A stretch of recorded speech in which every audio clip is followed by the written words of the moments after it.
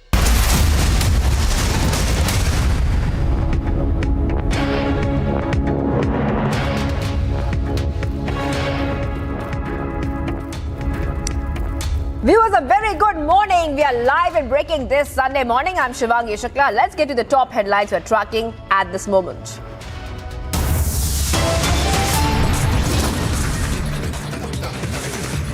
Two leaders of pro-Hindu organizations shot at by miscreants in Belgavi.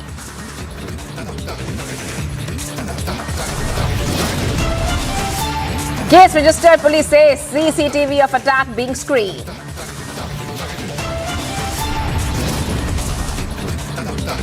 Situation worsens in Joshimath. More families now being evacuated in a war-like promptness. One dead, several injured as building collapses in the national capital.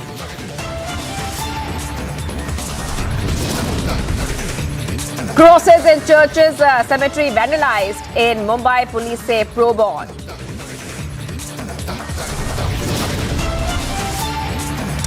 New Himachal Pradesh cabinet is set to take oath today.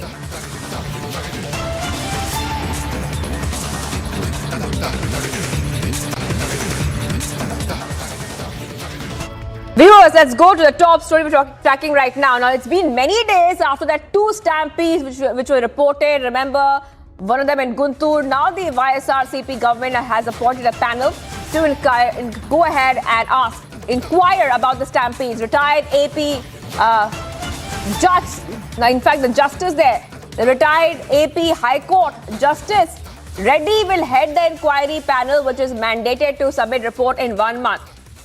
So viewers, we're seeing this top update coming in where a probe panel has been formed by the YSRCP government, and what we can tell you viewers is that a very senior retired Justice Reddy will head the inquiry panel, which is mandated to submit a report in just 1 month. Viewers, there was a double stampede which claimed multiple lives, and right now viewers, we are seeing some update coming in.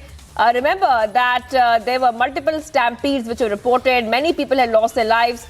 In fact, more than 8 people had died and several others were injured at the TDP President Chandrababu Naidu's rally. All right, let's go ahead to Samiksha is joining us live. Samiksha, very good morning to you from a Mumbai newsroom. Take us through exactly what we know so far. We know a probe panel has been formed by the YSRCP government. Well, absolutely, Shivangi. So the latest what we're given to understand is that the state government has formed a panel that would be headed by a retired judge as to probe the kind of stampedes we've seen in recent past. In fact, in just last week, 2 stampedes have been reported. One which claimed lives of 8 people, and the second one which happened near Amravati, which claimed lives of 3 people. In fact, let me read out those the key highlights here from this panel. In fact, this report, which order that has been put out, which states that the panel would be formed that would be looking into what really led to this stampede, claiming lives of 3 people and 8 people. This order which states the state government of Andhra Pradesh are of the opinion that it is necessary to appoint a commission of inquiry for the purpose of making an inquiry into a definite matter of public importance. Herein, after specified, the above commission of inquiry shall have the following terms of reference for inquiry: circumstances leading to the stampede and the persons responsible thereof, whether there were any shortcomings in the arrangements made and any violations in the permissions granted, and if so, persons responsible therefore, and recommendations with regard to institutional mechanisms and safeguards to be in place in addition to existing institutional mechanisms and safeguards so as to prevent occurrence of such grave incidents in future. The remuneration and emoluments of the Commission of Inquiry to be fixed as per the norms. The Commission will complete its inquiry and submit its this report to the state government within a period of 1 month. So 1 month is a deadline that the state government has given to the panel that has been formed that would be looking into what really led to these stampedes. The first one, of course, which claimed lives of 8 people, and the second one which happened in Guntur near Amravati, that claims lives of 3 people. Shivang. Absolutely, Samiksha, and also take us through exactly what the government has asked the commission to do. We know that number 1 will be investigating the circumstances leading to the stampede, the persons responsible for them, and we know that some TDP leaders are already taken into custody in connection with the stampedes. Well, absolutely, Shivangi. So, TDP-led, Chandrababu-led TDP will have a lot to answer in this regard. These two stampedes that we are talking about here precisely, one which claimed lives of 8 people. We saw, the kind of scenes that unfolded. There was a stampede. There were more than what the number of people really had to be at that particular location. And the second one, of course, which claimed lives of 3 people, Shivangi. All right, Samiksha, also being joined right now by Aneri on the phone line. Aneri, let's take our viewers through exactly what this probe panel say. Now, we know for sure that the commission has been asked to make recommendations regarding the institutional mechanisms and safeguards to be in place in addition to the existing systems. So such an incident of these double stampedes does not ever happen in the future. Well, that's right, Shivangi. We have been seeing how 2 incidents had taken place in near about 5 days of time. And then we also saw that near about 11 people lost their life in these 2 incidents of stampede, and both were being led by the TDP chief Chandrababu Naidu, although the Guntur incident where we saw that was being led by, where Chandrababu Naidu was the chief guest, but then the Nellore incident where 8 people lost their life there, we had seen that how there was a massive roadshow which was being carried out by Chandrababu Naidu.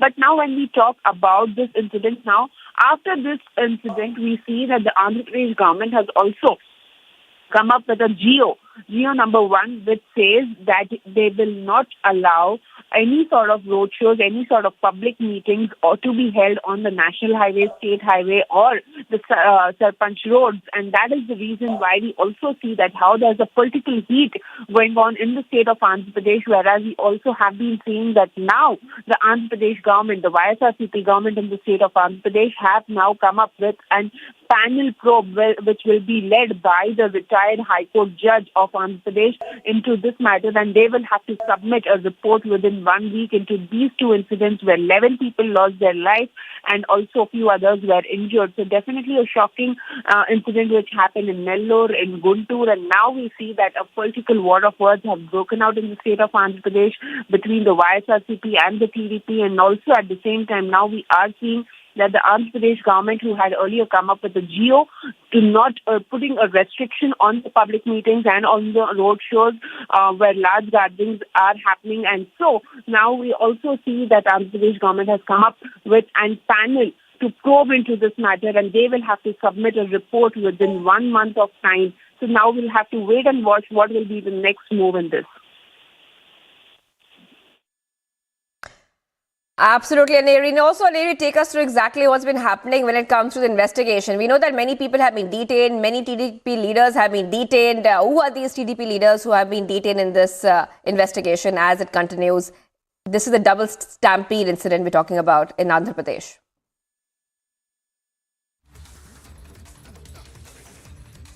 Nellore incident, well, yes, there were cases which were registered against a few TDP leaders for not following the proper procedure, and also at the same time when we had happened to speak to the police officials there, they also had stated that TDP chief Chandrababu Naidu did not follow the route. Rather, he went, he did not follow the route which was planned accordingly, but he went straight and there was a narrow road ahead, and that led to the death of near about 8 people and few others were injured, whereas in the Guntur incident there was a massive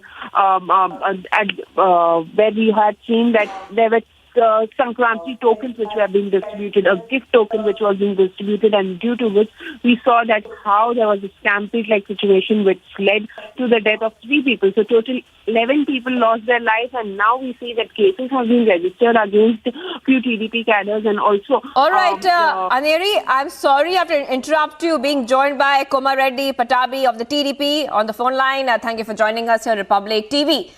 What is your first reaction coming in? It looks like the Andhra Pradesh government is very serious about getting to the bottom of what really happened, which led to multiple deaths. Shivangi, good morning.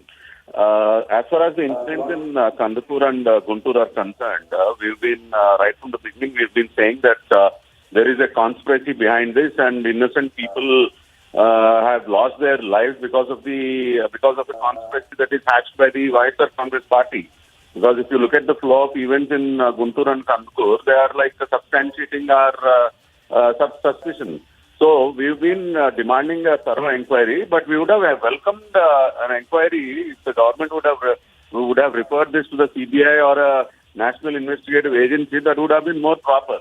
Or they would have appointed a sitting High Court judge instead of a retired judge. They would have appointed a sitting High Court judge and would have ordered for an inquiry. So an inquiry needs to be done, but we would have welcomed an inquiry by the CBI or a national level investigative agency. So there is definitely a conspiracy just to stop the public meetings of Chandrababu Naidu Garu, because we've been seeing how thousands of people have been attending the meetings of Telugu Party, because the people in Andhra Pradesh are fed up with the Jagan Reddy's government. And in Kandukur also, the venue where Chandrababu Naidu Garu had organized his meeting, it is the same venue where Jagan Reddy and his mother Vijayamma also addressed meetings when they were in opposition. So that is not something new. So lack of proper police protection, and also the incidents that have happened clearly, raise suspicion. So we want an inquiry, but a thorough inquiry by a national level investigative agency like CBI. We strongly believe that it is people in the YSR Congress Party who are behind this conspiracy, and innocent people have lost their lives because of the conspiracy that has been hatched. Because somehow or the other, the YSRCP wanted to stop these meetings. First, initially, they tried to stop the people from attending the meetings by blackmailing them, by saying that, their welfare schemes will be cut, and in lot many other means, they tried to blackmail and they tried to threaten people, and they tried to stop people from attending these meetings. But when they failed in doing that, and when people have started attending these meetings in thousands, they now hatch this conspiracy, and these stampedes are also part of the conspiracy by the YSR Congress Party that we strongly believe, and we have, ample evidences to point out in such direction. So we want an inquiry, but an inquiry by an investigative agency like the CBI. All right, thank you so much for joining us, Komareddy Patabi, TDP spokesperson. Let's go back to Aneri, who's joining us as well on the phone line. Aneri, also take us through exactly what the YSRCP is saying as well, because the YSRCP had lambasted the TDP after this incident had transpired. That's right, Shivangi. YSRCP had lashed out at the TDP chief, Chandrababu Naidu, whereas even the Chief Minister of Andhra Pradesh has hitted out at the TDP chief, Chandrababu Naidu, over this particular incident, Shivangi. All right, thank you, Aneri, for joining us here on Republic TV, our correspondent getting us the top updates. Let's take a very short break, viewers. We continue to be live and breaking this Sunday morning. Coming up on the other side of this very short break, situation worsens in Joshimatta, more families being evacuated in a warlike promptness. And a new Himachal Pradesh cabinet set to take oath today. Stay tuned.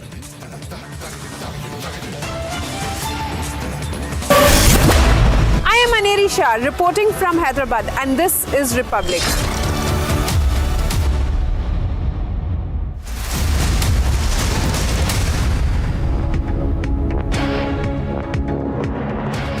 My question to you was that generations of Indians, you and me, have grown up feeling that all that brought us was a passive, non-violent resistance. Now, was that overplayed?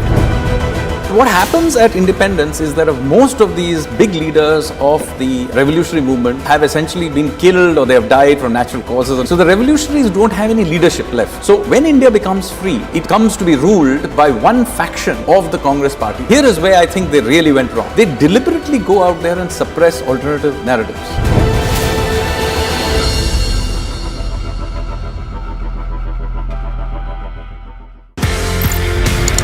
आपने ये बोला कि colonel Bull Kumar, उन्होंने map देखा, उन्होंने बोला ये तो गड़बड़ है। एज पर मैप भारत का एरिया, लेकिन वहां पे जाने की विदेशियों को, जर्मन्स को परमिशन दे रहा है पाकिस्तान। क्योंकि since there were some people like us who were aware of what is Siachen Glacier, we knew what it is like. मैं बिला फॉन्डला पहुंचा, पाकिस्तान का हेलीकॉप्टर मेरे ऊपर, तो उसने मुझे देखा, मैंने उसको देखा, उसने वहां से घुमा पीछे और वापस। They were shocked. When are our children going to see the real history of India put before them? I believe we don't really need to wait for school textbooks to be changed, because that can't be the only source of our knowledge and information. When are we going to rewrite our history? There is another story to how India grabbed its freedom. It was not only through the non-violent movement. In the 20th century, with the revolutionaries, you see this really strong armed resistance. I think this story needs to be told. Sadly, it is barely mentioned in our textbooks.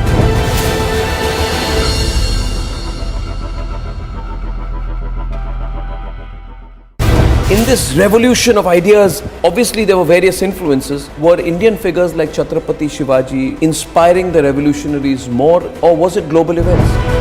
The revolutionaries were characters of their own time. But a very important inspiration was also the long history of India's resistance to foreign occupation. And of course, Hindu revivalism is an important part of it. How they saw themselves, holding the Gita in one hand, a revolver in the other hand, and making oaths. So you can see Hinduism, particularly the Shakti strand of Hinduism, having a deep influence on the way many of these revolutionaries saw themselves.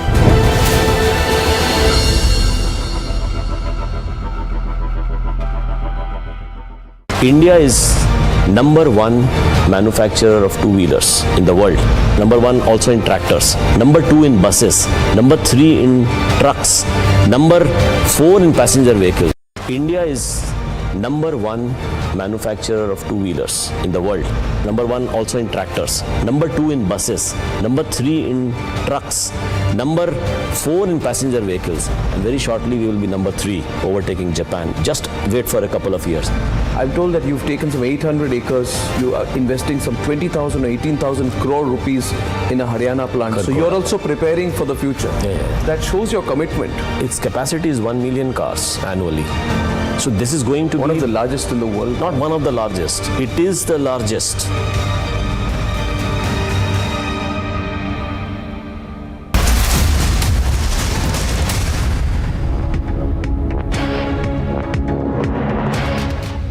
A day after RJD leaders' controversial statement on Ram Mandir, calling it Nafrat ki Zameen, now Congress has taken a dig at the Home Minister Mishra.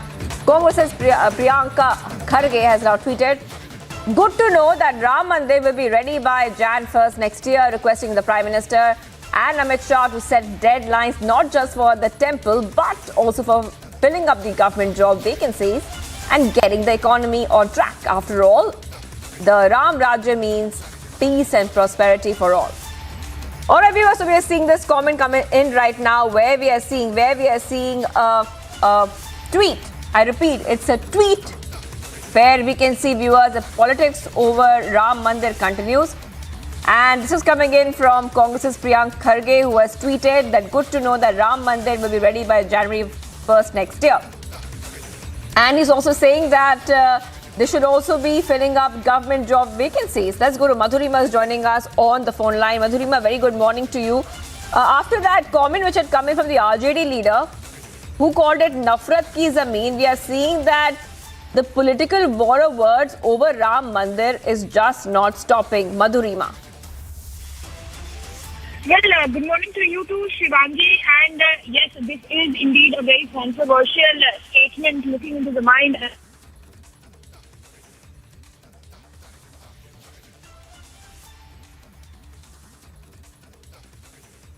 All right, viewers, we'll get back to Madhurima, but let's have a look at the tweet which has been put out by Priyanka Kharge. It is right on your screens. And if you can read the tweet, it says, good to know that Ram Mandir will be ready by Jan 1st next year, requesting PM Modi and the Home Minister Amit Shah to set deadlines, not just for the temple, but also for filling up government job vacancies and getting the economy on track. After all, Ram Rajya means peace and prosperity for all. So we are seeing that tweet there as well, viewers, where after just a day after the RJD leader's controversial statement on Ram Mandir, remember that the RJD leader called it Nafrat ki Zameen. We are seeing another attack come in from the Congress right now, where the Congress is taking a dig at the Home Minister Amit Shah's announcement that the Ram Mandir temple will be ready very, very soon, viewers. And that tweet, once again, is on your screen. You can read the tweet as well. A short while back, just a day ago, in fact, the RJD leader had quoted controversy for labeling the Ram Janmabhoomi as a land of hatred while talking about the under construction Grand Ram Mandir, which is happening in Ayodhya. and he called it Nafrat Ki Zameen. So after the RJD leader called the Ram Mandir and Ram Janmabhoomi Nafrat Ki Zameen, we are seeing one more comment coming in. This time it is coming from the Congress itself, where the Congress is going ahead and it's saying a couple of things, saying that good to know that Ram Mandir will be ready by Jan 1st next year, requesting, I repeat, requesting the Prime Minister Modi and Home Minister Amit Shah to set deadlines, not just for the temple, but also for filling up the government job vacancies and getting the economy on track. After all, Ram Rajya means peace and prosperity for all. So that's a tweet that we're seeing on your screens right now, viewers. And remember that Amit Shah has just announced that the Ram Mandir will be ready very soon. The construction for the Ram Mandir has been happening for a while now. And Amit Shah had gone ahead and he has said that the Ram Mandir will be ready soon. Remember that a lot of the portions of Ram Mandir are already constructed, and it has been in fact inspected by CM Yogi Adityanath couple of times. Let's go to Madhurima, who's joining us on the phone line. Madhurima, go ahead and tell us what you were telling our viewers.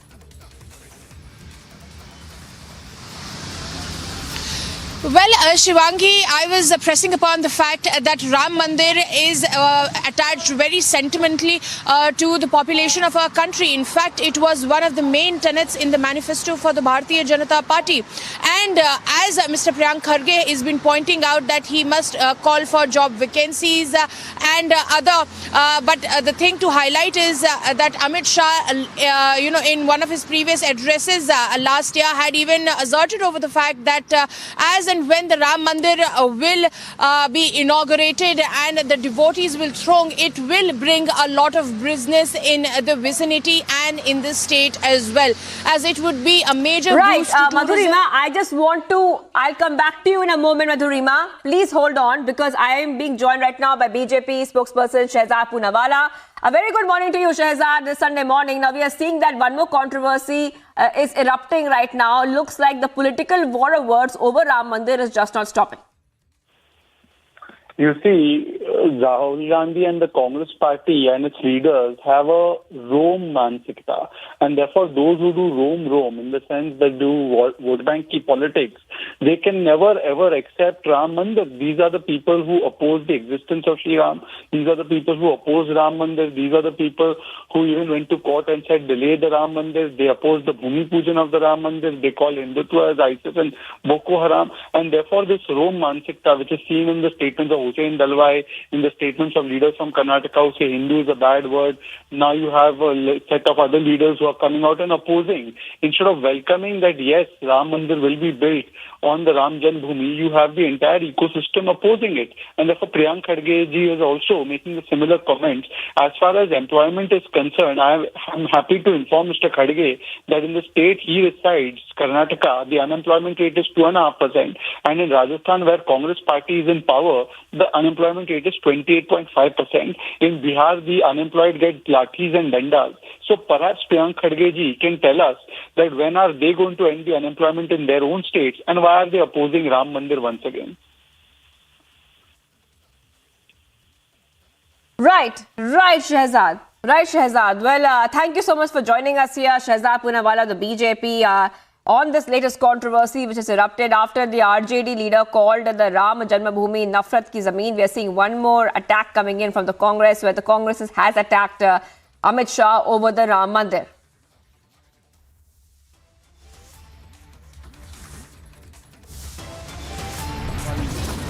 हम जिन्होंने हमारे ऊपर 200 वर्ष राज किया, इस बार उनको पछाड़कर दुनिया की पांचवी सबसे बड़ी अर्थव्यवस्था बनने का काम किया है।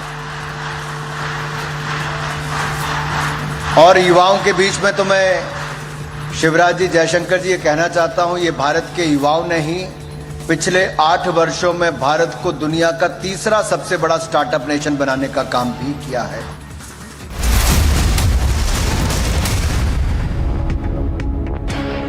In this revolution of ideas, obviously there were various influences. Were Indian figures like Chhatrapati Shivaji inspiring the revolutionaries more, or was it global events?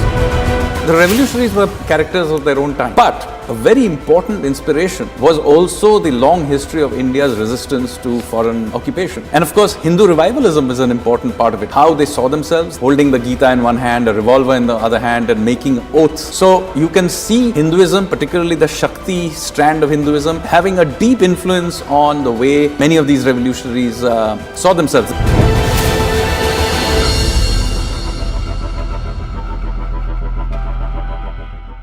India is number one manufacturer of two-wheelers in the world. Number one also in tractors. Number two in buses. Number three in trucks. Number four in passenger vehicles. And very shortly we will be number three, overtaking Japan. Just wait for a couple of years. I'm told that you've taken some 800 acres. You are investing some 20,000 or 18,000 crore rupees in a Haryana plant. So you're also preparing for the future. That shows your commitment. Its capacity is 1 million cars annually. So this is going to be one of the largest in the world. Not one of the largest. It is the largest.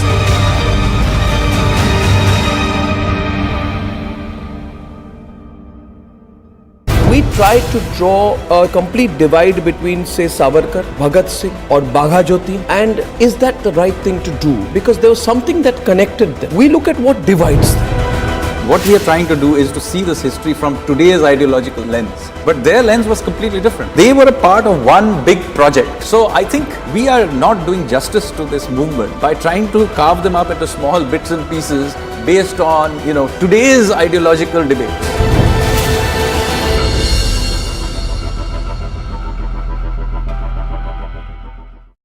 There are rumors that Pakistan has, conducted airstrikes in Nangarhar province of Afghanistan. So the Foreign Office of Pakistan has come out and said, this is untrue, this is fake news, we have done nothing of the sort.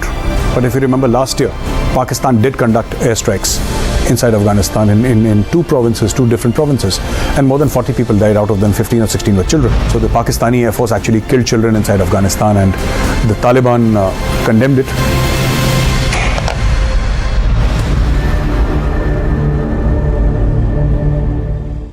In your view, what was the role of Swami Vivekananda and others like him and the whole idea of a civilizational confidence in our freedom struggle? So what we are trying to do is to try to secularize and sanitize this history for a certain line of ideological bent. So you have here a country and a civilization, and they have been in this continuous state of warfare. So you have the likes of Swami Vivekananda who are coming out there and saying that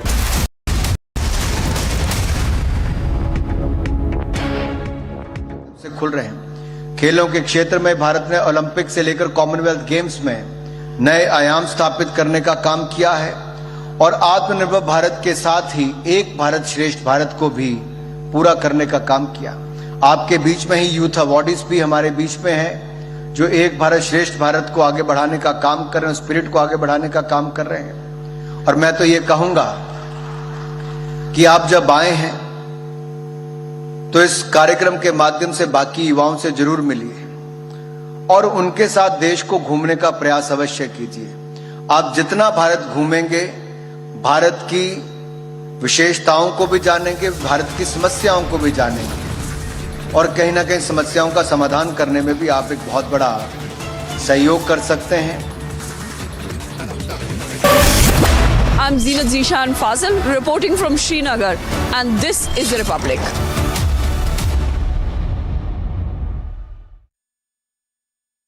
We tried to draw a complete divide between, say, Savarkar, Bhagat Singh or Bagha Jyoti, and is that the right thing to do? Because there was something that connected them. We look at what divides them. what we are trying to do is to see this history from today's ideological lens. But their lens was completely different. They were a part of one big project. So I think we are not doing justice to this movement by trying to carve them up into small bits and pieces based on, today's ideological debate.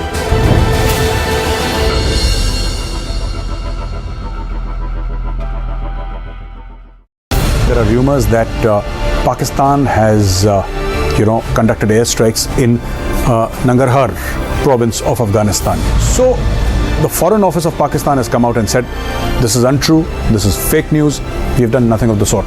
But if you remember last year, Pakistan did conduct airstrikes inside Afghanistan in two different provinces, and more than 40 people died. Out of them, 15 or 16 were children. So the Pakistani Air Force actually killed children inside Afghanistan, and the Taliban condemned it.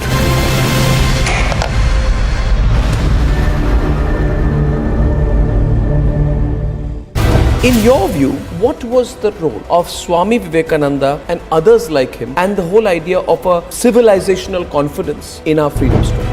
So what we are trying to do is to try to secularize and sanitize this history for a certain line of ideological bent. So you have here a country and a civilization, and they have been in this continuous state of warfare. So you have the likes of Swami Vivekananda who are coming out there and saying that we need to stand up for ourselves. And this is the triggering point of this entire movement.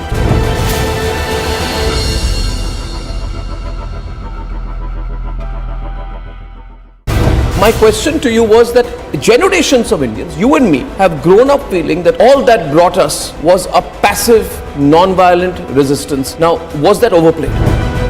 What happens at independence is that most of these big leaders of the revolutionary movement have essentially been killed or they have died from natural causes. So the revolutionaries don't have any leadership left. So when India becomes free, it comes to be ruled by one faction of the Congress party. Here is where I think they really went wrong. They deliberately go out there and suppress alternative narratives.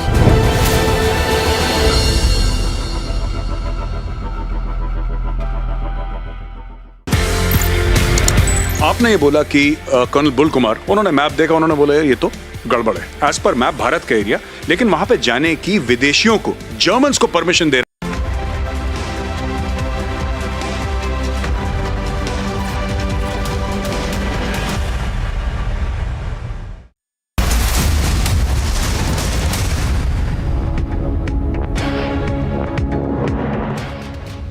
हमारे विदेश मंत्री आदरणीय doctor S Jaishankar ji, miss Zaneta, member of parliament Australia, हमारी guest of honour, एक बार ताली बजा के उनका स्वागत कीजिए। हमारे यूथ मिनिस्टर, स्पोर्ट्स मिनिस्टर, जिन्हें आप अभी बड़े ध्यान से सुन रहे थे, अनुराग ठाकुर जी, राज्य मंत्री हमारे निशीत प्रमाणिक जी, विदेश सचिव डॉक्टर आसफ सईद जी, सचिव युवा कार्यक्रम और खेल मंत्रालय सुश्री मीता राजीव लोचन जी, यहां उपस्थित भारत सरकार और मध्य प्रदेश सरकार के सभी मंत्री साथीगण और पूरे दुनिया से यहां पधारे हुए मेरे बहनों, मेरे भाइयों और भांजे और भांजियों, मैं मध्य प्रदेश वालों का मामा हूं तो आपका भी मामा ही हुआ।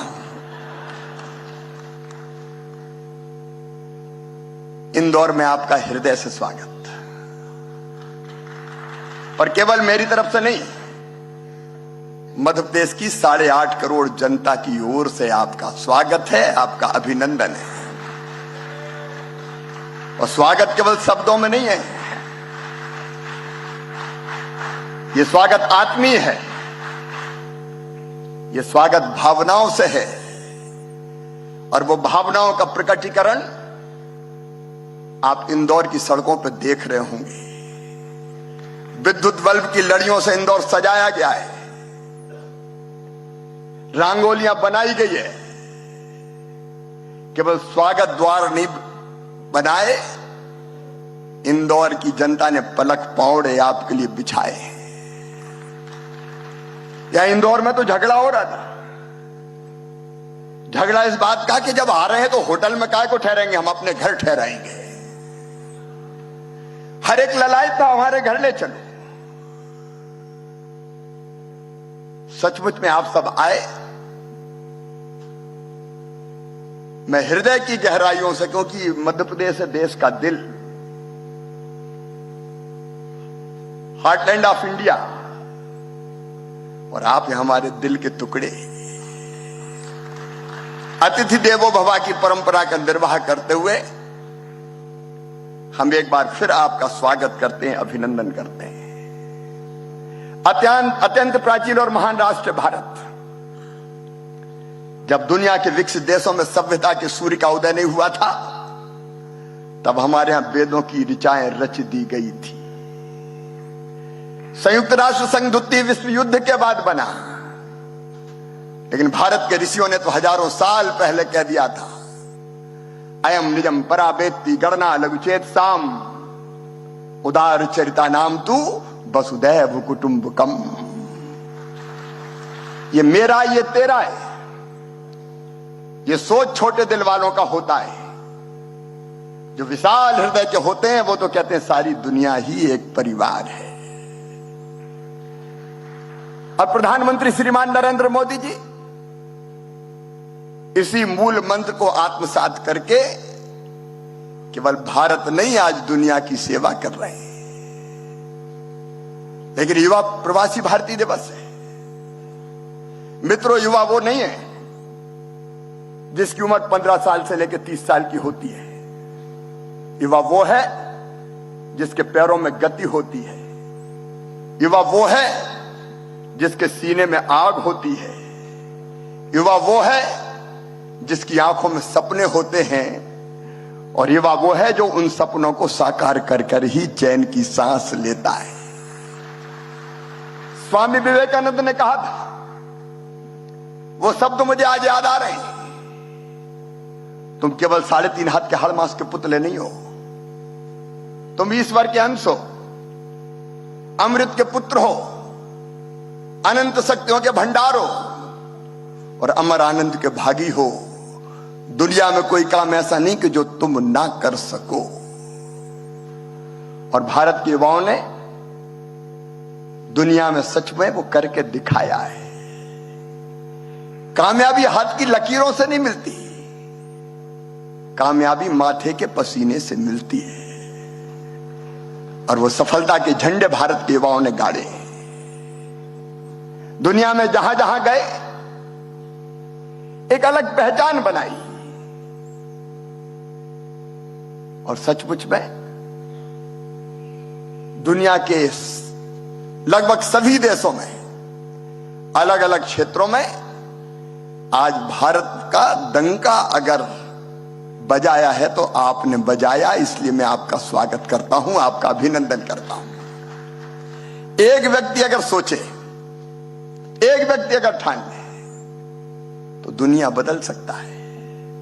और मुझे कहते हुए गर्व है हमारे प्रधानमंत्री श्रीमान नरेंद्र मोदी जी पर। मुझे 2014 याद आता है, भारत के प्रधानमंत्री ने हाथ में झाड़ू थामी और कहा स्वच्छ भारत, तो पूरे देश ने हाथ में झाड़ू थाम ली। और इंदौर ने तो स्वच्छता में छक्का लगा दिया, सिक्सर मारा है। लगातार 6वीं बार नंबर 1 और मध्य प्रदेश भी ओवरऑल नंबर 1। प्रधानमंत्री जी ने कहा मेक इन इंडिया, तो सारी चीजें भारत यहां बनाने लगा। डिजिटल इंडिया, तो दुनिया का 40% डिजिटल पेमेंट आज भारत में हो रहा है। स्किल इंडिया, यूथ स्किल हो गए। आज सचमुच में अनेकों क्षेत्रों में भारत मोदी जी के नेतृत्व में दुनिया को दिशा दिखा रहा है। और प्रधानमंत्री जी ने संकल्प लिया है आत्मनिर्भर भारत का, आत्मनिर्भर भारत। और आने वाले कल में भारत को ज्ञान शक्ति, अर्थ शक्ति, प्रधानमंत्री जी ने कहा $5 ट्रिलियन की इकोनॉमी भारत को बनाना है 2026 तक। तो अर्थ शक्ति और आत्मनिर्भर शक्ति बनाना है। इसके लिए जरूरी है इनोवेशन और टेक्नोलॉजी। और इसलिए जब मैं इनोवेशन की बात करता हूं, नवाचार, जहां तक तुम्हारे विचार जाते हैं वहां तक जाने का साहस करो, सचमुच में तुम अद्भुत काम करोगे। नवाचार क्या है? जो विचार दिमाग में आए उसको जमीन पर उतार, नहीं तो नवाचार है। कहते न्यूटन एक पेड़ के नीचे बैठे थे, हवा चली, पेड़ हिला, फल टूटा, जमीन पे गिरा। अब ये साधारण घटना थी, लेकिन न्यूटन सोचने लगे। हवा चली, पेड़ हिला, फल टूटा तो जमीन पे क्यों गिरा? वो ऊपर क्यों नहीं गया? वो बीच में क्यों नहीं अटका? अब वो सोच रहे थे, उत्तर मिला नहीं, तो कहते हैं आने जाने वाले लोगों को उन्होंने बुलाया और कहा एक प्रश्न का उत्तर मुझे नहीं मिल रहा है। लोगों ने कहा बताओ क्या? तो न्यूटन ने कहा हवा चली, पेड़ हिला, फल टूटा, जमीन पे गिरा। तो लोगों ने कहा जमीन पे नहीं गिरता तो कहां गिरता? बोले ऊपर क्यों नहीं गया, आसमान में क्यों नहीं अटका? तो लोगों ने कहा ये तो गड़बड़ हो गए कुछ। अरे जमाने से देखते चले आए, ऊपर से कोई फल टूटता तो नीचे ही तो गिरता है। लेकिन न्यूटन सोचते रहे और अंत में उन्होंने खोज के निकाला कि पृथ्वी में गुरुत्वाकर्षण की शक्ति होती है और इसलिए अगर कोई वस्तु टूटती है तो वो नीचे गिरती है। ये नवाचार है और भारत के नौजवान नवाचार कर रहे हैं। इनोवेटिव आइडिया आया, लेकिन एक आइडिया पर्याप्त नहीं है। उसके लिए रोड मैप, उस रोड मैप पे चलने के लिए परिश्रम, रिस्क, नदी के विपरीत दिशा में तैरने का साहस, ये करना पड़ता है, तब नवाचार के रूप में सफलता मिलती है। और सचमुच में जब मैं नवाचार की बात करता हूं तो Google, Microsoft, Apple, adobe, IBM, master card जैसी बहुराष्ट्रीय कंपनियों के ऑफिस में अगर आप देखेंगे तो केवल भारतीय नजर आएंगे। All right, tracking the latest coming in from Joshimath, where the situation has only been going from bad to worse. 11 more families is what we're given to understand have been moved to safe locations as a number of houses developing cracks in the sinking town that has now risen to 603. So more than 600 families that have been affected as a result of the situation that prevails currently in Joshimath. Those visuals there coming in from Joshimath, in which you can see the people moving to those relief shelters that have been provided by the state government as a result of those cracks being seen in several of those buildings in Joshimath. In fact, relief and rescue operations have been expedited and choppers have also been kept on standby. Centre having formed an expert panel as well. Anuj reporting live from Joshimath.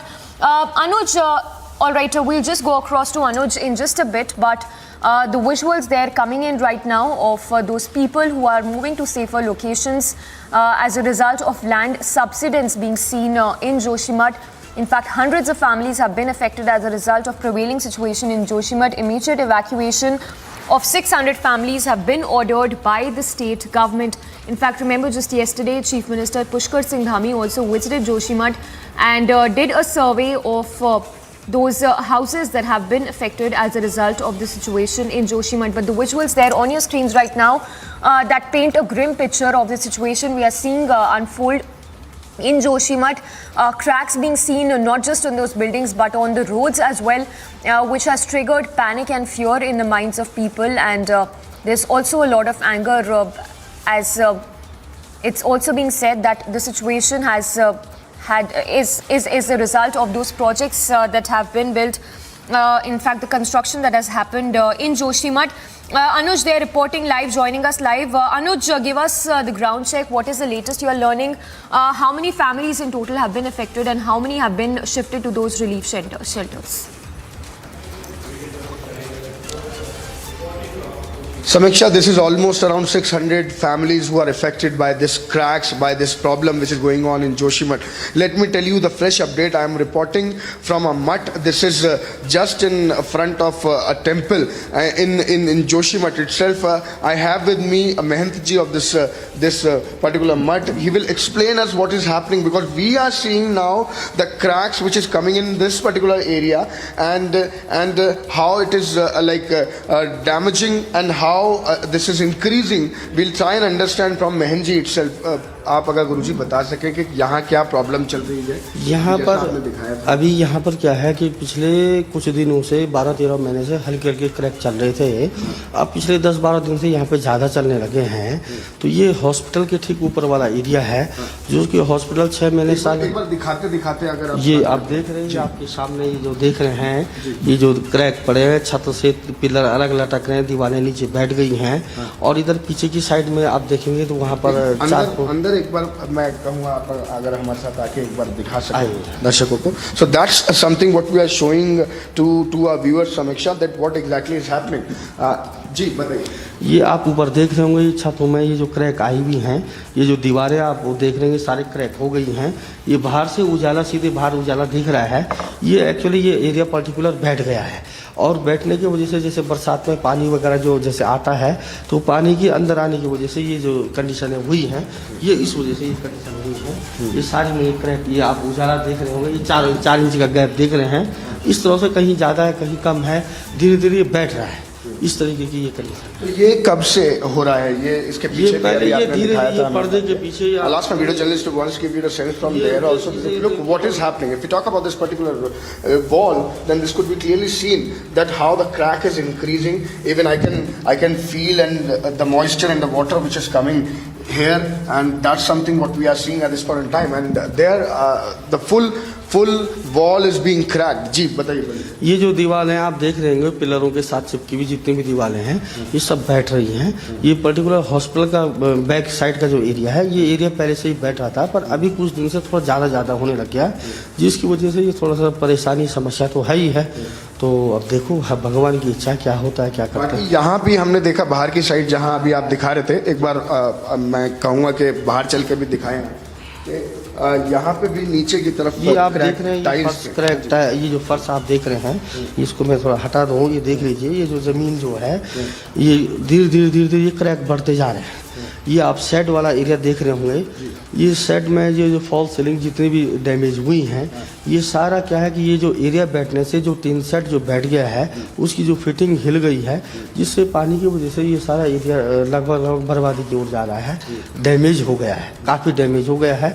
अब देखते हैं कितना आगे। Hospital जो पीछे hospital है उस पर भी काफ़ी बड़ा क्रैक, मैं एक बार कहूँगा उधर की साइड चल के हम दर्शकों को अपने दिखाएंगे कि उस पर भी एक काफ़ी बड़ा क्रैक हमने देखा। अभी जो आप दिखा रहे थे, ये वीडियो है, ये अब खाली हो चुका है हॉस्पिटल। हाँ, ये वाली जो साइड है, ये 1 साल पहले 6 महीने पहले इसे खाली कर दिया गया है इसी वजह से। हाँ, ये आप देख रहे होंगे कितनी बड़ी दरारें हैं। इसको हालांकि उन लोगों ने बाद में पहले इस पर लेंटर भी डाला था, फिर भी ये बैठ गया। तो ये हॉस्पिटल वाला एरिया इसी के साथ में ये बैठ रहा है। ये पहले से 6 महीने साल भर पहले पतली दरार थे, धीरे धीरे ये बढ़ता हुआ जा रहा है।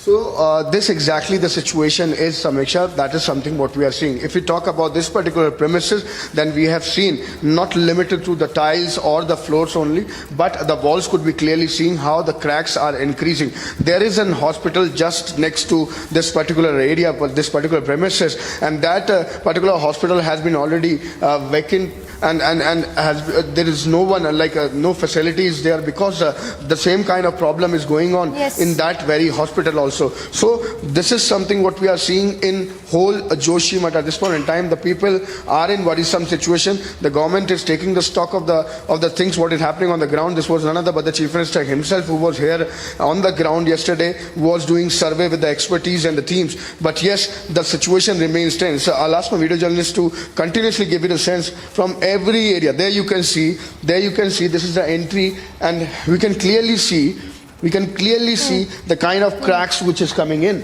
the kind of cracks which could be clearly seen. So this exactly is the situation. Every building, Samiksha, every road is getting damaged now, and it is not stopping, rather increasing day and night. That's something what we are seeing on the ground. Yes, back to you.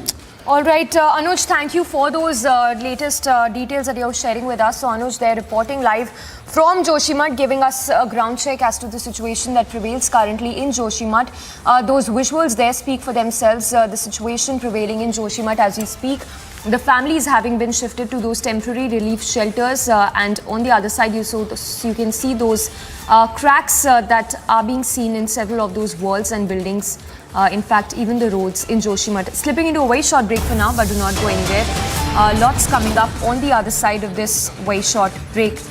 We'll get you the latest from Belagavi as two leaders of pro-Hindu organizations shot at by miscreants in Belagavi.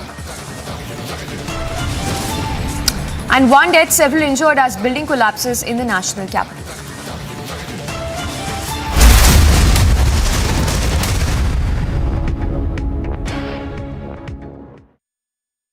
My question to you was that generations of Indians, you and me, have grown up feeling that all that brought us was a passive, non-violent resistance. Now, was that overplayed?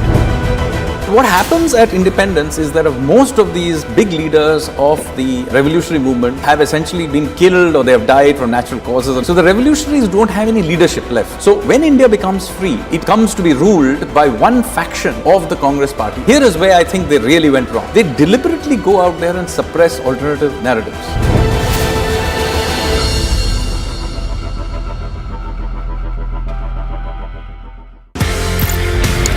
आपने ये बोला कि colonel Bull Kumar, उन्होंने map देखा, उन्होंने बोला ये तो गड़बड़ है। एज पर मैप भारत का एरिया, लेकिन वहां पे जाने की विदेशियों को, जर्मन्स को परमिशन दे रहा है पाकिस्तान। क्योंकि since there were some people like us who were aware of what is Siachen Glacier, we knew what it is like. मैं बिला फॉन्डला पहुंचा, पाकिस्तान का हेलीकॉप्टर मेरे ऊपर, तो उसने मुझे देखा, मैंने उसको देखा, उसने वहां से घुमा पीछे और वापस। They were shocked. When are our children going to see the real history of India put before them? I believe we don't really need to wait for school textbooks to be changed, because that can't be the only source of our knowledge and information. When are we going to rewrite our history? There is another story to how India grabbed its freedom. It was not only through the non-violent movement. In the 20th century, with the revolutionaries, you see this really strong armed resistance. I think this story needs to be told. Sadly, it is barely mentioned in our textbooks.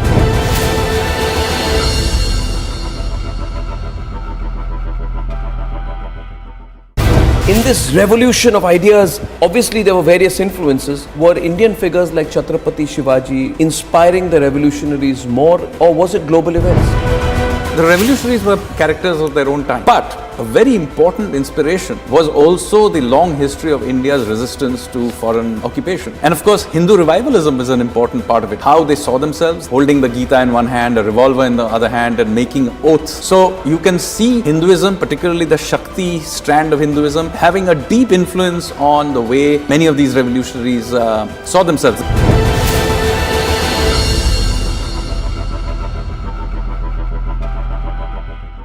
India is number one manufacturer of two-wheelers in the world.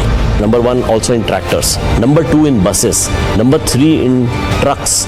Number four in passenger vehicles. And very shortly we will be number three, overtaking Japan. Just wait for a couple of years. I'm told that you've taken some 800 acres. You are investing some 20,000 or 18,000 crore rupees in a Haryana plant. So you're also preparing for the future. Yeah. That shows your commitment. Its capacity is 1 million cars annually. So this is going to be one of the largest in the world. Not one of the largest. It is the largest.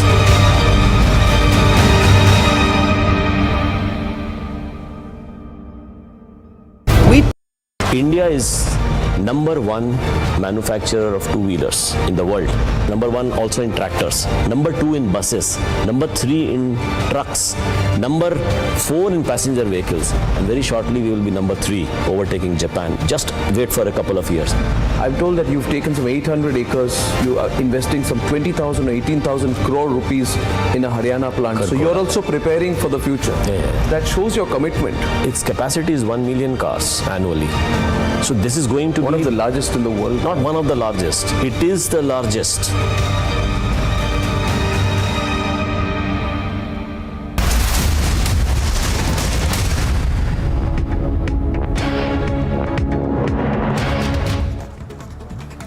News in brief, days after terrorists targeted Dhangri village in Rajouri town, the death toll has now risen to 7. This after one more civilian succumbed to his injuries in the hospital. Meanwhile, those injured are still recuperating. Special investigation team probing the sexual harassment allegations made by junior woman coach against women's sports coach against Haryana Minister Sandeep Singh took possession of her clothes, including a torn t-shirt from her house. SIT also added an additional charge related to insulting the modesty of a woman to the FIR against the former minister of Haryana. 2 people were dead and 13 injured after a mini truck fell into a deep gorge from a hill in the Chatarchura Hills in Karimganj district in Assam.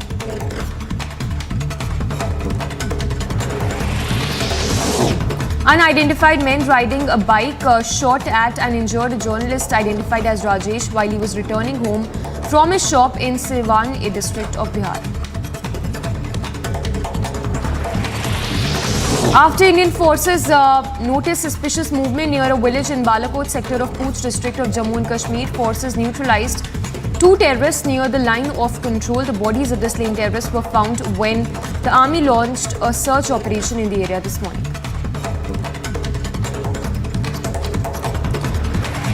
A day after Punjab Minister Fauja Singh Sarari resigned from the cabinet after an extortion controversy, BJP stepped up attack on AAP, questioning Arvind Kejriwal over his claims of corruption-free Punjab. This comes months after Sarari was embroiled in a controversy over an audio clip in which he allegedly discussed ways to trap some contractors in order to extort money.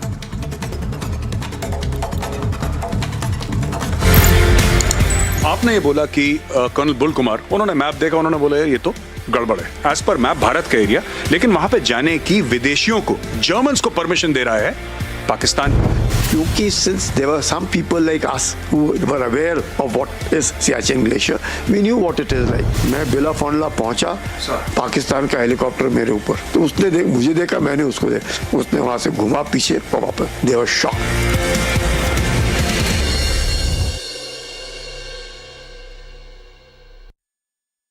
In this revolution of ideas, obviously there were various influences. Were Indian figures like Chhatrapati Shivaji inspiring the revolutionaries more, or was it global events?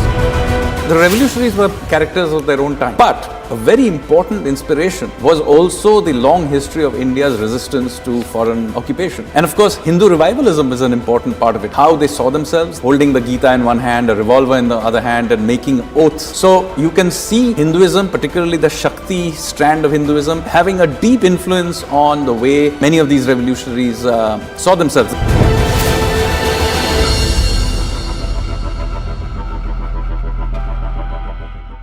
India is number 1 manufacturer of two-wheelers in the world. Number 1 also in tractors. Number 2 in buses. Number 3 in trucks. Number 4 in passenger vehicles. And very shortly we will be number 3, overtaking Japan. Just wait for a couple of years. I'm told that you've taken some 800 acres, you are investing some 20,000 or 18,000 crore rupees in a Haryana plant. So you're also preparing for the future. Yeah. That shows your commitment. Its capacity is 1 million cars annually. So this is going to be one of the largest in the world. Not one of the largest. It is the largest.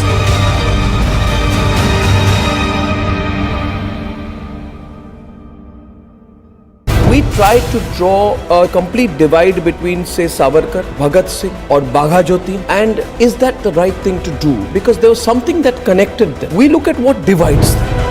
What we are trying to do is to see this history from today's ideological lens. But their lens was completely different. They were a part of one big project. So I think we are not doing justice to this movement by trying to carve them up into small bits and pieces based on, today's ideological debate.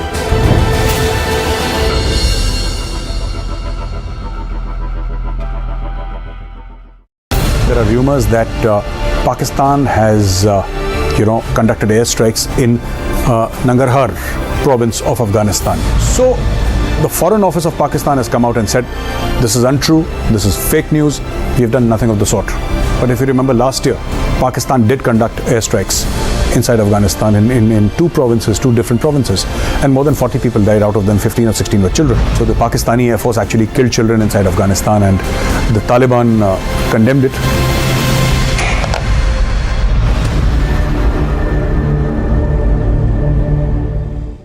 In your view, what was the role of Swami Vivekananda and others like him and the whole idea of a civilizational confidence in our freedom struggle? So what we are trying to do is to try to secularize and sanitize this history for a certain line of ideological bent. So you have here a country and a civilization, and they have been in this continuous state of warfare. So you have the likes of Swami Vivekananda who are coming out there and saying that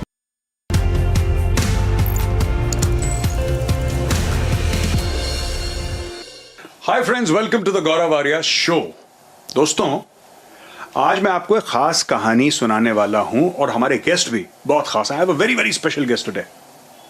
the gentleman I am talking about has done something that you all know about. आप सबको पता है कि उन्होंने काम क्या करा है, लेकिन काम किसने करा है ये आपको नहीं पता। It's my greatest honour and privilege to present to you lieutenant general Sanjay Kulkarni, PVSM, AVSM, Shaurya Chakra, Sena medal, VSM and former DG infantry. And सबसे बड़ी बात, हमारी रेजिमेंट यानी कुमाऊं रेजिमेंट के हैं। सर जय हिंद, बहुत बहुत स्वागत है सर। जय हिंद गौरव, ऑलवेज अ प्लेजर। जैसे रेजिमेंट पे कहते हैं सर, राम राम। बिल्कुल राम राम सर। अच्छा सर, शुरुआत हम यहां से करेंगे कि आप और मैम गए यूरोप घूमने के लिए एज अ यंग कैप्टन। अब I can't imagine Indian army young captain going to Europe with the lady wife. इसके पीछे की स्टोरी में दोस्तों को सुनाना चाहता हूं जो हमारे व्यूअर्स हैं सर, और बड़ी जबरदस्त स्टोरी है। तो एक तो आप यूरोप घूमने गए सर, एक सप्लायर बैठा है लंदन में और वहां पे कुछ जनरल्स हैं आर्मी हेडक्वार्टर में। वहां पे एक अलग माहौल बना हुआ है। Siachen glacier, operation Meghdoot 1984। Initially क्या था सर, सियाचिन में पहले ना भारत था ना पाकिस्तान था, किसी के ट्रूप्स वहां पे नहीं थे स्टेशनड। सबसे पहले सियाचिन ग्लेशियर इंपॉर्टेंट है। कौन पेट्रोल लेकर गया और किसने पहले ये रिपोर्ट दी कि हाँ ऐसा हो सकता है? Who was it, sir? Gaurav, you know how we all started it. जी। सबसे पहले तो colonel Bull Kumar, Narendra Kumar sir, colonel Bull Kumar अपने ही रेजिमेंट के, कुमाऊं रेजिमेंट के, Kumaon sir.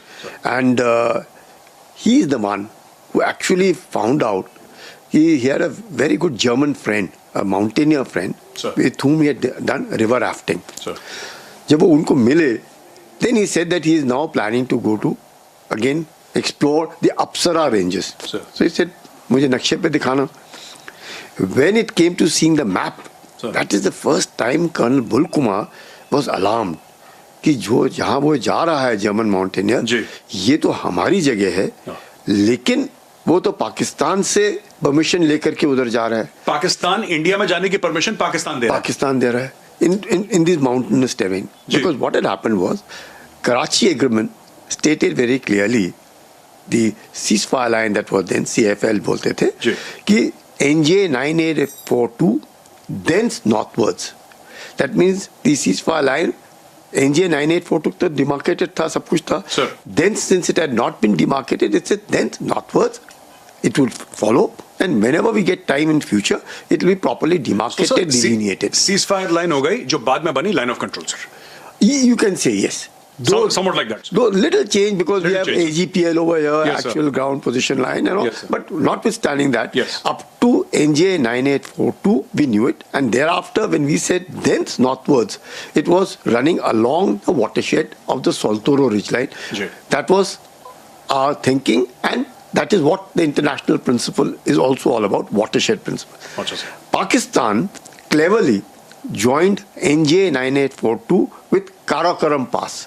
So when we say Karakoram Pass, which is further to the east, you find that there's a huge gap which comes between, say, Karakoram 2, the second highest feature in the world, and the Karakoram Pass. Between these two is the Siachen Glacier. Like a finger, sir. Like a deep thrust, deep thrust, sir. Yes, sir. Into that. Correct. And adjoining it is what is popularly called the Shaksgam Valley, which Pakistan gifted to China in 1963. तो शक्सगम valley से पाकिस्तान ने 63 में चीन को gift कर दी। और उसके द्वारा उन्होंने अपना जो बॉर्डर डिस्प्यूट था चीन के साथ उसको सेटल करने की कोशिश की, और वही इलाका है जहां से you have that Khunjerab pass coming. So you all this CPEC जो हम लोग आज बोलते हैं, China Pakistan economic corridor, the Karakoram highway जिसकी हम बात करते हैं, उसी को चीन ने एक्सप्लॉइट करने की कोशिश की to get Gwadar. So China was feeling uneasy and they wanted warm water entry into Indian Ocean. So जो चाइना पाकिस्तान इकोनॉमिक कॉरिडोर से हम आज सुनते हैं, इसका चेस का गेम बहुत पहले शुरू हो गया। बहुत पहले, मतलब through the Karakoram Pass, and then what they call the Khunjara Pass, the Karakoram Highway, and the same Karakoram Highway now being extended to the Pak-occupied Kashmir and goes and joins Gwadar into the Indian Ocean. Balochistan Gwadar. So you see the kind of game and the kind of, I would say, duplicity and also the kind of perfidy which both China and Pakistan. अच्छा sir, please allow me to interrupt you here sir. आपने ये बोला कि colonel Narendra Kumar, affectionately known as colonel Bull Kumar in the Indian army, उन्होंने map देखा, उन्होंने बोला ये तो गड़बड़ है क्योंकि हमारा area as per map Bharat का एरिया, लेकिन वहां पे जाने की विदेशियों को, जर्मन्स को परमिशन दे रहा है पाकिस्तान. यानी कि पाकिस्तान क्लेम करने की कोशिश कर रहा है. जब परमिशन हम दे रहे हैं तो इसका मतलब हमारा एरिया है. फिर कर्नल बुल कुमार ने क्या करा सर? बहुत अच्छा सवाल, क्योंकि कर्नल बुल कुमार बेचारे अकेले क्या कर सकते थे? No, he was a very senior, very respected mountaineer. Yes, sir. Arjun Award, attempted Mount Everest, Kanchenjunga and everything. Yes, brilliant, fantastic mountaineer. Sure. Resulting his getting to know the chief of the army staff, because General Raina was the chief of the army staff, again Kumaon Regiment. Again Kumaon Regiment, sir. And then he was referred to MO, because MO was there, those days headed by Major General Chibber, who later became the Army Commander, Northern Command. Sure. And we all know that Lieutenant General Chibber was involved in Op Meghdoot. So उनके पास उनको refer किया गया. जब वहाँ पे गए उन्होंने बताया, नक्शा खोल के बताया, they thought, अरे ये तो सच में Pakistan is on doing some mischief which is going on in these higher reaches of the Karakoram and the ranges. So they found out, they said, okay, Bull Kumar volunteered himself, said, because by then he was the commandant of the High Altitude Warfare School at Gulmarg. So they had a school in Gulmarg, High Altitude Warfare School, and Sonamarg. So उन्होंने कहा कि मैं जो मेरे mountain warfare advance के जो students आते हैं उनको लेकर के जाऊंगा और let me see and explore as part of patrolling and see what it is all about. He did that. और जब वो कर रहे थे, he went up to Indrakol, he saw all of this Altoro ridgeline, Bilafonla, Siala, Indrakol, सबको क्या उन्होंने skied down Indrakol. That time the Pakistanis flew their fighter aircrafts over him, trying to convey messaging to India that this is our territory and not yours. So this was in 77. So imagine from 77, then 78. That time I was a student doing the mountain warfare basic course at Gulmarg when he was the commandant. तो जब ये सब हो रहा था तो हम लोग भी as part of the courses we are supposed to climb a peak. Yes. So we were told to climb a peak called Stok Kangri, the highest in Leh. Sure. So we were climbing that, and these mountain warfare advanced students were all set to go to Siachen Glacier. Sure. So for the first time I heard Siachen Glacier, nobody knew what it was. नहीं पता था sir. Nobody knew. किसी को नहीं मालूम. So we heard, we didn't even know what it was, and it was quite a hush-hush affair. So nobody ever spoke about it except for these experienced student mountaineers who had done their basic, but to go for the advanced course. तो उसके बाद हमें पता चला कि ये सब कुछ हो रहा है, and then this is how, as he is the commandant, and then as luck would have it, in 82, Fort Kumaon, we were in Dehradun those days, and we were told to go to Ladakh. So we were to go to Batalik. Sure. And since we were to occupy Batalik as a feature, I was a part of the advance party. So Batalik, so वो भी change हो गया, and we were told that we will now go to Turtuk. So Turtuk used to be generally occupied by Ladakh scouts. So they were the ones who would be in Turtuk as part of the Karakoram wing, Indus wing, and all things of those kind. The Ladakh scouts were doing it. But we went to Turtuk. So when we went to Turtuk as part of the advance party, now Turtuk is a place where you have to cross Khardungla. Sure. And Khardungla is over 18,000. Yes, sir. And those days, Khardungla को पार करना was an absolute an adventure in itself. आजकल तो चाय मिलती है sir Khardung La में. अब तो आजकल तो टूरिस्ट पहुंचते हैं खरदुंगला. अभी भी मुझे याद है, on top of खरदुंगला कई बार गाड़ियां रुक जाती थी. उस वक्त 3 टन होते थे. या आजकल की गाड़ियों के माफिक तो 3 टन खराब हो गई, और 3 टन टॉप खरदुंगला में जाके खराब हो गई. अब उसको ठीक करने में वक्त लगे 45 मिनट 1 घंटा. आप मानेंगे नहीं, उस हाइट के ऊपर हम थोड़ी देर इस तरह रुक जाते, एक देर सर दर्द शुरू हो जाता था. Real it's not a very pleasant place, sir. Khardungla is not pleasant, sir. La means a pass. Khardungla. La means a pass. 18,000 के ऊपर 18,248 feet is the height of that. उसके ऊपर से सड़क जा रही, और फिर उसके बीच में एक ग्लेशियर है, उसके ऊपर से वो गाड़ियों को लेकर के जाना. हवा इतनी जबरदस्त हवा कि आप really you have to have lots of strength and lot of acclimatisation to be able to withstand that sir मैं फंस गया था सर, मैं आपको बताता हूँ कुछ साल पहले I got stuck sir, I was going to base camp sir,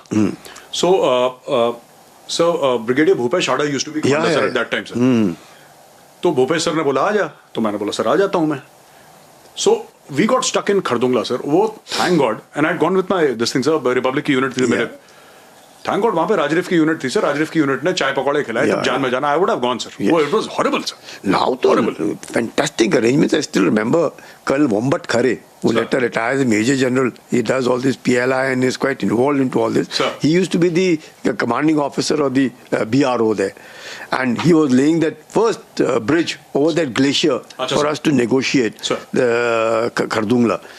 Very difficult. तो सर हुआ क्या उसके बाद, आप गए वहां पे, you were told, और हम लोग जब उधर गए, that was in 82 I saw, you know, Ibex and polar bear was the this thing 1 and 2, and क्योंकि मैं उधर एडवांस पार्टी में था, मैंने देखा ये जो मी-17s हैं, मी-8s होते थे उस वक्त, they used to keep flying to Siachen base camp, और बेस कैंप से आते थे, तो मैं कहा क्या है, तो एक बार उन्होंने कहा चल we'll take you also for this thing and show you what is Siachen Glacier. So मैं भी देख कर किया, we flew over Belafonla, we flew over Siala, droppings of these things for that special patrol which used to be there, called the LRP, they used to call long range patrol, because it used to be out for about 30 days, 45 days on top of the glacier. So we used to establish camp 1, camp 2, camp 3. Generally क्या होता है, mount Everest जब कोई climb करता है, 3 camp होते हैं, camp 1, camp 2, camp 3, then assault. Mount Everest है, इधर कहाँ assault, it is a 76 kilometre long glacier, about 2 to 8 kilometers wide. Camp 1, camp 2, camp 3, camp 4, camp 5, camp 6, और हर एक कैंप एक रात, मतलब आपने आज कैंप 1 पहुंचे, वहां पे बैठे, रात काटी, फिर अगले दिन आप कैंप 2, फिर तीसरे दिन कैंप 3, इस तरीके से हम लोगों ने चलना। तो ऐसे इलाके में मैंने देखा, तो as luck would have it in 1983 मेरे को बोला उन्होंने, because since I had done this mountain warfare basic and advanced courses, they said you will be the 2IC of the patrol which is going there as Ibex Hunt, and the patrol leader was Major Thapa, who had led the polar bear first. मैं कहा ठीक है, so we started training ourselves. ये 82 की बात है sir? ये 82-83 की बात, 83 की बात, and training was really tough. Mister किसी ने उधर टाइम बिताना है, because acclimatisation is the most important thing. High altitude में एक बात यह है, ये कहना कि आदमी तगड़ा है, ये कुछ नहीं, अगर आपका don't be a gama in the land of lama, don't be a gama in the land of lama, आपने बिल्कुल ठीक कहा। और इसलिए हम लोग बार बार कहते थे, पेट में रोटी, हाथ में सोटी, चाल छोटी, दिस इज द मंत्रा कि अगर आपको हाई ऑल्टीट्यूड में आराम से जिंदगी काटनी हो। क्यों? आप जब तक आपका बॉडी एक्लिमेटाइज नहीं होगा, आप कुछ नहीं कर सकते, क्योंकि सांस लेने में दिक्कत, आपको खाने में दिक्कत, आपको सोने में दिक्कत, आपको देखने में दिक्कत, सब जगह पानी नहीं, सब जगह बर्फ ही बर्फ। खाना अगर भेजते हैं, फ्रूट्स जो होते थे जो पत्थर सख्त हो जाना, आपने पानी गर्म किया, थोड़ी देर नहीं बैठे वो फिर बर्फ बन गई। मीन एक स्टव आपके तंबू के अंदर कंटिन्यूसली ऑन, सिर्फ पानी बनाने के लिए, क्योंकि पानी नहीं होगा तो जाओगे कैसे। एंड देन दुनिया भर की परेशानियां, खाना बनाना है तो कितना भी आपको खाना है, best of chocolates you name a thing it will be available to you, वो खाए कौन, उसको पिए कौन, आपको वही चाहिए। What the boys used to sell hotchpotch, मैंने कहा ये बड़ा अच्छा हॉच पॉच है। हॉच पॉच मीन्स खिचड़ी, बेस्ट खिचड़ी, गरम गरम, उसमें बटर डालो और खाओ, that was to be a standard food, और उसी तरीके से जीना। तो जब हमको बोला गया ट्रेनिंग, और ट्रेनिंग माउंटेनियरिंग में अगर आपको उस हाइट पे रहना है 18,000 के ऊपर, you have to really train well, because you various stages, 9,000 तक, फिर 14,000, और फिर 14,000 से ऊपर, you have to really train hard. 10-12 दिन का तो एक्लिमेटाइजेशन होता है, जब तक आप एक्लिमेटाइज नहीं करेंगे अपने आप को, आप नहीं रहे। इसीलिए you realise today when somebody says eastern Ladakh में क्या हो रहा है, why the Chinese have been are on the back foot. अपने हिंदुस्तानी सोल्जर्स आर ट्रेमेंडस, सोच ही नहीं सकते आप उस वक्त वहां पे, मतलब आप बंदे को उधर देखो और उसके बाद उसको देखो, क्योंकि आप पहचान नहीं पाओगे, दाढ़ी बना नहीं सकते हम, पानी नहीं, वो बेचारे का हुलिया बदली हो जाए, चमड़े जल जाती है सर। आप किसी भी चीज को हाथ नहीं लगा सकते, अगर आपने हाथ लगा ले तो आपकी चमड़ी निकल ही जाएगी। So you have to wear glove. आप कहीं नंगी आंख से देख नहीं सकते, बिकॉज अगर जब तक आपने गॉगल्स नहीं डाले स्नो ब्लाइंडनेस हो जाएगा।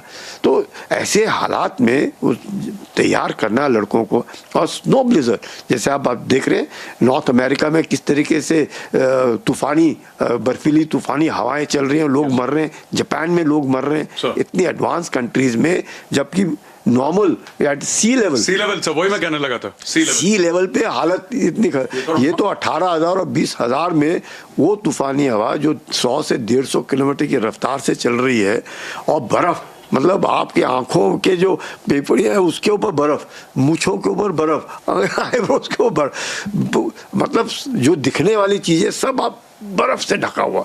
It's very difficult. मतलब अब लंदन चलते हैं सर। लंदन में क्या हो रहा है सर इस वक्त? ये सब पूरा तमाशा चल रहा है, पाकिस्तान अपनी खिचड़ी पका रहा है सर वहां पे। Pakistan is making it own plan that will occupy this territory. Indians have been warned because Colonel Bull Kumar, Colonel Narendra Kumar, he says that I've seen on the map, and then he uses his regimental net. Chief of Army Staff general Raina को approach करते हैं, फिर general Raina बताते हैं, तो वो सब ये बैकग्राउंड में चल रहा है। लंदन में क्या हो रहा है सर इस वक्त? बहुत अच्छा सवाल पूछा, बिकॉज सम लिटिल बैकग्राउंड बताता हूँ मैं आपको। 83 में हम लोग थे उधर, तो 83 में क्योंकि हम लोग कुमार बेस कैंप हमने बनाया था, it was with tribute to colonel Kumar's mountaineering progress and his Siachen connection. So from there I went to Bilafond La in 1983 की मैं बात कर रहा हूँ। बेलाफोंडला गए हम लोग, तो बेलाफोंडला में हमने वहाँ पे कुछ रैपर्स देखे, और रैपर्स देखे हमने कहा यहाँ पे रैपर्स इस पास के ऊपर इतने हाइट के ऊपर, तो रैपर्स हैड मार्किंग। नो उस वक्त as a young captain you can not identify ये जापानीज है या चाइनीज है, because the script is quite similar. And unknown to you, sir? Unknown, totally unknown. The Chinese script and the Japanese script, but everybody thinks it is Chinese. वो script अलग ही होती है because the characters are different. Correct. So we found those rappers. So because we found those rappers, we got them and we conveyed it to our normal channel की we have found some rappers on top of Belafondla. जो CDS थे general Rawat, his father was then a major general and he flew in. General Lakshman Singh Rawat. हाँ, he flew in from there to find out कि क्या है। तो we came, we showed him the rappers. He said ये कहाँ मिले? General Rawat father. General Rawat father. He said कहाँ मिले? We told him हमें बेलाफोंडला में मिले। इसने अच्छा ये है।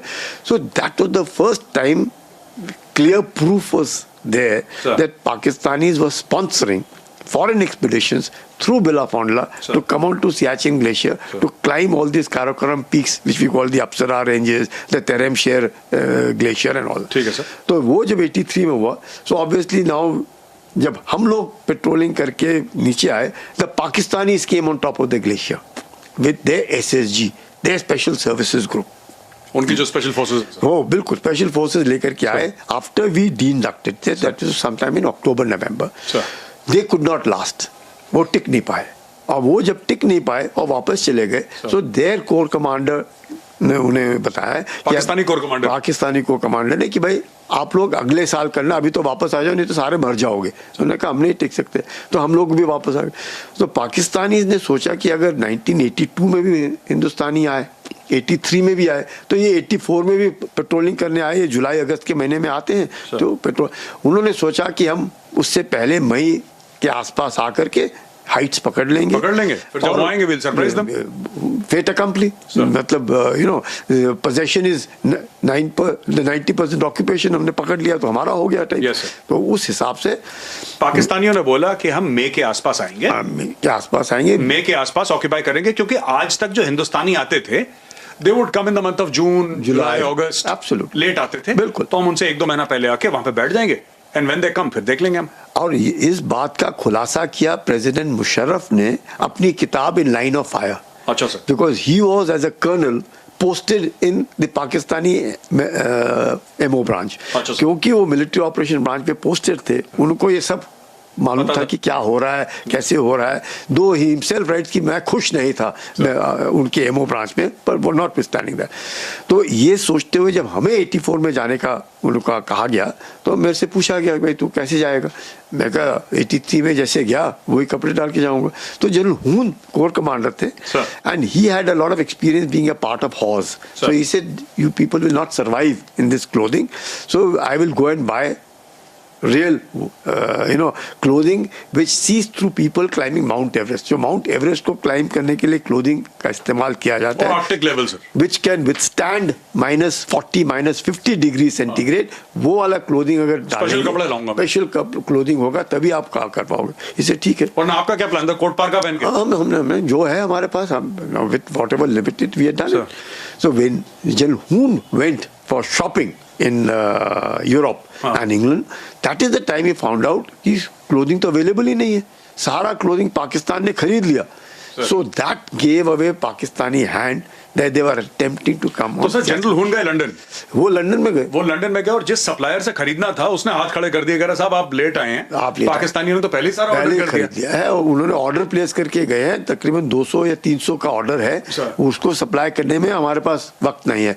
Then he went around shopping and देखें कि हाँ फ्रांस में गए, स्विट्जरलैंड में गए, ऑस्ट्रिया में गए, कहाँ से उन्होंने फिर क्लोथिंग उठाया। और फिर आपको आश्चर्य होगा, we had decided on 13th April in 1984 as the date for occupation of Siachen Glacier. Now वो भी एक कहानी है। ब्रिगेडियर चन्ना जो कमांडर होते थे उस वक्त, उन्होंने कहा कि हम 13 अप्रैल को करें। काफियों ने सोचा यार 13 अप्रैल तो अनलकी डेट होता है, कहा 13 अप्रैल। ये बोले नहीं, बैसाखी है, it is the most luckiest and the most fantastic date for Hindus and we will take it because Baisakhi Pakistan भी सेलिब्रेट करता है और हम भी सेलिब्रेट करते हैं। Pakistan also celebrates because Punjabi है। Pakistan army is 94% Punjabis only. So he said they also celebrate, we also celebrate. So or at least they know what Baisakhi is. What Baisakhi is all about. So we will पता तो हो गई। But it proved lucky for us and unlucky for them. Yes, because then they were to come on 1st of May. Because they were planning earlier, but then they ये सब पूरा शतरंज का game नहीं चल रहा है जैसे, पर दोनों को नहीं मालूम है इस शतरंज के खेल में मूव क्या हो रहा है, किसी को नहीं मालूम। But only thing is we preempted, which again Musharraf writes in his book that India preempted Pakistan in occupation of Siachen. Basically sir Bharat हर साल आता था जुलाई अगस्त में। बिल्कुल। पाकिस्तानियों ने बोला कि पहले क्यों जाएं, मर जाएंगे वहां पे। एसएसजी वाले वैसे ही पीछे भाग गए थे, बहुत ठंड है।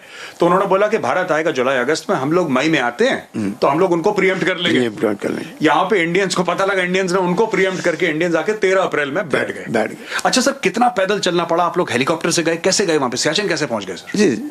शुरू में टू कीप टोटल सीक्रेसी, जिससे कि पाकिस्तान को पता ना चले। पाकिस्तान को तो मालूम था रेडियो साइलेंस बहुत जरूरी था, रेडियो साइलेंस, यानी कि रेडियो इस्तेमाल करना ही नहीं, बिल्कुल नहीं, वॉकी टॉकी कुछ नहीं। हेलीकॉप्टर से रेकी नहीं करना है। अगर आप बार बार रेकी करेंगे तो उन्हें भी पता चल जाएगा कि यहाँ पे कुछ हरकत हो रही है, आवाज तो आती है, दूर दूर तक आवाज जाती है, तो हेलीकॉप्टर का रेकी नहीं।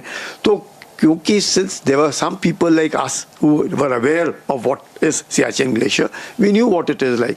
तो हमें मालूम तो था ही। मेरे साथ भी जो लड़के थे, तकरीबन हम 30 थे, एंड बाद में मेरे कंपनी कमांडर आए major Sandhu VRC of 71 war, और बाकी 2 अफसर फिर बाद में आए विच बिकेम परमवीर यादव और गुसाई करके। There were 2 youngsters who later joined us. All from force, sir? All from force. All from Kumaon. And then Siala के लिए there was another platoon which was under Major Bahuguna who was supposed to go and occupy Siala, and we were to occupy Bilafondla. And subsequently, जैसे मैंने कहा, Camp 1, Camp 2, Camp 3 was our responsibility, and Camp 4, Camp 5, Camp 6 was the responsibility of Ladakh Scouts. So that is the way the area was distributed, responsibilities were given. Now ऐसे इसमें जब हम लोग गए, so we were not to do any aerial reconnaissance, we were not to open the radio set. So ना बात करनी है, ना हेलीकॉप्टर से जाना, कुछ नहीं करना। पाकिस्तान को खबर तक नहीं लगनी चाहिए कि क्या हो रहा है। ये लोग प्लान क्या कर रहे हैं? Most of us also did no. हमने सोचा 82 में भी गए, 83 में भी गए, 84 में भी ऐसे जा रहे होंगे, सो नथिंग वेरी मच। 84 में 13 अप्रैल को हमने जाना था। 12 अप्रैल को I was taken on a helicopter to familiarise कि भाई देख लो जो आपने 83 में देखा है सब वैसे ही है, या सब जो मेरे को ध्यान था, मैंने बिलाफोंडला देखा, सब कुछ देखा, मैं आइडिया लगाया कहाँ लैंड करना। उम्र क्या थी उस वक्त? हाँ जी, उम्र क्या थी सर आपकी? 25 25 साल के थे सर? साल का मैं था। 25 साल का उस वक्त उम्र।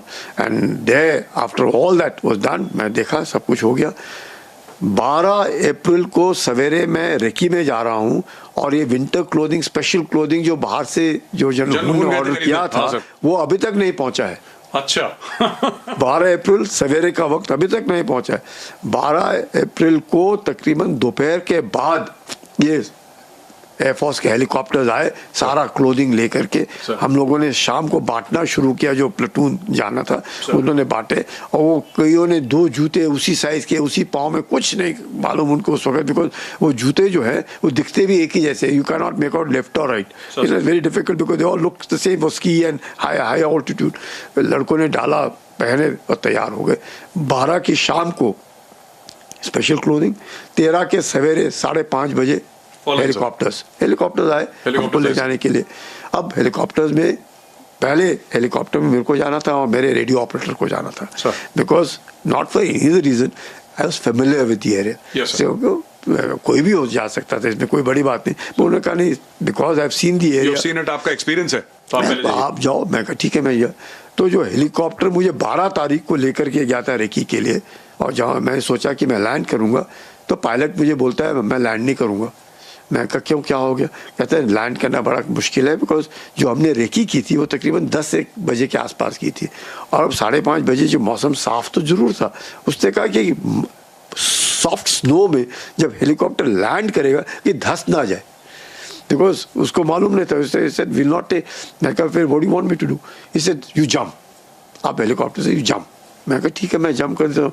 मैं कहा मैं जंप किया और मैं अंदर ही चला गया तो आपको एक और परेशानी खड़ी हो जाएगी, मुझे निकालो। तो ऐसे करते मेरे पास आटे की छोटी सी बोरी है, उसको मैं ढकेलता हूँ। अगर वो धंस गया तो समझ जाएंगे सॉफ्ट स्नो है, अगर नहीं धंसा तो फिर मैं भी कूद जाऊँगा। मेरे मतलब काफ़ी हार्ड है। वैसे भी 5:30-6 बजे के वक्त बर्फ़ थोड़ी हार्ड ही रहती है, बिकॉज धूप आने में थोड़ा सा वक्त लगता था। तो इट वॉज हार्ड।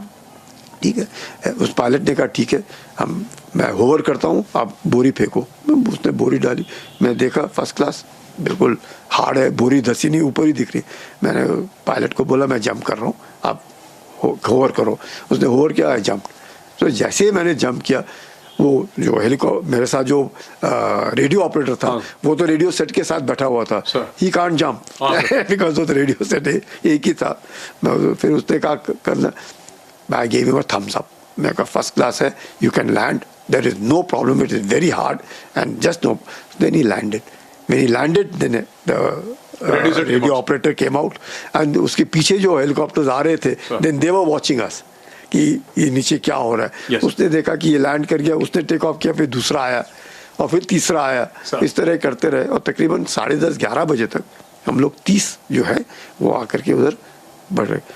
बस as luck would have it, you'll be surprised, but वो 11-11:30 के आसपास मौसम ऐसा बदली हुआ, सोच नहीं सकते आप। सर सवेरे मैंने लैंड किया फर्स्ट क्लास, जंप किया A1, no problem, clear sky sir, very clear sky. And भाई 11:30-12 बजे ऐसा मौसम बदली हुआ, बिल्कुल foggy, misty, visibility virtual 0, snow blizzard, मतलब इतनी हवा। ओ मैं कहा ये क्या हो गया अचानक, शॉक।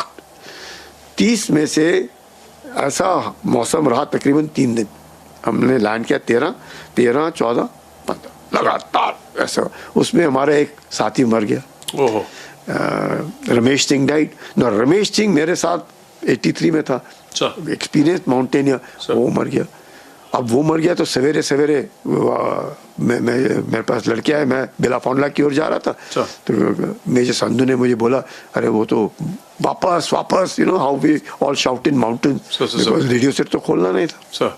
मैंने कहा क्या हो गया, हम तो थोड़ी देर ही आगे गए, इतने धसते आगे जा रहे। बोले वापस क्या है? कहते रमेश मर गया। अरे मैं कहा कैसे हो गया ये? कहते हैं वो रात को फ्रॉथ इन हिज माउथ पूरा। अरे मैंने देखा जा करके, मैं कहा ये तो गया। अब मैंने कहा अब क्या करेंगे? मैं कहा रेडियो साइलेंस था, हमें बोला था बिल्कुल 5 दिन तो रेडियो खोलना ही नहीं है, बिकॉज आपने रेडियो खोला पाकिस्तानियों को पता लगा, पता चल जाएगा कि गड़बड़ हो जाएगी, इंडियन आर्मी पता चल जाएगा।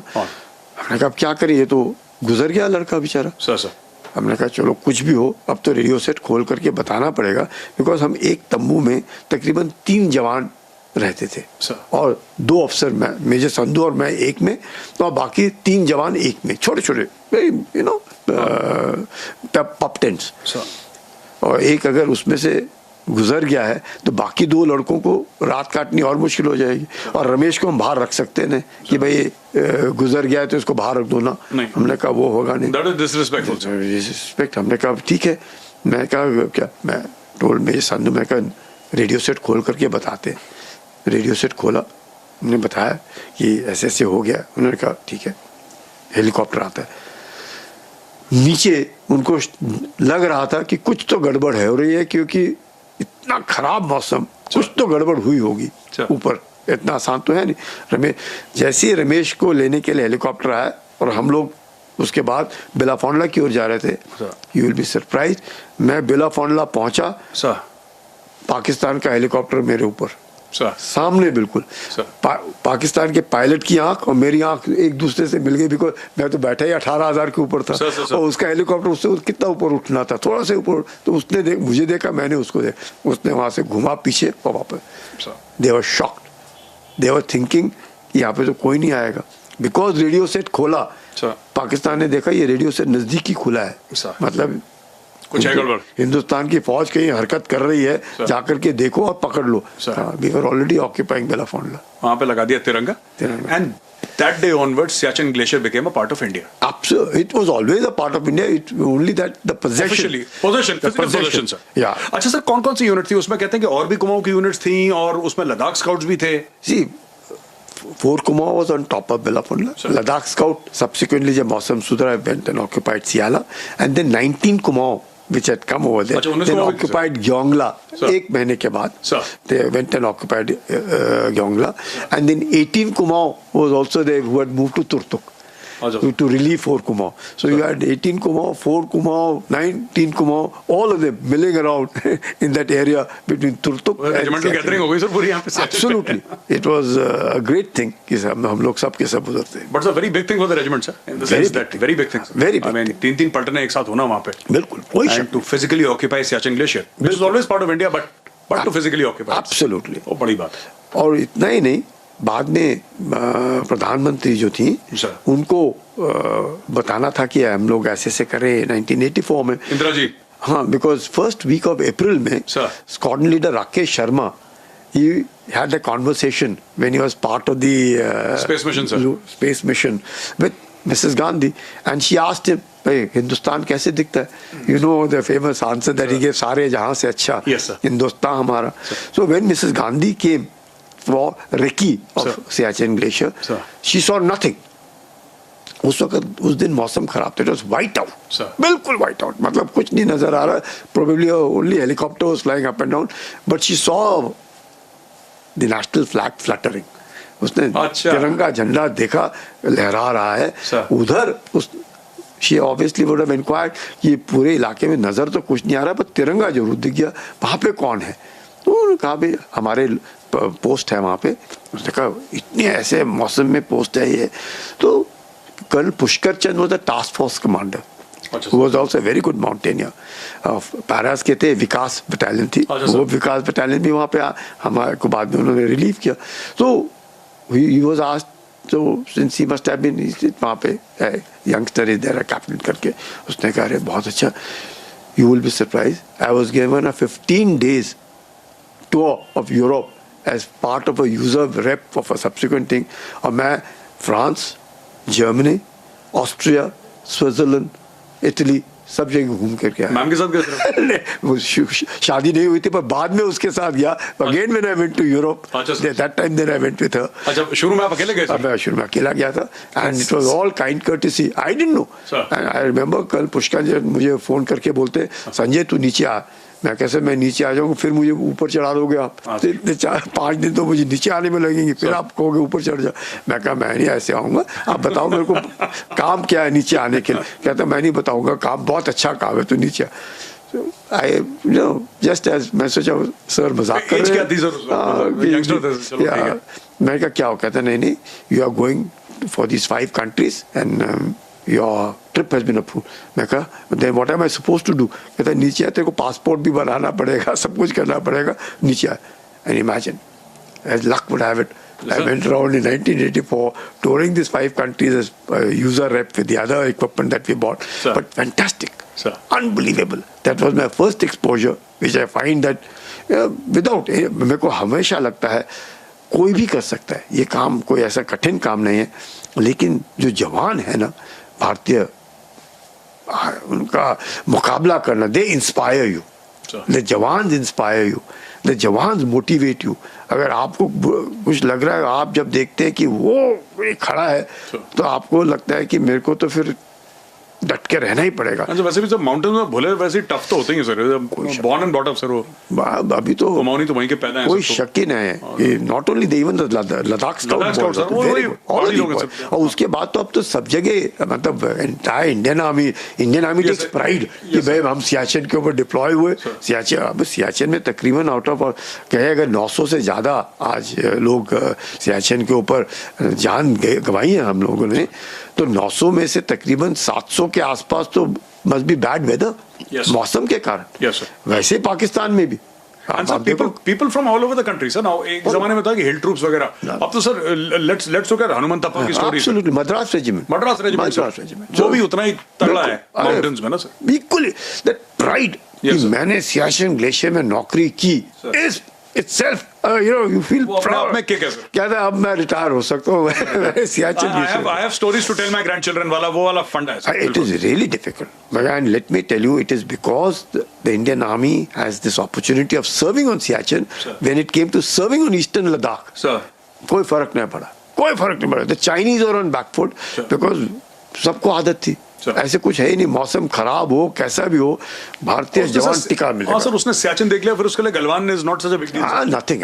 मैं एक छोटी सी स्टोरी सुनाता हूँ sir before I end the programme. Sir I was shooting with Ladakh scouts. Leh में उनका रेजिमेंटल सेंटर है. मैं लद्दाख स्काउट्स से लगा हुआ सर, शूट कर रहा. एंड अनफॉर्चुनेटली वो कैमरा में शूट नहीं कर पाया. इतना ब्यूटीफुल मोमेंट था. एक यंग रिक्रूट सर 12,000 फुट की हाइट में वो हिरन की तरह भाग रहा है. लद्दाखी, यंग लद्दाखी लड़का सर, रिक्रूट. और मेरी सांस फूल रही है. 5 कदम चल रहा हूं, मैं रुक रहा हूं, 5 कदम चल रहा हूं, वो भाग रहा है. He was running like a deer. मैंने उसको बुलाया, मैंने बोला इधर आना. बोला दोस्त एक बात बताओ, ये 12,000 की फुट में तुम्हारे लंग्स में दिक्कत नहीं होती? You know what he said sir. बड़ा स्वीट सा लद्दाखी सर, बच्चा था सर. उसको नुनुले बोलते. नुनुले. He told me. मैंने बोला यार 12,000 फुट में आपको दिक्कत नहीं? कह रहा सर मैं पैदा 17,000 पे हुआ था. अब there is no logic to counter that logic sir. उसका गांव 17,000 रुपए, चुशूल के आसपास उसका गांव. अब उसको मजा लग रहा है सर यहाँ पे. He is having fun at 12,000. Actually the ibexes sir, the animal that you find Ladakhi sir कहीं पे भी literally very supple nimble foot. Absolutely. तो यहाँ पे सर हम अपना प्रोग्राम खत्म करते हैं. Sir thank you so much, आपने हमें इतना वक्त दिया. दोस्तों with lieutenant general Sanjay Kulkarni, Siachen की कहानी, हम लोग बड़ा सियाचिन ग्लेशियर में ये, सियाचिन ग्लेशियर में वो, और यूट्यूब में आप वीडियोस देखते हैं, पर ज्यादातर लोगों को ये नहीं पता कि सियाचिन की स्टोरी क्या है. आप समझिए, कर्नल नरेंद्र कुमार, जिनको बुल कुमार के नाम से बड़ा फेमस है इंडियन आर्मी में, ही इज अ लेजेंड, हमारी रेजिमेंट के हैं. He goes and he finds, एक जर्मन दोस्त बताता है ये मैप है, मैं यहाँ पे जाने वाला हूँ. वो जनरल रैना से बात करते हैं, और जनरल रैना कुमाऊं रेजिमेंट के, क्योंकि फिर वहां तक पहुंचना है तो you reach the chief of army staff. How do you reach the chief of army staff? Same regiment के वो पहुंचते हैं. एंड उसके बाद जनरल हून जो है, जनरल हून कपड़े लेने जाते हैं, आर्कटिक क्लोथिंग. वहां पे पता लगता है कि नहीं साहब, पाकिस्तानी तो पहले से ले गए. दिमाग में घंटी घूमती कि क्या बदमाशी कर रहे हैं पाकिस्तानी. And then a very young captain Sanjay Kulkarni starts to go take 30 men और जाओ तिरंगा गाड़ो and finally occupy that territory for India. तो ये जबरदस्त कहानी थी जो जनरल संजय कुलकर्णी ने आपको सुनाई. दोस्तों बहुत बहुत धन्यवाद ज्वाइन करने के लिए. मैं नेक्स्ट वीक फिर से आऊंगा अगले हफ्ते, and I will again get you one hero who will tell you his story. Right, जैसा मैंने बोला ना दोस्तों, फौजी जो होता है ना, वो एक दिल की spirit. You don't have to wear the uniform to be a fauji. जो देश के लिए काम करे, जो ईमानदारी से काम करे, वो फौजी. It's a spirit, it's not a job. बहुत बहुत धन्यवाद द गौरव आर्या शो में जुड़ने के लिए, and I will catch you again next week.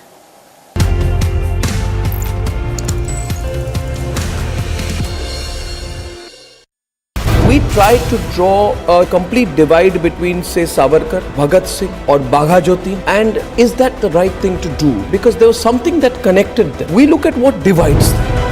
What we are trying to do is to see this history from today's ideological lens. But their lens was completely different. They were a part of one big project. So I think we are not doing justice to this movement by trying to carve them up into small bits and pieces based on, today's ideological debates.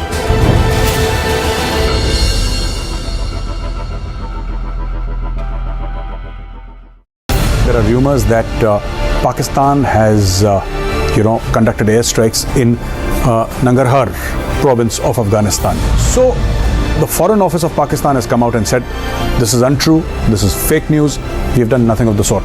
But if you remember last year, Pakistan did conduct airstrikes inside Afghanistan in two different provinces, and more than 40 people died, out of them 15 or 16 were children. So the Pakistani Air Force actually killed children inside Afghanistan, and the Taliban condemned it.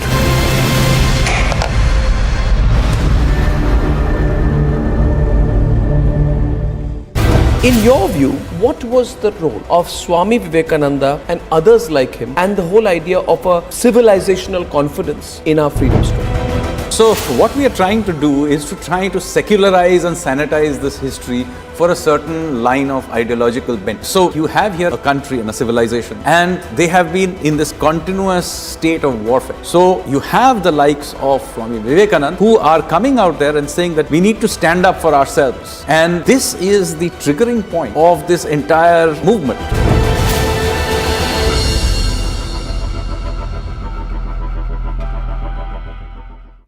My question to you was that generations of Indians, you and me, have grown up feeling that all that brought us was a passive, non-violent resistance. Now, was that overplayed?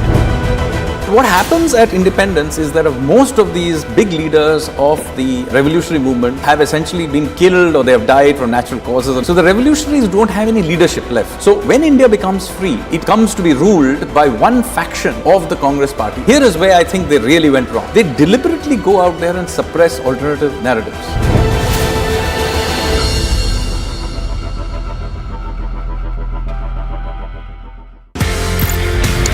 आपने ये बोला कि India is number one manufacturer of two-wheelers in the world. Number one also in tractors. Number two in buses. Number three in trucks. Number four in passenger vehicles. And very shortly we will be number three, overtaking Japan. Just wait for a couple of years. I'm told that you've taken some 800 acres, you are investing some 20,000 or 18,000 crore rupees in a Haryana plant. So you're also preparing for the future. Yeah. That shows your commitment. Its capacity is 1 million cars annually. So this is going to be one of the largest in the world. Not one of the largest. It is the largest.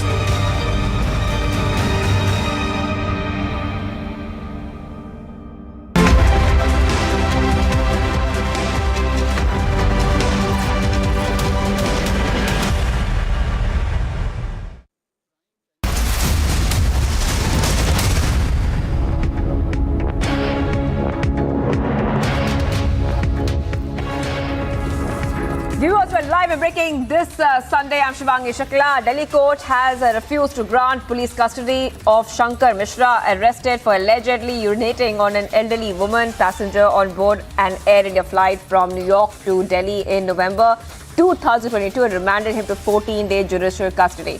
And joining us right now is Sugato Bhattacharjee. He was an eyewitness on that plane from New York to Delhi. I just want to welcome our guest right now because we want to get a sense of what exactly happened, what really happened on the plane, especially from a perspective of an eyewitness. So we'll be getting our guest on for us.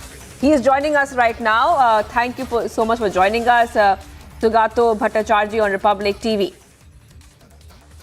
Thank you for having me. So the incidents happened close to an hour after the lunch, and what happened was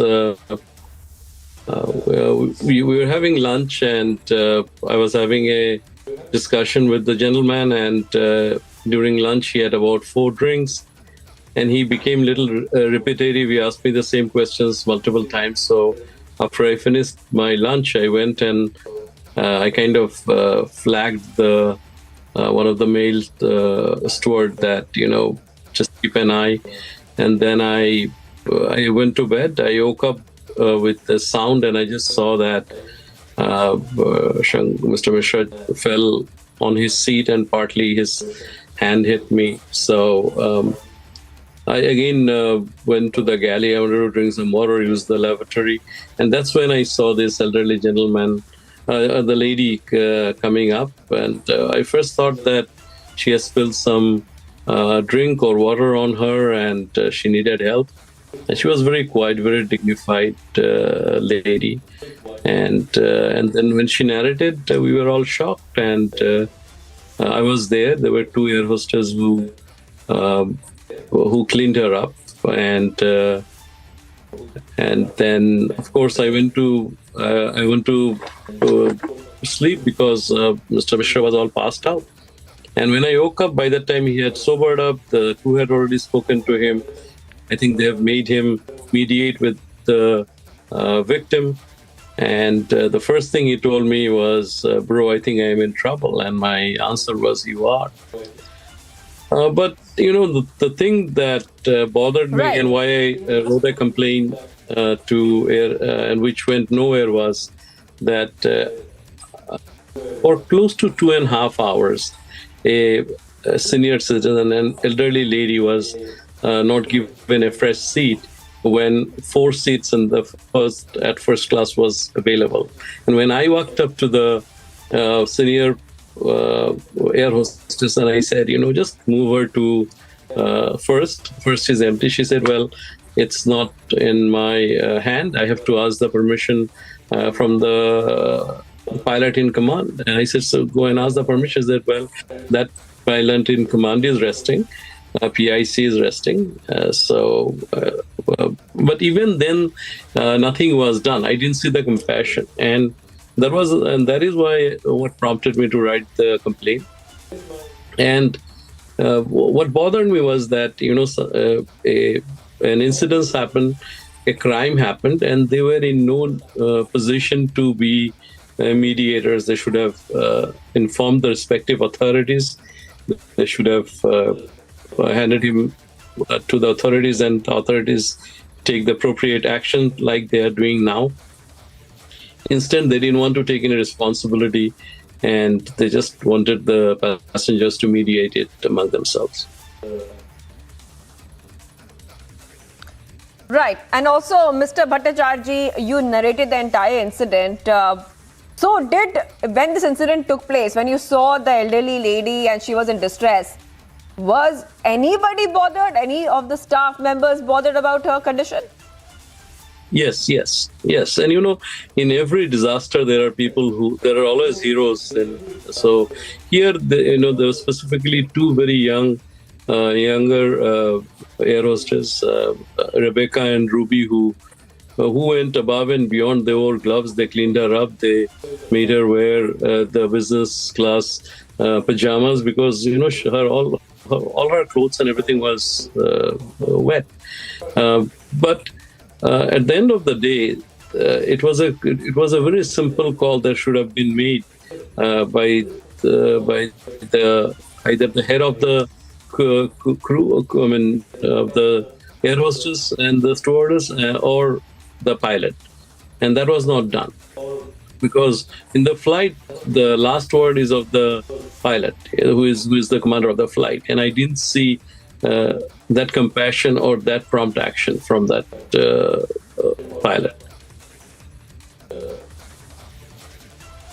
Right. And Mr. Bhattacharjee, so you're saying that how many hours was the plane due to land? After the incident happened to the landing of the plane, how many hours was left?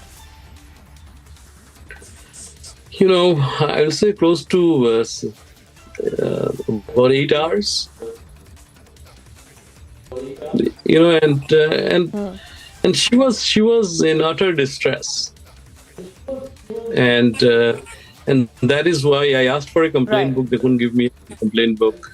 I wrote a 2-page letter, which went nowhere. Fortunately, I had taken photographs of it, and only after the victim's daughter filed an FIR, the whole incidents came. I came and I spoke to my family and friends, and I said, this happened, and I never thought this would come out, but eventually it came out.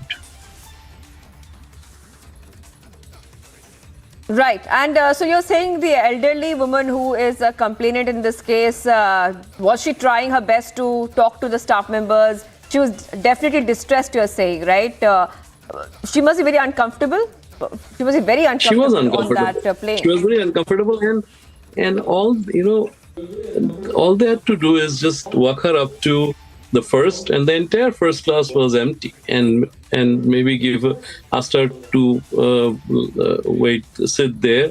Instead, for a little bit, she was sitting in the galley, and then when one seat was vacant in business, they gave her that seat. But for a good portion of the time, they put blanket on her seat, which was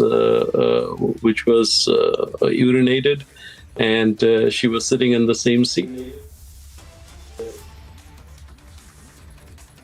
Right, and of course, this is a very, very big blow to a dignity of the customer of Air India. And right now, strict action has been taken. Republic TV has been highlighting the story to all our viewers as well. But right now, she has said in a detailed complaint copy that even after that incident, after that terrible incident that the man urinated on the victim, she was made to sit opposite him.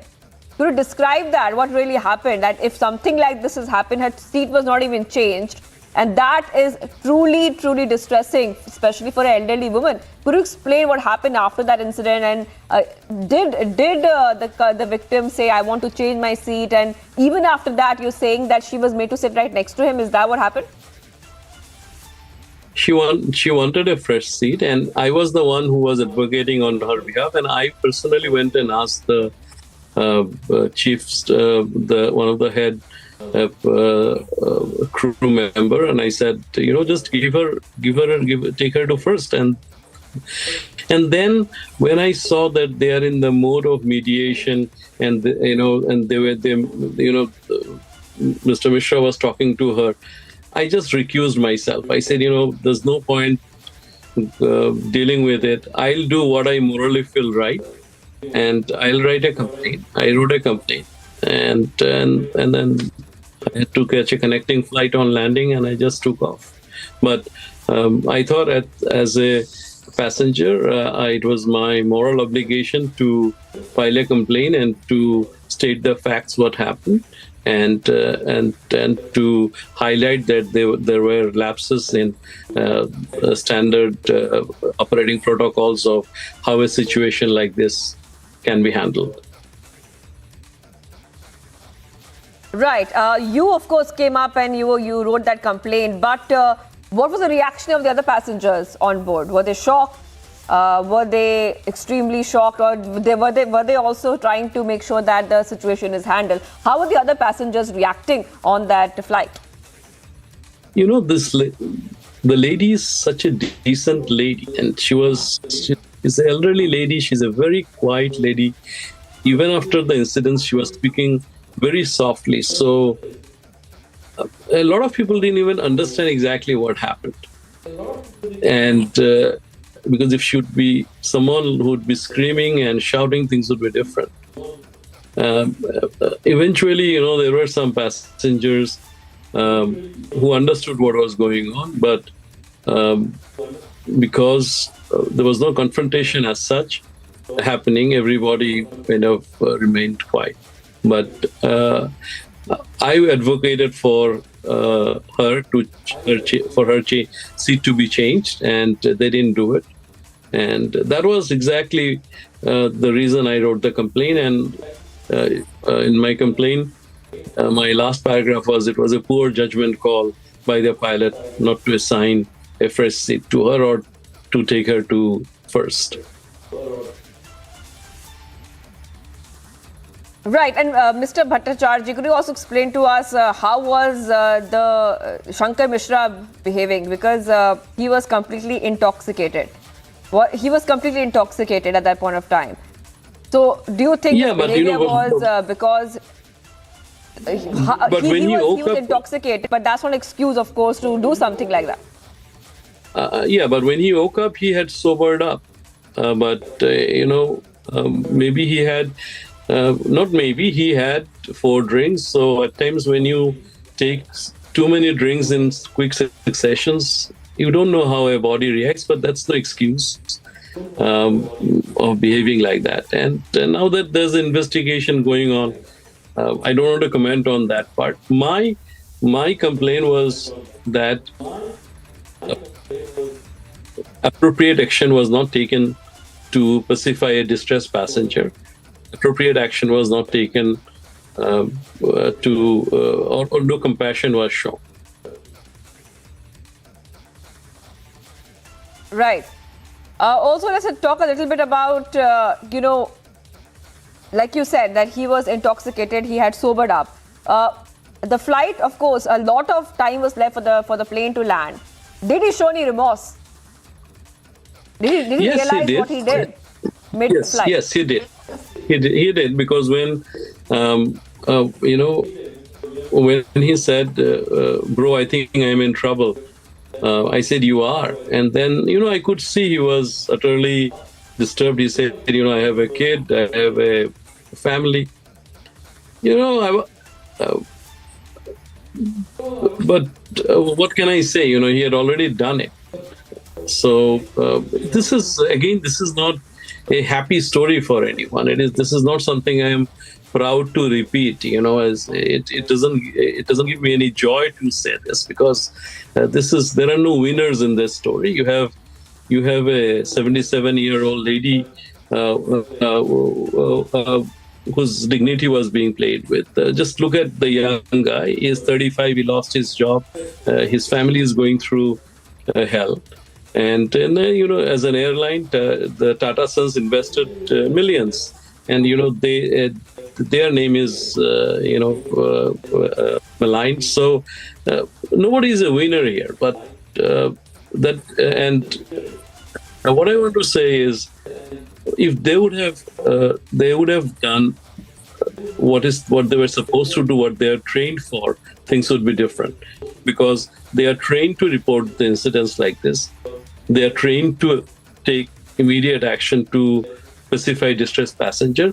And whenever such confrontation happens, you don't bring the victim and the aggressor together. You put them away. I mean, these are some standard procedures that should be followed, which are not followed.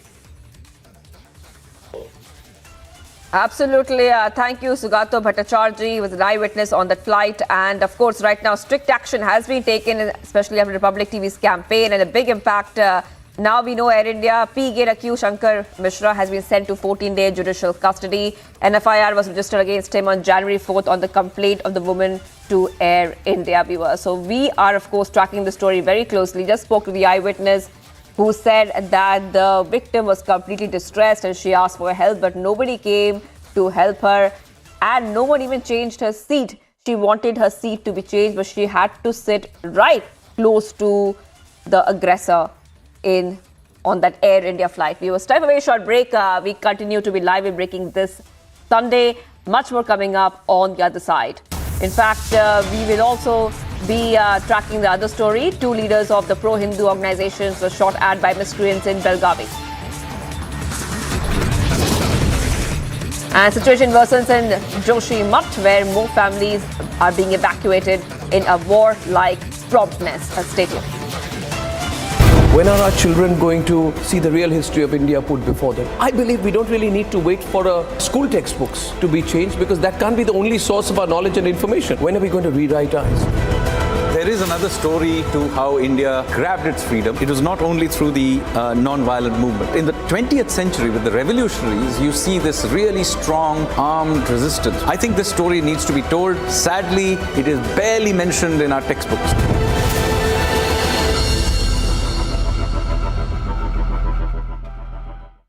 In this revolution of ideas, obviously there were various influences. Were Indian figures like Chhatrapati Shivaji inspiring the revolutionaries more, or was it global events?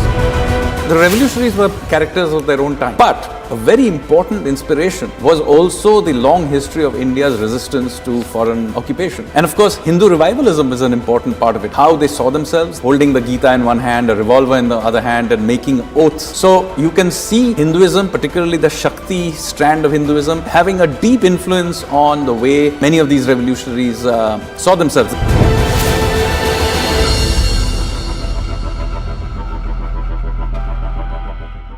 India is number one manufacturer of two-wheelers in the world. Number one also in tractors. Number two in buses. Number three in trucks. Number four in passenger vehicles. And very shortly we will be number three, overtaking Japan. Just wait for a couple of years. I'm told that you've taken some 800 acres, you are investing some 20,000 or 18,000 crore rupees in a Haryana plant. So you're also preparing for the future. That shows your commitment. Its capacity is 1 million cars annually. So this is going to be one of the largest in the world. Not one of the largest. It is the largest.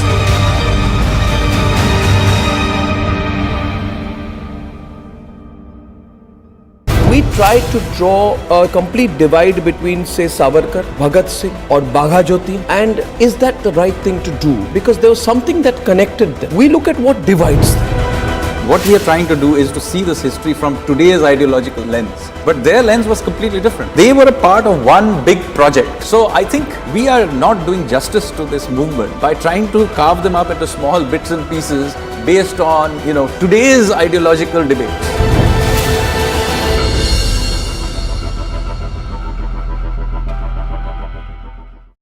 There are rumors that Pakistan has, conducted airstrikes in Nangarhar province of Afghanistan. So the Foreign Office of Pakistan has come out and said, this is untrue, this is fake news, we have done nothing of the sort. But if you remember last year, Pakistan did conduct airstrikes inside Afghanistan in two different provinces, and more than 40 people died, out of them 15 or 16 were children. So the Pakistani Air Force actually killed children inside Afghanistan, and the Taliban... My question to you was that generations of Indians, you and me, have grown up feeling that all that brought us was a passive, non-violent resistance. Now, was that overplayed? What happens at independence is that most of these big leaders of the revolutionary movement have essentially been killed or they have died from natural causes. So the revolutionaries don't have any leadership left. So when India becomes free, it comes to be ruled by one faction of the Congress party. Here is where I think they really went wrong. They deliberately go out there and suppress alternative narratives.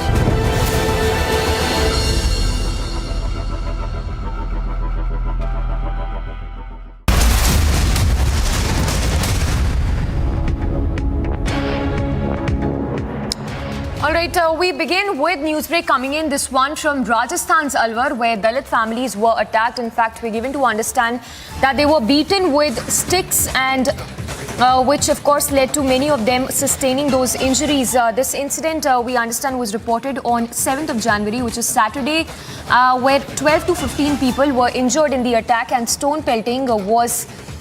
in fact, stones were pelted by around 30 to 40 miscreants who are alleged to be from a particular community. Republic spoke to those victims who were thrashed with sticks. The visuals there on your screens of that Dalit family that was attacked in Rajasthan's Alwar, the incident that was reported just yesterday, Saturday. Incident, of course, being reported from Rajasthan's Alwar. We're given to understand that 12 to 15 people sustained injuries in this attack, wherein stones were pelted by around 30 to 40 miscreants. In fact, they were beaten with sticks, which led to several of them sustaining injuries. The incident reportedly flared up over a dispute regarding grazing of sheep and goats.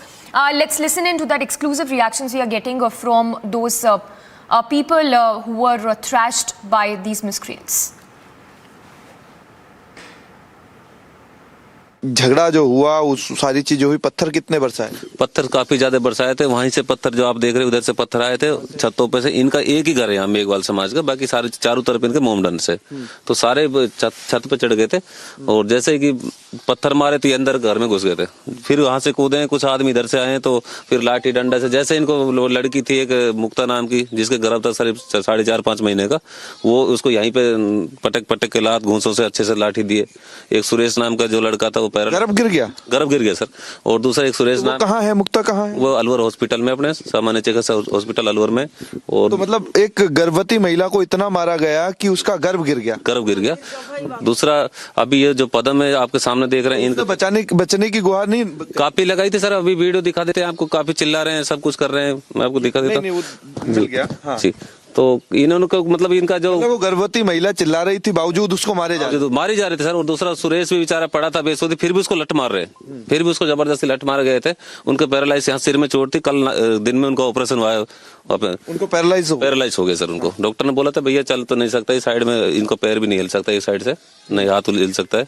तो ऐसे doctor का उनका हमारे पास report जो बोली doctor ने, तो उनका कल ऑपरेशन करा, बाकी अभी सही नहीं है, बोल भी नहीं रहे हैं फिलहाल में। शायद हो सकता है कोमे में भी ऐसा। टोटल कितने लोग घायल हुए? टोटल 15 लोग करीब घायल हुए, जिसमें से 5-7 आदमी को बहुत गंभीर चोट आई है, जैसे किसी का फ्रैक्चर हो गया, किसी का पैर टूटा। आरोपियों की बात करें तो कितने आरोपी जो है पकड़े गए? गिरफ्तार हैं, जो 5 गिरफ्तार है, लेकिन जो मेन जो मुलजिम थे उनको एक को भी नहीं पकड़ा गया अभी तक भी, किसी को भी।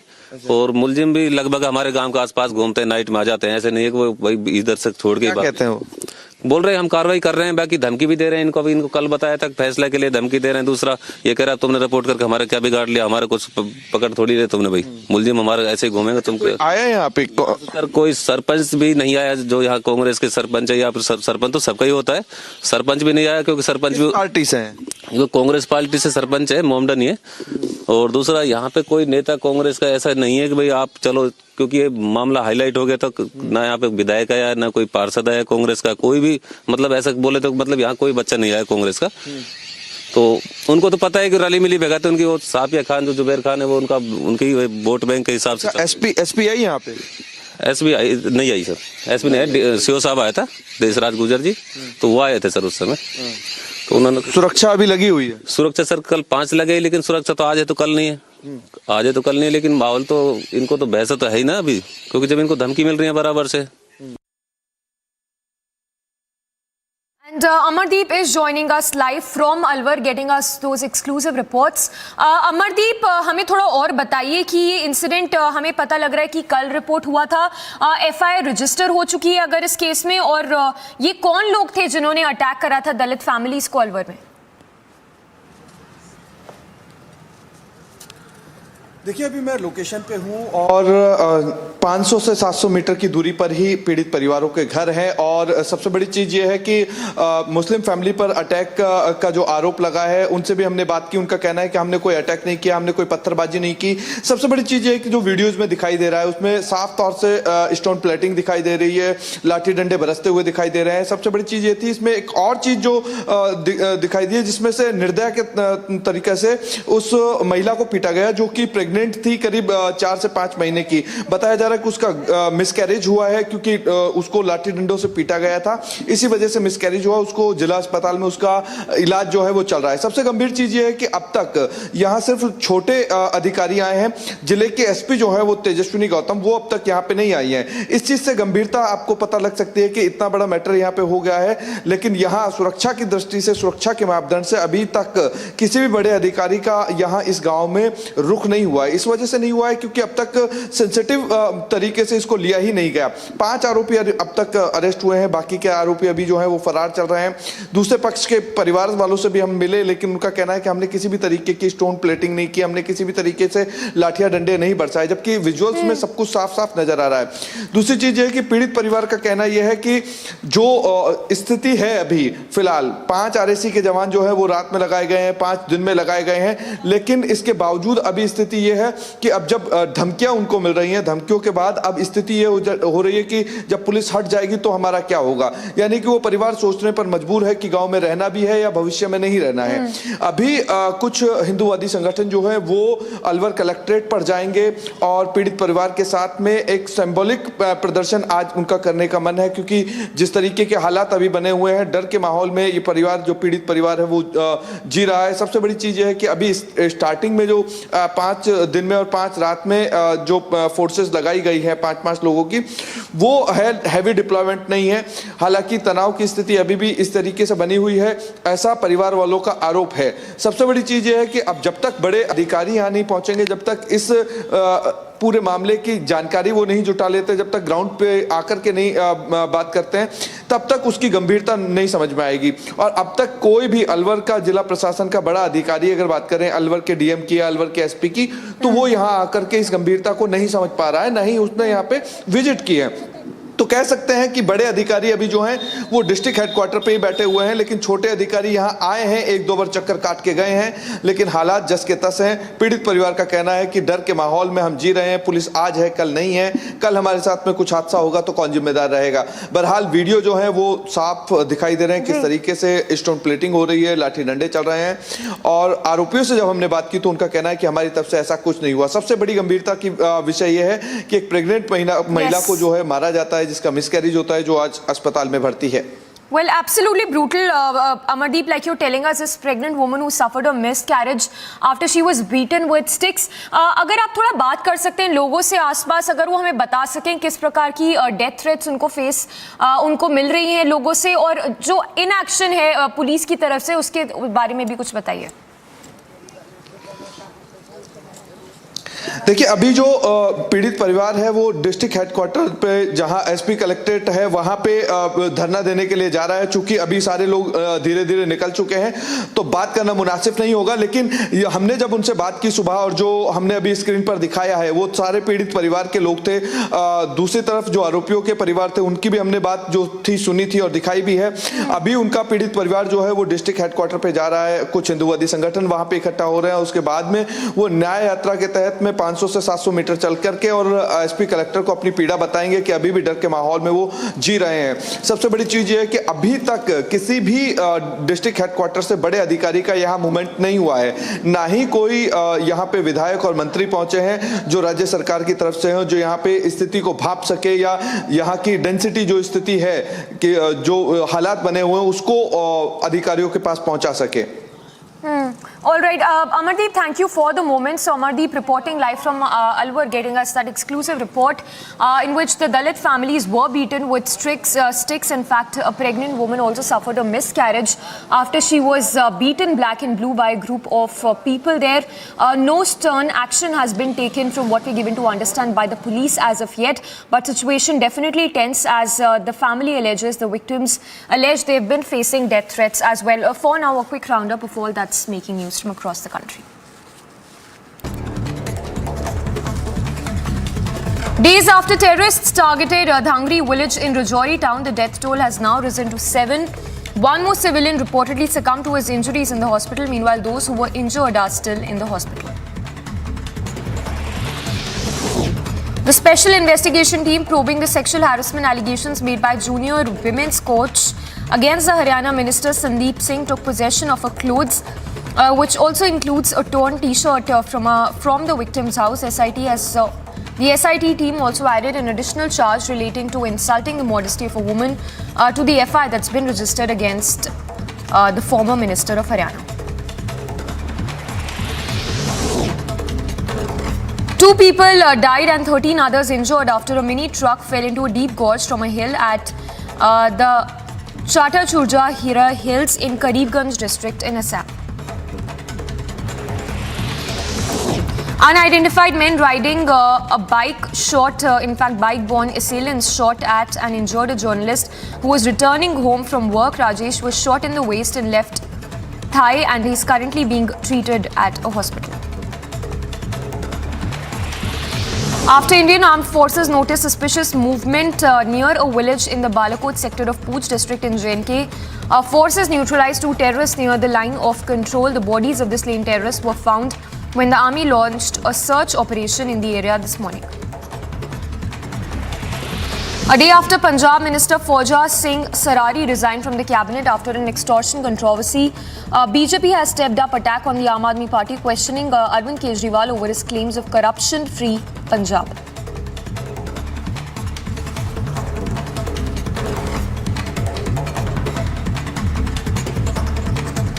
AP का corruption का पाप has been exposed once again.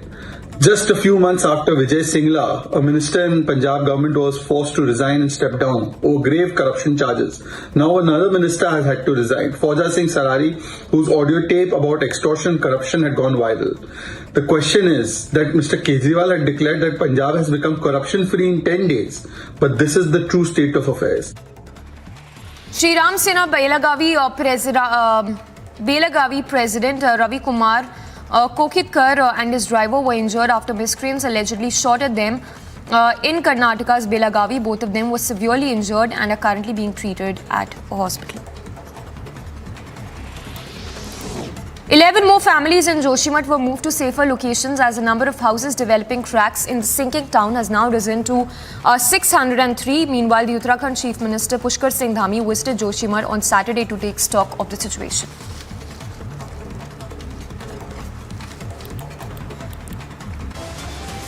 A very short break coming up. On the other side, we'll get you live coverage, the latest from Joshimath, where more families have been evacuated as relief measures have also been expedited. And one dead, several injured as building collapses in the national capital.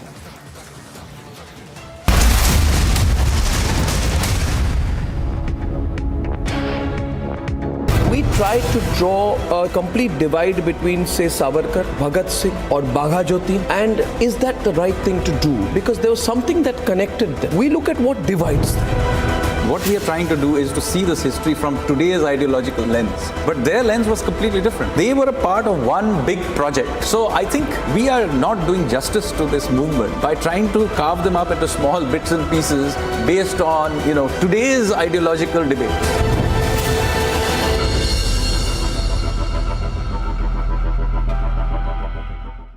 We tried to draw a complete divide between, say, Savarkar, Bhagat Singh or Bagha Jyoti, and is that the right thing to do? Because there was something that connected them. We look at what divides them. What we are trying to do is to see this history from today's ideological lens. But their lens was completely different. They were a part of one big project. So I think we are not doing justice to this movement by trying to carve them up into small bits and pieces based on, today's ideological debate.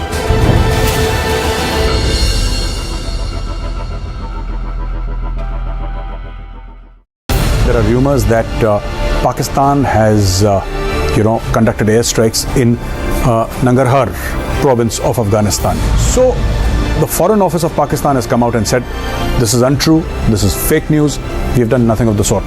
But if you remember last year, Pakistan did conduct airstrikes inside Afghanistan in two different provinces, and more than 40 people died, out of them 15 or 16 were children. So the Pakistani Air Force actually killed children inside Afghanistan, and the Taliban condemned it.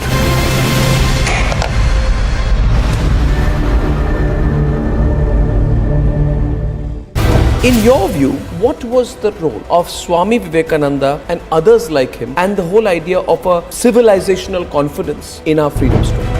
So what we are trying to do is to try to secularize and sanitize this history for a certain line of ideological bent. So you have here a country and a civilization, and they have been in this continuous state of warfare. So you have the likes of Swami Vivekananda who are coming out there and saying that we need to stand up for ourselves. And this is the triggering point of this entire movement.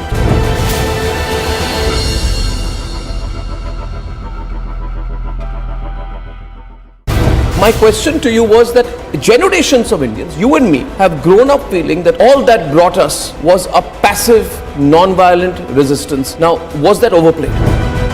What happens at independence is that most of these big leaders of the revolutionary movement have essentially been killed or they have died from natural causes. So the revolutionaries don't have any leadership.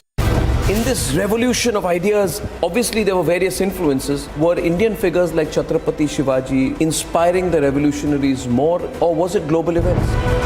The revolutionaries were characters of their own time. But a very important inspiration was also the long history of India's resistance to foreign occupation. And of course, Hindu revivalism is an important part of it. How they saw themselves holding the Gita in one hand, a revolver in the other hand, and making oaths. So you can see Hinduism, particularly the Shakti strand of Hinduism, having a deep influence on the way many of these revolutionaries saw themselves.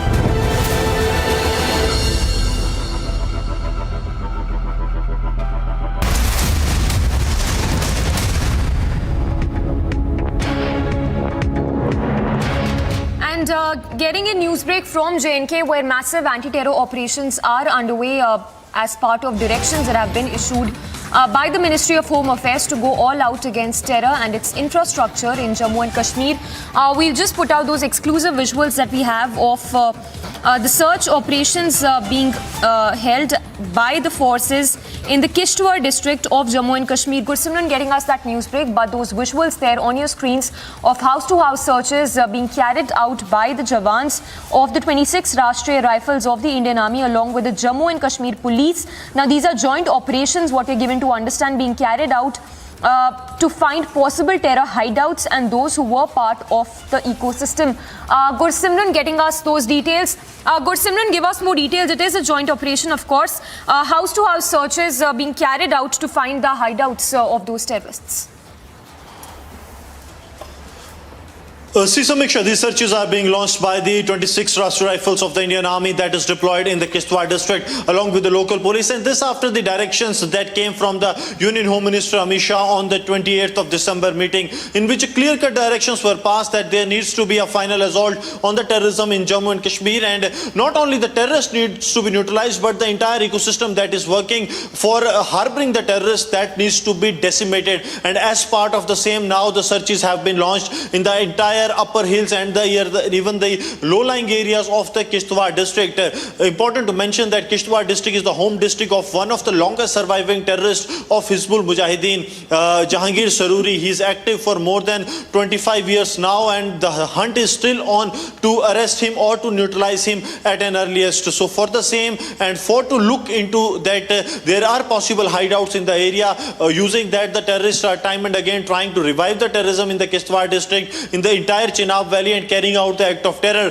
These searches have been launched by the Indian Army's 26 Rashtriya Rifles along with the Jammu and Kashmir Police, and a thorough search is being conducted at the houses of the overground worker, the surrendered militants, and also those relatives are in Pakistan. Some of the active terrorists who are in Pakistan, their relatives are here. So there is a suspicion for the agencies that the new modus operandi that is being used by the terrorists to revive their relatives as the active terrorists, that also is being ruled out by carrying out these kind of intensified searches that are underway in the Kishtwar district. These searches have started early today morning and they are underway. Even in the far-flung areas of the Kishtwar, the searches are also being conducted by the 26 Rashtriya Rifles. Also, very briefly, Gursimran, now these searches are being carried out in Kishtwar district of JNK. Can we expect such searches to find out those possible hideouts in other districts of JNK as well in the coming days?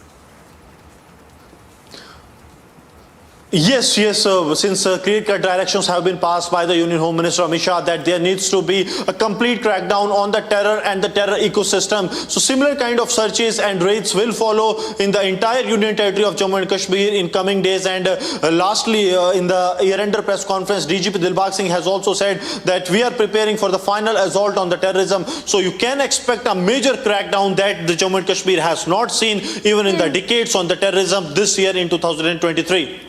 Absolutely. Gursimran, thank you for the moment. So Gursimran reporting live, and the visuals that we are putting on our screens of the searches being carried out. These are part of joint operations being launched by the Jawans of the 26 Rashtriya Rifles of the Indian Army along with the JNK Police.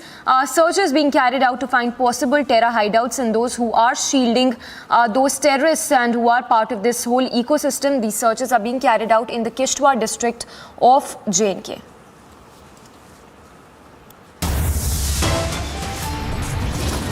We'll get you more on the other side. Two leaders of pro-Hindu organizations shot at by miscreants in Belagavi. Also coming up on the other side, we'll get you the latest from Joshimath as situation deteriorates from bad to worse. More families being evacuated in Joshimath. In your view, what was the role of Swami Vivekananda and others like him and the whole idea of a civilizational confidence in our freedom struggle? So what we are trying to do is to try to secularize and sanitize this history for a certain line of ideological bent. So you have here a country and a civilization, and they have been in this continuous state of warfare. So you have the likes of Swami Vivekananda who are coming out there and saying that we need to stand up for ourselves. And this is the triggering point of this entire movement.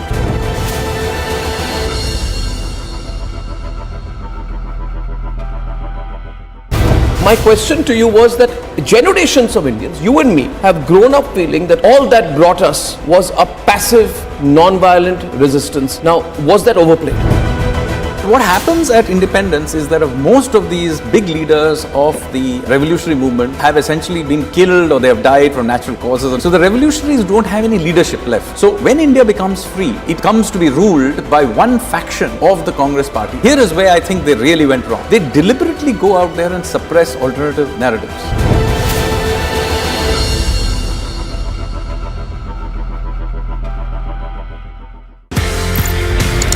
आपने ये बोला कि colonel Bull Kumar, उन्होंने map देखा, उन्होंने बोला ये तो गड़बड़ है। एज पर मैप भारत का एरिया, लेकिन वहां पे जाने की विदेशियों को, जर्मन्स को परमिशन दे रहा है पाकिस्तान। क्योंकि since there were some people like us who were aware of what is Siachen Glacier, we knew what it is like. मैं बिला फॉन्डला पहुंचा, पाकिस्तान का हेलीकॉप्टर मेरे ऊपर, तो उसने मुझे देखा, मैंने उसको देखा, उसने वहां से घुमा पीछे और वापस। They were shocked. When are our children going to see the real history of India put before them? I believe we don't really need to wait for school textbooks to be changed, because that can't be the only source of our knowledge and information. When are we going to rewrite our history? There is another story to how India grabbed its freedom. It was not only through the non-violent movement. In the 20th century, with the revolutionaries, you see this really strong armed resistance. I think this story needs to be told. Sadly, it is barely mentioned in our textbooks.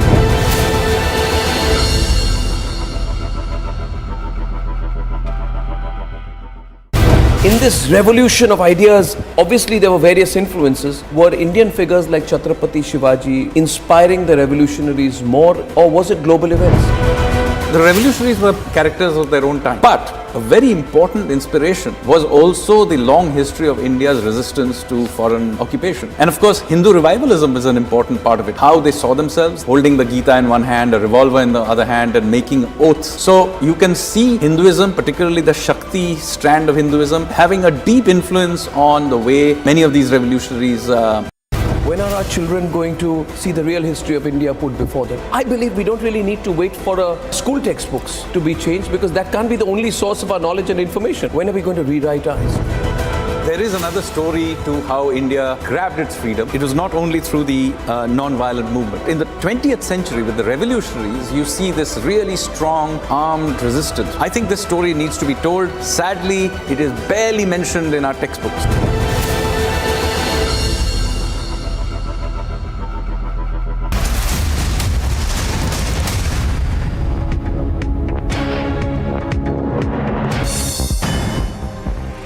Quick roundup of news in brief from across the globe. China's State Council Joint Prevention and Control Mechanism against COVID-19 released the 10th edition of the Virus Prevention and Control Protocol. The new plan stressed on monitoring of mutated variants and prevention of severe cases of COVID-19.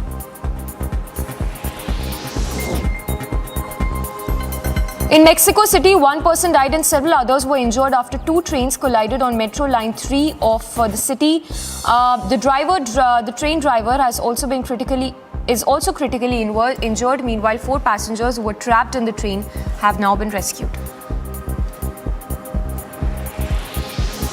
President Joe Biden's scheduled first visit to the southern border in Texas. Hundreds marched through the streets of El Paso. This comes after the president announced last week that Cubans, Nicaraguans, Haitians and Venezuelans will be expelled to Mexico if they enter US illegally. Colombian president arrived in Caracas for a meeting with his Venezuelan counterpart. The presidents discussed topics such as peace process, investments, review of bilateral trade agreement, opening of bridges linking both countries. Meanwhile, passengers warmly welcomed the starting of the first train arriving at a newly reopened crossing point on the border between Hong Kong and mainland China. The busy station had been shut close to 3 years since the beginning of the pandemic. My question to you was that generations of Indians, you and me, have grown up feeling that all that brought us was a passive, non-violent resistance. Now, was that overplayed? what happens at independence is that most of these big leaders of the revolutionary movement have essentially been killed or they have died from natural causes. And so the revolutionaries don't have any leadership left. So when India becomes free, it comes to be ruled by one faction of the Congress party. Here is where I think they really went wrong. They deliberately go out there and suppress alternative narratives.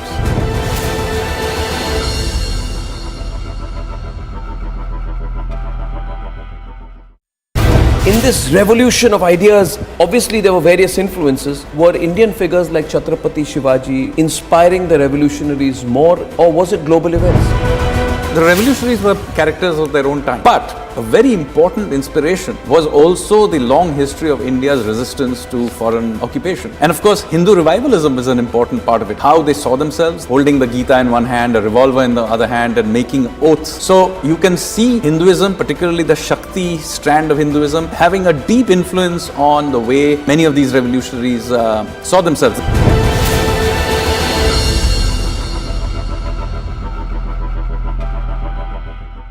India is number one manufacturer of two-wheelers in the world. Number one also in tractors. Number two in buses. Number three in trucks.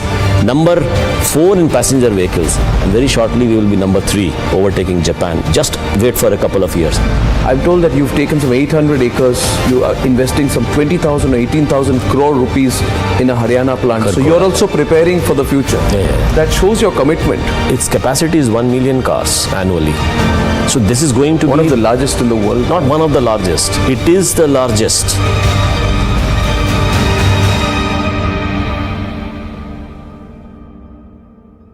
We tried to draw a complete divide between, say, Savarkar, Bhagat Singh or Bagha Jyoti. And is that the right thing to do? Because there was something that connected them. We look at what divides them. What we are trying to do is to see this history from today's ideological lens. But their lens was completely different. They were a part of one big project. So I think we are not doing justice to this movement by trying to carve them up into small bits and pieces based on, today's ideological debate.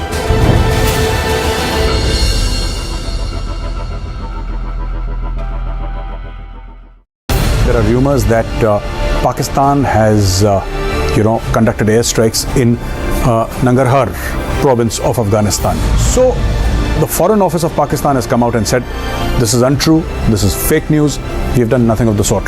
But if you remember last year, Pakistan did conduct airstrikes.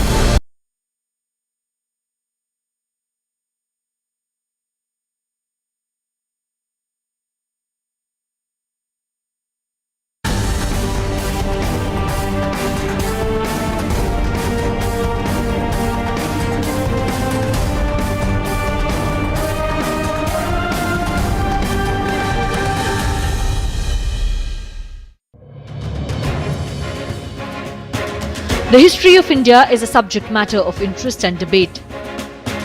Unfortunately, the debate over whether Indian history needs to be rewritten often becomes a shallow, social media-driven political debate.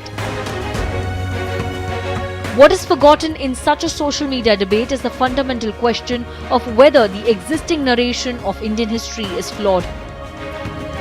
Republic Media Network believes that freedom fighters from various strands of both the Hindu right as well as the Marxist left have been disregarded in the narration of Indian history. Our network also believes that individuals and legends like Netaji Subhash Chandra Bose, who posed a challenge to Nehruvian supremacy within the Congress and whose approach to the struggle for independence was different, have been cut out from Indian history. In our attempt to rekindle a discussion on presenting the true history of India, we are featuring the multifaceted Sanjeev Sanyal, whose book on Indian revolutionaries is making waves even before its release. Welcome, ladies and gentlemen, to yet another episode of our restarted series, The Nation Wants to Know. And today, I have, on the first episode of The Nation Wants to Know in 2023, I have with me one of India's finest economists, one of India's finest authors, historians, speakers, and for me, one of my best friends, Sanjeev Sanyal. Sanjeev, it's a pleasure to have you. Thank you for having me on your show. No. And I want to begin with the disclosures. We go back a really long way. We do, to Delhi University of the early 90s. Absolutely. Who can forget that? Who can forget that? And also at Oxford, where you were doing your degree and postgraduate degree, and I was doing my master's. So we go back more than 25 years. Absolutely. Wonderful to see you again. Great and to have you. I'm so happy to see you doing well and having such a following of your own and performing so many roles both in the service of the nation as well as professionally. So thank you. Congratulations for that. Thank you. Now viewers, I will come straight to the point. And I do believe, viewers, this is a book that, first of all, it's not just a normal plug, but I'm saying this because I believe in it. I believe that this book is something which everybody, their parents and their children should read. It's a book called Revolutionaries, The Other Side, the other story of how India won its freedom. And the context setting for this is simple. The context setting is, Sanjeev, and I'd say this, that we keep talking about when are we going to rewrite our history? When are our children going to see the real history of India put before them? When will we see the truth being put out? When will we see others who have not been recognized being put out? I believe we don't really need to wait for our school textbooks to be changed, because that can't be the only source of our knowledge and information. And I think your book is a big contribution in that. Why do you call it The Other Side of How India Won Its Freedom? Well, because I think there is another story to how India won its freedom. It was not granted its freedom. It grabbed its freedom. And it was not only through the non-violent movement. There was, throughout the British occupation, a armed resistance to the British. This happened right from the beginning with the Marathas and Sikhs and so on. But in the 20th century, with the revolutionaries, you see this really strong armed resistance, which is not just within India, but spanning across the world, from California to Persia to Japan. There's this massive network that for half a century kept up this resistance. So I think this story needs to be told. Sadly, it is barely mentioned in our textbooks. Now, can I just tell you what the popular perception of this is? Not popular, maybe flawed, but the view has been, Sanjeev, that, oh, okay, there were a few revolutionaries. There were a few people who didn't believe with the moderates. The moderates were the good guys. The revolutionaries were these unpredictable lot of people. And extremists. Also, Extremists. Extremist is the word. And also very loosely congregated. There's no real intellectual, philosophical or organizational link between any of them. So before we go into the details of that, is that perception true? So this is exactly what I'm trying to challenge. You see, these events are quite recent. I mean, some of it is within living memory. So it's not the case that the likes of Raj Bihari Bose or Sachindranath Sanyal or Sri Aurobindo or Savarkar have been forgotten. They have not been forgotten. They are well-known names. But you get the impression that, whatever Bhagat Singh may have done or Netaji may have done is an individual act of bravery. Peripheral role. Yeah, some peripheral thing. There was no grander strategy and so on. That's not the case. All these people knew each other.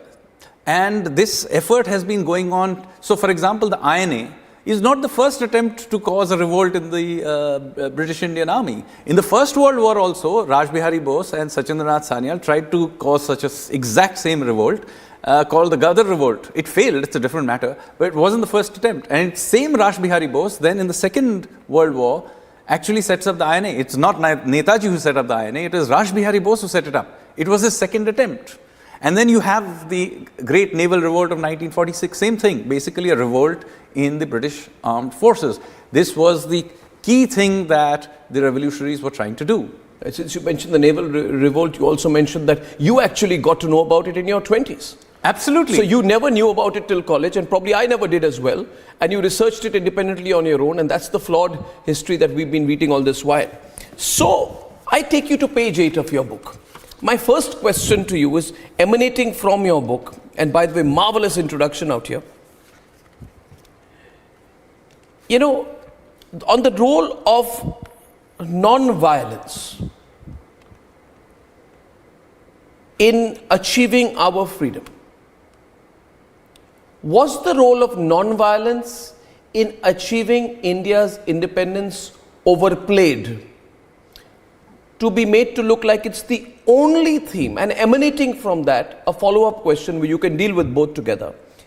Is there an opposition or an embarrassment about the role of armed resistance in achieving our freedom?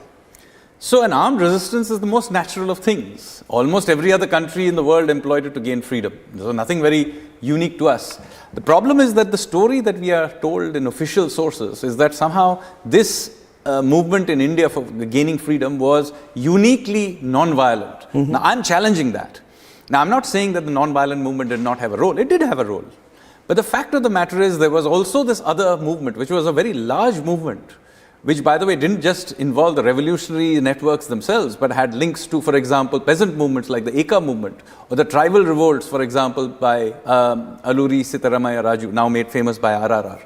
So there were all these other movements that were going on, which were interconnected with each other, and they went on for a very long time. And I said, culminating, of course, in the naval revolt of 1946.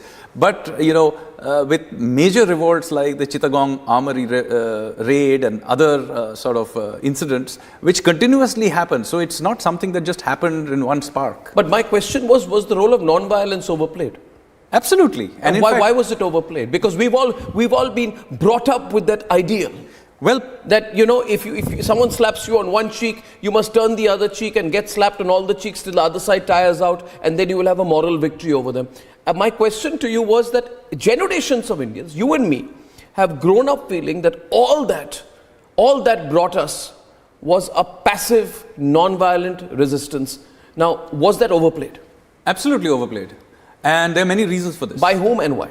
Well, first of all, you see, the revolutionaries were a big movement. They were even big inside the Congress, big enough that Netaji was able to defeat the Gandhians in an open election within the Congress. But what happens at independence is that most of these big leaders of the revolutionary movement have essentially been killed, or they have died from natural causes in a few cases. Some have been sent to the gallows and so on. So the revolutionaries don't have any leadership left. So when India becomes free, it is essentially comes to be ruled by one faction of the Congress party, and perhaps they are human and they overplay their own role. But here is where I think they really went wrong. They deliberately go out there and suppress alternative narratives. One example of that is R.C. Majumdar, perhaps the greatest historian India has produced in modern times. And he is simply pushed aside deliberately for bringing up other narratives of our freedom struggle. You write here that despite their enormous contribution, virtually none of their important leaders of the revolutionary movement would have lived to see India gain independence. Many of them killed in gunfights, hanged from the gallows, or dying in prison. Aurobindo Ghosh and Vinayak Savarkar, the only two surviving senior leaders, had drifted away from the movement decades earlier. Now, you also follow up by saying that Sachindranath Sanyal, who by the way is your granduncle, and that's a link, it's a disclosure, he comes from a fantastic lineage. Sachindranath Sanyal in the 1920s had a premonition that this would happen. Yes. He felt that the role of all these leaders, many of whom unfortunately never were there on August 15, 1947, in his book he writes, Would Be Sideline, and he writes in his book, and I'll quote this and I want you to talk about it. He says that the reason for writing his book, according to you, was not merely to inspire contemporary revolutionaries, but also to leave behind a personal testimony for future generations. And Sachindranath Sanyal says, I'm writing this book so that in future, a few chapters of Indian history can be correctly written. So in the 1920s,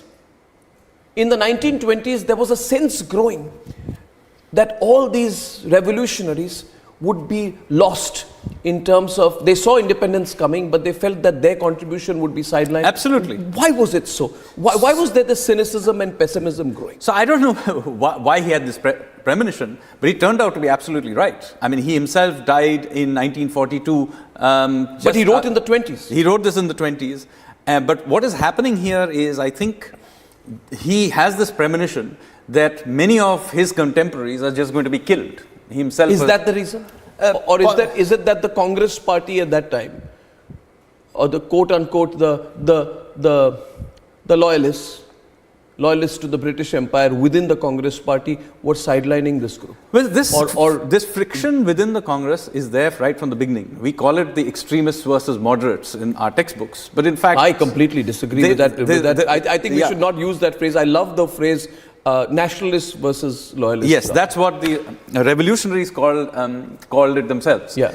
Now, this friction is always there. And of course, the revolutionaries have this premonition that they might be sidelined afterwards. So they write this, but do remember that when they are writing these things, much of what they are writing is also underground. So much of their literature, you have to understand, is being distributed in large numbers, but as underground literature. Savarkar's book is brought to India in handwritten thing and then later reprinted. So they are trying to tell their story, but through underground literature. So this is also one of the reasons that sort of this premonition may have existed in their minds. My other question to you is, who inspired the revolutionaries more? Indian figures or global events? Because you write, at one point you write, that in this revolution of ideas, obviously there were various influences. If there's someone watching this interview tonight and the question from them goes to you, were Indian figures like Chhatrapati Shivaji, Guru Gobind Singh, inspiring the revolutionaries more in their armed resistance, or was it global events? Like for example, the success of Marxism, and its evident popularity through the 1920s and 30s. We cannot undermine the contribution of Marxist philosophy, or perhaps Irish nationalism, which was also sort of very prevalent in that period. Absolutely. So, which had a greater influence? Well, the revolutionaries were characters of their own time. So, of course, they were impacted by many things: the Irish, the communism, the rise of Japan, by the way, after 1905, when they defeated the Russians. So, there were many external influences. Garibaldi and Mazzini were Italian nationalists, and so on. But a very important inspiration was also the long history of India's resistance to foreign occupation. And so Rana Pratap, Shivaji, and of course Hindu revivalism is an important part of it. Again, today's writers many often tend to be embarrassed by this, but the fact is Hindu revivalism was a very important part of how they saw themselves. The initiation rites, for example, are all about holding the Gita in one hand, a revolver in the other hand, and making oaths to a form of Durga or Bhavani or Kali. So you can see Hinduism, particularly the Shakti strand of Hinduism, having a deep influence on the way many of these revolutionaries saw themselves. This is not to suggest that they were bigots. There were non-Hindus also in this. For example, Ashfaqullah Khan was a great revolutionary. You have Madam Bhikaji Kama, also a part of that movement. So there are others as well. But you cannot deny Hindu revivalism and Hindu nationalism is an important part of the story. At the core of it was nationalism. Absolutely. At the core of it was nationalism. And I feel, again, my knowledge is so much, less, has less depth or knowledge as yours. But if I may put in my 2 bits here, that we tried to draw a complete divide between, say, Savarkar, Bhagat Singh, or Bagha Jyotin, right? And is that the right thing to do? Because there was something that connected them. We look at what divides them. We don't talk about what's connecting them. In fact, Savarkar's work on 1857 is quoted by Bhagat Singh. Absolutely. And is a source of inspiration for Bhagat Singh. Absolutely. And it may seem surreal in today's world where there are these complete bipolarities, that how could Bhagat Singh be inspired by a work written by Vinayak Savarkar? So my next question is, was Savarkar, according to your book, Savarkar and Bhagat Singh and Bagha Jyotin all part of a connected history? Absolutely. And are we not even writing about that history? And have generations of Indians never known about those connections? So this book is an attempt to try and tell the story, because you see what we have done. But answer my question on that. So what we are trying to do is to see this history from today's ideological lens. But their lens was completely different. Like, for example, Bhagat Singh, his guru is Sachindranath Sanyal, who is explicitly anti-Marxist. Yeah. So their linkages are different. You have, of course, the Hindu right is a part of the same movement. Yes. Later on, from the 20s, but more particularly in the 30s, you have Marxists in there. You have a large section within the Congress who is aligned to the revolutionaries, and as I mentioned, Netaji was actually able to defeat the Gandhians inside the Congress. So there is strong linkages between all of these characters, and this incidentally is true to this day. So many of the streams of today's politics are derived from this revolutionary period. For example, the CPI and the RSP are derived from the Anushilan Samiti. Yeah. As indeed is the RSS, who is also derived from the Anushilan Samiti. So there are different streams, but they were a part of one big project of armed resistance. And they did have many things interconnected in there. So Swami Vivekananda, interestingly, is a huge inspiration across the ideological spectrum. So I think we are not doing justice to this movement by trying to carve them up into small bits and pieces based on, today's ideological debates. Well, I think it's very shallow, isn't it? I mean,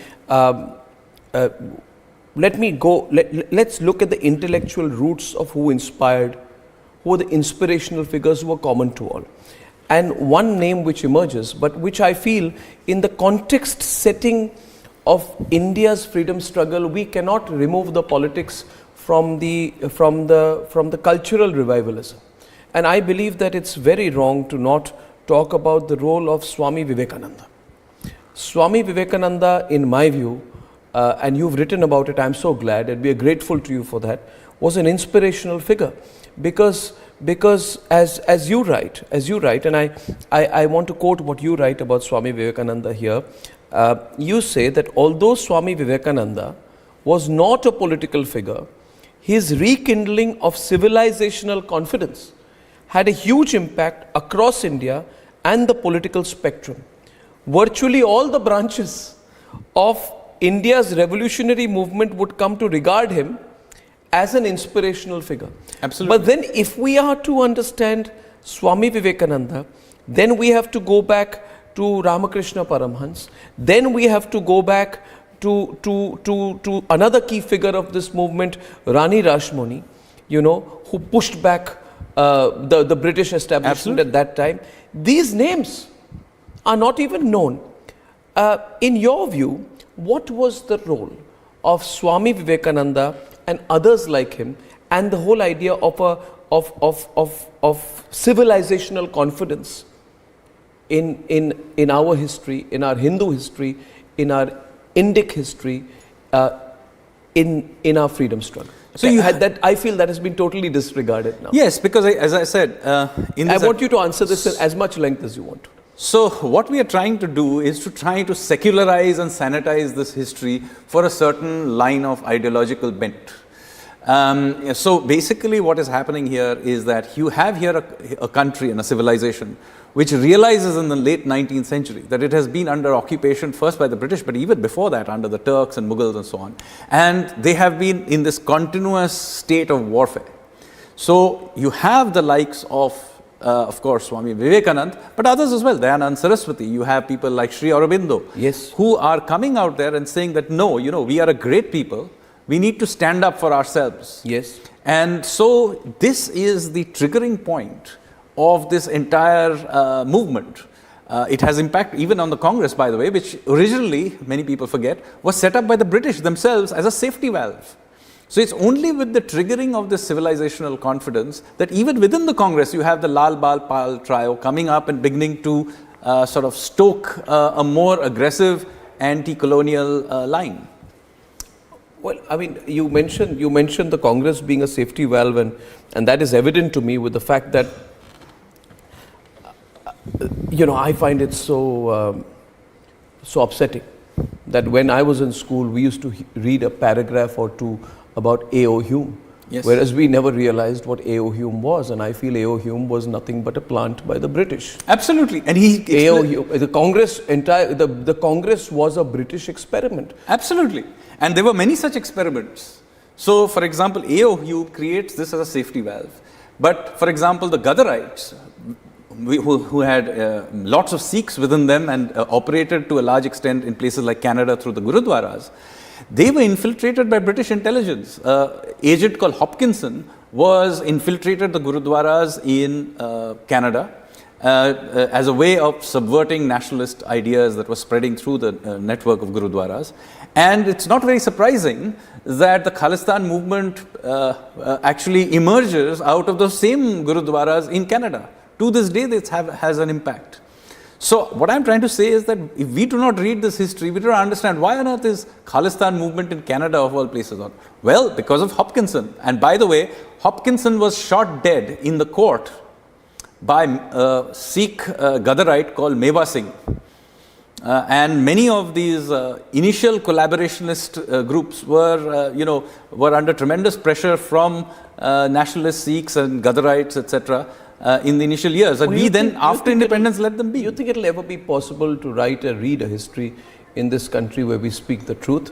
Where we say, for example, Sanjeev, that the Congress was set up by the British to contain the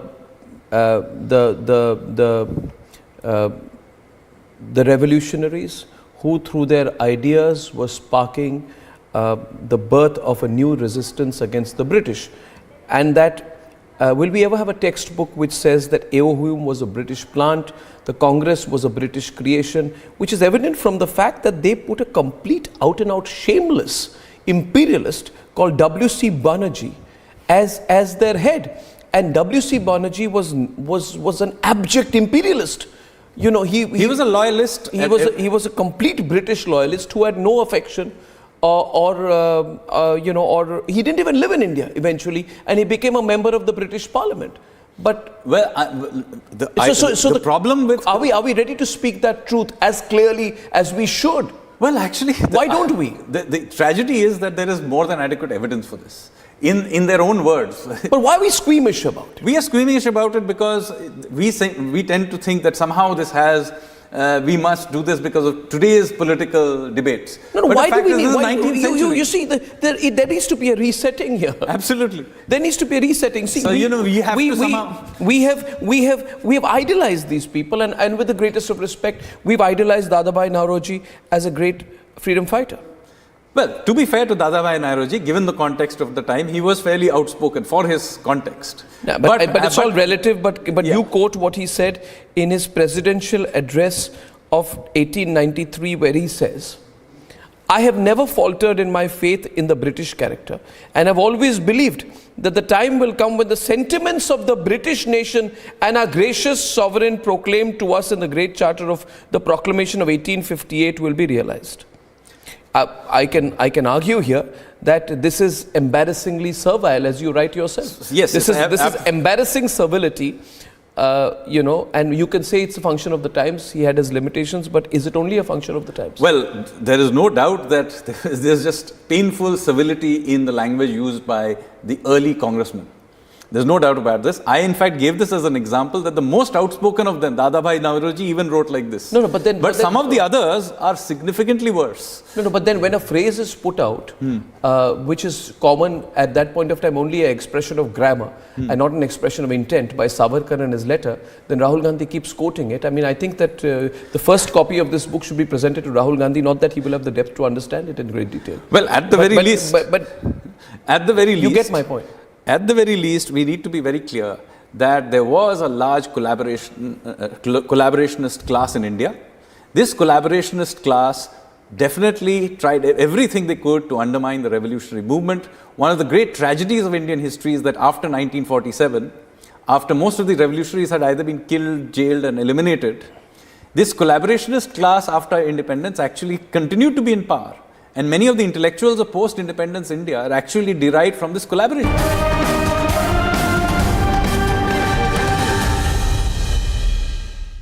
We tried to draw a complete divide between, say, Savarkar, Bhagat Singh or Bagha Jyoti, and is that the right thing to do? Because there was something that connected them. We look at what divides them.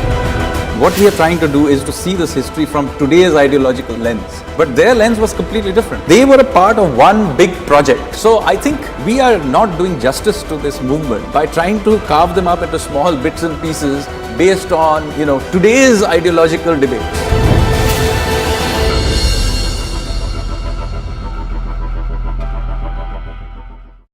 There are rumors that Pakistan has conducted airstrikes in Nangarhar province of Afghanistan. So the Foreign Office of Pakistan has come out and said, this is untrue, this is fake news, we have done nothing of the sort. But if you remember last year, Pakistan did conduct airstrikes inside Afghanistan in two different provinces, and more than 40 people died, out of them 15 or 16 were children. So the Pakistani Air Force actually killed children inside Afghanistan, and the Taliban condemned it.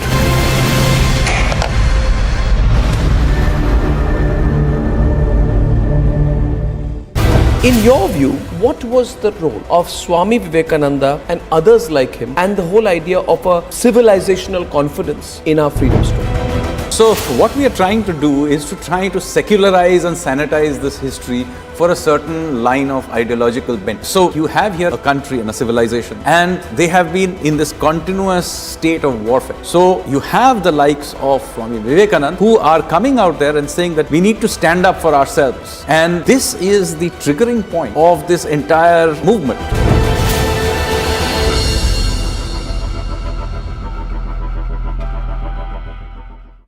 My question to you was that generations of Indians, you and me, have grown up feeling that all that brought us was a passive, non-violent resistance. Now, was that overplayed? What happens at independence is that most of these big leaders of the revolutionary movement have essentially been killed or they have died from natural causes. And so the revolutionaries don't have any leadership left. So when India becomes free, it comes to be ruled by one faction of the Congress party. Here is where I think they really went wrong. They deliberately go out there and suppress alternative narratives.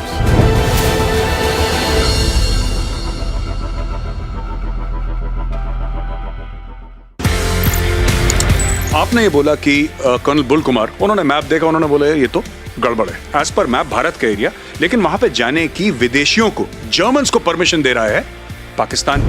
क्योंकि since there were some people like us who were aware of what is Siachen Glacier, we knew what it is like. मैं बिला फॉन्डला पहुंचा, पाकिस्तान का helicopter मेरे ऊपर, तो उसने मुझे देखा, मैंने उसको देखा, उसने वहां से घुमा पीछे और वापस। They were shocked. When are our children going to see the real history of India put before them? I believe we don't really need to wait for school textbooks to be changed, because that can't be the only source of our knowledge and information. When are we going to rewrite our history? There is another story to how India grabbed its freedom. It was not only through the non-violent movement. In the 20th century, with the revolutionaries, you see this really strong armed resistance. I think this story needs to be told. Sadly, it is barely mentioned in our textbooks.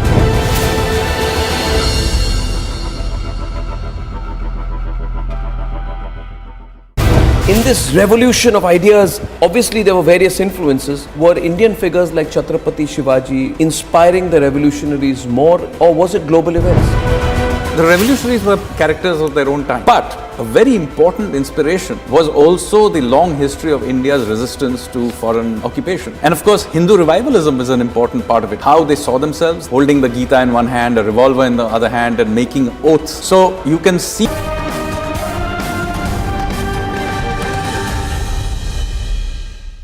I would argue that the political epicenter of a forward-looking Indian independence movement started with Bal Gangadhar Tilak, Lala Lajpat Rai and Bipin Chandra Pal. But Lal, Bal, Pal have also been undermined. Absolutely. They've been made a side chapter. No, they were told that they're the extremists. Why extremist? Was it extremist? Nothing extreme about what they were asking. They were just asking for freedom. No, they were asking, which is a reasonable thing to ask for. And they were nationalists. Absolutely. So the loyalists at that time were going, I mean, after a lot of cajoling, finally in the late 20s, they began to ask for some dominion status.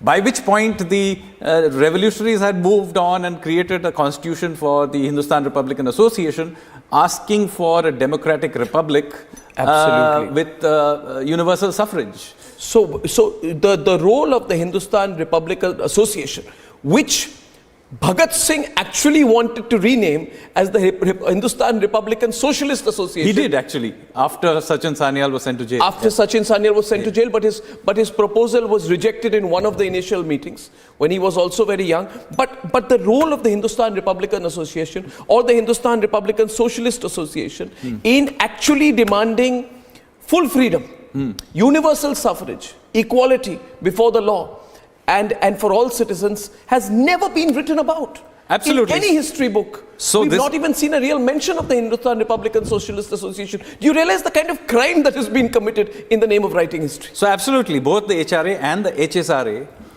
are barely mentioned. Whereas they were very important characters of that time. In fact, there are debates in Young India between Sachindranath Sanyal and Gandhi, which were published as part of the debates of that time. So they were really a part of the national debate of that time. And a generation before that, Bande Mataram, Karma Yogi with Aurobindo and others writing. So these were all very well-known national figures.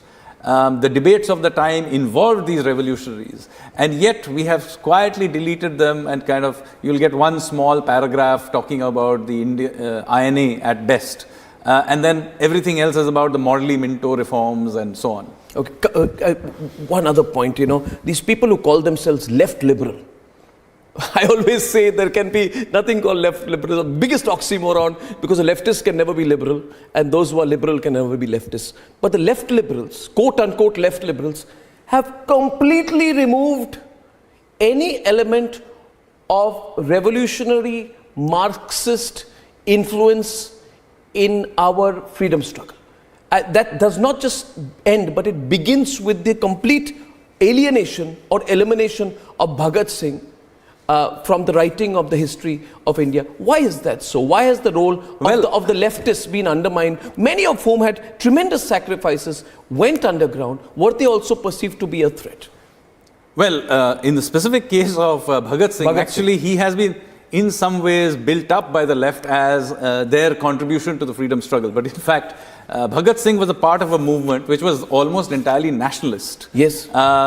His sort of guru, so to speak, was Sachindranath Sanyal, who was clearly anti-Marxist. Yes. And he himself in his text writes, why I'm an atheist, he mentions that almost everybody else is not a Marxist. They had to sort of make him kind of the founder of the movement, because the actual founder of the movement, who is M.N. Roy, who founded the CPI in Tashkent in 1920, he actually drifted off from the mainstream communist movement and therefore became a bit of an embarrassment. So the left had to kind of resurrect Bhagat Singh as kind of their founder, but he was not their founder at all. Even more embarrassingly, the CPI went and actually supported the British during the Second World War against the INA. Yeah. They have more than adequate literature of them mocking, for example, Netaji, which they will now try to be sort of brush under the carpet. Interestingly, the group that got probably the largest group of Marxist revolutionaries that were there ended up in a party that is now almost forgotten, which is the Revolutionary Socialist Party, RSP. It is today not a very important party, but there was a time when it was a significant presence, particularly in Bengal. And again, that party has more or less frittered away. So that's where it is at. And on the other end of the spectrum, of course, there is the RSS. Yeah. Its founder, Hegdewar, was the head of Anushilan Samiti in Maharashtra. And if you see the way the RSS is set up even today, it's directly derived from Sri Aurobindo's pamphlet called Bhavani Mandir, where he describes exactly the network of akhadas, which is what the shakhas are.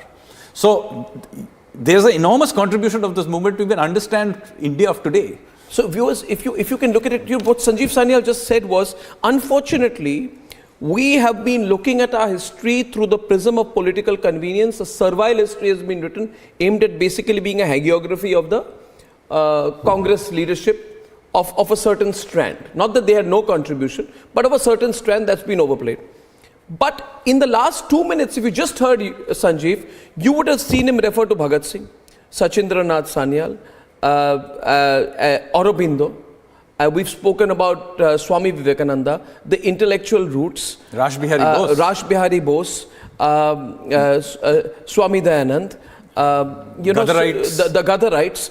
And it is impossible for us to even conceive sitting here today that when Sanjeev and I were in college, we never even knew about their contribution, and we were told they were simply irritants to the larger non-violent purpose of getting our independence. We've completely...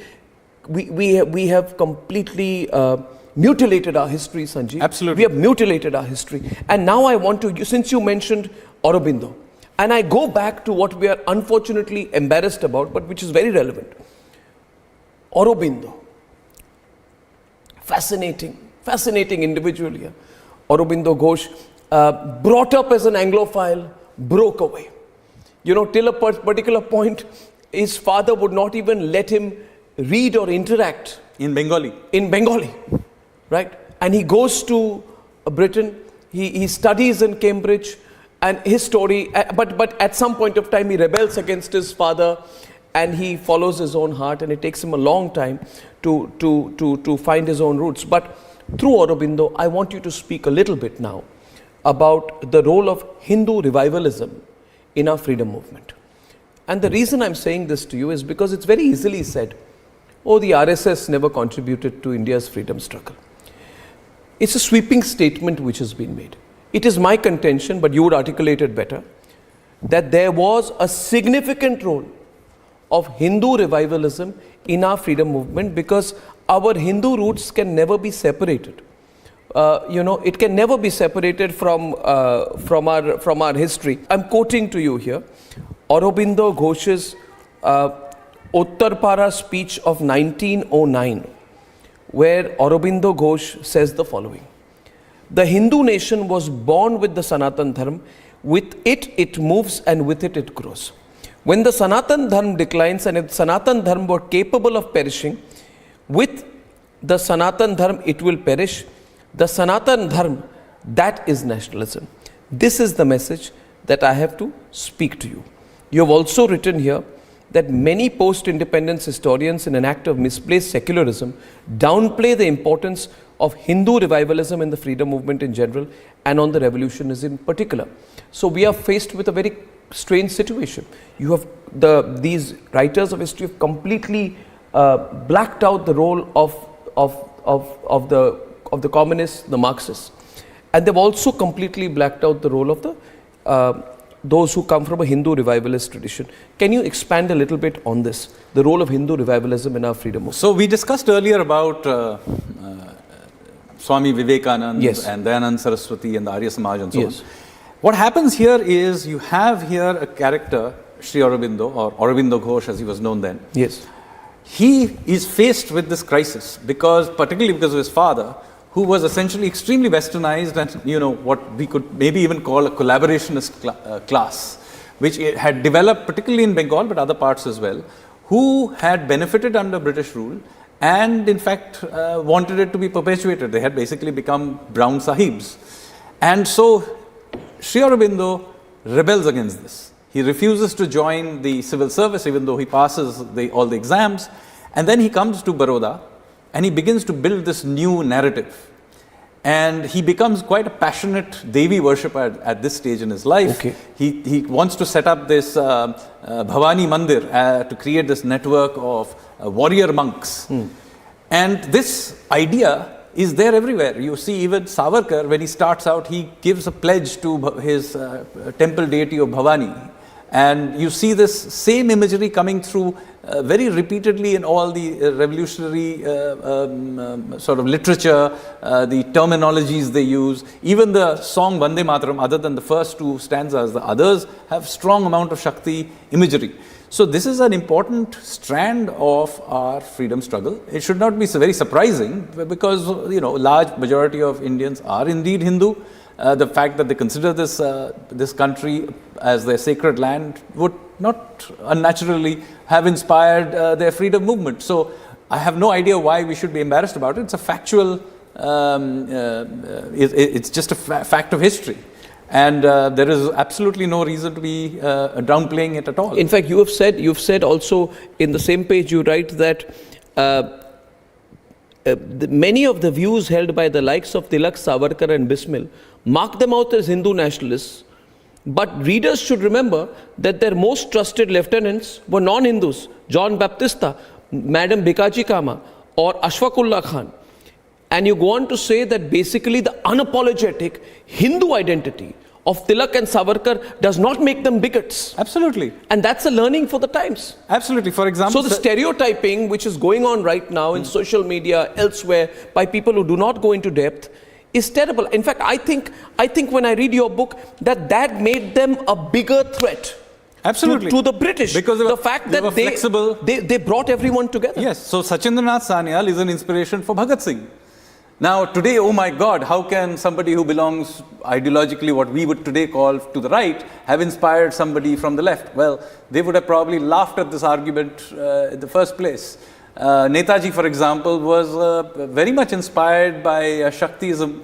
But he said, but he belongs to the left. Yes, he did. But he was also a big Durga Bhakt and inspired by Swami Vivekanand. So today's way of splintering all these people and trying to diminish them into these boxes is absolutely wrong. That's the whole Indian identity. That's Bharatiyata. We soak in every tradition. We bring in the best of all the traditions. Our Hindu philosophy. We learn about Irish nationalism. We talk about the Russian Revolution of 1917. We take the best ideas and we bring them into our own context, but that's not the way in which this has been written. One point here, page 34, you very interestingly quote, take a few more minutes here.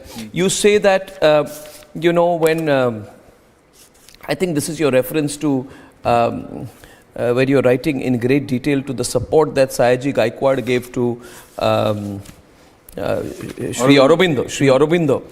And you talk about how the Delhi Darbar happened at that point of time, and Sayaji Rao Gaikwad was very careful to support Aurobindo, but not be seen to be overtly supporting Aurobindo, because he had to play a little bit of a middle role. Yes. He couldn't fall completely foul of the British. So he went to the Delhi Darbar of 1911 when George V, I think, was visiting India. But when he went up to the dais, there was a single perfunctory bow. Then he walks back and he shows his back to the emperor. He's forced to write a letter of apology, but it was an act of defiance, I think, well thought out by Sayaji Rao Gaikwad. But Motilal Nehru, who was a witness to the event, was very upset at Sayaji Rao Gaikwad, which gives me a feeling that Motilal Nehru in 1911, unlike what the Nehru-Gandhi family, Nehru-Gandhi Vadra family, as I described them, would like us to believe, was quite servile himself to the British. And he says to Jawaharlal, he says, I'm sorry to say that Gaikwad has fallen from the high pedestal he once occupied in public estimation. Absolutely. So Motilal Nehru was certainly not happy about what Gaikwad did at the Delhi Darbar. Yes, Motilal Nehru did belong to what would be called the loyalist faction. But to be fair to him, there were periods in his life where he also did support the revolutionaries, for example, in the 20s when he was in the Swarajist faction as well. So I can argue that was convenient at that point of time. Maybe. But the fact is that he was, no doubt about it, that Motilal Nehru was a politician of his time. He was playing to whatever happened to be the audience that he was. He belonged to the moderate faction. Later on, he joined the Swarajists, who had derived from the Tilak's faction, the Lal Bal Pal faction, and so on. And at times, he did support the revolutionaries as well. But yes, at that particular instant, there is no doubt that he was a loyalist. Let's have a transparent reading of history. Can I ask you a question here right now? First of all, Sanjeev, why does the lobby hate you? They say, why does Sanjeev Sanyal need to get into this? He's an economist, he's been a banker, he's worked with a global MNC bank, he's in the government. They're okay with, they tolerate you up to that point. When you get into history, they savagely attack you. And they say you are an interloper, you do not have a PhD in history, you do not have academic credentials in history, and therefore you should keep your mouth shut. Well, I probably get attacked quite a lot on my economics as well. But yes, it is very often brought up that I am not trained historian. But my view is I have never claimed to be a trained historian. And there are many instances in many other fields where big changes have happened because of outsiders. I mean, for example, physics was completely transformed by Einstein, who was not a professor, but a patent office clerk when he made all those big changes. So outsiders have always changed fields. But what happens here, I think, is that I am beginning to question some very long cherished mythologies that were created particularly after independence, by eliminating from the story other narratives. For example, those of R.C. Mazumdar or Jadunath Sarkar and others. And I am very inconveniently bringing some of this back into the conversation. And in fact, adding some of my ideas as well along the way, whether it's in terms of maritime history or or the origins of Indian civilization from the Saraswati and so on. And I feel that that is definitely threatening to many academic careers. But academic history is in one place when popular history sometimes becomes more relevant. And yours, what you write here is popular history. This book is an easy read. It has all the academic footnotes, but at the end of the day, it is something which every Indian can read and probably should read. Maybe that makes you a bigger threat. Perhaps that is the case. Will you pull back? I will not pull back. I have many other books in my head. Some of them are not in history. They're in other fields, including economics. So, I will keep at it. Do you think it's the intellectual depth of the new right in this country, represented by people like you, or a Vikram Sampath, or maybe in the world of business a Mohandas Pai? Arguments which are not just, fleeting arguments, but which are backed up with fact, a fair amount of research and original thinking, which proved to be a bigger threat to these people who have been holding the establishment for the last 70 years, and they see that as a potent threat. Hence, there was also an attack on Vikram Sampath, a pretty savage attack at the same time. Yes, so, in India's intellectual world has been dominated by two versions of the left, the Marxist left and the Nehruvian left, for a very, very long time. And even after 1991 reforms, the intellectual space continued to be dominated by them, even if the rest of the economy and society changed. What you're seeing now is a challenge by the non-left through, of course, this is a book of history, but you also see that in the field of economics and sociology and other fields, or even for that matter in international relations, other ideas now beginning to knock on the door. And I'm not surprised that the incumbents will feel threatened by that. Do you think our last question, since you have been a macroeconomics student and practitioner for most of your career, do you think as our economic cloud grows, our awareness of the depth of our Indic civilization needs to grow, and awareness of it needs to grow to really achieve what the Prime Minister speaks about? Absolutely. Being a developed nation. We can't just be developed economically and not in terms of self-awareness. So every civilization digs deep during its period of revival. I mean, you look at the Europeans, they dug back to the classical period when they went through the Renaissance. The Chinese are currently rediscovering a lot of their own history as they emerge. I mean, whether you like their belligerence on international affairs is a different matter, but certainly their revival is heavily dependent on understanding their own history in their own terms. And our own revival, as we are going through it, will be based on a better understanding from our own lens of our own history. And I think that is an absolutely important ingredient in the story. I think that's absolutely fantastic. Sanjeev, I have really enjoyed this. I've enjoyed catching up with you. I truly wish you and scholars like you all the very best. And I'm openly plugging for your book, which I never do.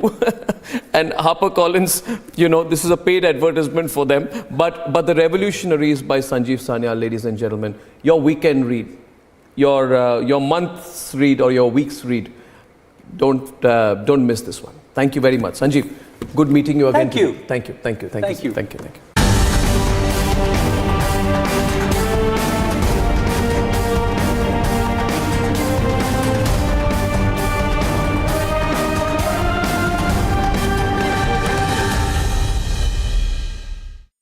My question to you was that generations of Indians, you and me, have grown up feeling that all that brought us was a passive, non-violent resistance. Now, was that overplayed?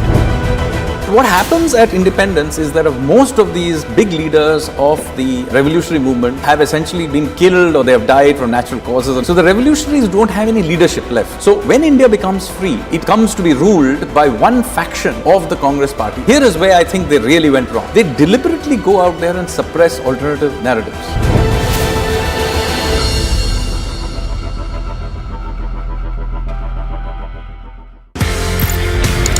आपने ये बोला कि colonel Bull Kumar, उन्होंने map देखा, उन्होंने बोला ये तो गड़बड़ है। एज पर मैप भारत का एरिया, लेकिन वहां पे जाने की विदेशियों को, जर्मन्स को परमिशन दे रहा है पाकिस्तान। क्योंकि since there were some people like us who were aware of what is Siachen Glacier, we knew what it is like. मैं बिला फॉन्डला पहुंचा, पाकिस्तान का हेलीकॉप्टर मेरे ऊपर, तो उसने मुझे देखा, मैंने उसको देखा, उसने वहां से घुमा पीछे और वापस। They were shocked. When are our children going to see the real history of India put before them? I believe we don't really need to wait for school textbooks to be changed, because that can't be the only source of our knowledge and information. When are we going to rewrite our history? There is another story to how India grabbed its freedom. It was not only through the non-violent movement. In the 20th century, with the revolutionaries, you see this really strong armed resistance. I think this story needs to be told. Sadly, it is barely mentioned in our textbooks.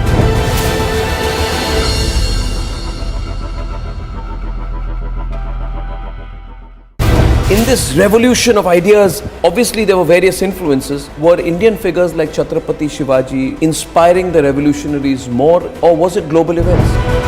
The revolutionaries were characters of their own time. But a very important inspiration was also the long history of India's resistance to foreign occupation. And of course, Hindu revivalism is an important part of it. How they saw themselves, holding the Gita in one hand, a revolver in the other hand, and making oaths. So you can see Hinduism, particularly the Shakti strand of Hinduism, having a deep influence on the way many of these revolutionaries saw themselves.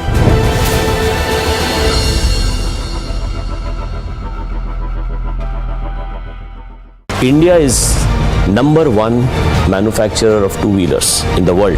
Number one also in tractors. Number two in buses. Number three in trucks. Number four in passenger vehicles. And very shortly we will be number three, overtaking Japan. Just wait for a couple of years. I'm told that you've taken some 800 acres. You are investing some 20,000 or 18,000 crore rupees in a Haryana plant. So you're also preparing for the future. That shows your commitment. Its capacity is 1 million cars annually. So this is going to be one of the largest in the world. Not one of the largest. It is the largest.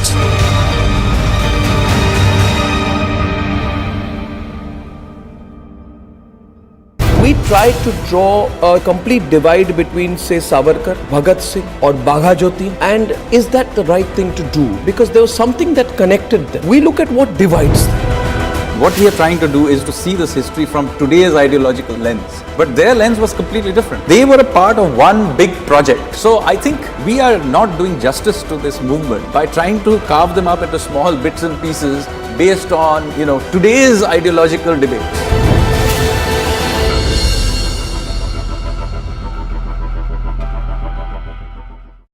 There are rumors that Pakistan has, conducted airstrikes in Nangarhar province of Afghanistan. So the Foreign Office of Pakistan has come out and said, this is untrue, this is fake news, we have done nothing of the sort. But if you remember last year, Pakistan did conduct airstrikes inside Afghanistan.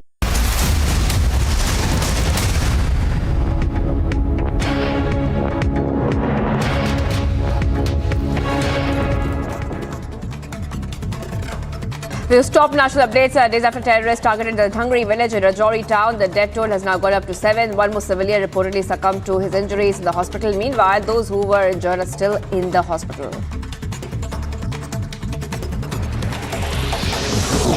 The special investigation team probing the sexual harassment allegations made by a junior woman coach against Haryana Minister Sandeep Singh took possession of her clothes, including a torn t-shirt from her house. SIT also added an additional charge related to insulting the modesty of a woman to the FIR against Singh.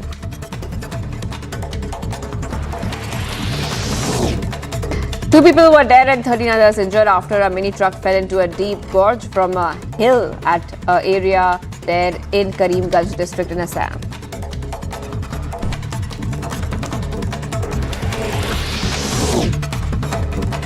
Unidentified men riding a bike shot and injured a journalist named Rajesh when he was returning home from a shop in Siwan district of Bihar. Rajesh was shot in the waist and left thigh, and he is currently in a critical condition.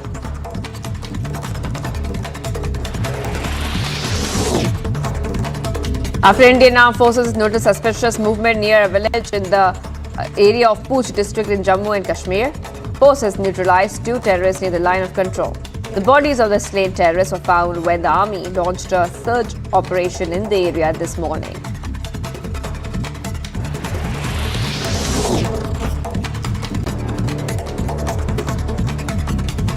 A day after Punjab Minister Fauja Singh Sarari resigned from the cabinet after an extortion controversy. BJP has stepped up its attack on Aam Aadmi Party, questioning Arvind Kejriwal over his claims of corruption-free Punjab. This comes months after Sarari was embroiled in a controversy over an audio clip in which he allegedly discussed ways to trap some contractors in order to extort money.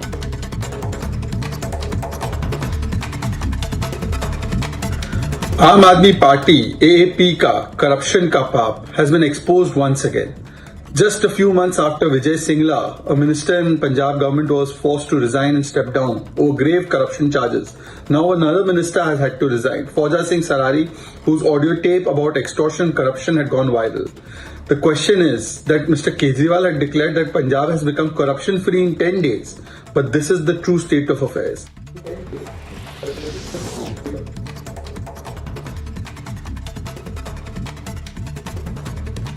Sri Ram Sena Belgavi President Ravi Kumar Kokitkar and his driver were injured after miscreants allegedly shot at them near their village in Karnataka. Both of them were severely injured. They were admitted to a private hospital for treatment.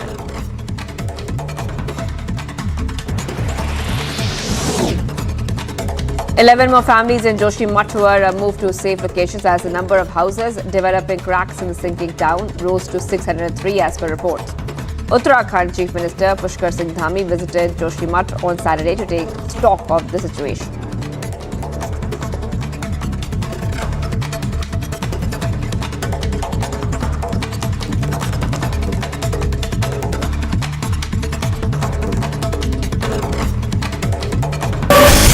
This is Shivangi Shukla reporting from Delhi NCR, and this is Republic.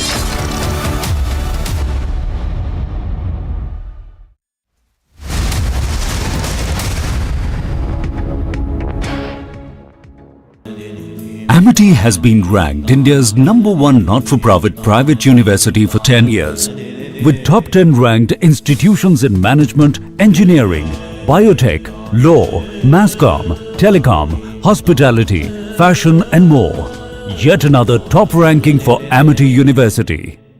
My question to you was that generations of Indians, you and me, have grown up feeling that all that brought us was a passive, non-violent resistance. Now, was that overplayed?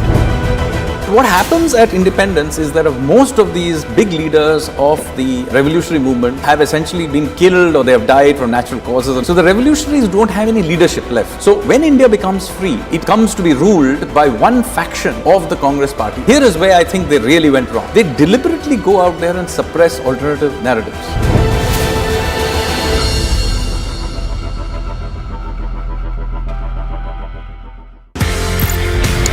आपने ये बोला कि colonel Bull Kumar, उन्होंने map देखा, उन्होंने बोला ये तो गड़बड़ है। एज पर मैप भारत का एरिया, लेकिन वहां पे जाने की विदेशियों को, जर्मन्स को परमिशन दे रहा है Pakistan.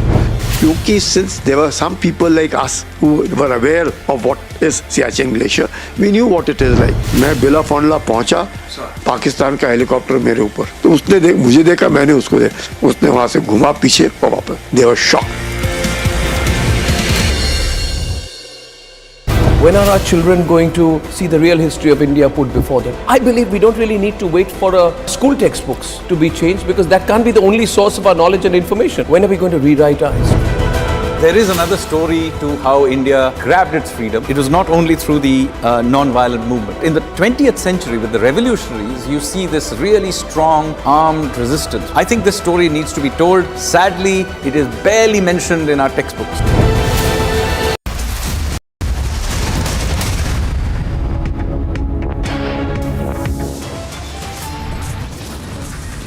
Viewers, top headlines right now. The situation worsens in the sinking city. Joshimath evacuation underway in war-like promptness.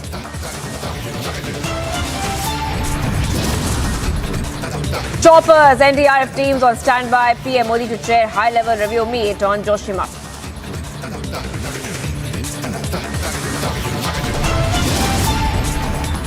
No end to politics over Ram Mandir after RJD now Vadra Congress target center.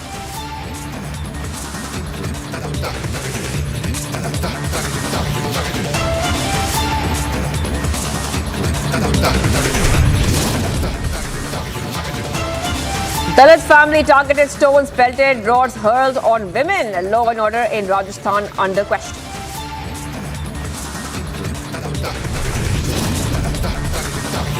Days after a Rajori terror attack, armed forces now launch all the out-terror operation in the valley.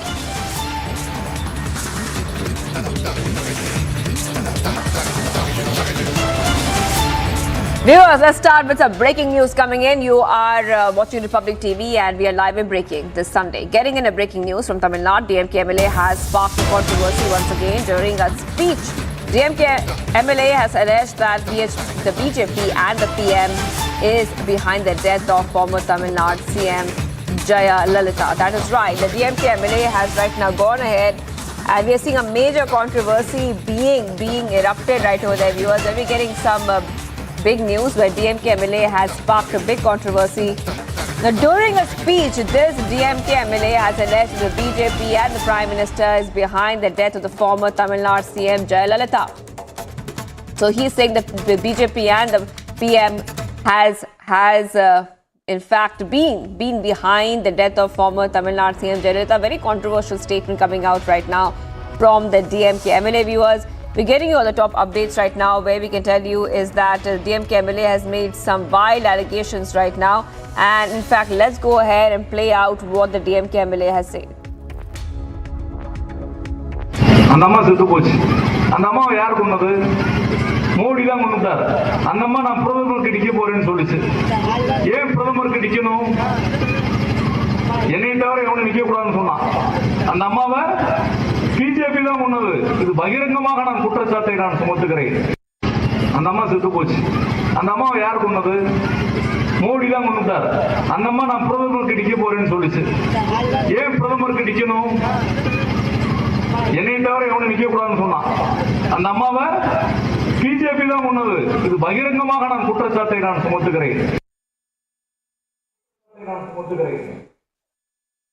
All of you, you heard that, a very controversial soundbite. You heard that the DMK MLA has alleged that BJP and PM Modi have been behind the death of Jayalalitha. And this is a very controversial statement coming out right now. Very, very controversial statement. And Varshini is joining us on the phone line to help us understand this big statement which has been made by the DMK MLA, which is completely controversial. Big controversy being sparked there. Go ahead, tell us what really happened. Well, Shivangi, if you see, this particular DMK MLA belongs to the constituency of Vilatikulam, and this MLA Markandeyan surprisingly was a part of the AIADMK party till 2017 and later on only joined the DMK. Therefore, he has been inside the AIADMK party when the demise of the former Chief Minister Jayalalitha happened. And now, after joining the DMK, he has now come up with this big allegation that he's put out, very, very controversial speech that he's given, yesterday that happened in Tamil Nadu. And he's very, openly speaking about how PM Modi is behind the death of former Chief Minister Jayalalitha. And he also says that she had a vision of participating in contesting in the PM election, standing for the PM post. And that is why the BJP had killed her, is what he's openly, admitted on a stage with, giving such a speech, which has definitely created a controversy in the state. And the BJP state president Annamalai, who's also very unhappy of this kind of an allegation being put forth by the DMK men, has also tweeted stating about how anger mounts against misgovernance. DMK MLAs have resorted to lies instead of making sure that they are trying to rectify their mistakes in their governance. They are putting out such lies and fake claims on the BJP. And CM Tamil, he's also stated that the Tamil Nadu CM should be reminded that the BJP will not remain calm forever in Tamil Nadu. They will come back and give responses if they continue to keep giving out such fake allegations. So definitely this controversy has raised eyebrows for a lot of people in the state, and the BJP is also not very happy with the kind of allegations that this particular MLA has put out. The DMK has not yet reacted to this, but expectation is that they will and they have to come up with a response to this kind of an allegation put forth by their own MLA.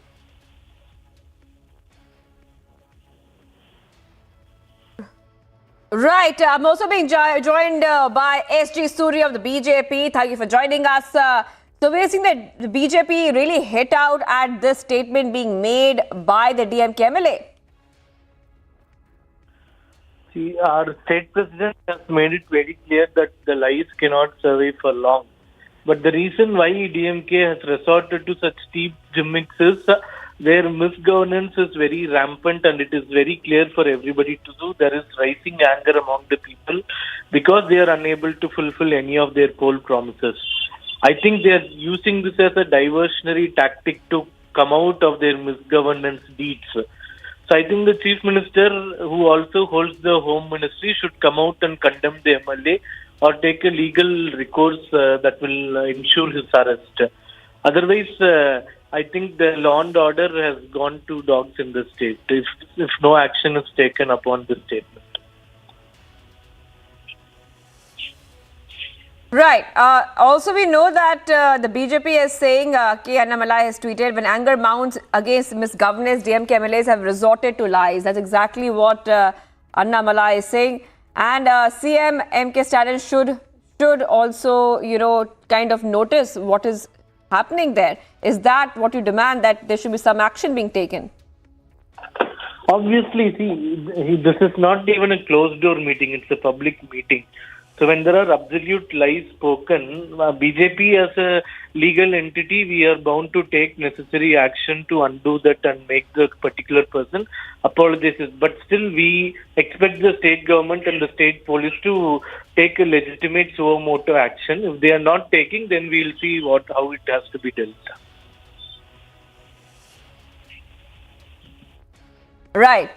Right. Thank you so much for joining us here. SG Surya, BJP leader, for joining us on this story we are tracking right now, where a major controversy has erupted. The DMK MLA has sparked the controversy during a speech. The DMK MLA has alleged BJP and PM Modi are behind the death of a former Tamil Nadu CM Jayalalitha. Very, very big and vile allegation being made. Let's go ahead and play out that soundbite once again for our viewers. அந்த அம்மாவை யார் கொண்டது? மோடி தான் கொண்டுட்டார். அந்த அம்மா நான் பிரதமருக்கு டிக்க போறேன்னு சொல்லிச்சு. ஏன் பிரதமருக்கு டிக்கணும்? என்னை தவிர எவனும் நிக்க கூடாதுன்னு சொன்னான். அந்த அம்மாவை பிஜேபி தான் கொண்டது. இது பகிரங்கமாக நான் குற்றச்சாட்டை நான் சுமத்துகிறேன். அந்த அம்மா செத்து போச்சு. அந்த அம்மாவை யார் கொண்டது? மோடி தான் கொண்டுட்டார். அந்த அம்மா நான் பிரதமருக்கு டிக்க போறேன்னு சொல்லிச்சு. ஏன் பிரதமருக்கு டிக்கணும்? என்னை தவிர எவனும் நிக்க கூடாதுன்னு சொன்னான். அந்த அம்மாவை பிஜேபி தான் கொண்டது. இது பகிரங்கமாக நான் குற்றச்சாட்டை நான் சுமத்துகிறேன். All right, viewers, so we heard that soundbite where we saw that allegation coming in, a big controversy coming in from the DMK MLA who's saying that the BJP and PM Modi are behind the death of former Tamil Nadu CM Jayalalitha. We also saw that the BJP has hit out and said that we will not remain calm when these kind of statements are being made. Let's move ahead to the other story we're tracking right now, viewers.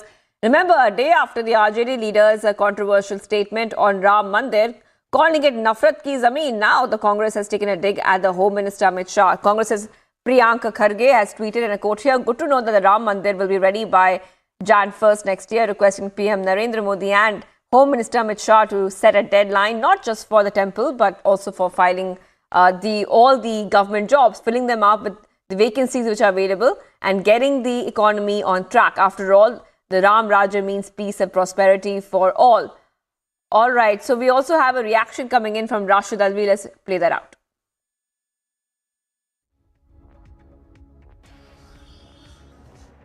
We have respect for Ram Mandir. And Ram Mandir is being built not because of RSS or BJP. It is being built because Supreme Court has passed an order in favor of Ram Mandir. But at the same time, unemployment is a very big question. We have concern with this question. We have been raising this question that unemployment, Government of India should pay attention to this.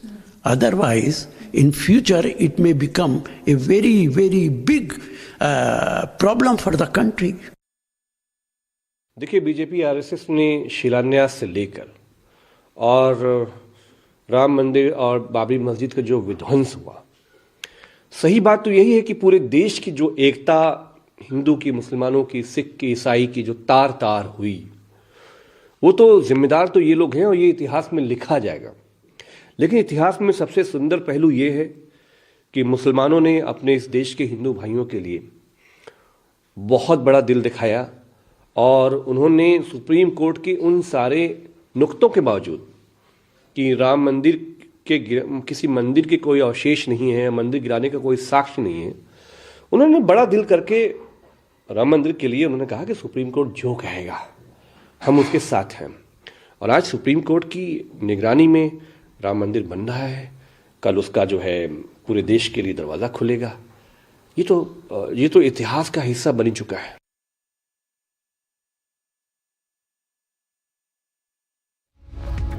Alright viewers, so we saw that statement come out where politics is continuing over Ram Mandir. Remember that Amit Shah recently said that the Ram Mandir will soon be ready for all. And as they made that statement, we are seeing that multiple statements are being made. Now we have seen that the Karnataka Congress spokesperson Priyank Kharge has now slammed the Union Minister Amit Shah after he announced the date of the Ram Temple inauguration. And he has asked Shah to focus on keeping deadlines for filling job vacancies amid soaring unemployment in the country. So this is a statement which is being made, viewers, right now. And as we tell you that this statement has been made, Priyank Kharge has taken to Twitter and he's tweeted that good to know that Ram Mandir will be ready by Jan 1st next year, requesting the Prime Minister Narendra Modi and Amit Shah to set deadlines not just for the temple but also for filling up the government job vacancies. Let's go ahead to Madhurima is joining us live. Madhurima, take our viewers through exactly what's happening here, because we are seeing back-to-back comments coming in, politics continuing, what are words happening over Ram Mandir? Well, yes, absolutely, Samiksha, because ever since this comment has been made, that has urged the Bharatiya Janata Party as well. Because Shivangi, we see that how the BJP is pretty miffed at this comment, as they're saying that they have always been against the Ram Temple. Also, what here needs to be noticed here is that the Congress Party has also retaliated to this urged attitude of the Bharatiya Janata Party towards the comment, alleging that Mr. Priyank Kharge did not say anything wrong, and the fact that Ram Temple is being constructed, the BJP or the RSS had nothing to do with it. It's happening because of a Supreme Court order. So this political warfare has begun once again over the Ram Temple, because we've seen that how the Home Minister of our country has high hopes from Ram Temple and the way it's going to bring development around Ayodhya as well, because he's been highlighting the fact that all the devotees, as and when they'll throng towards Ayodhya, that's also going to help the economic development of the state and of course the holy city as well.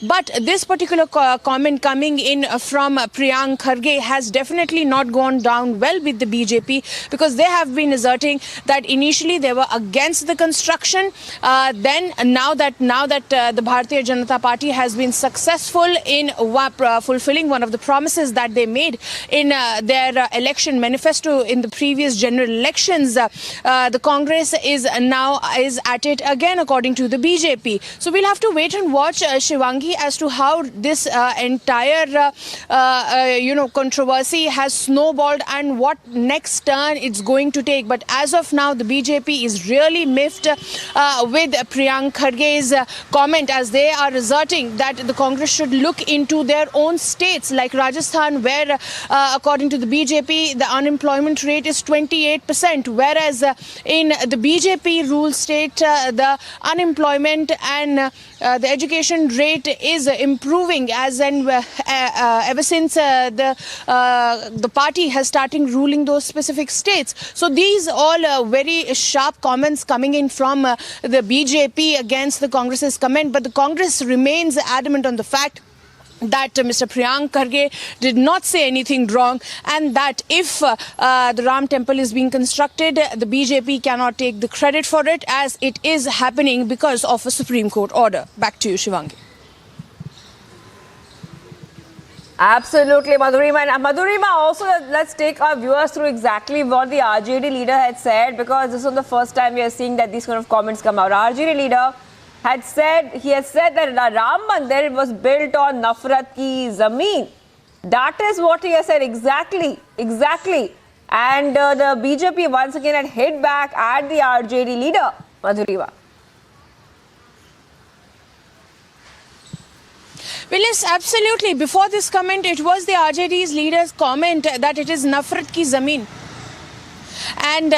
And what needs to be seen here is that Ram Temple has always been a point of a lot of debate. But the BJP has always been saying that instead of calling names to it, let's just impose faith and see that Ram Temple is a long wish of the people of Ayodhya and all the Hindu devotees, as it's the birthplace of Lord Ram. So we have to wait and watch, Shivangi, as to what really happens next now. All right, thank you, Madhurima, for getting us all those details. So, Madhurima, on the story we're tracking right now, where we are seeing that there's a political war of words which has sparked a controversy now, where we're seeing both the RJD and we are seeing the Congress make statements when the Ram Mandir has been announced by the Home Minister Mishra that it will be ready soon. So, after that, we're seeing a political war of words play out. But let's move ahead to the other breaking news we are getting some more breaking updates coming in right now, viewers. Samajwadi Party workers have staged a protest in Lucknow after the operator of the Samajwadi Party media cell Twitter has been arrested. Now Hazrat Ganj police have arrested Manish Jagan Agarwal. We're getting some breaking news. I repeat, there's a protest breaking out, and this is by Samajwadi Party workers in Lucknow after the operator of the Samajwadi Party media cell has been arrested. And Hazrat Ganj police have arrested Manish Jagan Agarwal, viewers. So, you can see the visuals coming in as well, viewers. Remember, Lucknow police had arrested Samajwadi Party worker Manish Jagan Agarwal from Hazrat Ganj. And he's also the handler of the party's Twitter account. He has been arrested after 3 cases were registered against him at Hazrat Ganj police station, allegedly for making objectionable remarks on Twitter through the party's social media handle. And as we tell you the story, we are seeing dramatic protests play out outside the police headquarters, where you can see that a lot of people are out there on the street.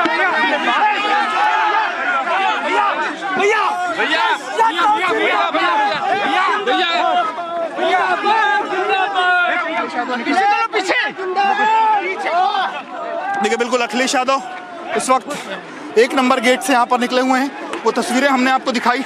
हमने अखिलेश यादव से बात करने की भी कोशिश की, लेकिन अखिलेश यादव ने बातचीत नहीं की। अब देखना हो कि अखिलेश यादव यहाँ बाहर रुकते हैं, रुक करके अपनी जो बात है वो रखते हैं, यहाँ से सीधे वो मुख्यालय जाते हैं। और फिलहाल देखिए, कार्यकर्ताओं का जो हुजूम है वो कहीं ना कहीं कितनी भारी संख्या में कार्यकर्ता हैं वो यहाँ पर देखने को मिल रहे हैं। अखिलेश यादव सबको हाथ हिलाते हुए, हाथ दिखाते हुए वो यहाँ से निकल रहे हैं। तकरीबन 2.5 से 3 घंटे का ये वक्त जब अखिलेश यादव यहाँ पर रहे, और फिलहाल अखिलेश यादव लेकिन यहाँ से निकल चुके हैं। यहाँ से निकल करके अब वो अपने पार्टी दफ्तर की तरफ वो आगे बढ़ रहे हैं। और मनीष जगन को लेकर के क्या चीज़ें थी, फिलहाल इसको लेकर के इस बाबत पुलिस थोड़ी देर में पुलिस की भी ब्रीफिंग होगी, और अखिलेश यादव भी अपना जो है बयान वो जारी करेंगे। और देखना होगा कि उनके अंदर पुलिस से क्या बातचीत हुई है, क्योंकि वो जिस तरीके से अड़े हुए थे, वो जिस तरीके से कह रहे थे कि भारतीय जनता पार्टी के भी जो नेता हैं उन्होंने तमाम अभद्र जो टिप्पणियाँ हैं वो की हुई हैं, और इस कारण से उनकी गिरफ्तारी की जाए। लेकिन उस बाबत पुलिस ने क्या उनको प्रतिक्रिया दी है, ये इसके लिए थोड़ा इंतज़ार करना पड़ेगा। और देखिए, पुलिस ने अपनी तरफ से अगर लोग यहाँ ज़्यादा बढ़ते या लोगों को गिरफ्तार करना पड़ता, तो पुलिस ने यहाँ पर अपनी जो ट्रक है वो भी बुला ली थी कि जिससे लोगों को यहाँ से ले जाया जा सके। और ये देखिए, अब सीधे जो अखिलेश यादव की पूरी फ्लीट थी, अब वो पुलिस हेडक्वार्टर क्रॉस करते हुए अपने दफ्तर की तरफ जो है वो आगे बढ़ रही है। मनोज सिंह काका जी हैं। मनोज जी, अखिलेश जी यहाँ से निकल चुके हैं, क्या बातचीत हुई, कुछ पता चला? माननीय राष्ट्रीय अध्यक्ष जी ने जो बात किया, वैधानिक बात, और ये देखिए जो सही है कि समाजवादी पार्टी के कार्यकर्ताओं को उन अपराधों में भी जेल भेजा जा रहा है जो कि अपराध नहीं है, जो बेलेबल ऑफेंस है। आप भी जानते हैं कि सुप्रीम कोर्ट ने 6 पे श्रेया सिंघल बनाम भारत सरकार के मामले में ये बयान दे चुकी है कि उसमें आप किसी को भी IT एक्ट में गिरफ्तार नहीं कर सकते। लेकिन ये सरकार जो अपराधियों पर लगातार संरक्षण दे रही है, समाजवादी पार्टी के कार्यकर्ताओं को अनावश्यक जेल भेजा। एक्ट से इतर महिलाओं के खिलाफ अभद्र टिप्पणी का भी मामला था, वो भी आपने देखा होगा। देखिए, अगर आप समग्रता के आधार पर देखें, कहीं भी अभद्र टिप्पणी उन्होंने नहीं करी है। अगर अभद्र टिप्पणी अगर देखा जाए, आप भारतीय जनता पार्टी के जो ट्विटर हैंडल है उसको आप देखिए, क्या क्या नहीं कहा जाता हमारे नेता के बारे में। तो अखिलेश यादव जी हमेशा लोकतांत्रिक मूल्यों को लेके, सवालों को लेके, और समाजवादी पार्टी कभी जेल से, कभी किसी तरह के तानाशाही से नहीं डरने वाली, क्योंकि समाजवादी पार्टी ये जानती है कि हमारा जो वजूद है वो वही डॉक्टर लोहिया के सड़क से लेके सदन तक के संघर्ष है। आज आंदोलन खत्म, क्योंकि मनीष को तो जेल भेजा जा चुका है। क्या देखिए अब तो जब मामला सब जुडिशल है, ये तो राष्ट्रीय अध्यक्ष जी तय करेंगे। पूरे प्रदेश भर में कार्यकर्ता सड़कों पर है और समाजवादियों का आंदोलन अब खत्म होने वाला नहीं है। समाजवादियों का आंदोलन जो है वो खत्म होने वाला नहीं है। और आईटी एक्ट के तहत उनका कहना है कि आईटी एक्ट के तहत जो एफआईआर हुई थी उसमें इस तरीके की गिरफ्तारी नहीं होनी चाहिए थी। और अगर भाषा की बात की जाए तो भाषा के तौर पर ये देखा जाए कि समग्र तौर पर भारतीय जनता पार्टी के भी नेताओं का उनका ये कहना है कि उन लोगों ने भी तमाम समय पर, अलग अलग समय पर अभद्र टिप्पणी की हुई है। और इस पूरी खबर पर लगातार रिपब्लिक भारत की नज़र बनी हुई है। आप बने रहिए रिपब्लिक भारत के साथ।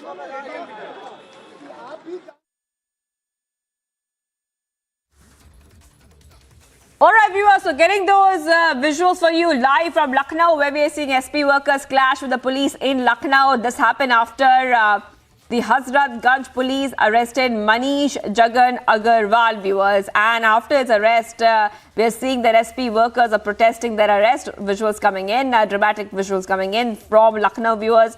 Remember that this person is Manish Jagan Agarwal. He is said to be the handler of the party's Twitter account. He was arrested after 3 cases were registered against him at the Hazratganj police station, allegedly for making objectionable remarks on Twitter through the party's social media handle. And we're seeing the visuals coming for all our viewers right now, where we are seeing SP staging a protest in Lucknow. The Samajwadi Party has condemned the arrest of Manish Jagan Agarwal.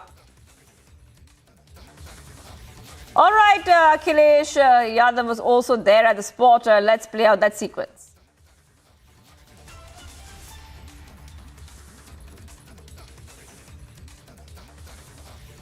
नहीं अभी किराया लगवाया है, बुलाने ही आया हूँ, अभी तुरंत लगवाया नहीं लगवाया। वहाँ से हम मंगा लेंगे, आपने मंगाई हम मंगा लेंगे। ए विकास, अगर खुल गया हो कोई जगह खुल गई तो चाय ना बाहर से आने नहीं पियेंगे चाय। यहाँ की चाय नहीं पियेंगे, बाहर की पियेंगे, या हम अपनी लाएंगे, कब आपका ले लेंगे प्लास्टिक का जो होगा। हम नहीं पी सकते, जहर दे दोगे तब। हाँ नहीं हमें भरोसा नहीं है, सच में भरोसा नहीं है मुझे। हम बाहर से मंगा लेंगे चाय, आप भी पीजिए हम भी पीजिए, आप अपनी पीजिए हम अपनी पीजिए। अब कहाँ ले चलोगे? नहीं तो बाहर नहीं अभी किराया लगवाया है, सब बुलाने ही आया हूँ, अभी तुरंत लगवाया नहीं लगवाया। वहाँ से हम मंगा लेंगे, आपने मंगाई हम मंगा लेंगे। ए विकास, अगर खुल गया हो कोई जगह खुल गई तो चाय ना बाहर से आने नहीं पियेंगे चाय। यहाँ की चाय नहीं पियेंगे, बाहर की पियेंगे, या हम अपनी लाएंगे, कब आपका ले लेंगे प्लास्टिक का जो होगा। हम नहीं पी सकते, जहर दे दोगे तब। हाँ नहीं हमें भरोसा नहीं है, सच में भरोसा नहीं है मुझे। हम बाहर से मंगा लेंगे चाय, आप भी पीजिए हम भी पीजिए, आप अपनी पीजिए हम अपनी पीजिए। अब कहाँ ले चलोगे? नहीं तो बाहर। All right, viewers, let's go to Vivek Rai, who's with us right now. Vivek, you're there on spot and you are there talking to the protesters in Lucknow as well. What are they saying?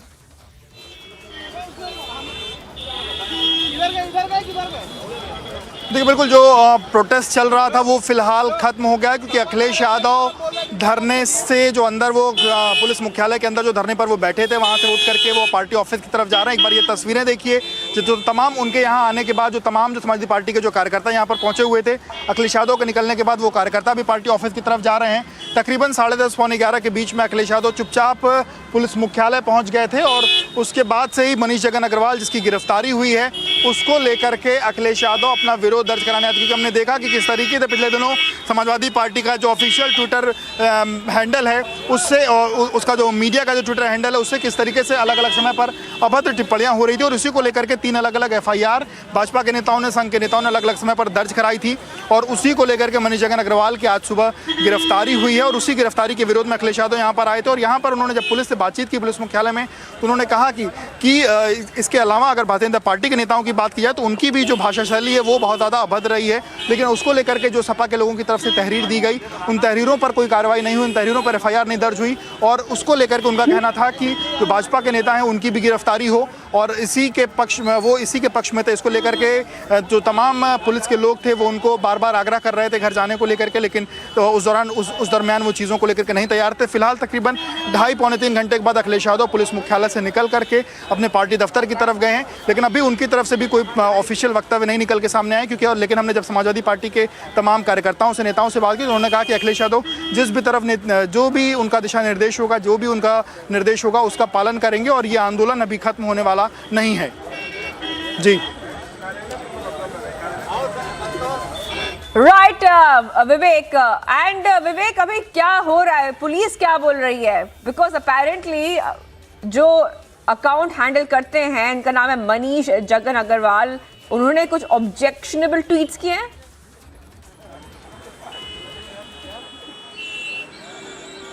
जब बिल्कुल मनीष जगन अग्रवाल ने पिछले लगातार 2 महीने से अलग अलग समय पर तमाम ऑब्जेक्शनेबल जो ट्वीट्स हैं वो किए थे, आपत्तिजनक ट्वीट्स किए थे, और उसको लेकर के उनके खिलाफ जो FIR थी वो दर्ज हुई थी। और पुलिस ने जब अपना बयान जारी करते हुए पुलिस ने कहा है कि जो FIR यहाँ पर दर्ज हुई थी लखनऊ में 451/22 FIR, जिसमें 153 है, 153 B, 295 A, 298, 420, 500, 501, 504, 505(2), 506 IPC, 66, 67 और 67A, 67B IT एक्ट, इन तमाम वो धाराओं में FIR जो दर्ज थी उसको लेकर के पुलिस ने FIR दर्ज करने के बाद, विवेचना करने के बाद चार्जशीट जो है वो लगा दी, और चार्जशीट फाइल होने के बाद आज मनीष जगन अग्रवाल की गिरफ्तारी हुई है। अब देखना होगा कि क्योंकि अंदर चूंकि अखिलेश यादव तकरीबन 3 घंटे से ज़्यादा तक वो अंदर मौजूद थे, और उनके बीच में, पुलिस के बीच में क्या बातचीत हुई है ये थोड़ी देर में क्लियर हो जाए, क्योंकि अखिलेश यादव फिलहाल जो अंदर वो धरना जो उनका चल रहा था वो धरना फिलहाल खत्म हो चुका है, और अपने पार्टी दफ्तर की तरफ वो फिलहाल मूव हो चुके हैं। Right, all right. So Vivek is getting us all the top details right now. Samajwadi Party protests are happening in Lucknow. And Vivek, एक बार फिर से हमारे व्यूअर्स को बोलो, और कोई रिएक्शंस आ रहा है विवेक अक्रॉस द पॉलिटिकल लाइंस?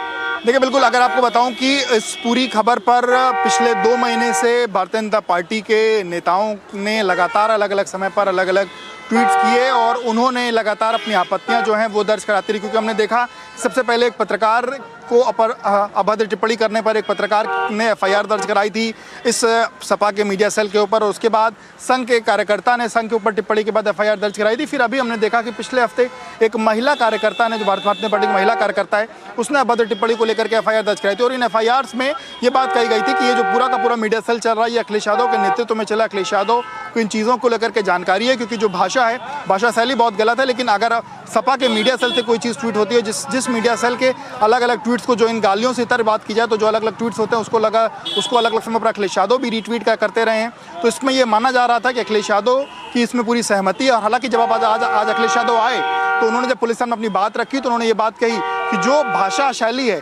हमने उसी भाषा शैली में जवाब दिया जिस भाषा शैली में भारतीय जनता पार्टी के नेताओं ने हमको पिछले 5-6 सालों में जवाब दिया है। तो वो अपनी भी चीज़ों को लेकर के अपने जो उनको लेकर के जो आपत्तिजनक ट्वीट्स हुए हैं वो उन्होंने पुलिस को दिखाया। उनका कहना है कि भाजपा के लोगों ने भी उन पर तमाम अलग अलग समय पर जो आपत्तिजनक ट्वीट्स हैं वो किए, और इसलिए उनकी भी गिरफ्तारी होनी चाहिए। लेकिन पुलिस ने फिलहाल उनको क्या आश्वासन दिया इस चीज़ों को लेकर के थोड़ी देर में ये डिटेल्स क्लियर हो जाएंगी, लेकिन फिलहाल मनीष जगन की गिरफ्तारी जो है वो हो चुकी है। पुलिस ने चार्जशीट लगा करके उनको फिलहाल जेल भेज दिया है। All right, thank you for joining us. Vivek is getting us all the top updates right now from the police headquarters in Lucknow while the SP is staging a protest. We also have got a reaction, and Akhilesh Yadav was also at the spot. He had a couple of things to say. Let's play that out. नहीं अभी किराया लगवाया है, सब बुलाने ही आया हूँ, अभी तुरंत लगवाया है, लगवाया वहाँ से हम मंगा लेंगे, आपने मंगाई हम मंगा लेंगे। विकास अगर खुल गया हो कोई जगह खुल गई तो चाय ना बाहर से आने नहीं पियेंगे चाय। यहाँ की चाय नहीं पियेंगे, बाहर की पियेंगे, या हम अपनी लाएंगे, कब आपका ले लेंगे प्लास्टिक का जो होगा। हम नहीं पी सकते, जहर दे दोगे तब? हाँ नहीं, हमें भरोसा नहीं है, सच में भरोसा नहीं है मुझे। हम बाहर से मंगा लेंगे चाय, आप भी पीजिए, हम भी पीजिए, आप अपनी पीजिए, हम अपनी पीजिए। अब कहाँ ले चलोगे? कहीं से बाहर नहीं, अभी किराया लगवाया है सर, बुलाने ही आया हूँ, अभी तुरंत लगवाया है, अभी लगवाया है। वहाँ से हम मंगा लेंगे, आपने मंगाई, हम मंगा लेंगे। ए विकास, अगर खुल गया हो, कोई जगह खुल गई तो चाय ना बाहर से आने नहीं पियेंगे चाय। यहाँ की चाय नहीं पियेंगे, बाहर की पियेंगे, या हम अपनी लाएंगे, कब आपका ले लेंगे प्लास्टिक का जो होगा। हम नहीं पी सकते, जहर दे दोगे तब? हाँ नहीं, हमें भरोसा नहीं है, सच में भरोसा नहीं है मुझे। हम बाहर से मंगा लेंगे चाय, आप भी पीजिए, हम भी पीजिए, आप अपनी पीजिए, हम अपनी पीजिए। अब कहाँ ले चलोगे? कहीं से बाहर। So, as you just heard, those were the remarks that were being made by Akhilesh Yadav, quite bizarre to say the least, where he says he will not have the tea that was being offered to him. Simultaneously, we are seeing those protests being staged by the Samajwadi Party workers in Lucknow. In fact, these are dramatic protests being staged, clashes also being reported between the cops and the Samajwadi Party workers. This, of course, after Samajwadi Party worker was arrested by the cops. We have Vivek who's at the location getting us all those updates. Vivek, हमें थोड़ा बता सकते हैं उस Samajwadi party worker के बारे में? All right, we seem to have lost that connection with Vivek, but continuously getting you those live updates. The dharna that is being staged by the Samajwadi Party workers, as the Samajwadi Party worker, he's said to be the operator of Samajwadi Party media cell Twitter, who's now been arrested by the cops over some remarks that he had made. We yet to get more details on this tweet. In fact, those remarks that were made by the Samajwadi Party worker. But we are seeing that uproar and anger among those Samajwadi Party workers who are staging a protest against the UP cops, and saying that they will continue with their stir until their demands are met. So clashes there reported between the cops and the Samajwadi Party workers, dharna there being staged by the party workers. And of course, we've just played out that soundbite of the Samajwadi Party chief Akhilesh Yadav, who refused to have that drink, the tea that was offered to him. And as we speak, those are the dramatic protests being staged outside the police headquarters. So the police there trying to control the situation, as there's quite an uproar being seen among the party workers over the arrest of their party leader.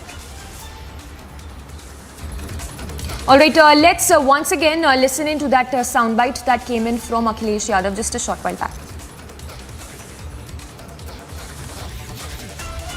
नहीं, अभी किराया लगवाया है sir, बुलाने ही आया हूँ, अभी तुरंत लगवाया है, अभी लगवाया है।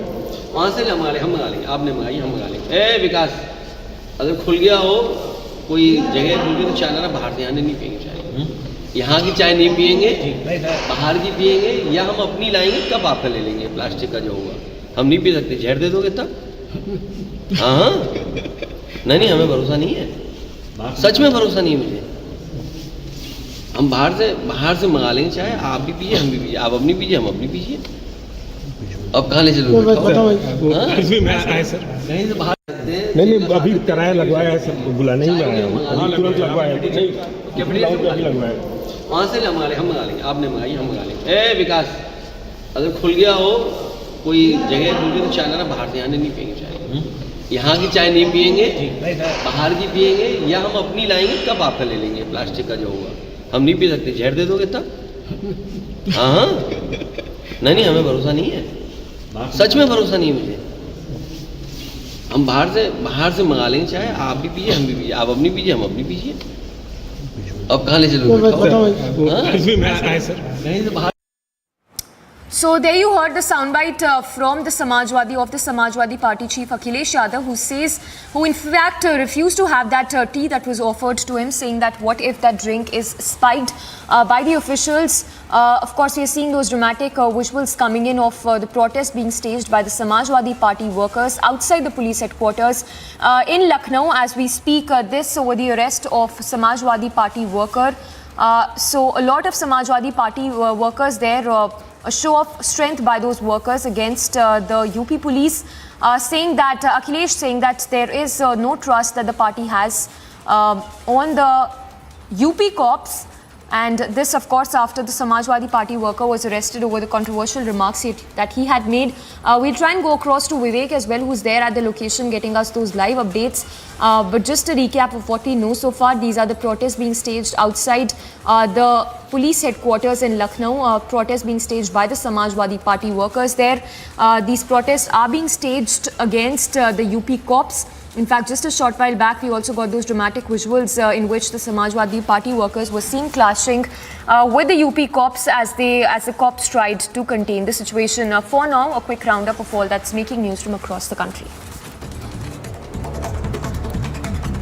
Eyewitness of the recent case in which a drunk man urinated on an elderly woman on an Air India flight spoke to the public. The eyewitness narrated how the victim had to sit through the flight in that condition for over 2 hours. Speaking to Republic TV, the eyewitness of the urination case also said that the Air India staff were informed about the indecent behavior, but they failed to act promptly in the situation.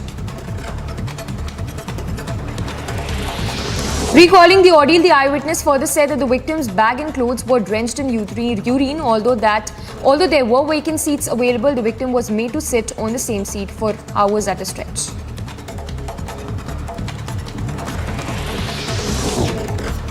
After directions from the Ministry of Home Affairs to go all out against terror in Jammu and Kashmir, the Indian Army launched massive house-to-house search operations in Kishtwar. Jawans of 26 Rashtriya Rifles of the Indian Army, along with Jammu and Kashmir and police, are carrying out these operations in Kishtwar of J&K. Days after 2 stampedes were reported during TDP events in Nellore and Guntur, the Vice RCP government has appointed a panel to inquire into the stampedes. The panel has been asked to submit the report within a month's time. The Karnataka Congress spokesperson Priyanka Kharge slammed the Union Minister Amit Shah after he announced the date of Ram Temple inauguration. So after the Bihar RJD chief, Congress now questioning the centre, and this time it's Priyanka Kharge who in fact asked Amit Shah to focus on keeping deadlines for filling jobs and vacancies amid soaring unemployment in the country. Reacting to the comment, BJP Congress Rashid Alvi said that Ram Mandir was constructed because of Supreme Court's order and that the BJP and the RSS were not involved in the SC decision.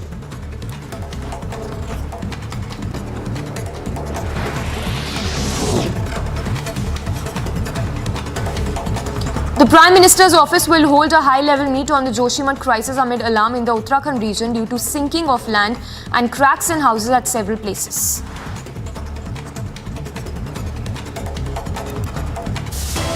No need to, in fact, we'll get you the latest on the other side of this bulletin. No end to politics over Ram Mandir after RJD, now Vadra Congress targets centre.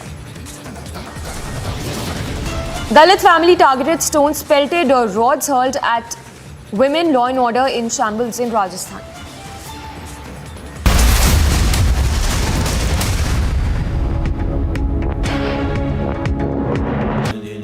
Amity has been ranked India's #1 not-for-profit private university for 10 years, with top 10 ranked institutions in management, engineering, biotech, law, masscom, telecom, hospitality, fashion and more. Yet another top ranking for Amity University. In this revolution of ideas, obviously there were various influences. Were Indian figures like Chhatrapati Shivaji inspiring the revolutionaries more, or was it global events? The revolutionaries were characters of their own time. But a very important inspiration was also the long history of India's resistance to foreign occupation. And of course, Hindu revivalism is an important part of it. How they saw themselves holding the Gita in one hand, a revolver in the other hand, and making oaths. So you can see Hinduism, particularly the Shakti strand of Hinduism, having a deep influence on the way many of these revolutionaries saw themselves.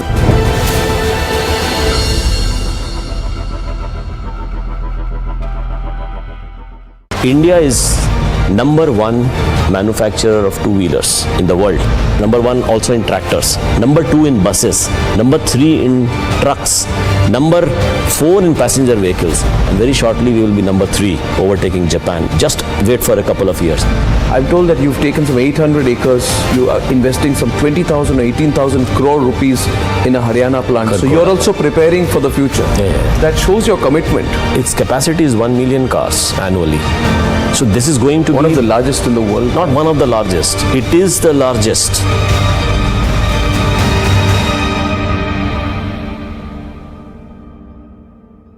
We tried to draw a complete divide between, say, Savarkar, Bhagat Singh or Bagha Jyoti. And is that the right thing to do? Because there was something that connected them. We look at what divides them. What we are trying to do is to see this history from today's ideological lens. But their lens was completely different. They were a part of one big project. So I think we are not doing justice to this movement by trying to carve them up into small bits and pieces based on, today's ideological debates.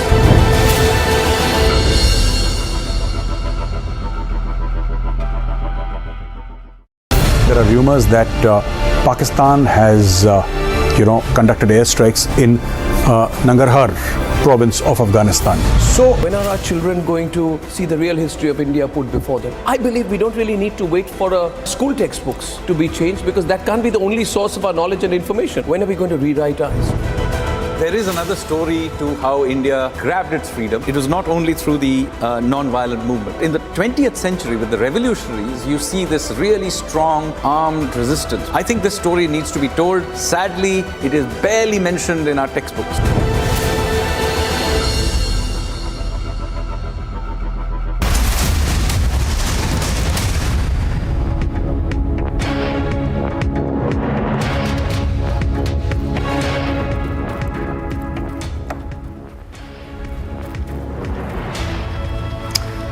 And continuously tracking the latest, we are picking up on the situation unfolding in Joshimath, which has only been deteriorating from bad to worse. Latest, what we're given to understand is that the Prime Minister has taken stock of the situation in Joshimath. He also will be chairing a high-level meet as the Joshimath crisis is only worsening. In fact, more details are just trickling in as to the number of families that are being evacuated as we speak. Remember, over 600 families have been evacuated, moved to safer locations. In fact, 2 relief camps that have been set up in Joshimath. But situation, of course, grim.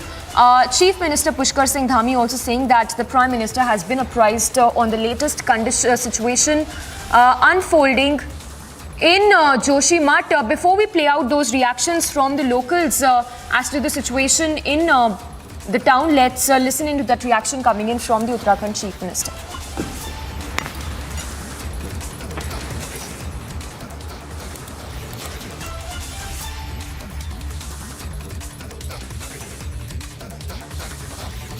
ये घटना का समाचार आया है, उनका कार्यालय लगातार जानकारी लेता रहा है, लगातार चिंता करता रहा है। और आज अभी आपसे वार्ता से पहले माननीय प्रधानमंत्री जी ने दूरभाष पर मुझसे काफ़ी डिटेल में सारी जानकारी ली है कि कितने परिवार उसकी जद में आ रहे हैं, कितना नुकसान हुआ है, किस प्रकार से वहाँ पर पानी निकल रहा है, लोगों के विस्थापन के लिए, लोगों को सुरक्षित स्थानों पर ले जाने के लिए क्या किया गया है, राहत शिविरों में कैसे लोग रह रहे हैं, आगे कैसे उनके पुनर्वास की व्यवस्था होनी है, उस सब पर माननीय प्रधानमंत्री जी ने बहुत विस्तार से चर्चा की है। और उन्होंने जोशीमठ को बचाने के लिए हर संभव प्रयास जो भी होगा, हर संभव उन्होंने आश्वासन भी दिया है, विश्वास दिया है कि हर संभव वहाँ पर काम होगा उस शहर को बचाने के लिए, और लोगों के लिए हर संभव सहायता का उन्होंने आश्वासन दिया है कि आप डिटेल उसका आकलन कर लीजिए, उसके बाद जो है उस पर कार्रवाई करेंगे। Anuj, my colleague, has been there on the ground in Joshimath getting us a ground check of the situation unfolding in Joshimath. Remember, choppers have been kept on standby. In fact, relief camps have been set up for several of those families who've been forced to vacate their houses as a result of these cracks having developed in several of those homes, as well as the roads. Let's take a look at this report filed by Anuj from Joshimath.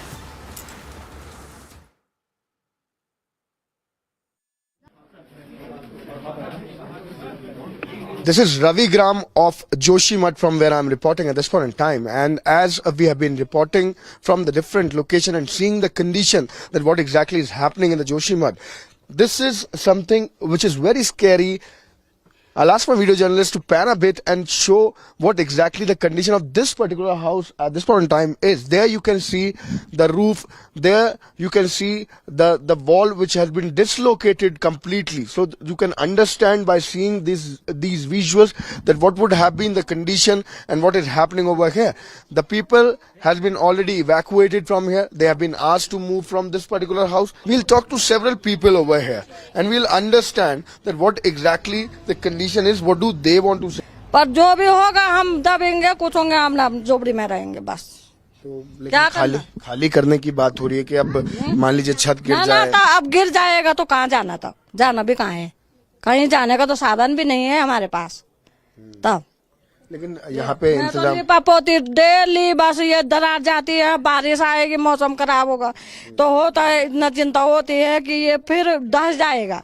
तो उसमें cement डालती रहती हूँ, dim डालती रहती हूँ।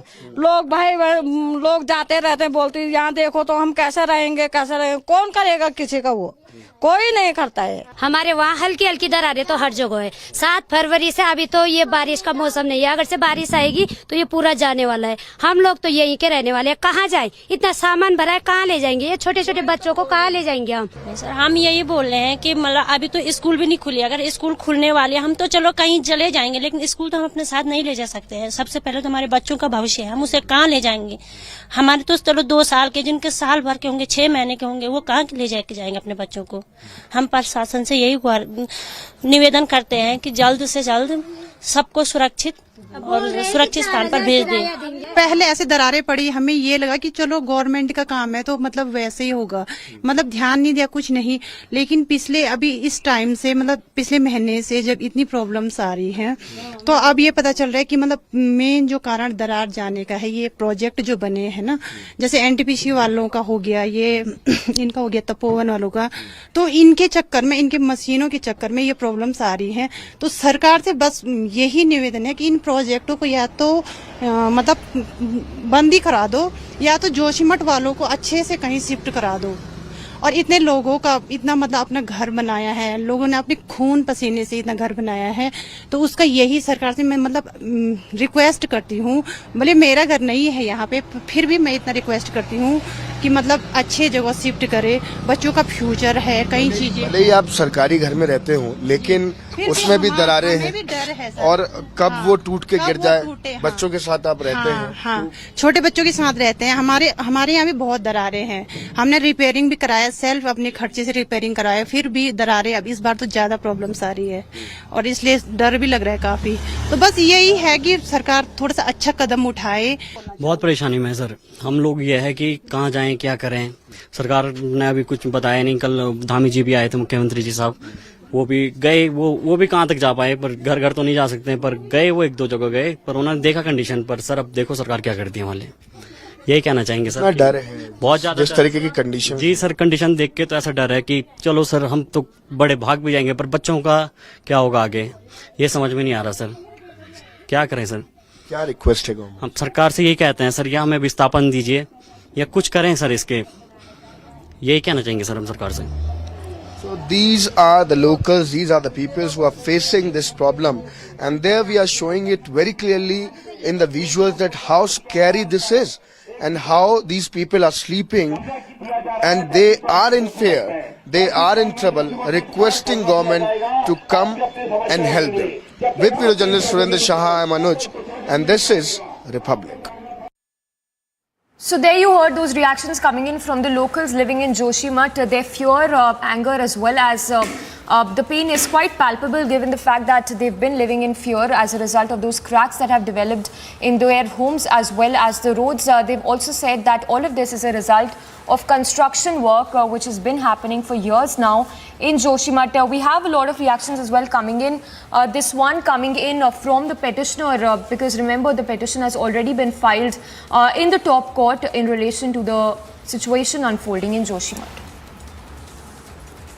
पूरा जो मठ है हमारा वो खतरे की जद में आ गया है। यहाँ बहुत बड़े बड़े क्रैक्स आ रहे हैं और ये जो ऐतिहासिक शहर है, ये ऐसा बताया जाता है भूविज्ञान को दोबारा कि ये ग्लेशियर पे बसा हुआ शहर है और जो इसका मुख्य कारण बता रहे हैं कि अब जो विकास ही इसका विनाश बन रहा है। यहाँ के जो बड़े बड़े हाइड्रो प्रोजेक्ट और जो बाईपास रोड बन रहे हैं यही उसका, और जो एनटीपीसी की टनल है जो हमारे विशेषज्ञ बता रहे हैं, वो बता रहे हैं कि पानी का रिसाव उस पर हो रहा है और तेज़ी से हो रहा है और एकदम से उसका ये खतरे की जद में पूरा का पूरा जोशी मठ आ गया है और उसी के साथ जो है हमारा जो ज्योतिर्मठ है वो भी इसकी जद में आ रहा है। सुप्रीम कोर्ट में हम लोग जा रहे हैं, याचिका हमने दायर कर दी है। अर्जेंसी भी हम लोगों ने बताई है कि तत्काल इस पर सुनवाई की जाए। न्यायाधीशों के ऊपर है कि वो कितनी जल्दी इसको सुनते हैं और इस बारे में जो हम लोग डायरेक्शन चाह रहे हैं वो देते हैं। बात यह है कि जोशी मठ में लंबे समय से संकेत मिल रहे थे कि भूगर्भ में कुछ हलचल है और उसका अच्छा परिणाम नहीं बन सकता है, लेकिन लोग उपेक्षा करते रहे। अब एकाएक गतिविधियां भूगर्भ की तेज हो गई हैं, जिसके कारण 500 से अधिक मकानों में दरारें चौड़ी चौड़ी पड़ चुकी हैं। कई मकानों की छतें गिरने लग गई हैं। लोगों को अपना घर छोड़ करके बाहर जाना पड़ गया है, शरण लेनी पड़ गई है। पुनर्वास के बारे में हमारी सरकार योजना बना रही है, लेकिन अभी तक किसी को पता नहीं है कि आखिर हो क्या रहा है भूगर्भ में, किस कारण से ये सब कुछ हो रहा है। और जब तक ये पता नहीं कि किस कारण से हो रहा है, तब तक ये भी पता नहीं हो सकता है कि कितना तक होने वाला है। आखिर ये बात कहाँ तक जा कर के रुकेगी? क्या पूरा नगर समाप्त हो जाएगा? क्या कुछ अंश समाप्त हो जाएगा? क्या दरारें आकर के फिर धरती जहाँ की तहाँ रुक जाएगी? ये कुछ ऐसी बातें हैं जिस बारे में अभी स्पष्टता नहीं है। तो एक तो सबसे पहली ज़रूरत ये है कि इस बारे में अध्ययन जल्दी किए जाएं और एक स्पष्ट जांच सबके सामने हो कि ये बात है, और उसी के साथ साथ लोगों को इस बात का भरोसा दिलाया जाए कि किसी के प्राण संकट में नहीं हैं, और साथ ही साथ जो उनके घर मकान दुकान हैं उन पर अगर कोई क्षति होती है तो भी उनको चिंता करने की आवश्यकता नहीं है। सरकारें उनके साथ खड़ी हैं और जैसा जिसका है उसको उस रूप में आगे मुआवजा मिल जाएगा ताकि वो पुनः उसका निर्माण कर सकें। All right, so the visuals there on your screens that show the exact situation in Joshimath. There are cracks that are being seen on the roads, on those buildings. Evacuations that have also process that has also been expedited. In fact, in the latest, 11 more families have been moved to safer locations. And amidst all this, the Prime Minister is all set to chair a high-level meet to review the situation in Joshimath. A reaction coming in from the DM of the area as well, Himanshi Khurana. Let's listen in on what she has to say on the action taken so far. जो भी व्यक्ति अभी इन असुरक्षित क्षेत्रों में अभी शेष हैं, तो उनकी सामान की शिफ्टिंग के लिए जैसे प्रत्येक सेक्टर में सेक्टर ऑफिसर नामित किए गए हैं। उनके साथ SDRF की टीम है और साथ में हमने नगर पालिका और राजस्व विभाग से भी स्टाफ हमने अटैच किया है। तो पूरा सामान की शिफ्टिंग ताकि तत्काल रूप से और जल्दी से जल्दी हो, तो सामान शिफ्टिंग में भी हम संपूर्ण सहयोग कर। Slipping into a short break, coming up on the other side, we'll get you live coverage from Joshimath as evacuation has been wrapped up and 11 more families moved to safer locations.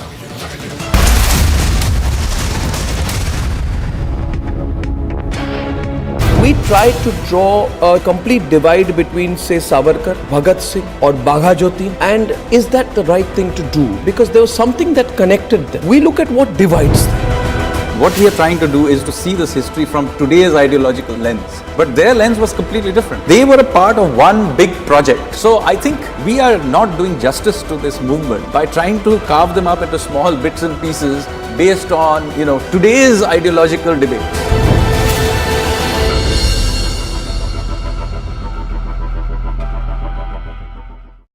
There are rumors that Pakistan has, conducted airstrikes in Nangarhar province of Afghanistan. So the Foreign Office of Pakistan has come out and said, this is untrue, this is fake news, we have done nothing of the sort.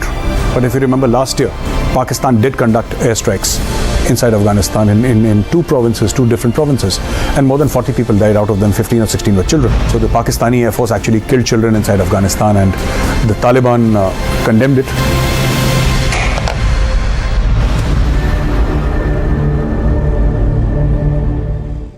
In your view, what was the role of Swami Vivekananda and others like him and the whole idea of a civilizational confidence in our freedom struggle?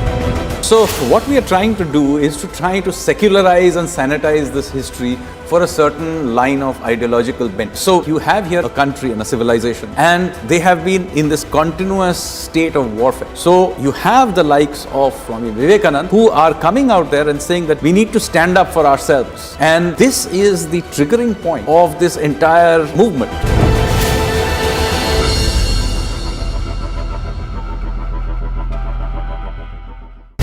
My question to you was that generations of Indians, you and me, have grown up feeling that all that brought us was a passive, non-violent resistance. Now, was that overplayed? What happens at independence is that most of these big leaders of the revolutionary movement have essentially been killed or they have died from natural causes. So the revolutionaries don't have any leadership left. So when India becomes free, it comes to be ruled by one faction of the Congress party. Here is where I think they really went wrong. They deliberately go out there and suppress alternative narratives.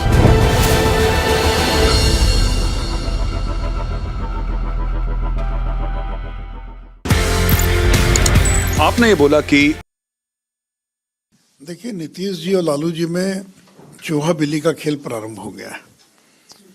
फिर एक बार पलटी मारने वाले हैं नीतीश कुमार, चूंकि तय हुआ था कि 4-5 महीने के भीतर तेजस्वी को मुख्यमंत्री बनाएंगे। कल भी जो जगता बाबू का बयान आया है, या उसके पहले भी इन्होंने बयान दिया। बयान क्या था? वो कह रहे कि दही चूड़ा का तिलक लगा दिया, दिल्ली जाए वो, ताकि यहाँ गद्दी छोड़ दें। तो जगता बाबू एक बार नहीं 3-3 बार यह बयान दे चुके, और जगता बाबू जो बोलते हैं वो लालू यादव की जुबान बोलते हैं। और ये सुधाकर सिंह का जो बयान है, ये लालू यादव का बयान है। लालू यादव ही नीतीश कुमार पर दबाव बनाने के लिए जल्दी छोड़िए बिहार की गद्दी और जाइए केंद्र की राजनीति कीजिए, तेजस्वी को बनाइए बिहार का मुख्यमंत्री। और अब ये कह रहे हैं कि 2025, कौन देखा 2025 में क्या होगा? बीजेपी की सरकार बनेगी बिहार में, तेजस्वी कहाँ लौट कर आएंगे? लालू को भी मालूम है, कोई नहीं जानता है कि 2025 में क्या होगा।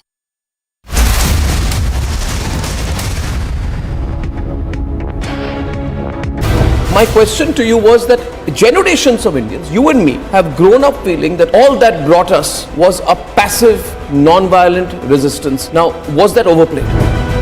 What happens at independence is that most of these big leaders of the revolutionary movement have essentially been killed or they have died from natural causes. So the revolutionaries don't have any leadership left. So when India becomes free, it comes to be ruled by one faction of the Congress party. Here is where I think they really went wrong. They deliberately go out there and suppress alternative narratives.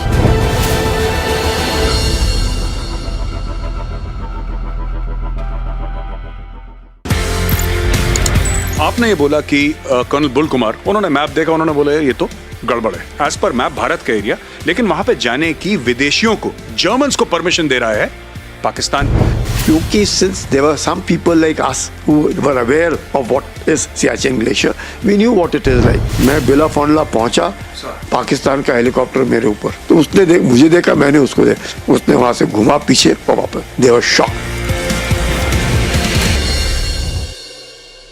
When are our children going to see the real history of India put before them? I believe we don't really need to wait for school textbooks to be changed, because that can't be the only source of our knowledge and information. When are we going to rewrite our history? There is another story to how India grabbed its freedom. It was not only through the non-violent movement. In the 20th century, with the revolutionaries, you see this really strong armed resistance. I think this story needs to be told. Sadly, it is barely mentioned in our textbooks.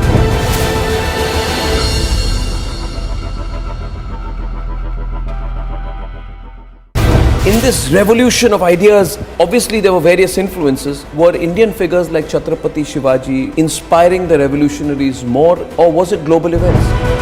The revolutionaries were characters of their own time. But a very important inspiration was also the long history of India's resistance to foreign occupation. And of course, Hindu revivalism is an important part of it. How they saw themselves, holding the Gita in one hand, a revolver.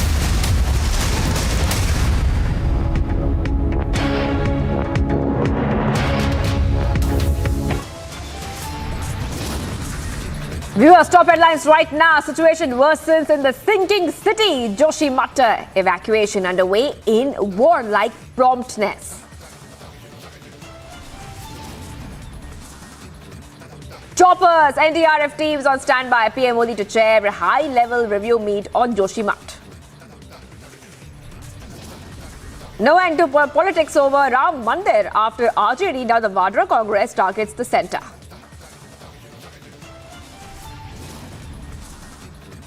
Dalit family targeted, stones pelted, and even rods hurled on women. Law and order in Rajasthan under question.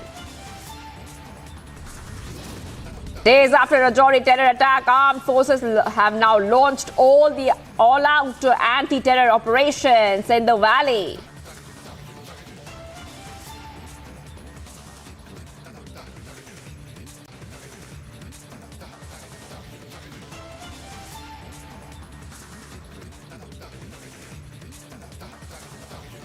Viewers, we're live and breaking this Sunday afternoon. I'm Shivangi Shukla, getting you some breaking news from Tamil Nadu. DMK MLA has sparked a big controversy. During a speech, the DMK MLA has alleged that the BJP and the PM is behind the death of the former Tamil Nadu CM, Jayalalitha.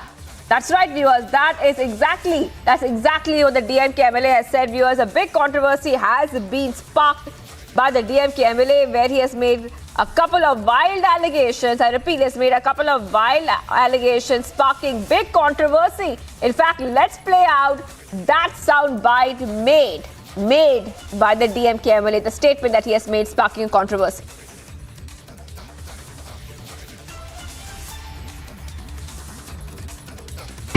அந்தம்மா செத்து போச்சு.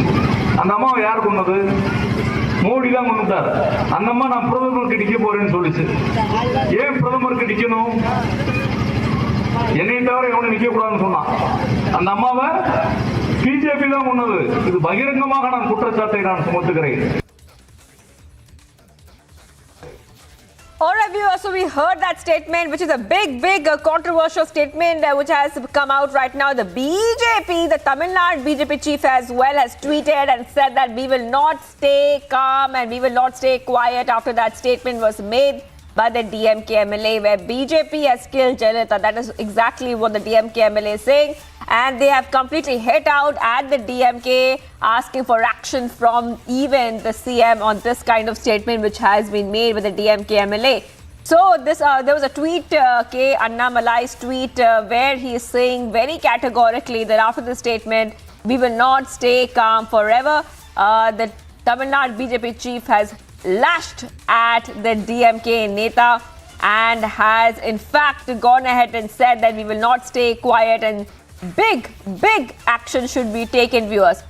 So this is the top story we're tracking right now, viewers, for you on Republic TV, where we are getting to know that the DMK MLA sparked a big controversy with his remarks against the Prime Minister, and even going ahead, I repeat, and even going ahead to make a statement such as that the Prime Minister and the BJP have been behind the death of the former Tamil Nadu CM Jayalalitha. Getting some reactions coming in, viewers, getting some reactions coming in on the story. Remember, the Tamil Nadu CM still hasn't said anything on the story, but we're getting a reaction coming in from Kiran Rijiju, who's saying, I can't believe that the DMK can stoop to this level.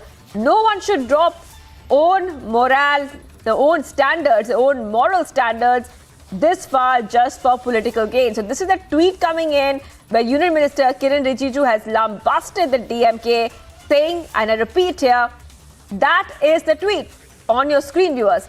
That is the tweet, a scathing attack on the DMK. And the tweet reads, and I quote here, I can't believe that the DMK can stoop to this level. No one should drop own moral standards this far, just for political gains. That is right, viewers. So this is the tweet coming in, a scathing remark there made on the DMK by Kiran Rijiju. And like we told you, K. Annamalai also tweeted saying that we will not stay silent when such wild allegations are being thrown against the BJP and also the Prime Minister Modi. So there we have that scathing remark by Kiran Rijiju, and the DMK has stooped to a new low, and that's also something which Kiran Rijiju has said after this big controversy has erupted this is a story which is developing right now. We're still waiting for more reactions to come in. But for all the viewers who are watching Republic TV at this point of time, we can tell you that this news is coming from Tamil Nadu, where a DMK MLA, and that DMK MLA which you see on your screens, that is the one we are talking about. The one that you see on your screens. He has said that and alleged that the BJP and the Prime Minister is behind the death of the former Tamil Nadu CM Jayalalitha. So those are the details that we've been getting on the story. A reaction, like we told you, has also come in from K. Annamalai, Tamil Nadu BJP chief, where he's saying the anger is mounting against the misgovernance and DMK MLAs have resorted to lie. So that is a tweet coming in from K. Annamalai, the Tamil Nadu BJP chief. He also putting his points forward. All right, let's go ahead to the other story we're tracking on Republic TV. Now, we're getting some more news coming in. I repeat, we're getting some more news coming in. This is a breaking news development. Now, this is coming in from Rajasthan viewers. A Dalit family has been attacked, a woman beaten up in Alwar. That is right. We are getting some breaking news. Breaking news coming in. A Dalit family was attacked. And not just attacked, viewers. These women were beaten up in Alwar. You will always get you the visuals, of course, of the story. Very soon we'll get you all the visuals. But right now, what we can tell you, viewers, now these stones were pelted at the houses of the people belonging to the Dalit community in Rajasthan's Alwar. And this incident transpired on January 7th. That is a Saturday. The villagers were also beaten with sticks, leading to injuries. I repeat, leading to injuries. According to sources, 12 to 15 people were injured in the attack and stone pelting by around 30, I repeat, 30 to 40 people as well, viewers. So we're getting back-to-back updates right now on this story. And we also are getting to know that these miscreants, the miscreants who attacked this family, who beat up these women, these miscreants are alleged to be from a particular community. Now, those are the visuals you're getting on your screen, viewers, as well. And in fact, we have Republic TV has spoken to that family. Let's play out what they said.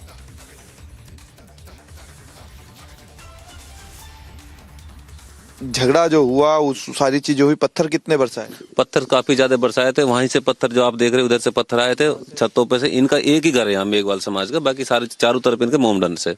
तो सारे छत पे चढ़ गए थे और जैसे ही कि पत्थर मारे तो ये अंदर घर में घुस गए थे। फिर वहां से कूदे, कुछ आदमी इधर से आए तो फिर लाठी डंडा से, जैसे इनको लड़की थी एक मुक्ता नाम की, जिसके गर्भ था 4.5 महीने का, वो उसको यहीं पे पटक के लात घूंसों से अच्छे से लाठी दिए। एक सुरेश नाम का जो लड़का था वो पैर गर्भ गिर गया सर। और दूसरा एक सुरेश नाम, कहाँ है मुक्ता, कहाँ है? वो अलवर हॉस्पिटल में, अपने सामान्य चिकित्सा हॉस्पिटल अलवर में। और तो मतलब एक गर्भवती महिला को इतना मारा गया कि उसका गर्भ गिर गया। दूसरा अभी ये जो पदम है आपके सामने देख रहे हैं, इनको बचने की गुहार नहीं काफी लगाई थी सर। अभी वीडियो दिखा देते हैं आपको, काफी चिल्ला रहे हैं, सब कुछ कर रहे हैं। All right, let's go to Amardeep. Amardeep is joining us live right now. Amardeep, just take us through exactly what the victims have told Republic, and do we even know who these miscreants are? देखिए, सबसे बड़ी चीज़ ये है कि पीड़ित परिवार जो है, पीड़ित गांव के जो लोग हैं, दलित परिवार के जो लोग हैं, वो अब यहाँ डिस्ट्रिक्ट हेडक्वार्टर पे एसपी ऑफिस के सामने जो है प्रदर्शन कर रहे हैं, धरना दे रहे हैं। आप यहाँ देख सकते हैं, महिलाएं भी हैं, बच्चे भी हैं और बुजुर्ग जो लोग हैं वो भी यहाँ पे शामिल है। सामने पुलिस अधिकारी जो है वो बातचीत कर रहे हैं, इनको कन्विंस करने की कोशिश कर रहे हैं। लेकिन सबसे बड़ी चीज़ ये है कि जिस एसपी को जिम्मेदारी जिले की दी जाती है, वो एसपी अब तक गाँव में नहीं पहुँचती। रिस्पॉन्सिबिलिटी उनकी बनती है कि इतना बड़ा मामला होने के बाद उनको वहाँ पहुँचना चाहिए था, लेकिन अभी तक वहाँ पर नहीं पहुँची है। सबसे बड़ी चीज़ ये है कि यहाँ पे जो महिलाएं हैं वो भी यहाँ आई हुई हैं, पीड़ित महिलाएं जो हैं जिनके साथ मार पिटाई हुई थी। बुजुर्ग जो हैं उस गांव के दलित परिवार के, वो यहाँ पे बैठे हुए हैं और इनका कहना ये है कि जब तक हमें यहाँ एक रिस्पांस नहीं मिल जाता, एक श्योरिटी नहीं मिल जाती सुरक्षा की, तब तक हम यहाँ से नहीं जाएंगे गांव में, क्योंकि हमारे साथ जो हो रहा है वो बहुत ज़्यादा भीड़ के साथ में एक मॉब आई थी, उसने हमला किया था और जिस तरीके से हमें पीटा गया वो है। कुछ लोग हैं, इनसे बातचीत करेंगे। बाबा, उस दिन क्या हुआ था और क्यों झगड़ा ज़्यादा बड़ा? अब क्या धमकी मिल रही है? अभी भी धमकी मिल रही है उनकी। अगर और जो मारेंगा कायदे न तमने और छोड़ेंगे ना। पुलिस शासन तो पाछे आती रहेगी। अच्छा। इतने तो तुमने खूब मार लेंगे, धाप के ही नहीं। अभी भी धमकी? हाँ, अब भी धमकी दे रहा है। हाँ। ये इनका कहना यह है कि तुम बेचो कहाओ हमारे आगे, क्या औकात है तुम्हारी। मतलब हम तो मतलब जो करना चाहेंगे वो हो जाएगा, ना तुम्हारी पुलिस कुछ कर सके, ना कोई त्योहारा मतलब और कोई कर सके। हाँ, सब कुछ मतलब जो है कहा नाम है हमारी तो मतलब राज्य सरकार भी है, मतलब जो है राज्य है, कांग्रेस को राज है, तुम कर कहा सको। ये सच्ची मार तो बुतेरा डोला 365। अच्छा, इस तरीके की बातें करते हैं। आपने देखा कि दलित परिवारों को किस तरीके से कोसा जाता है और यहाँ पे कुछ और लोग मौजूद हैं। अभी भी डर का माहौल है? हाँ जी, अब भी है। हाँ जी, अभी भी डर लग रहा है? हाँ जी। कितना डर है वहाँ पे? बहुत डर है साहब, रात और दिन नींद नहीं आ रही साहब। रात और दिन को नींद नहीं आ रही? हाँ जी। लेकिन गांव में तो पुलिस लगी हुई है। नहीं साहब, उनको कोई डर नहीं है। कोई डर नहीं है? हाँ जी, बिल्कुल, मतलब कि अभी भी पूरा डर बना हुआ है। हाँ जी, पूरा डर है जी। पानी की समस्या बता रहे थे। पानी रास्ता सब बंद कर रखे हैं, डर इतना बना हुआ है, चूल्हा नहीं से लग रहा है, खाने नहीं खा रहे हैं हमारे आदमी जो जयपुर तक भर्ती हुए पड़े। हमको बड़े अफसोस की बात है। आपका पानी भी बंद कर दिया? पानी भी बंद कर दिया, रास्ते बंद कर दिए और बच्चा को भी धमकी देते हैं, छोटे छोटे इनको बाहर भीतर नहीं जाने दे रहे हैं जो। हाँ, तो मतलब आपका पानी बंद कर दिया, आपका रास्ता बंद? हाँ, रास्ता भी बंद कर दिया, पानी भी बंद कर रहे हैं और भी धमकी भी मिल रही है अभी तो। क्या धमकी दे रहे हैं? ये मिल रही है कि हम जेल में से छूट करके आ जाएंगे, हम जब दोबारा से फिर ऐसा ही करना चाहते हैं वो लोग। मतलब दलितों पे कंटिन्यू इस तरीके से अत्याचार? हाँ, अत्याचार बहुत ज्यादा हो रहा है। पहुंचा एसपी वगैरह कोई या एमएलए वगैरह कोई पहुंचा? अब बाद में तो जब एमएलए वगैरह कोई पहुंचा कि नहीं पहुंचा? अभी ना पहुंचा साहब। अभी कोई नहीं पहुंचा? लड़ाई होने के बाद में भी पुलिस बाद में गई पहले। कोई नहीं पहुंची? नहीं पहुंचा साहब। अभी कोई नहीं पहुंचा? नहीं पहुंचा साहब। देखिए, गांव में कोई नहीं पहुंचा, ना ही विधायक, स्थानीय विधायक जो साफिया खान है कांग्रेस से, वो भी नहीं पहुंची। मंत्री जो यहां से अलवर से आते हैं, टीकाराम जूली, वो नहीं पहुंचे। इसके अलावा इन लोगों का आरोप है कि सरकारी जो पानी है वो बंद कर दिया गया है और इनको प्रताड़ित किया जा रहा है, डराया जा रहा है, धमकाया जा रहा है कि केस वापस ले लें। इस तरीके का आरोप है। कुछ महिलाएं हैं, इनसे बात करेंगे हम लोग। कितना डर अभी है गाँव में और क्यों आप लोग यहाँ आना पड़ा आपको? हमको डर है, यहाँ जब आए हैं हम डर है, जब ही तो आया है हम। हमारा सारा अकेला परिवार पे, महिलाओं पे सब हमला बोल दिया इतना मेवन ने चढ़ के। अच्छा। और फिर हम घर में घुस के मारा है भीतर। हमारा सारा पशु, भैंस, भेड़, बकरी ऐसे पत्थरन से उछट पड़ा है। आपको सबको मारा अंदर? अंदर घुस के मारा है? अंदर घुस के, हमारा घर में घुस के। सपिया गई है, उनको बढ़ाओ देकर आई है सपिया। सपिया कौन है? विधायक? हाँ, सपिया देकर मारो, मेवन ने सुकैदी मारो, इन चिमारा ने मारो। 2000 हिंदू मर जाएंगे तो कोई दिक्कत ना है। मर जाएंगे तो मार दो, एक आध हिंदू मैं आप संभाल लूंगी। किसने बोला है? किसने बोला? साफिया ने बोला है। ये साफिया खान कौन है? साफिया खान जो मंत्री बनी पड़े, कौन बनी पड़ी? विधायक? हाँ, विधायक। अच्छा, विधायक ये कह रही? हाँ, उनसे मेवन से। अच्छा। मार दो एक आध हिंदू को मैं आप संभाल लूंगी। उनको सरपंच है, हमारे घर का पानी भरा पड़ा है, खुद चल के देखो ना। हमको पानी पीने को शेरपुर बास में मंदिर में पानी ला रहे हैं हम, और हमारा बालक छोटा ने मारता ही रहा 3-4 साल से। थाप थप्पड़ दे ले हम, फिर ज्यादा कुबद ना बढ़ा, बालक न अपना हम ही समझा ले। हमारे साथ खूब तंगी हर बार खच्ची मार ढेड़ कह के नहीं बोले हैं, गाड़ी गुप्तार दे में निकलन, जब भी गाड़ी गुप्तार दे के चले हमको कौद हुए पड़ो। और अभी तो हमको हमलो है हमारे ऊपर मेवन को। डर लग रहा है अभी? हाँ, डर लग रहा है हमको। आदमी की तो लाश अभी मत दियो। एक रवि है और 2-4 आदमी और गोड़ में है, 3-4 आदमी, इनकी लाश भी नहीं देनी मार के। तो इस तरीके से है। दूसरा, आप यहाँ देख सकते हैं कुछ लोग जो हैं हिंदूवादी संगठन से बैठे हुए हैं, पुलिस अधिकारी यहाँ पे मौजूद हैं, कन्विंस करने की कोशिश कर रहे हैं।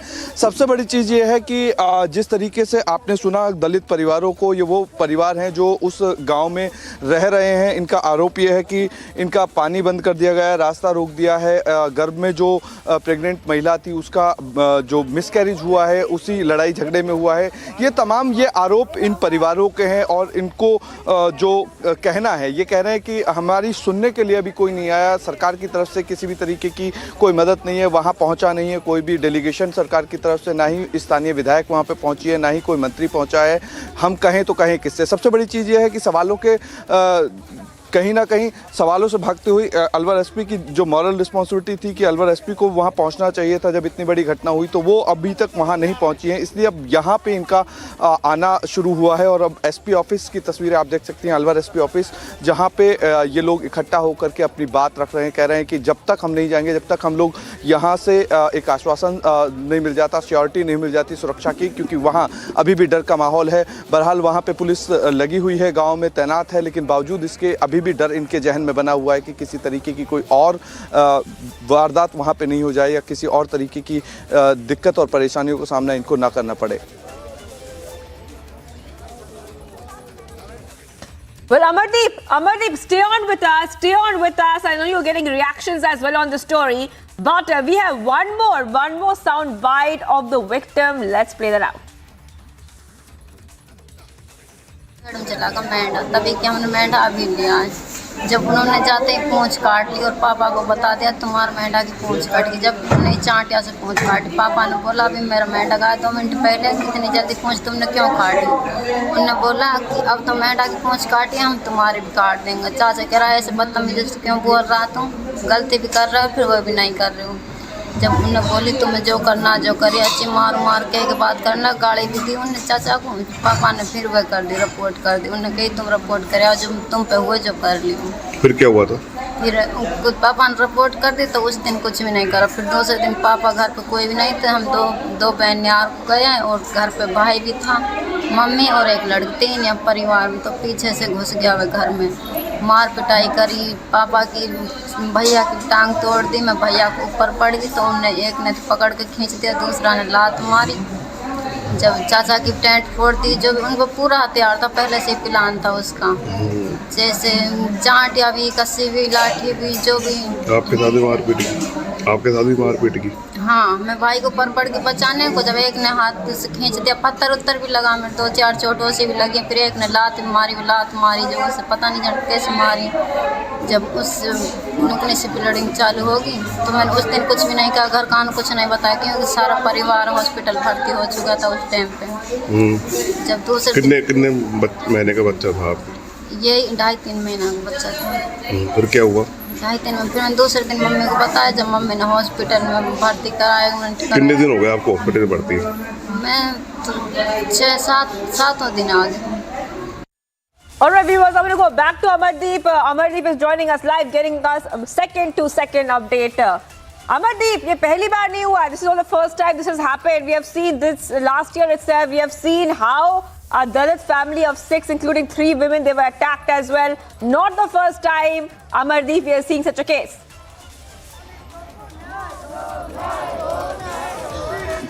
बिल्कुल ये पहली दफ़ा नहीं है इस तरीके का केसेस। अलवर में इससे पहले भी बहुत सारे केसेस आए हैं। नारेबाजी आप यहाँ देख सकते हैं हो रही है, और ये तमाम वो लोग हैं जो लगातार प्रताड़ित हैं एक विशेष समुदाय से। इनका कहना ये है कि कब तक हम लोग इस तरीके की चीज़ों को झेलते रहेंगे, कब तक हम लोग अन्याय को झेलते रहेंगे। लोग आते हैं और मॉब में आते हैं और आ करके मारपीट करके जाते हैं। अब यहाँ पे प्रशासन के खिलाफ और एसपी के खिलाफ जो है नारेबाजी हो रही है, आप देख सकते हैं। इसमें महिलाएं भी हैं, पीड़ित परिवार की महिलाएं हैं। उस गाँव के ये दलित बुजुर्ग लोग बैठे हुए हैं जो यहाँ पे हैं। इनका कहना ये है कि अब तक कोई भी राजनेता हमारे यहाँ पे मिलने के लिए नहीं पहुँचा है, कोई भी दलित संगठन हमारे यहाँ मिलने के नहीं पहुँचा है, कोई भी सरकार का जो मंत्री हो वो उनका हाल पूछने के लिए नहीं पहुँचा है। मजबूरन इन्हें यहाँ का रुख करना पड़ा है और एसपी ऑफिस पे आकर के ये बताना चाहते हैं कि वहाँ हमें डर लग रहा है, क्योंकि वहाँ स्थिति ये है कि जब सुरक्षा हटेगी तो इनका हाल क्या होगा, ये किस तरीके से वहाँ रहेंगे, क्योंकि लगातार धमकियाँ अभी भी मिल रही है।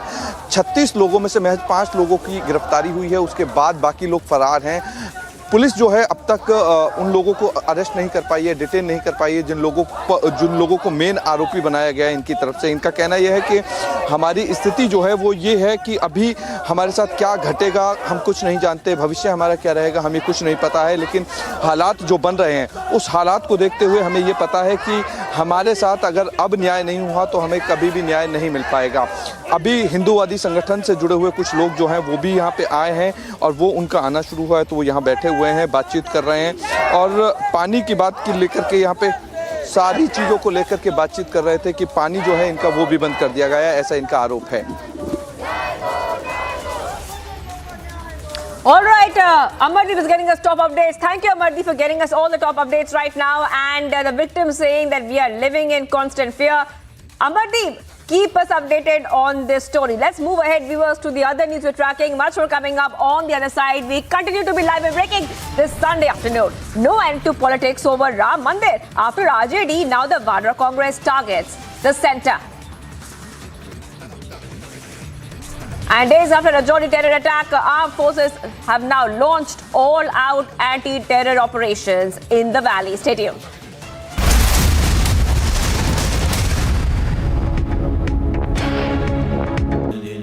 Amity has been ranked India's #1 not-for-profit private university for 10 years, with top 10 ranked institutions in management, engineering, biotech, law, mass comm, telecom, hospitality, fashion and more.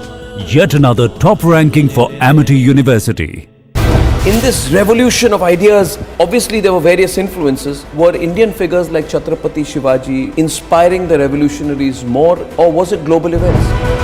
The revolutionaries were characters of their own time. But a very important inspiration was also the long history of India's resistance to foreign occupation. And of course, Hindu revivalism is an important part of it. How they saw themselves, holding the Gita in one hand, a revolver in the other hand, and making oaths. So you can see Hinduism, particularly the Shakti strand of Hinduism, having a deep influence on the way many of these revolutionaries saw themselves.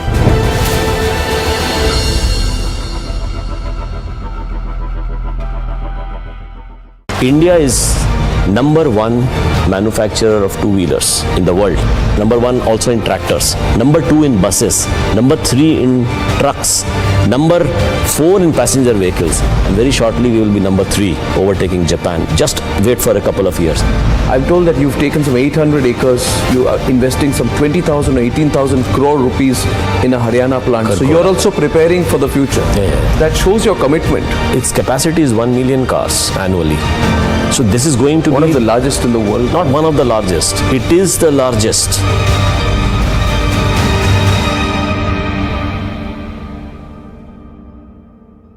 We tried to draw a complete divide between, say, Savarkar, Bhagat Singh or Bagha Jyoti. And is that the right thing to do? Because there was something that connected them. We look at what divides them.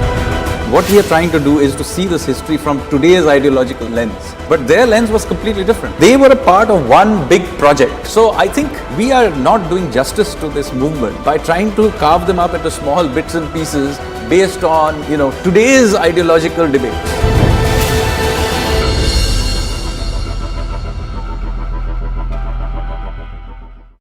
There are rumors that Pakistan has,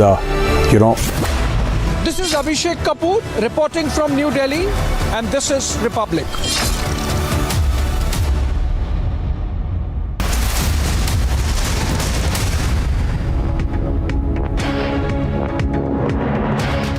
Viewers, we are live and breaking, getting you some top updates coming in. Now, this is coming in from West Bengal. Breaking news coming in from West Bengal on the cash for jobs scam right now. Partho Chatterjee and Arpita Mukherjee's judicial custody has been extended till February 7th.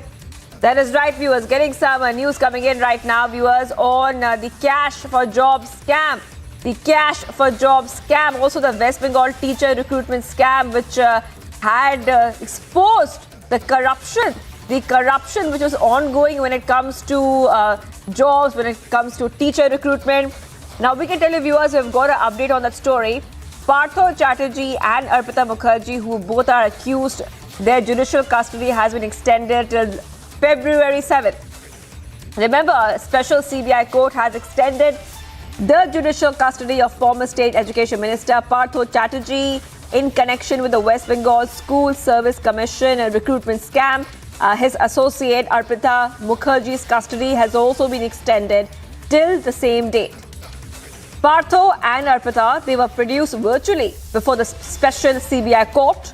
The court has directed the superintendent of the Presidency Correctional Home to supply adequate medicines after Partho and Arpita made a complaint. So we're getting this breaking news coming in right now on the story, where we are learning is that the judicial custody of the West Bengal Education Minister, the former minister, and also his aide their judicial custody right now has been extended to February 7th. And similar extension was ordered for his close associate and co-accused Arpita Mukherjee. So viewers, we're getting this breaking update coming in right now on the cash for job scam story. And this is coming in from West Bengal, viewers. West Bengal will be, of course, joined by our colleagues from Republic Bangla to help us understand, what could happen next in this story, because we've been following this story very, very closely on Republic TV. Right now, viewers, getting you top updates on the recruitment scam. All right. Let's move ahead for now, viewers. Let's move ahead right now. We're getting some more breaking news coming in, and we are learning that NIA teams from National Capital are carrying out raids. I repeat, NIA teams are carrying out raids. Mega NIA raids are happening, and this is happening in Srinagar in connection with terror conspiracy case, viewers. We're getting these updates coming in. Remember that NIA has been carrying out raids across multiple states as well. Let's go to Gursimran. Gursimran, what are we learning about this raid happening? Out raids in the Srinagar and in the nearby areas. In the Habakadal, the raids are also going on, and the raids are being conducted by the National Capital Team, the Delhi team of the National Investigation Agency that landed in the Srinagar yesterday evening, we are getting to know. And this is in connection with the terror conspiracy that is hashed by the terror groups to destabilize peace. This includes the recruitment as well as the radicalization of youth, that how youth is being radicalized and is now asked to carry out the act of terror in Jammu and Kashmir. Pertinent to mention that the terror groups, be it the umbrella groups like the TRF or the People's Anti-Fascist Front, that have now been banned under the Unlawful Activities Prevention Act. All right, okay. Okay, Gursimran, we are running out of time for a very short break, viewers, but we continue to be live and breaking this Sunday afternoon. Stay tuned. I'm Gursimran Singh in Jammu, and this is Republic.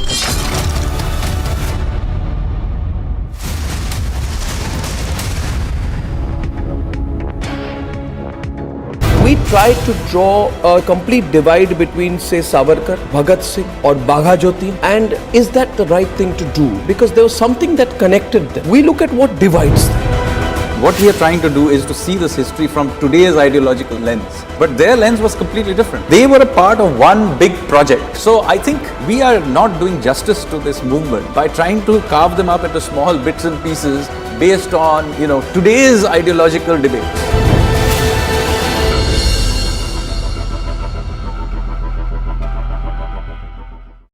There are rumors that Pakistan has, conducted airstrikes in Nangarhar province of Afghanistan. So the Foreign Office of Pakistan has come out and said, this is untrue, this is fake news, we have done nothing of the sort. But if you remember last year, Pakistan did conduct airstrikes inside Afghanistan in two different provinces, and more than 40 people died, out of them 15 or 16 were children. So the Pakistani Air Force actually killed children inside Afghanistan, and the Taliban condemned it.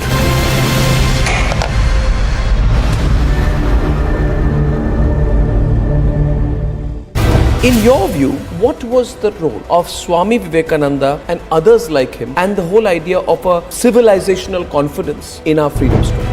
So what we are trying to do is to try to secularize and sanitize this history for a certain line of ideological bent. So you have here a country and a civilization, and they have been in this continuous state of warfare. So you have the likes of Swami Vivekananda who are coming out there and saying that we need to stand up for ourselves. And this is the triggering point of this entire movement.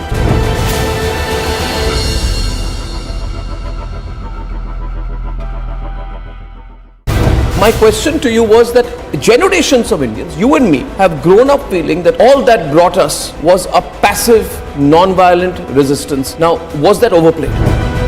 What happens at independence is that most of these big leaders of the revolutionary movement have essentially been killed or they have died from natural causes. So the revolutionaries don't have any leadership left. So when India becomes free, it comes to be ruled by one faction of the Congress.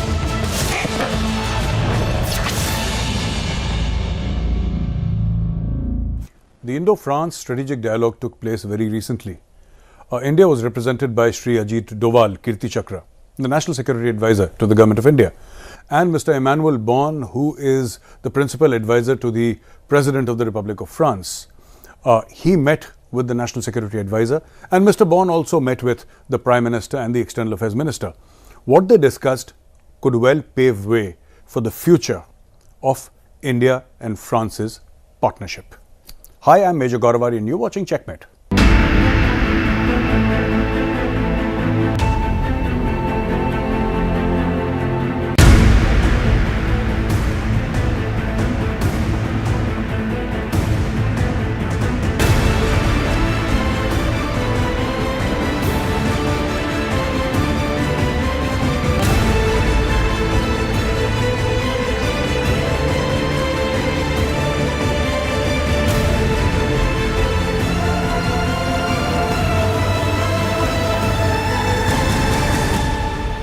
So, ladies and gentlemen, regarding this Indo-France summit that happened, what has actually happened here is that France and India have reiterated their bonds of friendship, and they have identified certain areas which they would like to target and sharp focus on.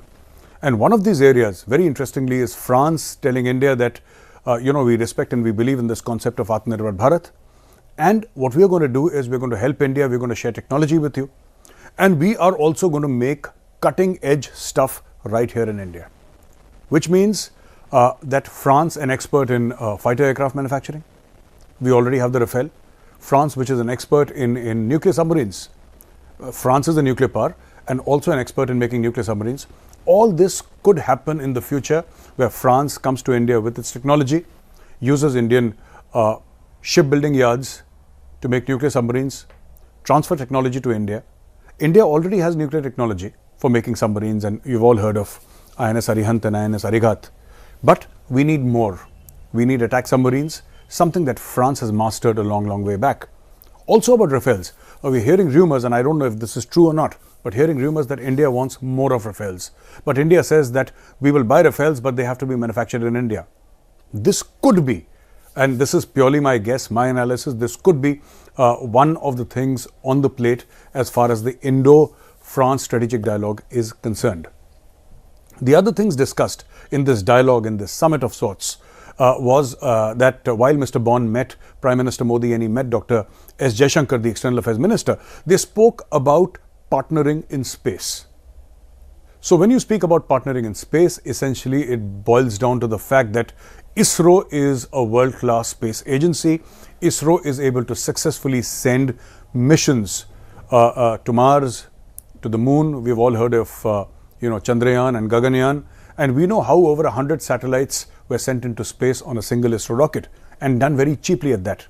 This is something that is very, very attractive to the world, and India is coming up as one of the space powers of the world, and this would be attractive for France. So India and France partner in space. India and France will also partner in energy. They will partner in defense, and there are so many other fields that were discussed. But especially with regard to energy, with regard to space, and with regard to defense, I think this is a very, very positive step. In France, India has a solid partner who has stood by India throughout decades. We've already used fixed-wing aircraft of France for a very long time in India. And after the Rafale, that partnership, that friendship was solidified. Now, it remains to be seen how they take this forward. They're also talking about partnering in Eurasia. They're talking about partnering in the Indo-Pacific, in the Global South, because India seeks to take leadership of the Global South. And this is where France comes in. France is part of the United Nations Security Council. The 5 permanent members of the UNSC include France, and look forward to a lot of naval exercises, a lot of air exercises, and a lot of army exercises between the defense forces, the armed forces of France and India. What I think is going to happen is Indian aircraft carriers and French aircraft carriers, submarines and their frigates and their destroyers will come together in this region, and they will take part in the exercises, bilaterals maybe, of France and India. We're talking about Rafales from India, Sukhois from India, and Rafales from France, going through various maneuvers. And also, what I anticipate is that Indian Army Special Forces and the French Special Forces doing a lot of exercises, the infantry doing a lot of exercises together. Now, obviously Europe is spooked. Obviously, Europe is spooked. And that is because of Russia's invasion of Ukraine, because the entire Europe is next door. So if the war spills out of Ukraine, then you don't know where it will go. You can never say with war. You can never say with, hardcore kinetic conflicts where the conflict will go. Sometimes it just spirals out of control. It cannot be contained. And history has shown us that conflicts cannot be contained. And obviously France, England, Germany, all these nations are spooked by the Russian aggression in Ukraine. And this aggression, this war does not seem to be ending anytime soon, though President Putin has declared a 36-hour ceasefire for festivities, religious festivities. Now the point here is simple. The point here is that who understands Russia the best in this region? It is India. India has had a 75-year-old partnership with Russia. India has Russian weapons and equipment. Even today, 60 to 68% of Indian equipment used by the armed forces is Russian. So if you want to understand Russian technology, if you want to understand how Russia thinks, what Russia's strategies are, and how Russia can actually go into battle, what Russia would think from that perspective, there is no country better than India, because India has trained with the Russians and has been training for decades and decades now. As I said, all our T-90s and our T-72s and our S-400s and even the AK-47s that we use, and not limited to these platforms. There are just more and more in the Navy, in the Air Force, in the Army. There are even enough and more platforms which say that the Russians and the Indians have had a very close partnership, and the world wants to understand, not from the point of view of waging war, just from the point of view of understanding how the Russians function. And I think India could play a very, very important part in this entire partnership. Friends, another interesting news is India partnering with Bangladesh, in defense production and supplies. Now, Bangladesh has shown interest, and let me read from here. Bangladesh has shown interest in specialist vehicles from Tata and Mahindra, Tejas combat aircraft and Dhruv light helicopters, and also the fact that the Mi-17 helicopter, Anatov AN-32 transport aircraft and MiG-29 jets. Now, India has maintenance facilities for all these aircraft. India has maintenance facilities built over decades, the kind that Bangladesh does not have. And I think primarily outside of Russia, India has the best maintenance facilities for Russian weapon platforms. And that goes without saying, because India, for a long, long time, was the country that purchased the maximum Russian weaponry. And as I said, 60 to 68% of our armed forces still use Russian equipment. And this is what is attractive. So they say that we want to talk to Tata, we want to talk to Mahindra for specialized vehicles for the Bangladesh army. That is one part of it. The second part is they say that we like the Tejas aircraft and maybe we want to explore this relationship further. Now, Tejas is a single engine fighter aircraft. It is the latest in its class, isn't very expensive. Tejas is a tried and tested platform because the Indian Air Force uses it, and the Indian Air Force has got its own credibility. Now, a lot of countries have started showing interest in Tejas, and that usually happens when you come up with your own indigenous platform.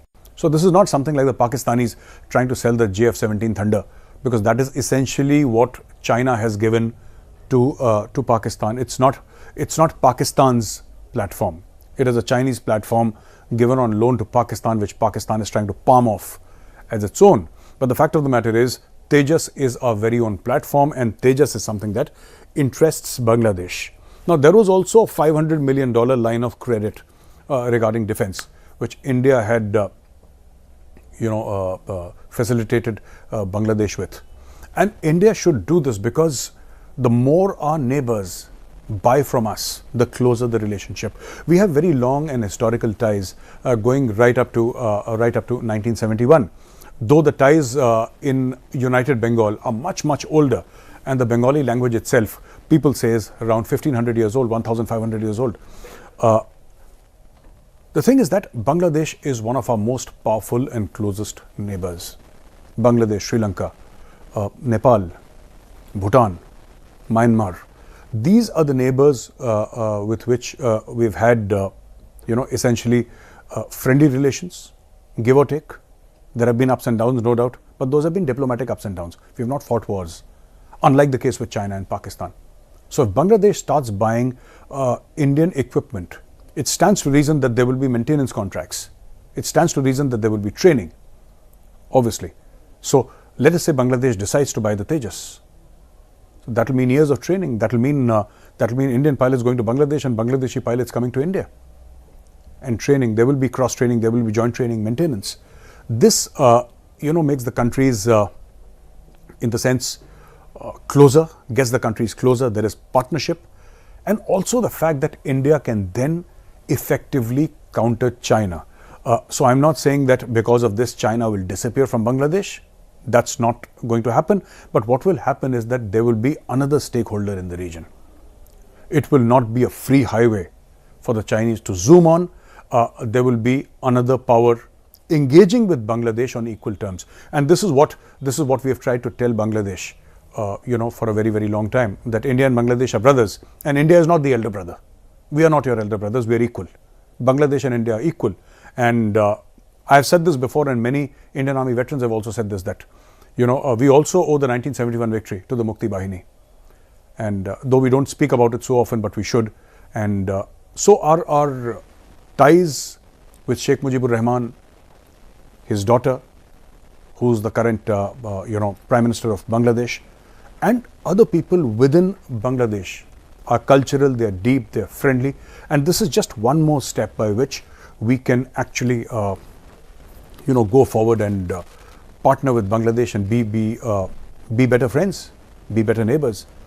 And there is so much that Bangladesh can give us. Bangladesh is one of the world leaders in textiles, and we can gain from Bangladesh and Bangladesh can gain from us. Now, coming to Pakistan, my favorite topic, what has happened in Pakistan is there are rumors, and I cannot say for a fact that this has happened, but there are rumors that Pakistan has conducted airstrikes in Nangarhar province of Afghanistan. So the Foreign Office of Pakistan has come out and said this is untrue, this is fake news, we have done nothing of the sort. But if you remember last year, Pakistan did conduct airstrikes inside Afghanistan in two different provinces, and more than 40 people died, out of them 15 or 16 were children. So the Pakistani Air Force actually killed children inside Afghanistan, and the Taliban condemned it. And one of the reasons why there is a wave of these attacks happening inside Pakistan, though Afghan Taliban is not directly responsible, but you can say that the Tehreek-e-Taliban Pakistan swears loyalty to the Afghan Taliban, and whatever they're doing is with the blessings of the Afghan Taliban, and this is what is happening. So I don't know if the Pakistani Air Force has conducted airstrikes inside Afghanistan, but the fact of the matter is that soon one day they will have to. And why? On this very program, a few months back, I had told you that the United States of America had given $450 million assistance for F-16 fighter aircraft to Pakistan. So Pakistan already has a fleet, it has squadrons of F-16 aircraft, but obviously the spare parts and the maintenance has to come from the United States of America because they manufacture this aircraft. Pakistan does not. So what happened was that America said, all right, your fleet is almost getting grounded, we will give you this much assistance. They gave assistance. Imran Khan has always supported the TTP. If you look at his statements in the past, even after the horrific APS massacre, in which more than 132 children were killed, more than 140 people were killed, out of them 132 children, Army Public School, Peshawar. Imran Khan was the only person in all of Pakistan who was saying, let's talk to the Taliban. When a top Taliban commander was killed in a drone strike, he actually justified revenge attacks on Pakistani armed forces by saying that this Taliban commander, this Tehreek-e-Taliban commander was a peace-loving man and you killed him, which is why they are targeting you.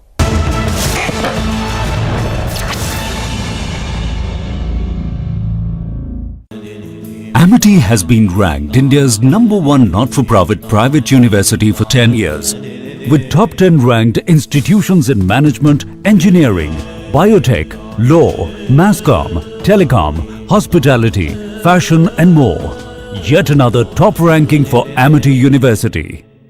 My question to you was that generations of Indians, you and me, have grown up feeling that all that brought us was a passive, non-violent resistance. Now, was that overplayed? What happens at independence is that most of these big leaders of the revolutionary movement have essentially been killed or they have died from natural causes. So the revolutionaries don't have any leadership left. So when India becomes free, it comes to be ruled by one faction of the Congress party. Here is where I think they really went wrong. They deliberately go out there and suppress alternative narratives.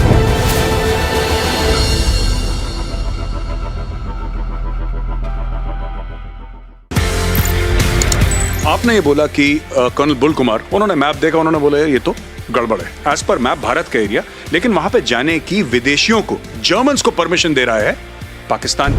क्योंकि since there were some people like us who were aware of what is Siachen Glacier, we knew what it is like. मैं बिला फॉन्डला पहुंचा, पाकिस्तान का helicopter मेरे ऊपर, तो उसने मुझे देखा, मैंने उसको देखा, उसने वहां से घुमा पीछे और वापस। They were shocked. When are our children going to see the real history of India put before them? I believe we don't really need to wait for school textbooks to be changed, because that can't be the only source of our knowledge and information. When are we going to rewrite our history? There is another story to how India grabbed its freedom. It was not only through the non-violent movement. In the 20th century,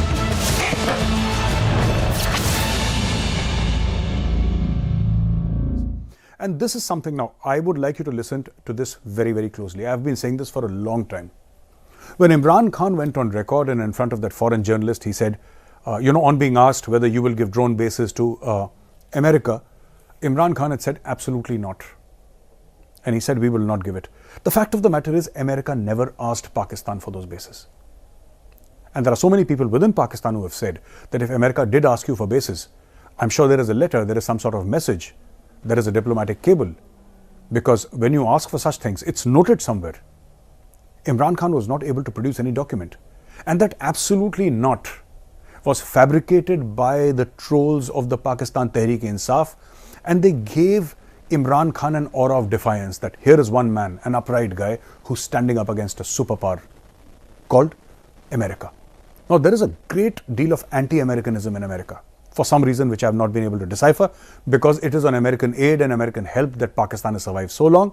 But having said that, let us analyze this a bit. Now, Imran Khan says absolutely not. I will not give you drone bases. Suddenly, the State Department, 3-4 days back, makes a comment that, in view of all these terrorist attacks happening on Pakistan, Pakistan has every right to defend itself. Now, ladies and gentlemen, please join the dots. America never wanted drone bases from Pakistan. What they did was, they gave $450 million to Pakistan and they purchased the services of the Pakistan Air Force. So, if Pakistan has not conducted these airstrikes today, I would like to make a prediction that Pakistan will conduct airstrikes. If it has already not done so, Pakistan will conduct airstrikes in future. Pakistan will send its F-16s deep inside Afghan territory. The targets, the grid coordinates of the targets, the latitude and the longitude, will be decided by the CIA.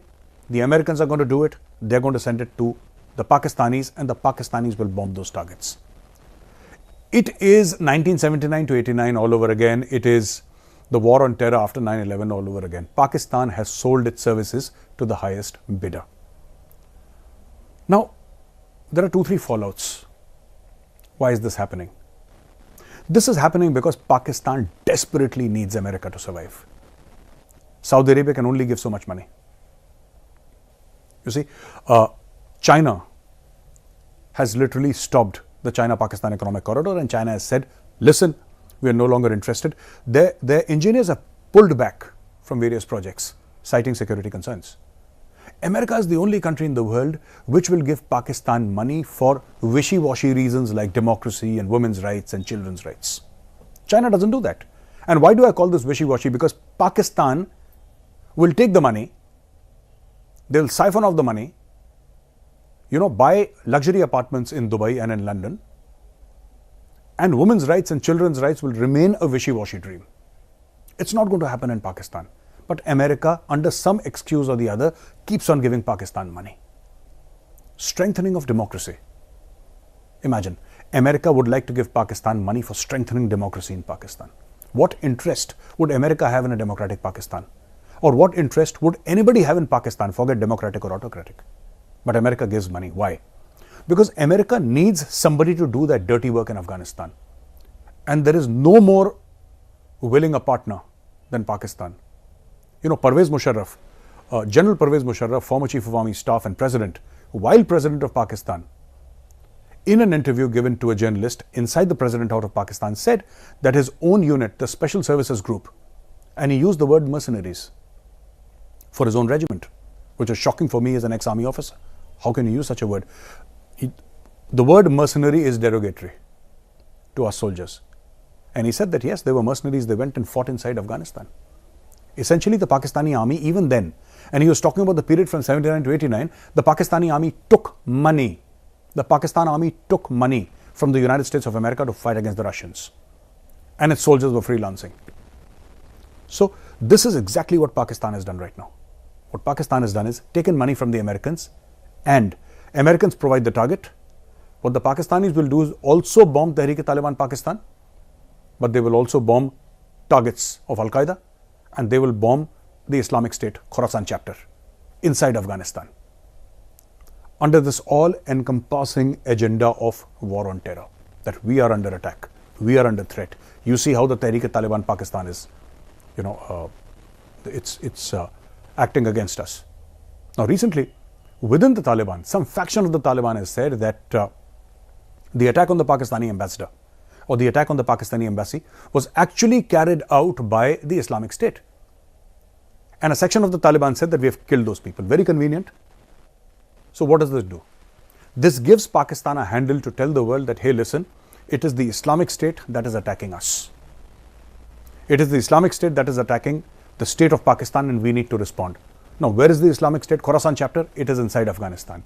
So essentially, Pakistan takes American money, makes America's enemies its own enemies, and then targets America's enemies for America. And Imran Khan, that pinnacle of fakery, says absolutely not. So, ladies and gentlemen, you know where this is going. In another very interesting development, the Tehreek-e-Taliban Pakistan, which is a de facto terror outfit, says that they will target the Pakistan Muslim League Noon, of which, Nawaz Sharif and Shahbaz Sharif are the head. It's a family-owned enterprise. And they will target the PPP, Pakistan People's Party, whose head is Bilawal Bhutto Zardari, again a family-owned enterprise. But the Tehreek-e-Taliban Pakistan will not target the Pakistan Tehreek-e-Insaf. Why? Now, there are 2-3 reasons why this is happening, and I'd like to explain them to you. Number one, Imran Khan has always supported the TTP. If you look at his statements in the past, even after the horrific APS massacre, in which more than 132 children were killed, more than 140 people were killed, out of them 132 children, Army Public School, Peshawar. Imran Khan was the only person in all of Pakistan who was saying, let's talk to the Taliban. When a top Taliban commander was killed in a drone strike, he actually justified revenge attacks on Pakistani armed forces by saying that this Taliban commander, this Tehreek-e-Taliban commander, was a peace-loving man, and you killed him, which is why they are targeting you. And well done. This Imran Khan will never be attacked by terrorists simply because this man can go on the floor of the Pakistan Parliament, the National Assembly, and say that Osama bin Laden is a martyr. Imran Khan is the poster boy of the Tehreek-e-Taliban Pakistan. Imran Khan is the poster boy of the Afghan Taliban. They will never do anything against Imran Khan Niazi. Imran Khan believes in their philosophy. Imran Khan believes in what they have to say and what they do. Imran Khan will never condemn the Tehreek-e-Taliban Pakistan, irrespective of the number of Pakistanis that they kill. In another news out of Pakistan, and very interesting, the Pakistani Senate has written to the Nobel Peace Prize Committee and told them that there is no better candidate for the Nobel Peace Prize than Tayyip Erdogan, the president of Turkey. And they say why. The reasons given are very interesting. They said that there is a lot of misinformation and disinformation about Islam. And Tayyip Erdogan has actually dedicated his entire life to clearing up these misconceptions, and therefore he must be given the Nobel Prize. This is obviously another Pakistani hook under the guise of Islam to extract money from Turkey. and to be in the good books of Erdogan. Ladies and gentlemen, this is right out of the Pakistani playbook. Do you remember that dictator, that very famous dictator, Colonel Muammar Gaddafi? Gaddafi gave Pakistan money, and so they named a stadium after Gaddafi in Pakistan, Gaddafi Stadium, where cricket matches happen. Very famous. Faisalabad was named after King Faisal. So anybody who gives money to Pakistan, Pakistan will change its foreign policy. It's morally flexible, that nation. So here, they see a ray of hope. They see a ray of hope. And why are they doing this? Why are the Pakistanis doing this? This is also to extract money, not just from Turkey, because Turkey doesn't have too much to spare. This is essentially a hook for Saudi Arabia. Now, Saudi Arabia and the erstwhile Ottoman Empire, Turkey, have been at war for a long time. And in fact, during the First World War, you must have heard about the cavalry charge, the famous cavalry charge of the Jodhpur Lancers in the Haifa port. This was the Indian Army's action against the Ottoman Empire. And after that, the Ottoman Empire crashed, and so many things happened in this world. But the problem always has been that the Ottomans and the Saudis were never friends. What Tayyip Erdogan wants today is the leadership of the Muslim world. He sees himself as the next Khalifa, the leader of all the Muslims in the world. That position is currently held by Saudi Arabia. Now, this is something that Turkey cannot accept. Turkey wants that position. Pakistan is playing Turkey against Saudi Arabia. Pakistan has almost no foreign exchange reserves. Before 20th of January, Pakistan needs to give, in terms of repayment of loans, $1.5 billion. For a country that just has $5.8 billion in its kitty, this is like a punch to the guts. Now you have the current army chief, General Asim Munir, in Saudi Arabia, begging for money. And the Saudis say, we have already given you so much of money, of which there is no accounting. First get an okay by the IMF. Once you come into the IMF program, we will give you money. But the Pakistanis desperately need some money. And what do Pakistanis do?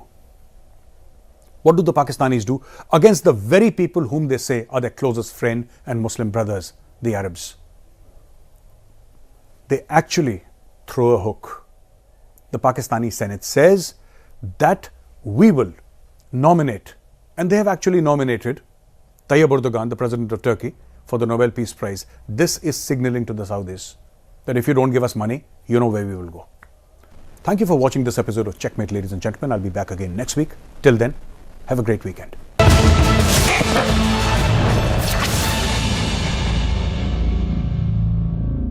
In this revolution of ideas, obviously there were various influences. Were Indian figures like Chhatrapati Shivaji inspiring the revolutionaries more, or was it global events? The revolutionaries were characters of their own time. But a very important inspiration was also the long history of India's resistance to foreign occupation. And of course, Hindu revivalism is an important part of it. How they saw themselves holding the Gita in one hand, a revolver in the other hand, and making oaths. So you can see Hinduism, particularly the Shakti strand of Hinduism, having a deep influence on the way many of these revolutionaries saw themselves.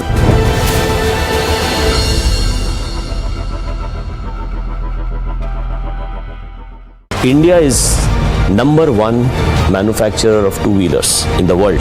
Number one also in tractors. Number two in buses. Number three in trucks. Number four in passenger vehicles. And very shortly we will be number three, overtaking Japan. Just wait for a couple of years. I'm told that you've taken some 800 acres. You are investing some 20,000 or 18,000 crore rupees in a Haryana plant. So you're also preparing for the future. Yeah. That shows your commitment. Its capacity is 1 million cars annually. So this is going to be one of the largest in the world. Not one of the largest. It is the largest.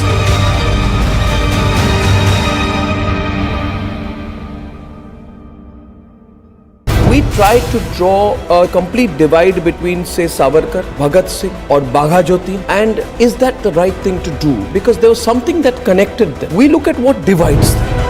What we are trying to do is to see this history from today's ideological lens. But their lens was completely different. They were a part of one big project. So I think we are not doing justice to this movement by trying to carve them up into small bits and pieces based on, today's ideological debates.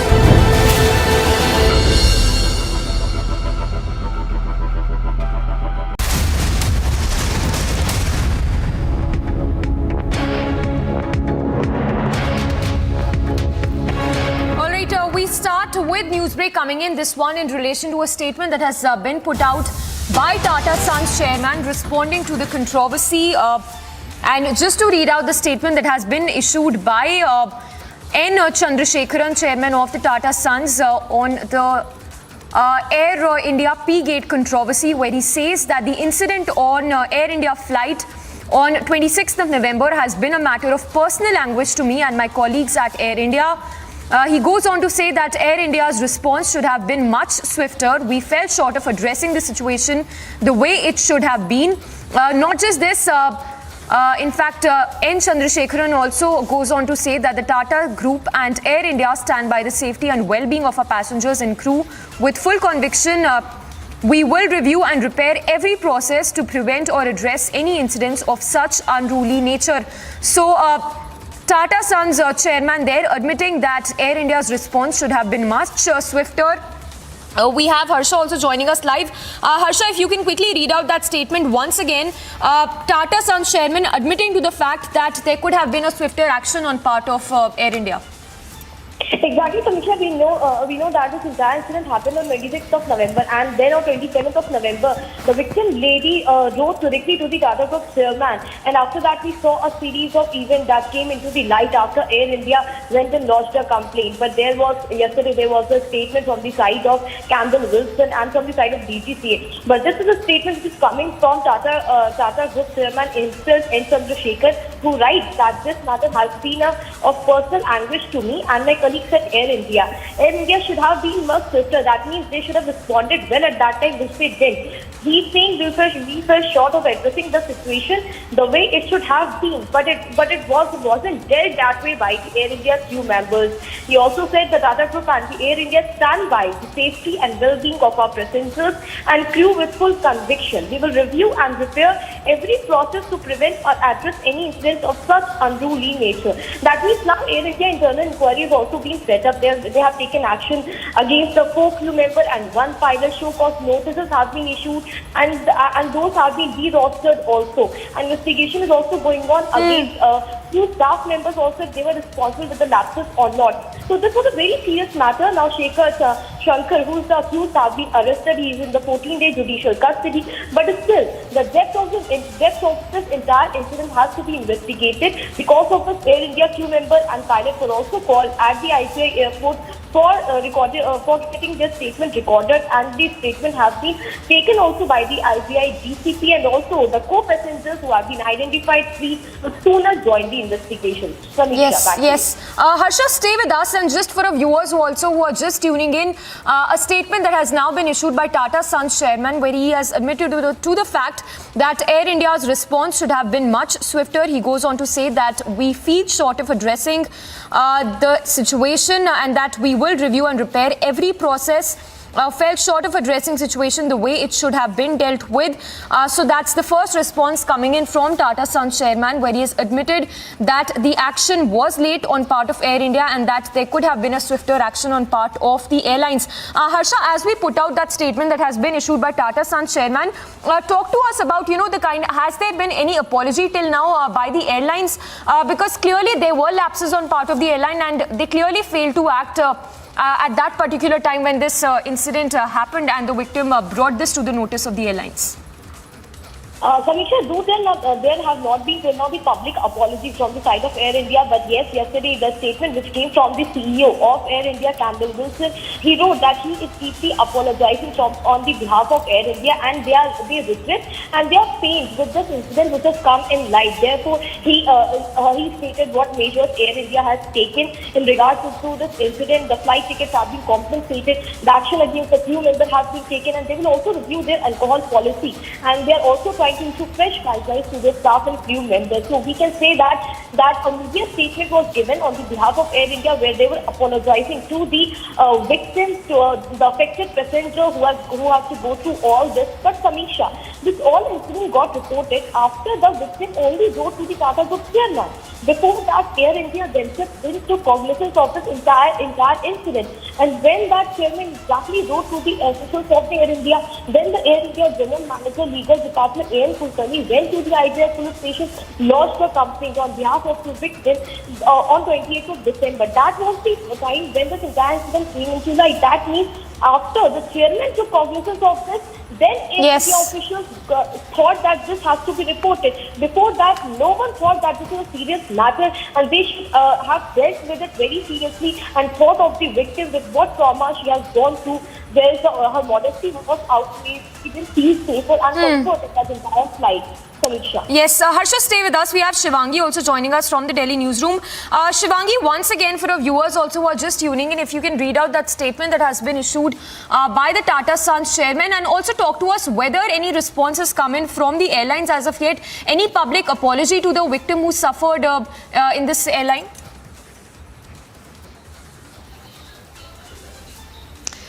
Samiksha, I'm having a little trouble understanding your voice right now, but this is a very big breaking update we've got on Republic TV, because this is very important, because Republic TV has had a mega campaign. For days on end, we also had a segment where we asked our callers to call in and talk about experiences they had, and a lot of our callers told us that in various flights, various airlines, they've suffered the same thing. So this kind of statement coming in from the Tata Sons, that really shows how important that these kind of issues are for a common citizen, and these are the kind of things that should be avoided at all costs. Let me just go through what the statement says right now. Tata Sons chairman has issued a statement and responded, "It's a matter of personal anguish to me. Air India's response should have been much swifter, and we fell short of addressing the situation." So finally we're seeing that the Tata Sons is going ahead and said, and admitting, I repeat, they're admitting that we went short. Remember that the complainant had written a letter to the chairman of Tata, and where she detailed every anguish that she went through, even saying that after they landed in Delhi, she asked that Shankar Mishra should be arrested as soon as possible, and he was not even arrested, Samiksha. So these are the details we're getting right now, and looks like Tata Sons is going to take serious cognizance of the lapses, and they've admitted the lapses by Air India. Samiksha, back to you. All right, Shivangi, thank you for those details. So as Shivangi was telling us, in fact, reading out that statement that has been issued by the Tata Sons chairman, where he has admitted to the fact that yes, there was a delay on part of the airline to act swiftly, and that it could have been dealt in a better manner.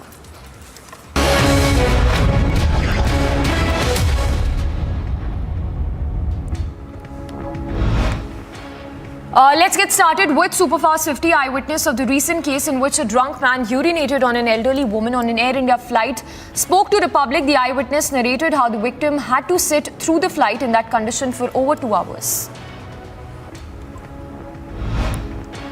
Speaking to Republic TV, the eyewitness of the urination case also said that the Air India staff was informed about the incident, but they did not take prompt action. Recalling the ordeal, the eyewitness further said that the victim's bag and clothes were soaked in urine. Although there were vacant seats available, the victim was made to sit on the same seat. The Prime Minister's office will hold a high-level meeting on the Joshimath crisis amid alarm in the Uttarakhand region. Due to the land subsidence, several people have been asked to shift to relief camps. Meanwhile, the Uttarakhand Chief Minister Pushkar Singh Dhami said that the study was going on, to assess the situation in Joshimath, further adding that the Prime Minister's office is continuously taking stock of the situation in Joshimath. Meanwhile, 11 more families in Joshimath were moved to safer locations as the number of houses developing cracks in the sinking town has now risen to 603 as per reports. Upon directions from the Ministry of Home Affairs to go all out against terror in J&K, the Indian Army launched, in a joint operation with the J&K police, launched massive house-to-house search operations in Kishtwar of J&K. After the Indian Armed Forces noticed suspicious movement near a village in Balakot sector of Pooch district in J&K, forces neutralized 2 terrorists near the line of control. Days after 2 incidents of stampede were reported during the TDP events in Nellore and Guntur, the YSRCP government appointed a panel to inquire into the incidents. The panel has been asked to submit their report within a month's time. Speaking exclusively to Republic TV, BJP leader Sushil Modi said that it's a matter of time that the JDU will be decimated and Nitish Kumar will be ousted from the CM's post. Sushil Modi further said that many JDU leaders are feeling suffocated and that they are in touch with the BJP. In a shocking incident that has been reported from the national capital, a 17-year-old girl allegedly shot at a 50-year-old grocery shop owner in the national capital. The lady was shot at. The injured lady has been identified as Kushida in the hospital. The Lucknow police meanwhile arrested Samajwadi Party worker Manish Jagan from Hazratganj area. We are given to understand that the party worker handles the party's Twitter account. Meanwhile, the Samajwadi Party leader staged a protest outside the police headquarters in Lucknow. After Lucknow police arrested the Samajwadi Party worker Manish Agarwal, Samajwadi Party workers held protests in Lucknow condemning the arrest of the party worker. And post the arrest of the Samajwadi Party leader Manish Agarwal, the Samajwadi Party chief Akhilesh Yadav reached the police headquarters in Lucknow and was seen engaging in a verbal spat with the cops and even refused to the tea that was offered to him by the police officials. बाहर की पिएंगे या हम अपनी लाएंगे, कब आपका ले लेंगे प्लास्टिक का जो होगा, हम नहीं पी सकते, जहर दे दोगे तब? हाँ नहीं हमें भरोसा नहीं है, सच में भरोसा नहीं है मुझे। हम बाहर से मंगा लेंगे, चाहे आप भी पीजिए हम भी पीजिए, आप अपनी पीजिए हम अपनी पीजिए। Now, responding to the protest in Lucknow, the BJP spokesperson Rakesh Tripathi said that the Samajwadi Party was openly protesting abusers and condemning the protests that broke out outside the Lucknow police headquarters. Samajwadi party media cell के verified handle के द्वारा पिछले 1 महीने से ज्यादा समय से नेताओं के विरुद्ध, पत्रकारों के विरुद्ध, महिलाओं के विरुद्ध बेहद अपमानजनक ऐसी भाषा का प्रयोग किया जा रहा था जिससे सांप्रदायिक सद्भाव बिगड़ जाए, दंगा भड़काने की साजिश हो रही थी। और आज जब एफआईआर दर्ज होकर के गिरफ्तारी होती है तो स्वयं अखिलेश यादव जी, पूर्व मुख्यमंत्री, बचाव में उतर आते हैं और पुलिस मुख्यालय तक पहुंच जाते हैं। इससे पता चल जाता है कि समाजवादी पार्टी के द्वारा ये गाली गलौज पूरी तरह से संरक्षित की गई थी। Now, several people were injured after Dalit families were targeted in Alwar in Rajasthan. Stones were pelted at and even rods were hurled on the women. Questions have now been raised over the law and order situation in the state of Rajasthan. After the Dalit families were assaulted in Alwar of Rajasthan, the deceased family, in fact, the victims staged protest in Alwar demanding action against the miscreants.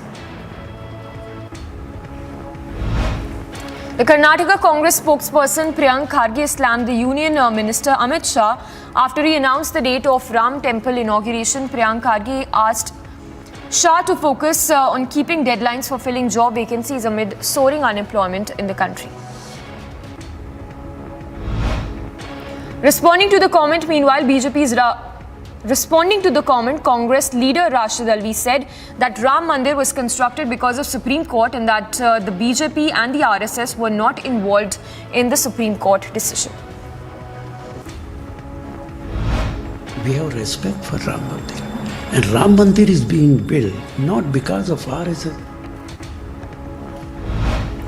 A special CBI court extended the judicial custody of former State Education Minister Partha Chatterjee till 7th of February in connection with the West Bengal school service recruitment scam. Meanwhile, the DMK MLA has sparked massive controversy. Addressing a speech, the DMK leader alleged that the BJP and the Prime Minister are behind the death of former Tamil Nadu Chief Minister Jayalalitha. Condemning the statement made by the DMK Neta, Union Law Minister Kiran Rijiju said that no one should drop moral standards for political gains. Days after terrorists targeted the Dhangeri village in Rajouri town, the death toll has now risen to 7. One more civilian reportedly succumbed to his injuries in the hospital. Meanwhile, the special investigation team probing the sexual harassment allegations made by a junior women's coach against the Haryana Minister Sandeep Singh took possession of her clothes, including a torn t-shirt, from her house Meanwhile, the SIT team also added that an additional charge related to insulting the modesty of a woman to the FIR has been filed against the former Minister of Haryana. Meanwhile, 2 people were dead and 13 others injured after a mini truck fell into a deep gorge from a hill at the Garod area of Chatu Chura Hills in Karimganj area of Assam. Unidentified miscreants in a bike in fact shot at a journalist who was returning home. Rajesh, who was shot at, is recuperating from his condition. A day after Punjab Minister Fauja Singh Sarari resigned from the cabinet after an extortion controversy, BJP stepped up attack on the Aam Aadmi Party, questioning Arvind Kejriwal over his claims of corruption-free Punjab.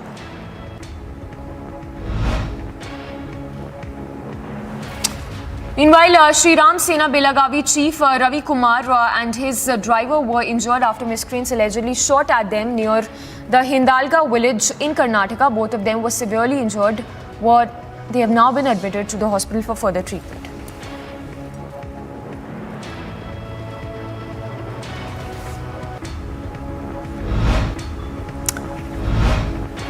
Meanwhile, a cold wave gripped north and northwest India.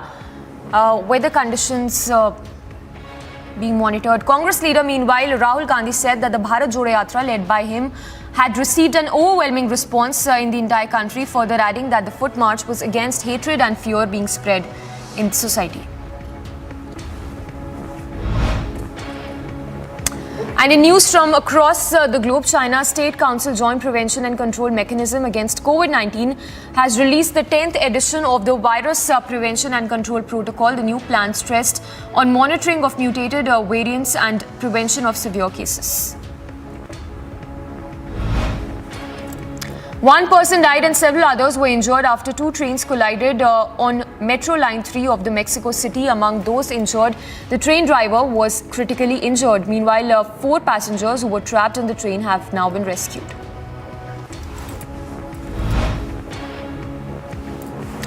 President Joe Biden, meanwhile, has scheduled first visit to the southern border in Texas. In fact, we're given to understand that hundreds also were seen marching through the streets of El Paso. This comes after the president announced last week that Nicaraguans, Haitians as well as Venezuelans will be expelled and sent to Mexico if they try to enter the US illegally. Meanwhile, Colombian president arrived in Caracas for a meeting with his Venezuelan counterpart.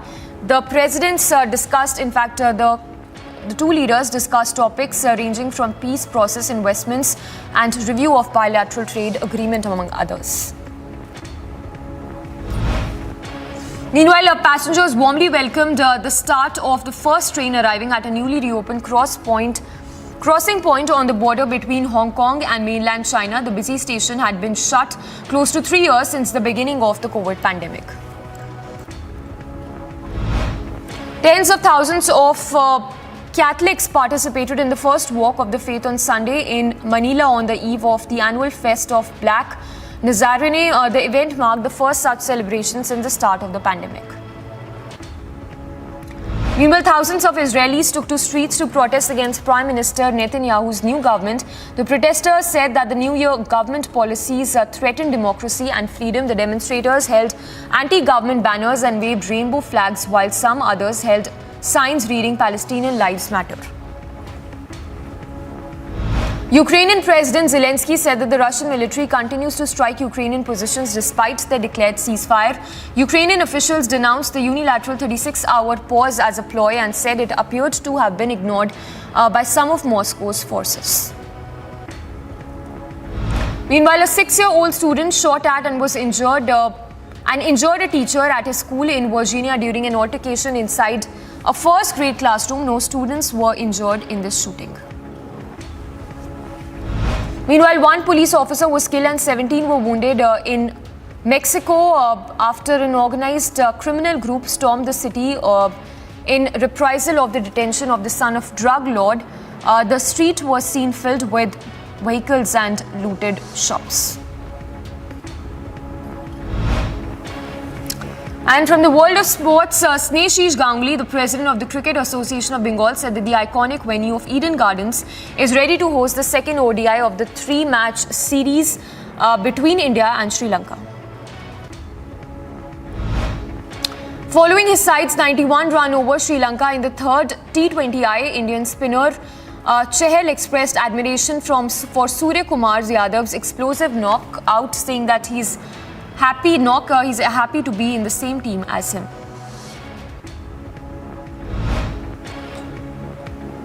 Meanwhile, Jessica Pegula kicked off the United Cup final by giving the United States a 1-0 lead over Italy with a 6-4 and 6-2 defeat of Martina at Ken Roosevelt Arena in Sydney. Quarterback Patrick Mahomes claimed his team had some good things going after the Kansas City Chiefs were qualified for the playoffs with a 31-13 win over the Las Vegas Raiders.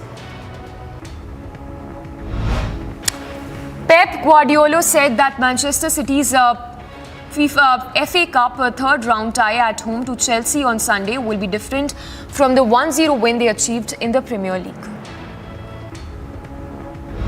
Meanwhile, Carlo Ancelotti neatly summed up his team's performance on Saturday, admitting they did not perform as Real Madrid lost for only the second time this season, a 2-1 defeat in the Spanish league. Meanwhile, Colin Morikawa shot an 8-under par 65 on Saturday to take a commanding 6-shot lead heading into the final round of the Tournament of Champions in Hawaii. Toyota's Nasir Etiyar remained in the lead of the 2023 Dakar Rally following the 7th stage on Saturday, while Audi endured another day to forget in Saudi Arabia. Atletico Madrid head coach dropped a hint that 19-year-old midfielder Pablo Barrios could start against Barcelona as he looked ahead to Sunday's visit of the Spanish league's leaders for the event. After leading France to another World Cup final, coach will sign up for another shot at the title, prolonging his contract to June 2026.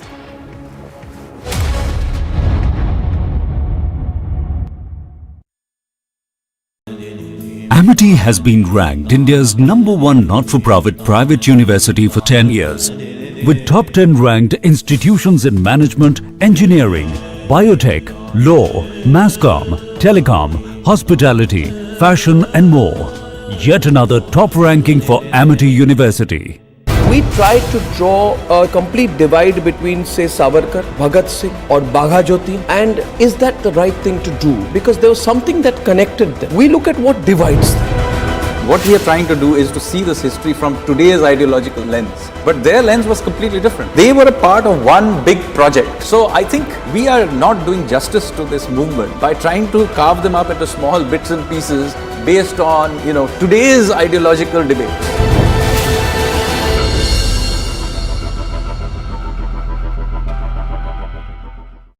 There are rumors that Pakistan has, conducted airstrikes in Nangarhar province of Afghanistan. So the Foreign Office of Pakistan has come out and said, this is untrue, this is fake news, we have done nothing of the sort.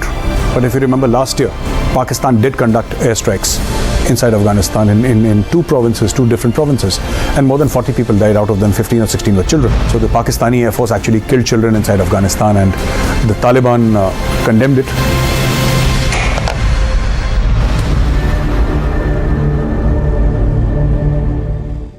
In your view, what was the role of Swami Vivekananda and others like him, and the whole idea of a civilizational confidence in our freedom struggle? So what we are trying to do is to try to secularize and sanitize this history for a certain line of ideological bent. So you have here a country and a civilization, and they have been in this continuous state of warfare. So you have the likes of Swami Vivekananda who are coming out there and saying that we need to stand up for ourselves. And this is the triggering point of this entire movement.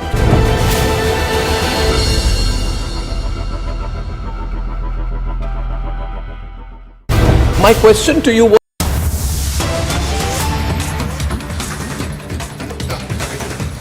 All right, we are also getting these dramatic visuals that are coming in from MP's Morena, where a police official was seen brutally dragging an elderly woman.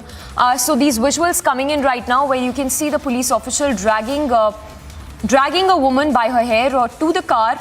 We do not yet know what is the reason for this unruly behavior, but definitely something which would require the police to answer as to what really led the police to drag this elderly woman to the car. But Satya Vijay getting us the story. But we have a reaction, in fact, the soundbite coming in from the victim's son. Let's listen in as to what really transpired and led to this action on part of police. मारा पीट करने के चक्कर में माताजी ने बचाया था, तो मेरी माताजी को भी बहुत मारा है और मेरी माताजी गैर होश हो गई थी और मेरी मिसेज का इतना मारा, उल्टा सीधा गाली दिया और गाड़ी के पहिए भी निकल गया मेरी। मातवा से थाने में दोनों सिपाही हैं, अशोक और सैलू गुर्जर, ये दोनों ने इतना अत्याचार किया हमारे ऊपर, कैसा कोई नहीं कर सकता है। इसलिए मेरा निवेदन है, हमारे जो मारपीट के कारण हमें इतनी ठेस पहुंच रही है कि हमारे को कोई इंसान बहुत बोलने दे रहेगा तुमने पुलिस वाले से वो किया, मगर पुलिस वाले हमारे को मारा पीटा। इसलिए चाहता हूं सर, मेरे को सत्य सच अपना कार्रवाई चाहता हूं। All right, we also have Satya Vijay getting us those details. Satya Vijay, what exactly is the reason behind this incident? What is a justification? Is there even a justification that the police can give for this behavior in which the woman was dragged by her hair and taken to the car? जी हाँ, देखिए ये शर्मसार करने वाली तस्वीरें मध्य प्रदेश के मुरैना की है, जहाँ पर कि बरी का पूरा गांव है और उस गांव में पुलिसकर्मियों का ये अमानवीय चेहरा देखने को मिला है। पुलिसकर्मी एक व्यक्ति को साहेब सिंह नाम के व्यक्ति को पकड़ने गई थी, लेकिन जब वो शख्स जो है पुलिस से कहने लगी वो कुछ देर में पुलिस के साथ जाएगा, इस दौरान पुलिसकर्मियों ने उसके साथ मारपीट की और मारपीट से रोकने के लिए जब उसकी वृद्ध माँ और पत्नी पुलिस से बहस कर रहे थे, इसी दौरान पुलिस जबरन उस वृद्ध महिला को डायल 100 में घसीटते हुए ले जाते हुए नजर आई है। ये वीडियो काफी तेजी से वायरल हो रहा है, जिसमें आप देख सकते हैं कि डायल 100 में तैनात जो पुलिसकर्मी हैं वो महिला को, वृद्ध महिला को, बुजुर्ग महिला को जबरन घसीटते हुए ले जा रहे हैं। पुलिस को अगर किसी को गिरफ्तार करना या अरेस्ट करना है तो उसकी एक प्रोसेस होती है। इस तरह से वृद्ध महिला को घसीटना, उसकी साहेब सिंह नाम के व्यक्ति को उसकी पत्नी को गाली बकना, ये एक बड़े सवाल खड़े कर रहा है, क्योंकि पूरा जो घटनाक्रम है उससे पुलिस की किरकिरी होते दिख रही है। Yes, Satya Vijay, thank you for getting us all those details. So this incident that has come to light from MP's Morena, where you can see the elderly woman in her late 70s who's seen being dragged by the police officials. We'll slip into a very short break for now, but news breaks to continue.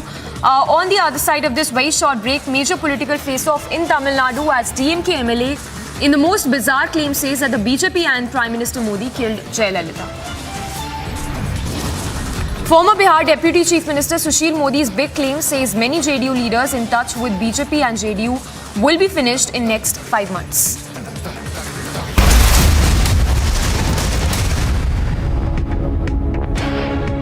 my question to you was that generations of Indians, you and me, have grown up feeling that all that brought us was a passive, non-violent resistance. Now, was that overplayed?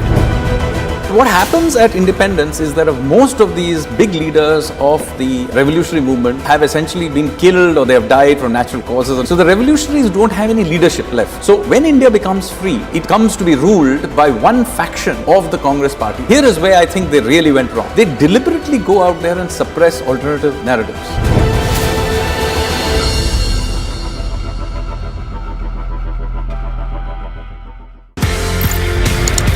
आपने ये बोला कि colonel Bull Kumar, उन्होंने map देखा, उन्होंने बोला ये तो गड़बड़ है। एज पर मैप भारत का एरिया, लेकिन वहां पे जाने की विदेशियों को, जर्मन्स को परमिशन दे रहा है Pakistan.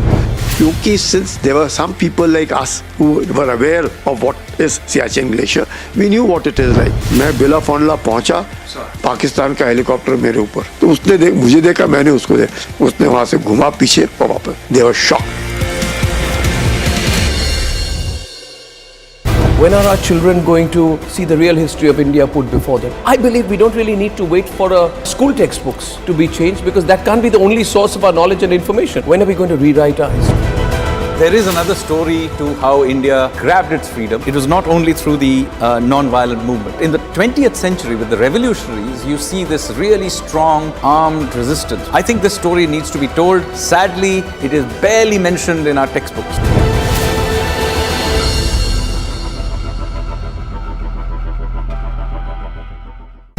In this revolution of ideas, obviously there were various influences. Were Indian figures like Chhatrapati Shivaji inspiring the revolutionaries more, or was it global events?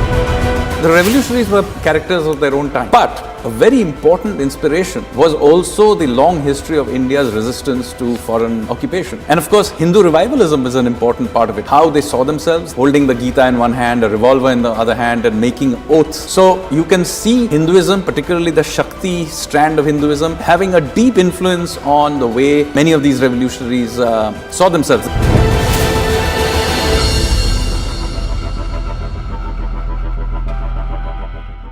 India is number one manufacturer of two-wheelers in the world. Number one also in tractors. Number two in buses.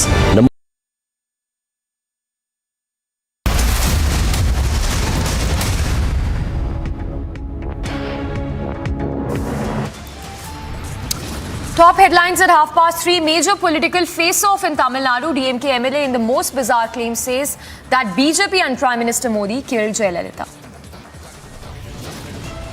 Nitish Kumar पर दबाव बनाने के लिए जल्दी छोड़िए बिहार की गद्दी और जाइए केंद्र की राजनीति कीजिए, तेजस्वी को बनाइए बिहार का मुख्यमंत्री। Former Bihar Deputy Chief Minister Sushil Modi's big claim says many JDU leaders in touch with BJP and JDU will be finished in next 5 months. And situation worsens in the sinking city Joshimath. Prime Minister Modi to chair high-level review meet in Joshimath. No end to politics over Ram Mandir after RJD. Now Vadra Congress targets centre.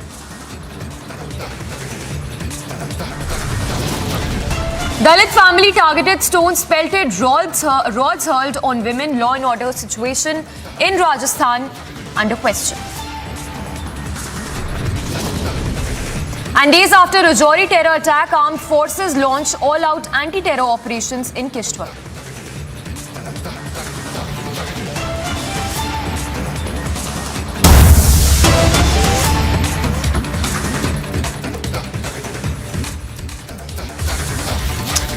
And we start with a Republic exclusive. Remarks that have come in from the former Deputy Chief Minister of Bihar, Sushil Modi, where he in an exclusive interaction with Republic says that many JDU leaders are in touch with the BJP and that it's a matter of time that the JDU will be completely decimated in the state of Bihar. So big claim there that's been made by Sushil Modi, who says that several of the JDU leaders are in touch with the party and that the JDU will be decimated in the state of Bihar. So cracks clearly visible in the Mahagathbandhan in Bihar, and Sushil Modi there making a claim that several of these JDU leaders are in touch with the BJP. Let's listen into that exclusive conversation we had with Sushil Modi. देखिए, नीतीश जी और लालू जी में चूहा बिल्ली का खेल प्रारंभ हो गया है। फिर एक बार पलटी मारने वाले हैं नीतीश कुमार, क्योंकि तय हुआ था कि 4-5 महीने के भीतर तेजस्वी को मुख्यमंत्री बनाएंगे। कल भी जो जगता बाबू का बयान आया है, या उसके पहले भी इन्होंने बयान दिया। बयान क्या था? वो कह रहे कि दही चूड़ा का तिलक लगा दिया, दिल्ली जाए वो, ताकि यहाँ गद्दी छोड़ दें। तो जगता बाबू एक बार नहीं 3-3 बार यह बयान दे चुके, और जगता बाबू जो बोलते हैं वो लालू यादव की जुबान बोलते हैं। और ये सुधाकर सिंह का जो बयान है, ये लालू यादव का बयान है। लालू यादव ही नीतीश कुमार पर दबाव बनाने के लिए जल्दी छोड़िए बिहार की गद्दी और जाइए केंद्र की राजनीति कीजिए, तेजस्वी को बनाइए बिहार का मुख्यमंत्री। और अब ये कह रहे हैं कि 2025, कौन देखा 2025 में क्या होगा? बीजेपी की सरकार बनेगी बिहार में, तेजस्वी कहाँ लौट कर आएंगे? लालू को भी मालूम है, कोई नहीं जानता है कि 2025 में क्या होगा।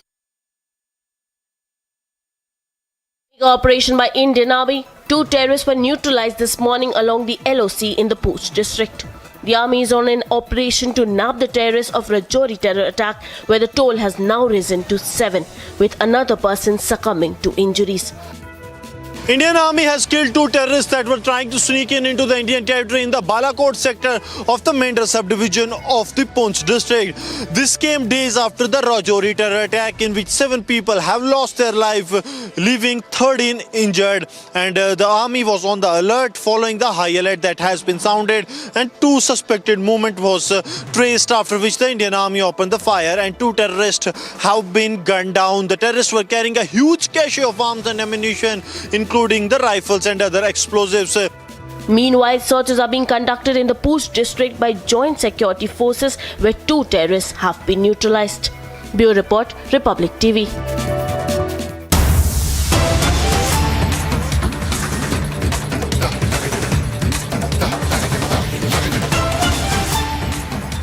All right, we cut across to those dramatic visuals that have been coming in from Lucknow, where the Samajwadi Party workers have been staging a protest against the UP cops. So, mega face-off there that's being seen. Clashes being reported between the Samajwadi Party workers and the UP cops over the arrest of Samajwadi Party worker. In fact, we are given to understand that the Samajwadi Party worker was arrested after he made several indecent remarks on the social media handle. Let's listen into that reaction coming in on this protest.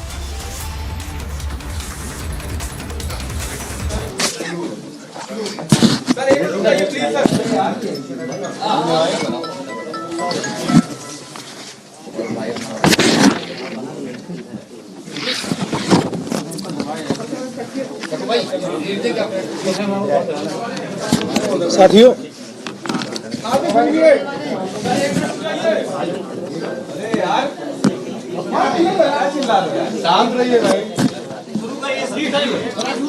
वो पीछे से कह रहे हैं आप ही के साथी है।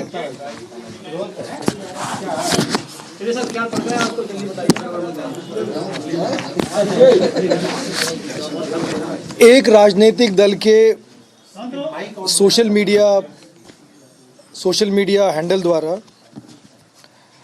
पत्रकार बंधु और बीजेपी के प्रवक्ताओं के विरुद्ध काफ़ी सारे ऑफेंसिव ट्वीट किए जा रहे थे, जिसमें उनके परिवारजनों के प्रति भी आपत्तिजनक और अभद्र टिप्पणियां की जा रही थी। ऐसी लगातार शिकायतें प्राप्त हो रही थी। इन शिकायतों के पश्चात उसकी जांच की गई और अभियोग पंजीकृत किए गए। अभियोग पंजीकृत कराने के बाद उन सभी विवेचनाओं की गंभीरता से विवेचना करते हुए इलेक्ट्रॉनिक एविडेंस को इकट्ठा किया गया। सर्विस प्रोवाइडर से सभी जानकारी प्राप्त की गई और तत्पश्चात आज मनीष जगन अग्रवाल जो उस ट्विटर हैंडल को ऑपरेट कर रहे थे, उनके विरुद्ध कार्रवाई की गई है। उनको गिरफ्तार करके उनके विरुद्ध वैधानिक कार्रवाई की गई है। आगे भी इस तरह का अगर कोई प्रकरण आता है तो इसमें इसी प्रकार की कार्रवाई की जाएगी। आज समाजवादी पार्टी द्वारा एक कंप्लेंट दी गई डॉक्टर ऋचा राजपूत के विरुद्ध। उसमें भी ये कहा गया है कि कुछ आपत्तिजनक ट्वीट उसमें मेंशन किए गए हैं। उसमें अभियोग पंजीकृत किया गया है। उसमें भी इसी प्रकार से प्रॉपर तफ्तीश की जाएगी, विवेचना करके वैधानिक कार्रवाई की जाएगी। सरकार की ये प्राथमिकता रही है कि महिलाओं के प्रति जहाँ पर भी अभद्र भाषा का प्रयोग हुआ है उसमें सभी प्रकरणों में कार्रवाई की जाएगी और ठोस पुख्ता कार्रवाई सभी प्रकरणों में की जाएगी। अगर आपको कुछ पूछना हो तो पूछ सकते हैं। मनीष जगन की गिरफ्तारी हुई है, उसमें 2 नामजद अभियुक्त और हैं, उनकी गिरफ्तारी को लेकर सब जैसा मैंने आपसे कहा कि विवेचना करने के बाद सबूत इकट्ठा करने के बाद, एविडेंस इकट्ठा करने के बाद कार्रवाई की जाती है। सभी के विरुद्ध एक एक करके कार्रवाई की जाएगी। के विरुद्ध 2-3 एफआईआर पहले भी हुई थी, उन मामलों में भी तफ्तीश हो रही है, उस पर उनको गिरफ्तारी होगी। 4 अभियोगों में इस समय विवेचना प्रचलित है और इनमें जितने सारे ऑफेंसिव कमेंट किए गए हैं, अभद्र टिप्पणियां की गई है महिलाओं के प्रति, परिवारों के प्रति, उन सभी में जांच की जाएगी, सबूत इकट्ठा किए जाएंगे और कार्रवाई की जाएगी। सर, आज क्या शांति भंग की आशंका में गिरफ्तारी हुई है मनीष जगन अग्रवाल की? ये सारे जो ऑफेंसिव ट्वीट्स हैं, इससे शांति भंग की आशंका थी, इसलिए ये कार्रवाई की गई है। जो अभियोग पंजीकृत है, उन अभियोगों में जो सबूत इकट्ठा है, उसमें न्यायालय के समक्ष उसमें रखा जाएगा और उन संबंधितों के वारंट बनवाए जाएंगे, उसमें कार्रवाई की जाएगी। पुलिस मुख्यालय में जो आज प्रदर्शन हुआ है, उसे लेकर भी सर पुलिस कोई एफआईआर करेगी? इस समय ऐसा कोई नहीं है। अगर कोई शिकायत आती है तो जरूर कार्रवाई की जाएगी। आपको लगता है कहीं कितनी है, टोटल एफआईआर कितनी है?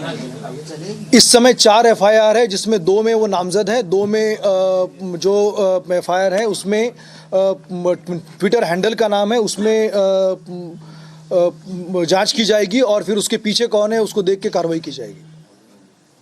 सर, जो ऋचा राजपूत के खिलाफ एफआईआर है तो माना जाए उसमें भी गिरफ्तारी हो सकती है?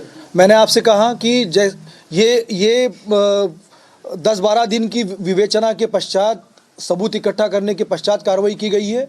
आज जो अभियोग पंजीकृत हुआ है उसमें भी सभी सबूत इकट्ठा किए जाएंगे, इलेक्ट्रॉनिक एविडेंस और सर्विस प्रोवाइडर से जानकारी की जाएगी।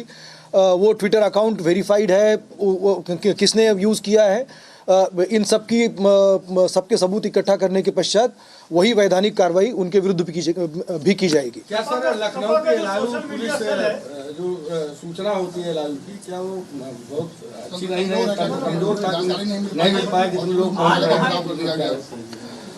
देखिए, हम सभी प्रकार की इस तरह की जो परिस्थितियां हैं उसको निपटने के लिए तैयार पहले भी हैं, इस समय भी है और आगे भी रहेंगे। इसमें कहीं इस तरह की बात नहीं है कि कोई सूचना नहीं थी, हम पूरी तरह से तैयार हैं। समाजवादी पार्टी को पहले सूचना थी वहां पर इतनी भारी संख्या में लोग जा रहे हैं? पुलिस के वहां पर प्रबंध हमेशा रहते हैं और है, आगे भी रहेंगे और भी उसको पुख्ता किया जाएगा। वो तो मुख्यालय वहां तो प्रबंधन रहते हैं, मगर इतने लोग पहुंचे उसके बाद। All right, we'll slip into a short break for now, but news breaks to continue on the other side of a very short break. It's a major political face-off in Tamil Nadu. DMK Neta in the most bizarre claim says BJP and Prime Minister Modi conspired to kill Jayalalitha. And situation worsens in the sinking city Joshimath. Prime Minister Modi to chair high-level review meet on Joshimath.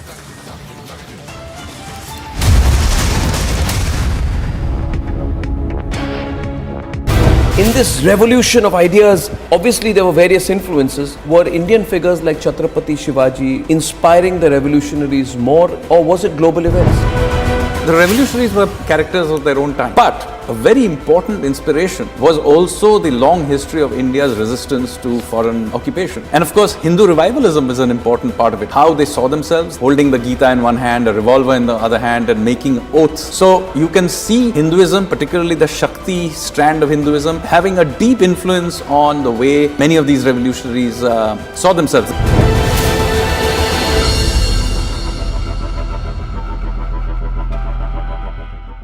India is #1 manufacturer of two-wheelers in the world.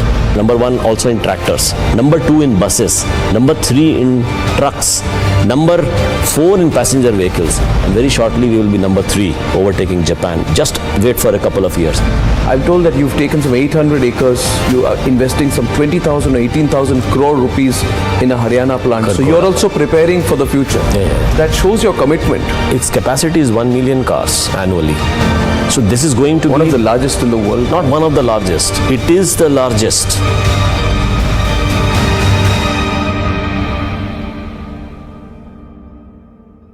We tried to draw a complete divide between, say, Savarkar, Bhagat Singh or Bagha Jyoti. And is that the right thing to do? Because there was something that connected them. We look at what divides them. What we are trying to do is to see this history from today's ideological lens. But their lens was completely different. They were a part of one big project. So I think we are not doing justice to this movement by trying to carve them up into small bits and pieces based on, today's ideological debates.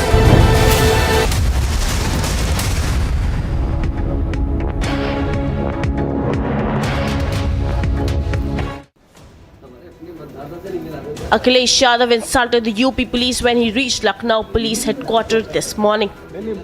When offered tea by the cops, Akhilesh denied to have it and said this. वहाँ से हम मंगा लेंगे, आपने मंगाई हम मंगा लेंगे। विकास, अगर खुल गया हो, कोई जगह खुल गई तो चाय ना बाहर से आने नहीं पियेंगे चाय।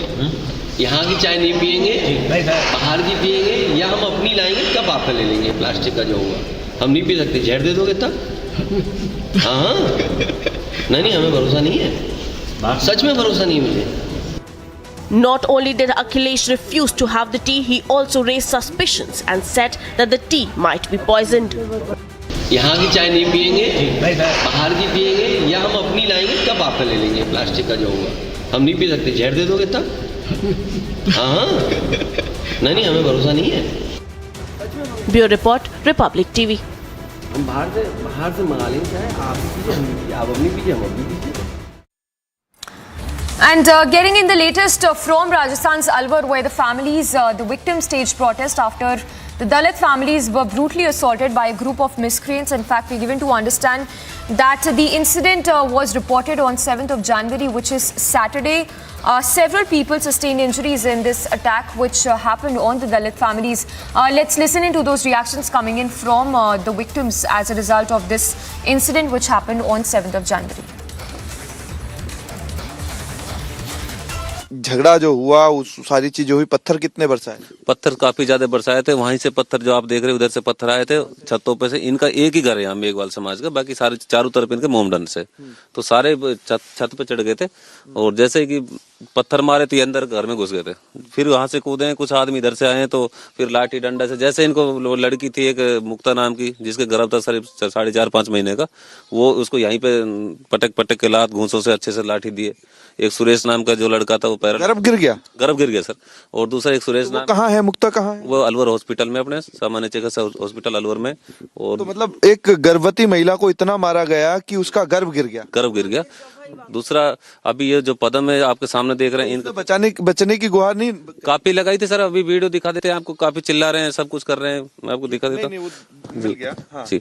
तो इन्होंने मतलब इनका जो वो गर्भवती महिला चिल्ला रही थी, बावजूद उसको मारी जा रहे थे सर। और दूसरा सुरेश भी बेचारा पड़ा था बेसुध, फिर भी उसको लठ मार रहे, फिर भी उसको जबरदस्ती लठ मार गए थे। उनके पैरालाइज यहाँ सिर में चोट थी, कल दिन में उनका ऑपरेशन हुआ, उनको पैरालाइज हो गए सर। उनको डॉक्टर ने बोला था भैया चल तो नहीं सकता, इस साइड में इनको पैर भी नहीं हिल सकता, इस साइड से नहीं हाथ हिल सकता है। तो ऐसे डॉक्टर का उनका हमारे पास रिपोर्ट जो बोली डॉक्टर ने, तो उनका कल ऑपरेशन करा, बाकी अभी सही नहीं है, बोल भी नहीं रहे हैं फिलहाल में। शायद हो सकता है कोमे में भी ऐसा। टोटल कितने लोग घायल हुए? टोटल 15 लोग के करीब घायल हुए, जिसमें 5-7 आदमी को बहुत गंभीर चोट आई है। जैसे किसी का फ्रैक्चर हो गया, किसी का पैर टूटा। आरोपियों की बात करें तो कितने आरोपी जो हैं पकड़े गए? गिरफ्तार हैं, जो 5 गिरफ्तार है, लेकिन जो मेन जो मुलजिम थे उनको एक को भी नहीं पकड़ा गया अभी तक भी, किसी को भी। और मुलजिम भी लगभग हमारे गांव के आसपास घूमते हैं, नाइट में आ जाते हैं, ऐसे नहीं है कि वो भाई इधर से छोड़ के कहते हैं। बोल रहे हैं हम कार्रवाई कर रहे हैं, बाकी धमकी भी दे रहे हैं इनको। अभी इनको कल बताया था फैसला के लिए धमकी दे रहे हैं। दूसरा ये कह रहा तुमने रिपोर्ट करके हमारे क्या बिगाड़ लिया, हमारे कुछ पकड़ थोड़ी रहे तुमने, भाई मुलजिम हमारे ऐसे ही घूमेंगे। तुम आया यहाँ पे सर कोई सरपंच भी नहीं आया, जो यहाँ कांग्रेस के सरपंच है, या सरपंच तो सबका ही होता है, सरपंच भी नहीं आया, क्योंकि सरपंच भी पार्टी से है, वो कांग्रेस पार्टी से सरपंच है, मोमडन ही है। और दूसरा यहाँ पे कोई नेता कांग्रेस का ऐसा नहीं है कि भाई आप चलो, क्योंकि ये मामला हाईलाइट हो गया तो ना यहाँ पे विधायक आया, ना कोई पार्षद आया कांग्रेस का, कोई भी मतलब ऐसा बोले तो मतलब यहाँ कोई बच्चा नहीं आया कांग्रेस का। तो उनको तो पता है कि रली मिली भगत उनकी, वो साफिया खान जो जुबैर खान है, वो उनकी वोट बैंक के हिसाब से। एसपी आई यहाँ पे? एसपी नहीं आई सर, एसपी नहीं आया, सीओ साहब आया था देशराज गुजर जी, तो वो आए थे सर उस समय। तो उन्होंने सुरक्षा अभी लगी हुई है? सुरक्षा सर कल 5 लगे, लेकिन सुरक्षा तो आज है तो कल नहीं है, आज है तो कल नहीं है। लेकिन माहौल तो इनको तो बहस तो है ही ना अभी, क्योंकि जब इनको धमकी मिल रही है बराबर से। उसकी भेड़ में चला का मेंढा, तभी क्या हमने मेंढा अभी लिया, जब उन्होंने जाते ही पूंछ काट ली और पापा को बता दिया तुम्हारा मेंढा की पूंछ काट गई। जब उन्होंने चांटिया से पूंछ काटी, पापा ने बोला अभी मेरा मेंढा गया 2 मिनट पहले, इतनी जल्दी पूंछ तुमने क्यों काटी? उन्होंने बोला कि अब तो मेंढा की पूंछ काटी, हम तुम्हारी भी काट देंगे। चाचा कह रहा है ऐसे बदतमीजी से क्यों बोल रहा, तुम गलती भी कर रहे हो फिर वो भी नहीं कर रहे हो। जब उन्होंने बोली तुम्हें जो करना जो करिए, अच्छी मार के करना गाड़ी। पापा ने फिर वह कर दी, रिपोर्ट कर दी। उन्होंने कही तुम रिपोर्ट करे जो तुम पे हुए जो कर लियो। फिर क्या हुआ था? फिर पापा ने रिपोर्ट कर दी तो उस दिन कुछ भी नहीं करा। फिर दूसरे दिन पापा घर पे कोई भी नहीं थे, हम दो बहन यार गए और घर पे भाई भी था, मम्मी और एक लड़की, 3 या परिवार में। तो पीछे से घुस गया वह घर में, मार पिटाई करी। पापा की भैया की टांग तोड़ दी, मैं भैया को ऊपर पड़ गई तो उनने एक ने पकड़ के खींच दिया, दूसरा ने लात मारी। जब चाचा की टेंट फोड़ दी, जो भी उनको पूरा हथियार था, पहले से प्लान था उसका, जैसे चांटिया भी, कस्सी भी, लाठी भी, जो भी। आपके साथ भी मारपीट की? आपके साथ भी मारपीट की? हाँ, मैं भाई को पड़ के बचाने को, जब एक ने हाथ से खींच दिया, पत्थर उत्तर भी लगा, मेरे 2-4 चोटों से भी लगी। फिर एक ने लात मारी जो उसे पता नहीं जब कैसे मारी। जब उस नुकने से ब्लीडिंग चालू होगी तो मैंने उस दिन कुछ भी नहीं कहा, घर का कुछ नहीं बताया, क्योंकि सारा परिवार हॉस्पिटल भर्ती हो चुका था उस टाइम पे। जब दूसरे कितने महीने का बच्चा था आप? ये 2.5-3 महीना का बच्चा था। फिर क्या हुआ? 2.5-3 में फिर मैंने दूसरे दिन मम्मी को बताया, जब मम्मी ने हॉस्पिटल में भर्ती कराया। कितने दिन हो गए आपको हॉस्पिटल में भर्ती?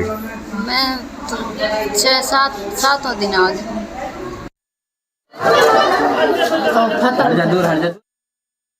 All right, so these visuals which show how the women were beaten up with sticks, the incident having been reported from Rajasthan's Alwar, and despite a complaint being raised, no action has been initiated against the accused as of yet. But these visuals there that speak for themselves on the torture that the Dalit families were subjected to in this particular area in Rajasthan's Alwar. In fact, not just this, what is even more shocking is that a pregnant woman suffered a miscarriage after she was beaten with sticks by the mob. So the Dalit houses that were attacked by the mob in Rajasthan's Alwar. A victim on record saying that no action has been taken by the police despite a complaint been filed in this case, and that the victims are constantly living in fear in this particular area. So the visuals there coming in right now from that particular day when the Dalit families were brutally tortured. They were subjected to this torture. They were beaten with sticks by a group of people. We do not yet know as to what really was the reason for this behavior and what really led to the mob getting violent and beating the families with sticks. But what we're given to understand is that no action has been initiated against the accused as of yet, and those victims there on record saying that even though they have flagged their concerns, even though they've raised a complaint, no action has been taken by the family police. In fact, the Dalit family also, they're alleging that they've been getting threats as well, and narrating the horror of that particular day on camera, saying that no action has been taken. They were subjected to this torture by a group of people, and that they are living in constant fear. They've even gone on to say that they are receiving threats by these miscreants. And even as they've flagged their concerns, no action has been taken by the Rajasthan police as of yet. We are also given to understand that the families, the victims there have been staging protest, have been staging dharna, demanding action against the accused. Yet no word coming in from the officials as of yet. In this revolution of ideas, obviously there were various influences. Were Indian figures like Chhatrapati Shivaji inspiring the revolutionaries more, or was it global events? The revolutionaries were characters of their own time. But a very important inspiration was also the long history of India's resistance to foreign occupation. And of course, Hindu revivalism is an important part of it. How they saw themselves holding the Gita in one hand, a revolver in the other hand, and making oaths. So you can see Hinduism, particularly the Shakti strand of Hinduism, having a deep influence on the way many of these revolutionaries saw themselves.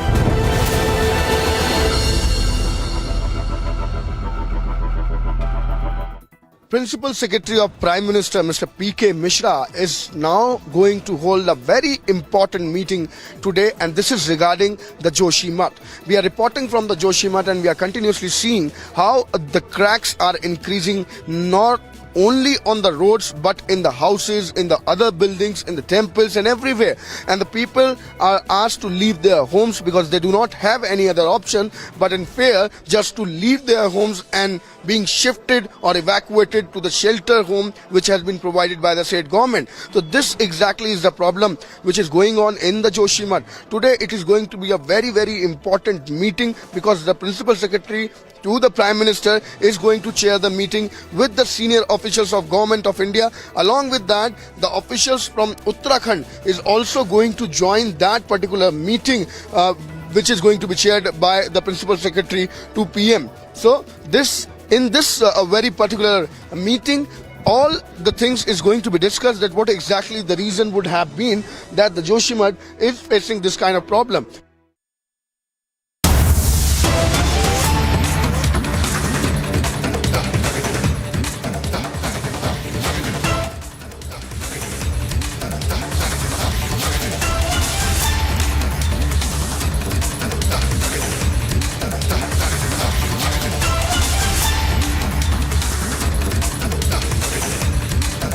All right, news break coming in, this one from the national capital where we're given to understand that a fire broke out in Okhla phase 1 of the national capital. The visuals there coming in right now of the fire tenders who are there at the location.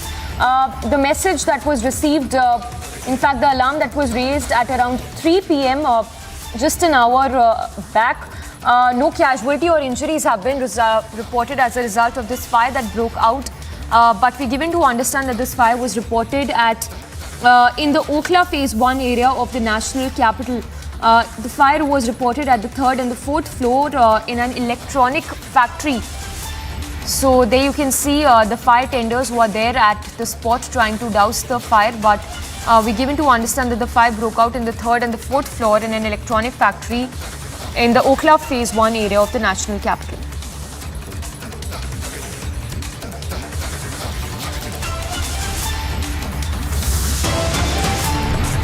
A very short break coming up. On the other side, we'll get you ground reports from Joshimath as situation worsens in the town. Prime Minister Modi to chair high-level review meet on Joshimath.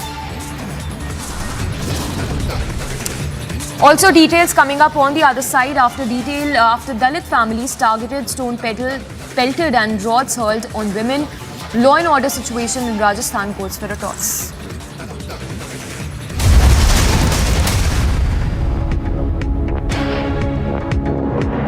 We tried to draw a complete divide between, say, Savarkar, Bhagat Singh or Bagha Jyoti, and is that the right thing to do? Because there was something that connected them. We look at what divides them. What we are trying to do is to see this history from today's ideological lens. But their lens was completely different. They were a part of one big project. So I think we are not doing justice to this movement by trying to carve them up into small bits and pieces based on, today's ideological debates.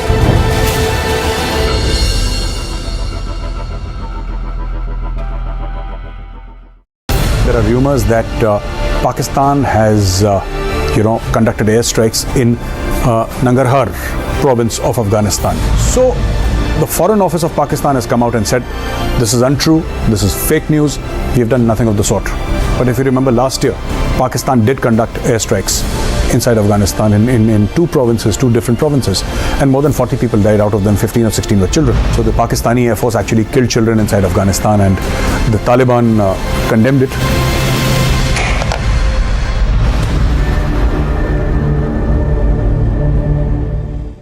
In your view, what was the role of Swami Vivekananda and others like him and the whole idea of a civilizational confidence in our freedom struggle? So what we are trying to do is to try to secularize and sanitize this history for a certain line of ideological bent. So you have here a country and a civilization, and they have been in this continuous state of warfare. So you have the likes of Swami Vivekananda who are coming out there and saying that we need to stand up for ourselves. And this is the triggering point of this entire movement.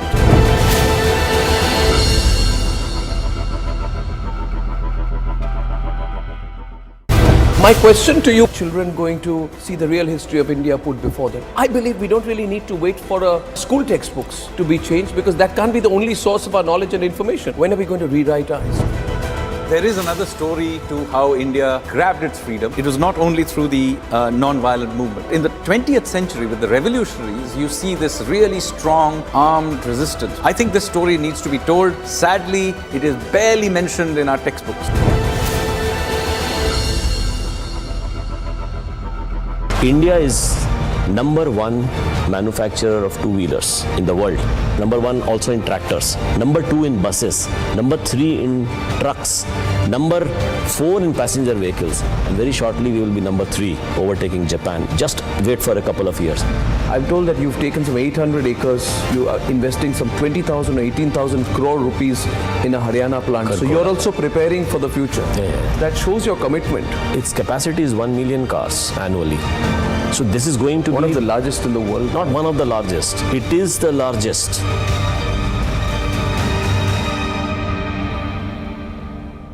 There are rumors that Pakistan has, conducted airstrikes in Nangarhar province of Afghanistan. So the Foreign Office of Pakistan has come out and said, this is untrue, this is fake news, we have done nothing of the sort. But if you remember last year, Pakistan did conduct airstrikes inside Afghanistan in two different provinces, and more than 40 people died, out of them 15 or 16 were children. So the Pakistani Air Force actually killed children inside Afghanistan, and the Taliban condemned it.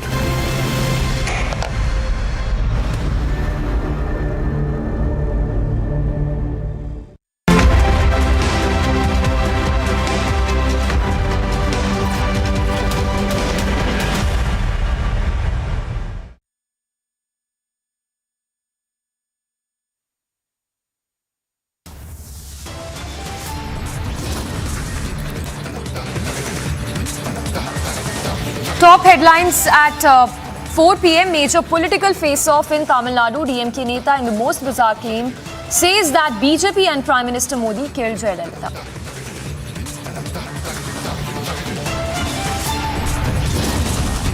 Nitish Kumar पर दबाव बनाने के लिए जल्दी छोड़िए बिहार की गद्दी और जाइए केंद्र की राजनीति कीजिए, तेजस्वी को बनाइए बिहार का मुख्यमंत्री. Former Bihar Deputy Chief Minister Sushil Modi's big claim says many JDU leaders in touch with BJP and JDU, and that JDU will be finished in next 5 months. Situation worsens in the sinking city Joshimath. Prime Minister Modi to chair a high-level review meet on Joshimath.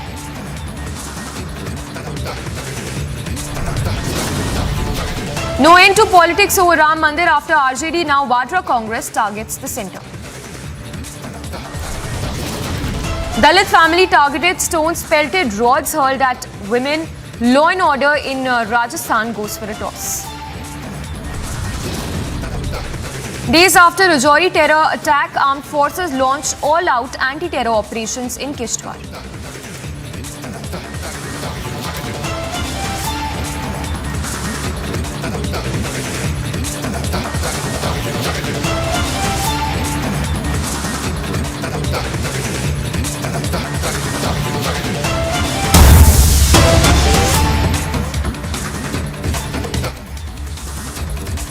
Alright, we start with Newsbreak coming in. This one from Tamil Nadu, where a massive political fight has now broken out between the BJP and the DMK after the DMK MLA made controversial remarks. In fact, these remarks that were made by the DMK MLA while he was giving a speech in which he's alleged that the BJP and Prime Minister Modi is behind the death of former Tamil Nadu Chief Minister Jayalalitha. In fact, now the AIADMK has jumped into the controversy and has hit out at the DMK Neta for his remarks. Let's first listen into that controversial remark that has come in from the DMK Neta, and then we play out that reaction that has come in from the AIADMK. அந்தம்மா செத்து போச்சு. அந்த அம்மாவை யார் கொண்டது? மோடி தான் கொண்டுட்டார். அந்த அம்மா நான் பிரதமருக்கு நிக்க போறேன்னு சொல்லிச்சு. ஏன் பிரதமருக்கு நிக்கணும்? என்னை தவிர எவனும் நிக்க கூடாதுன்னு சொன்னான். அந்த அம்மாவை பிஜேபி தான் கொண்டது. இது பகிரங்கமாக நான் குற்றச்சாட்டை நான் சுமத்துகிறேன். அந்த அம்மா செத்து போச்சு. மோடி தான் கொண்டுட்டார். அந்த அம்மா நான் பிரதமருக்கு நிக்க போறேன்னு சொல்லிச்சு. ஏன் பிரதமருக்கு நிக்கணும்? என்னை தவிர எவனும் நிக்க கூடாதுன்னு சொன்னான். அந்த அம்மாவை பிஜேபி தான் கொண்டது. இது பகிரங்கமாக நான் குற்றச்சாட்டை நான் சுமத்துகிறேன். Our leader Amma's demise, when OPS started that Dharma Yudham, Mr. Markandeyan was with OPS, and he is one such person who moved to DMK post the merger and alliance, trying to have his fortune and luck in DMK. He became an MLA. If he has so much of credible information, why didn't he depose himself before this Armusami commission? So trying to play petty politics by pleasing his master Stalin, by talking ill about an incident and talking ill about BJP, shows the level to what level DMK can stoop low to gain political mileage and advantage. So many such people are been there for their own personal benefits and mileage, setting aside the party ideology and the welfare of the people. People like Markandeyan are more interested about their own self rather than people welfare and ideology of the party. So they keep hopping between one party to another for their own personal benefits and interest. Right, there you heard a reaction that has come in from Kovai Satyan, who has hit out at the DMK Neta. And just to give a recap of this remark that was made by the DMK Neta while he was addressing a speech in which he stated, in fact alleged that the BJP and Prime Minister Modi is behind the death of former Tamil Nadu Chief Minister Jayalalitha. So a massive backlash there that the DMK Neta is facing for his controversial remarks, where he alleged that the BJP and the Prime Minister connived and conspired and hatched a conspiracy to get Jayalalitha killed, the former Tamil Nadu Chief Minister, saying that it was the BJP and the Prime Minister who got Jayalalitha killed. Reaction, of course, coming in, this one from Kovai Satyan, who has hit out at the DMK Neta for the kind of remarks he's made on the BJP and the Prime Minister. In fact, just to read out what the DMK Neta said, when he said, and I quote once again, who killed Jayalalitha, she was killed because she challenged Modi, and that it was BJP who killed Jayalalitha. These remarks coming in from the DMK MLA while he was giving a speech in Tamil Nadu.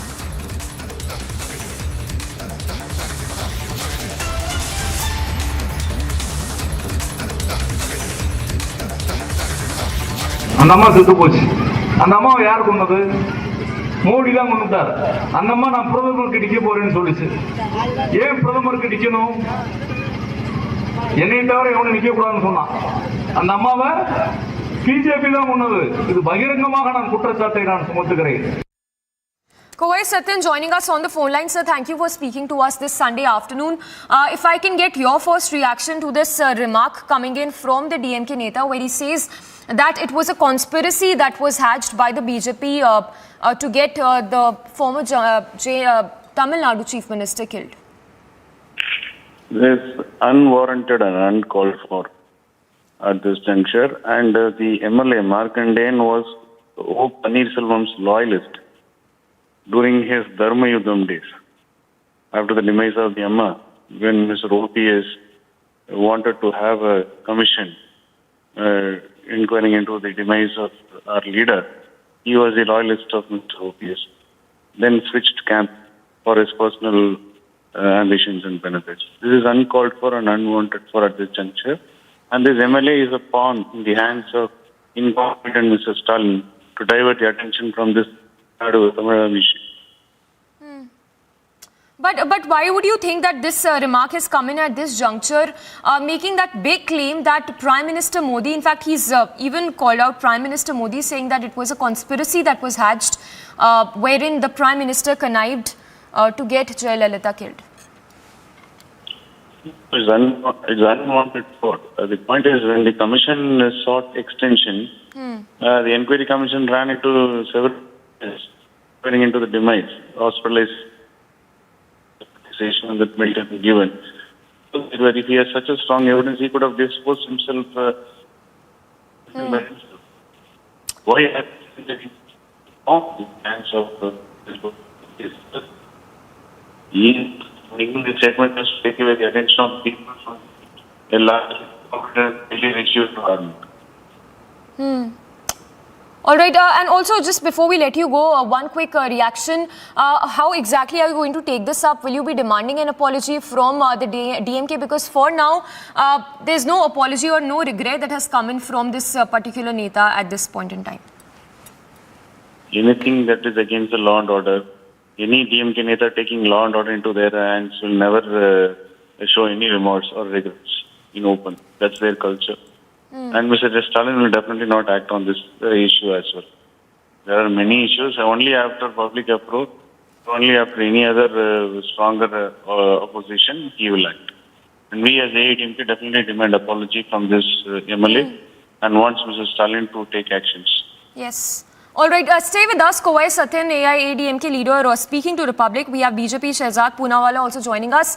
The AIADMK demanding an apology. Is that the primary demand of the BJP and the AIADMK? An unconditional apology from the DMK over these remarks that were made by this particular leader, saying that the BJP, in fact, the Prime Minister connived and hatched a conspiracy to get Jai Lalita killed. This shows the frustration of DMK because of the family-run firm which is in the governance. And you can see the BJP rising in Tamil Nadu day by day. It has resorted to this low level of politics where it targets the person seated on a constitutional position and makes the most scandalous and deplorable, despicable, baseless allegations. We all know the respect Prime Minister Modi had for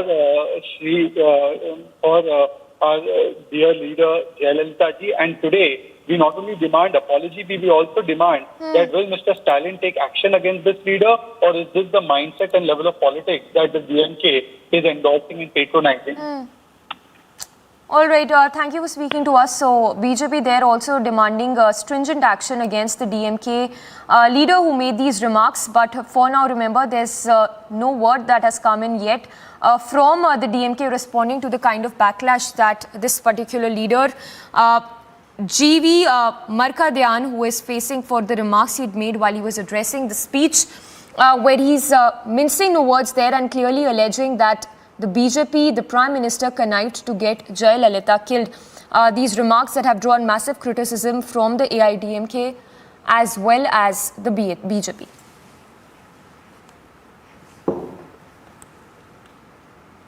All right, shifting focus to another big story that we've been tracking, this one coming in from UP's Lucknow, where it's a major political face-off between the BJP and the Samajwadi Party in Uttar Pradesh, following the arrest of the Samajwadi Party leader.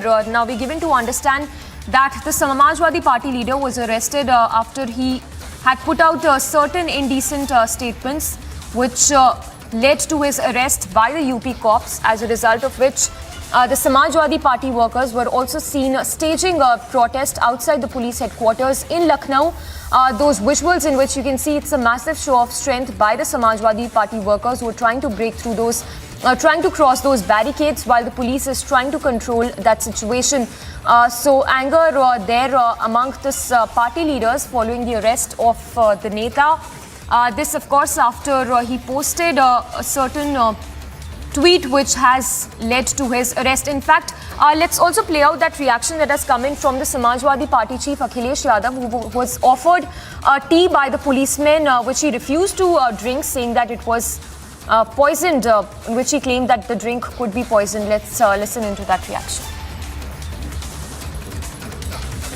Bharatiya Janata party की सरकार में न्याय की उम्मीद मत करिए। Police प्रशासन उसके साथ है जो अन्याय कर रहा है, झूठ बोल रहा है। जो सच बोलेगा वो सजा पाएगा। और ये घटना कोई एक दिन की नहीं है। भारतीय जनता पार्टी जानबूझ करके गलत भाषा इस्तेमाल कराती है, गलत भाषा लिखवाती है सोशल मीडिया पर, जिससे दूसरे लोग भी उन्हें जवाब दें। भारतीय जनता पार्टी को अपने लोगों को भाषा सही इस्तेमाल करें और उनका दूसरों के प्रति अगर गलत भाषा का इस्तेमाल होगा तो दूसरे ने भी गलत भाषा का इस्तेमाल हुआ है और किया है। पुलिस प्रशासन से लेकर के सब भारतीय जनता पार्टी के कार्यकर्ता बन के काम कर रहे हैं। उन्हें नियम, कानून, न्याय से दूर दूर का कोई रिश्ता नहीं है। पुलिस अधिकारी कोई जिम्मेदार नहीं था। हमारी जो मांग थी कि जो भारतीय जनता पार्टी के जिन लोगों ने गलत भाषा का इस्तेमाल किया उनके खिलाफ भी कार्रवाई हो, और उन्होंने आश्वासन दिया है कि उनके खिलाफ भी कार्रवाई होगी। कौन कौन लोग हैं वो लोग? हमने तहरीर दी है। भारतीय जनता पार्टी की सरकार में न्याय की उम्मीद मत करिए। पुलिस प्रशासन उसके साथ है जो अन्याय कर रहा है, झूठ बोल रहा है। जो सच बोलेगा वो सजा पाएगा। और ये घटना कोई एक दिन की नहीं है। भारतीय जनता पार्टी जानबूझ करके गलत भाषा इस्तेमाल कराती है, गलत भाषा लिखवाती है सोशल मीडिया पर, जिससे दूसरे लोग भी उन्हें जवाब दें। भारतीय जनता पार्टी को अपने लोगों को भाषा सही इस्तेमाल करें और उनका दूसरों के प्रति अगर गलत भाषा का इस्तेमाल होगा तो दूसरे ने भी गलत भाषा का इस्तेमाल हुआ है और किया है। पुलिस प्रशासन से लेकर के सब भारतीय जनता पार्टी के कार्यकर्ता बन के काम कर रहे हैं। उन्हें नियम, कानून, न्याय से दूर दूर का कोई रिश्ता नहीं है। पुलिस अधिकारी कोई जिम्मेदार नहीं था। हमारी जो मांग थी कि जो भारतीय जनता पार्टी के जिन लोगों ने गलत भाषा का इस्तेमाल किया उनके खिलाफ भी कार्रवाई हो, और उन्होंने आश्वासन दिया है कि उनके खिलाफ भी कार्रवाई होगी। कौन कौन लोग हैं वो लोग? हमने तहरीर दी है। माननीय राष्ट्रीय अध्यक्ष जी ने जो बात किया, वैधानिक बात, और ये देखिए जो सही है कि समाजवादी पार्टी के कार्यकर्ताओं को उन अपराधों में भी जेल भेजा जा रहा है जो कि अपराध नहीं है, जो बेलेबल ऑफेंस है। आप भी जानते हैं कि सुप्रीम कोर्ट ने 66 पे श्रेया सिंघल बनाम भारत सरकार के मामले में ये बयान दे चुकी है कि उसमें आप किसी को भी आईटी एक्ट में गिरफ्तार नहीं कर सकते।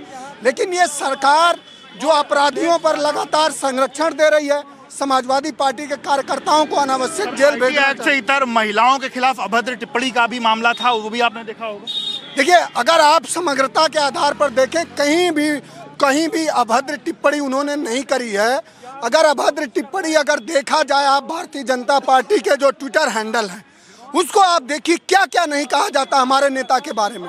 तो अखिलेश यादव जी हमेशा लोकतांत्रिक मूल्यों को लेके, सवालों को लेके, और समाजवादी पार्टी कभी जेल से, कभी किसी तरह के तानाशाही से नहीं डरने वाली, क्योंकि समाजवादी पार्टी ये जानती है कि हमारा जो वजूद है वो वही डॉक्टर लोहिया के सड़क से लेके सदन तक के संघर्ष है। आज आंदोलन खत्म, क्योंकि मनीष को तो जेल भेजा जा चुका है। क्या देखिए अब तो जब मामला सब जुडिस अब है, ये तो राष्ट्रीय अध्यक्ष जी तय करेंगे। पूरे प्रदेश भर में कार्यकर्ता सड़कों पर है और समाजवादियों का आंदोलन अब खत्म होने वाला नहीं है।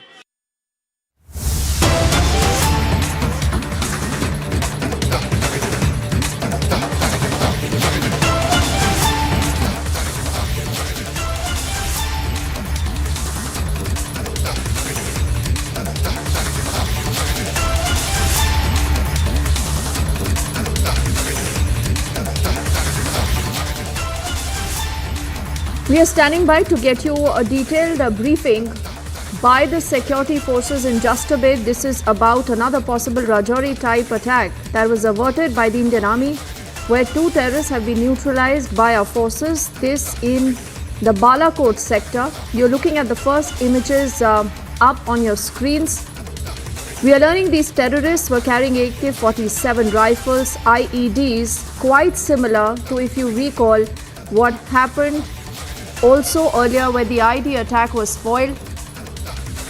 And as the snow, remember, has set in, there are umpteen attempts by Pakistan to infiltrate its own men. Not just that, to also put their focus away from a lot of internal turmoil that Pakistan right now is going through. And I think we'll just be listening in from our forces in just a bit. these are images on your screens, obviously differed or what happened earlier today. This is almost a Balakot type attack that Pakistan was wanting to avert, and we are learning that 2 terrorists have been neutralized there, and there has been also a big recovery by our forces as far as this particular incident is concerned. And we do know that the agencies, remember, already are on a high level of alert, considering that we have seen repeated attempts by Pakistan to not just infiltrate its men, but also, remember, to ensure that it's able to kind of disturb the peace in the country. I'm told Gursimran is also with us. He has more details. Gursimran, first up, why don't you tell us what really has happened? What is it that you've learned from these security forces so far?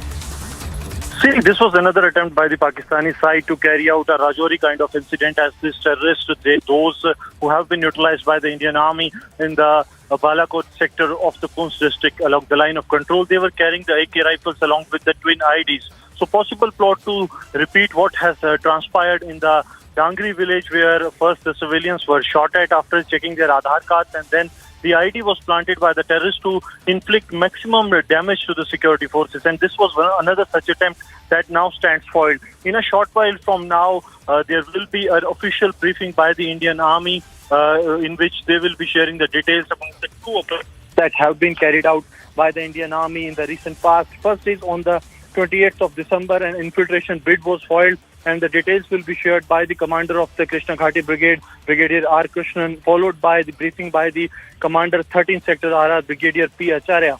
So these are the 2 briefings that are lined up in a short while from now, wherein they will be sharing the details about the recovery that has been made by the Indian Army. Yes. Okay, Gursimran, I think the press conference has just begun. We quickly listen into that, then we come back to you. PM. Alert sentries on the fence in Poonch sector observed suspicious movement of 3 to 4 individuals moving from across the line of control towards the LC fence. The weather and visibility was bad due to heavy rains. When the individuals reached close to the fence, they were observed to be crawling.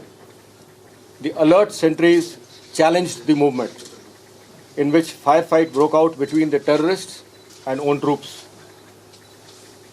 in which 1 or 2 terrorists were hit with own bullets. The injured terrorists were pulled back by the other terrorists into the jungle, taking advantage of the bad weather conditions. The area was immediately cordoned off with additional troops. As the weather continued to remain bad and the area is thickly wooded and mined, the search operations were launched on the morning of 30th December 2021.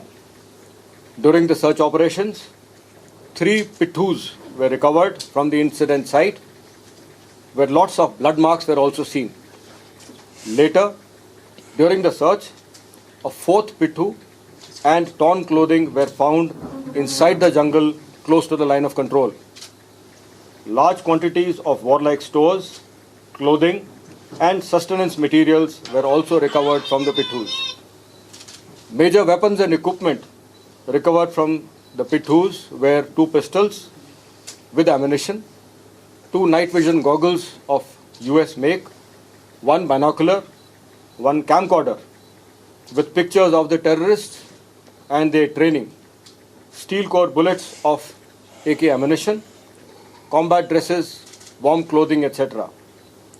By the quick action of alert troops, a major infiltration bid was thus foiled, and the nefarious designs of the terrorists to disrupt peace in Poonch and Rajouri districts was thwarted successfully. The Indian Army continues to remain alert on the line of control and well prepared to thwart such attempts of infiltration in the future too. Jai Hind. On the 7th of January 2023, at approximately 1900 hours, own alert troops observed suspicious movement of 2 terrorists, infiltrators, who were trying to sneak in across the line of control in Balakot sector of Poonch district.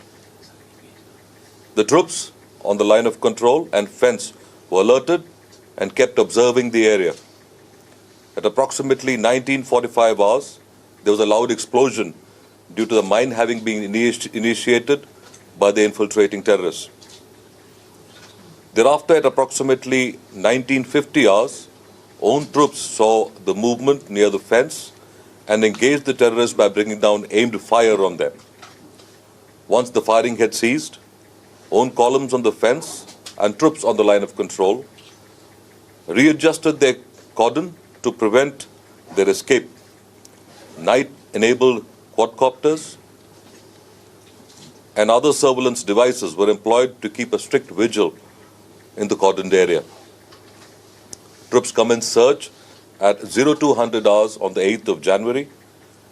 The search was deliberate as the area was not just undulating with dense undergrowth, but also heavily mined. In the search so far, 2 bodies have been recovered with weapons, magazines, ammunition, and other warlike stores.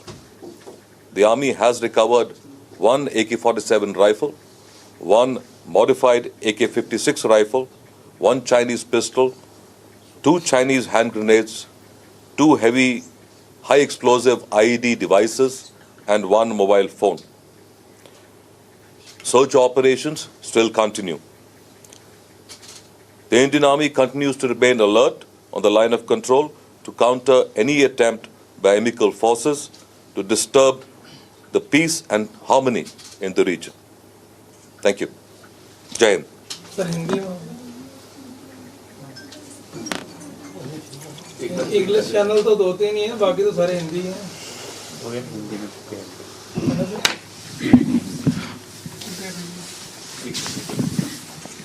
ठीक, thank you.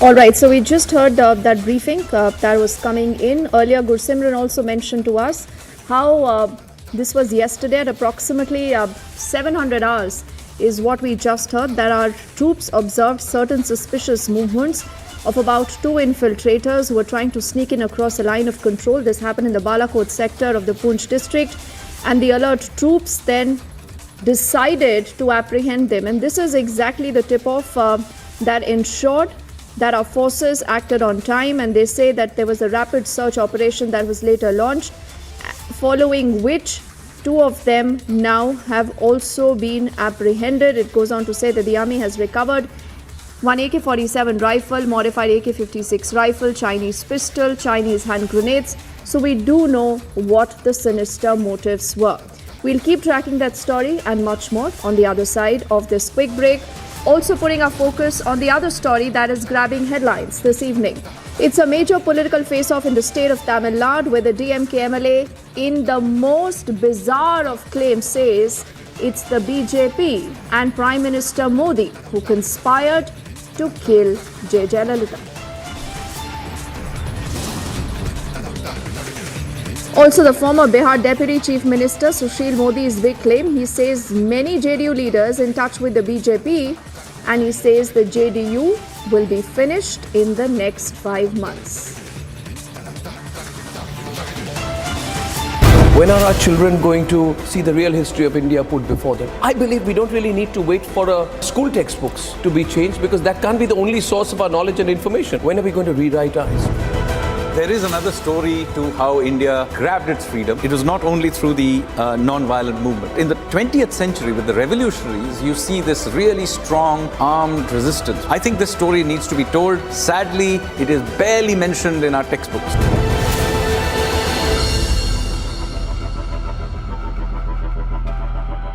My question to you was that generations of Indians, you and me, have grown up feeling that all that brought us was a passive, non-violent resistance. Now, was that overplayed?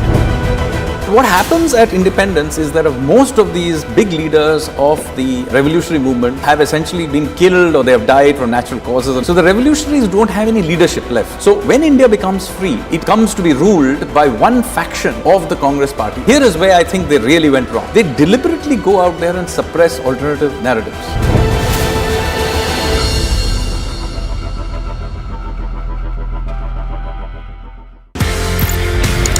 आपने ये बोला कि colonel Bull Kumar, उन्होंने map देखा, उन्होंने बोला ये तो गड़बड़ है। एज पर मैप भारत का एरिया, लेकिन वहां पे जाने की विदेशियों को, जर्मन्स को परमिशन दे रहा है पाकिस्तान। क्योंकि since there were some people like us who were aware of what is Siachen Glacier, we knew what it is like. मैं बिला फॉन्डला पहुंचा, पाकिस्तान का हेलीकॉप्टर मेरे ऊपर, तो उसने मुझे देखा, मैंने उसको देखा, उसने वहां से घुमा पीछे और वापस। They were shocked. When are our children going to see the real history of India put before them? I believe we don't really need to wait for school textbooks to be changed, because that can't be the only source of our knowledge and information. When are we going to rewrite our history? There is another story to how India grabbed its freedom. It was not only through the non-violent movement. In the 20th century, with the revolutionaries, you see this really strong armed resistance. I think this story needs to be told. Sadly, it is barely mentioned in our textbooks.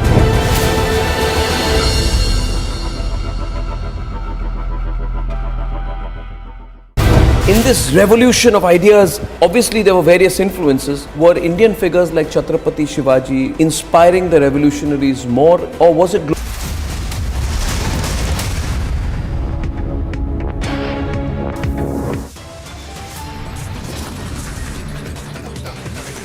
It's a major political face-off in the state of Tamil Nadu. DMK MLA in the most bizarre claim says the BJP and the Prime Minister killed Jayalalitha.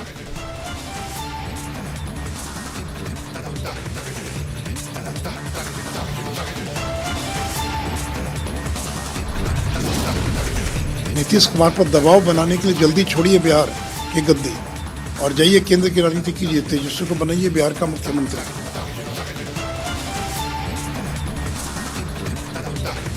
Former Bihar Deputy Chief Minister Sushil Modi's big claim. He says many JDU leaders are in touch with the BJP, and he claims the Janata Dal United will be finished in the next 5 months.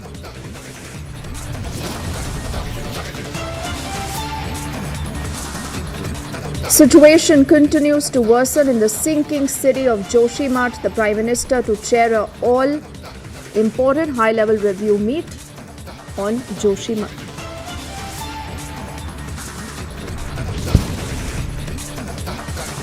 There is no end to politics over Ram Mandir after the RJD. Now Congress also targeting the centre.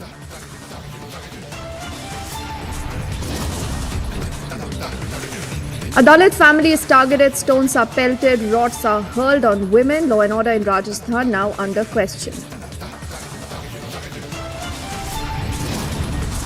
Days after the Rajouri terror attack, armed forces launch an all-out anti-terror operation in Kishtwar.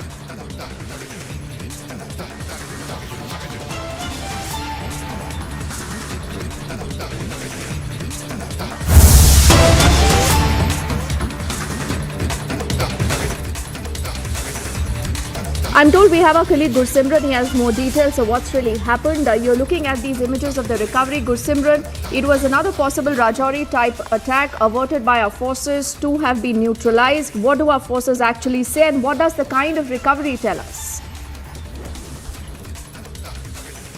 See, a huge cache of arms and ammunition has been recovered by the security forces. This was an operation that was launched by the Indian Army when 2 suspects were seen moving towards the LOC on the Indian side. Their movement was challenged. When they didn't stop, they were neutralized by the Indian Army. And these 2 are the weapons that have been recovered, along with other arms and ammunition. Several grenades too have been recovered. Twin IDs too have been recovered from these 2 terrorists who have been neutralized by the Pakistani that were coming from the Pakistani side. So this too has a marking of the Gujarat Gujranwala. If Sarjeevan can show you, this clearly mentions that it is from the Gujranwala. And also apart from this, a huge cache of arms and ammunition has been recovered. There were two attempts that have been foiled. First was on the intervening night of 28th and 29th, that is in the Poonch Sarla, and other attempt has been foiled yesterday evening when a group of terrorists tried to sneak into the Indian territory. These are the two weapons that has been recovered. These are two automatic rifles that have been recovered, and these are the twin IEDs that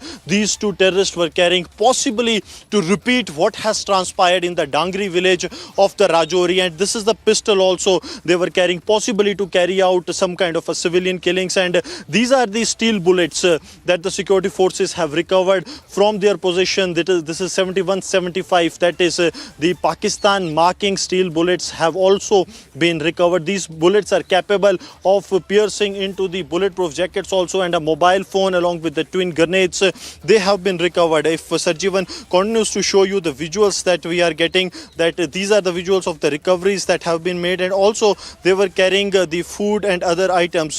This is one is AK-47 and other is the modified AK-56 rifle that has been recovered. And this is from the one operation. The twin operations were carried out by the Indian Army. First was by the Krishna Ghati Brigade of the Indian Army, other one was by the 13th Sector RR of the Indian Army that was carried yesterday. So what actually the Pakistan is doing, that to shift the focus from what the internal turmoil is going on in Pakistan. We have seen more than 500 people getting died in the several terror attacks that have taken place in the hinterland in Pakistan. Now the Pakistan is desperate to carry out and to foment trouble in the India so that they can divert the attention of the international community. This was another such attempt what has transpired on 1st of January and 2nd of January. First it was the Pakistani terrorists who barged into the houses of the Hindus living in the Dangri village of Jammu, and then they fired at them. 5 of them were killed, followed by the IED attack that has taken place on the 2nd of January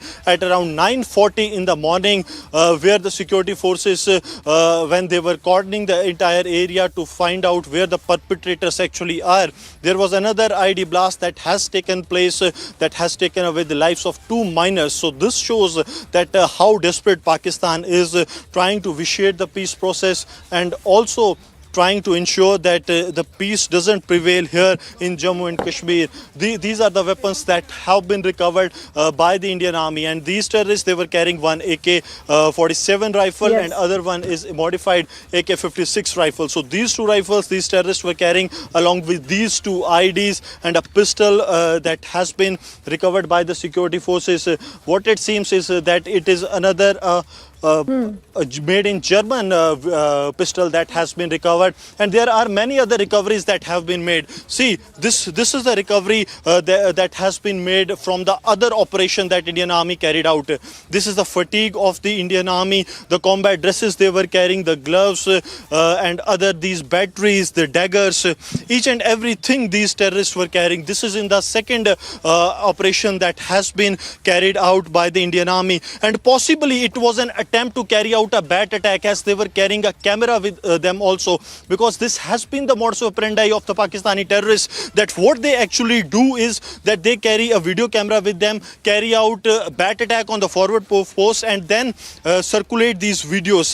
These are the thermal cameras that they were also carrying. Some pistols have also been recovered. However, these terrorists were injured and managed to return back. See, they were planning something really very big, 3 charges. Now also they were carrying the medicines with them, the tapes and other things, and also a huge cache of dry fruits they were also carrying with them. So they have come with a plan to carry out something really big, possibly a Fedayeen kind of attack that they wanted to record it. They were carrying this recorder also, this video recorder with them of Panasonic company. So this shows that how desperate Pakistan is, that they are time and again making these attempts. This is the dagger they were actually carrying with them. What it seems from all these things, that first plan was to carry out a bat attack, followed by it was a Fedayeen attack or something, as they were carrying a huge cache of arms and ammunition, as well as the warlike stores with them, and also to heal themselves in case of any injury. They were carrying almost a first first aid kit with them. So this is the extent to which now the Pakistan has come, that starting from the big weapons like AK-47, AK-56 and the IEDs that they are trying to recreate what has happened in the Dangri village of Rajouri, to these kind of bat attacks plans that have been done, and the night vision binoculars that the Pakistan is trying to push here for its terrorists. This is what the Pakistan is now actually up to. This is the huge cache of arms and ammunition that has been recovered, along with the clothes. So it clearly shows that they have come for a long stay here, a long stay to carry out a bat attack followed by Fidain attack, and they were all prepared as they have this huge cache of arms and ammunition when it comes to the small weapons, the big AK-47A, modified AK-56 rifles, IEDs, the steel bullets, clearly having the marking of the Pakistan. So these are the realities that the Pakistan cannot hide. What Pakistan is doing, that the internal turmoil that is happening in Pakistan when it comes to 2022, where more than 500 people, including the security forces and the civilians, have been killed in 288 incidents of terror that have taken place. Pakistan is now trying to divert the attention of the international community by fomenting trouble, and these are the shoes that have been recovered. So each and everything that has been recovered speaks of what the Pakistan was up to. They were all prepared, kind of combat dresses. They were also carrying with them the batteries to trigger the IEDs. All these daggers, these are the proof of the Pakistan's plot, that they wanted to carry out a bat attack, wanted to get it recorded in the video camera that has also been recovered by the security forces. And for the long haul, they were carrying these dry fruits with them. Some of the items that they were carrying clearly have the mention of the Pakistan's areas. Gujranwala is clearly mentioned on this. If Sarjivan can show you on this side. So it clearly is mentioning the Gujranwala area of Pakistan, that it is manufactured from there only. So Pakistani establishment is clearly into it, because without their consent, no one can cross over from the border. This was that kind of attempt from the Pakistani side that has been foiled firstly by the Krishna Ghati Brigade of the Indian Army, and then the second attempt has been foiled by the 13th Sector RR of the Indian Army. So a big success coming for the security forces. That Pakistan's plot to carry out multiple attacks have now been foiled by the Indian Army, and the huge cache of arms and ammunition and other belongings that these terrorists were carrying that have now been recovered by the security forces. And Sarjivan is showing you these visuals of the recovery that the Indian Army has done, be it the food, the clothing they were carrying, the arms and ammunition, the daggers they were carrying, possibly to carry out a bat attack in the first instance. And in the second instance, what Pakistan was doing, that they were planning something similar to Rajouri, because the terrorists were carrying the AK-47 rifles, modified AK-56 rifles, and also these two IEDs this Pakistan has sent from across the border to foment trouble in Jammu and Kashmir. Yes.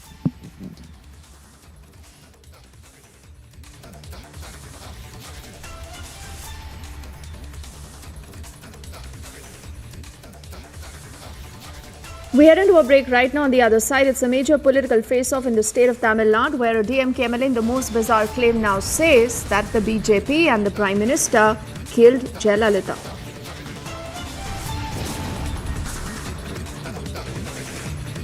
Also, the situation continues to worsen in the sinking city of Joshimath. The Prime Minister has intervened. It's an all high-level important review meet expected shortly.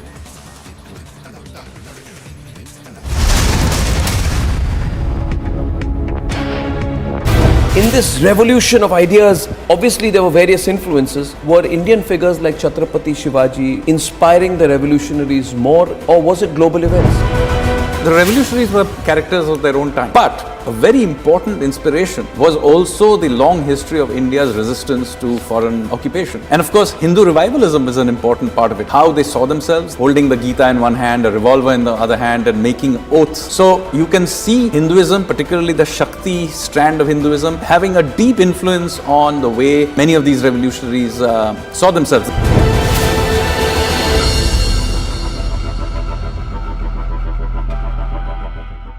India is number one manufacturer of two-wheelers in the world.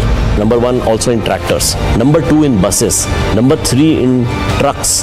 Number 4 in passenger vehicles. And very shortly we will be number 3, overtaking Japan. Just wait for a couple of years. I'm told that you've taken some 800 acres, you are investing some 20,000 or 18,000 crore rupees in a Haryana plant. So you're also preparing for the future. That shows your commitment. Its capacity is 1 million cars annually. So this is going to be one of the largest in the world. Not one of the largest. It is the largest.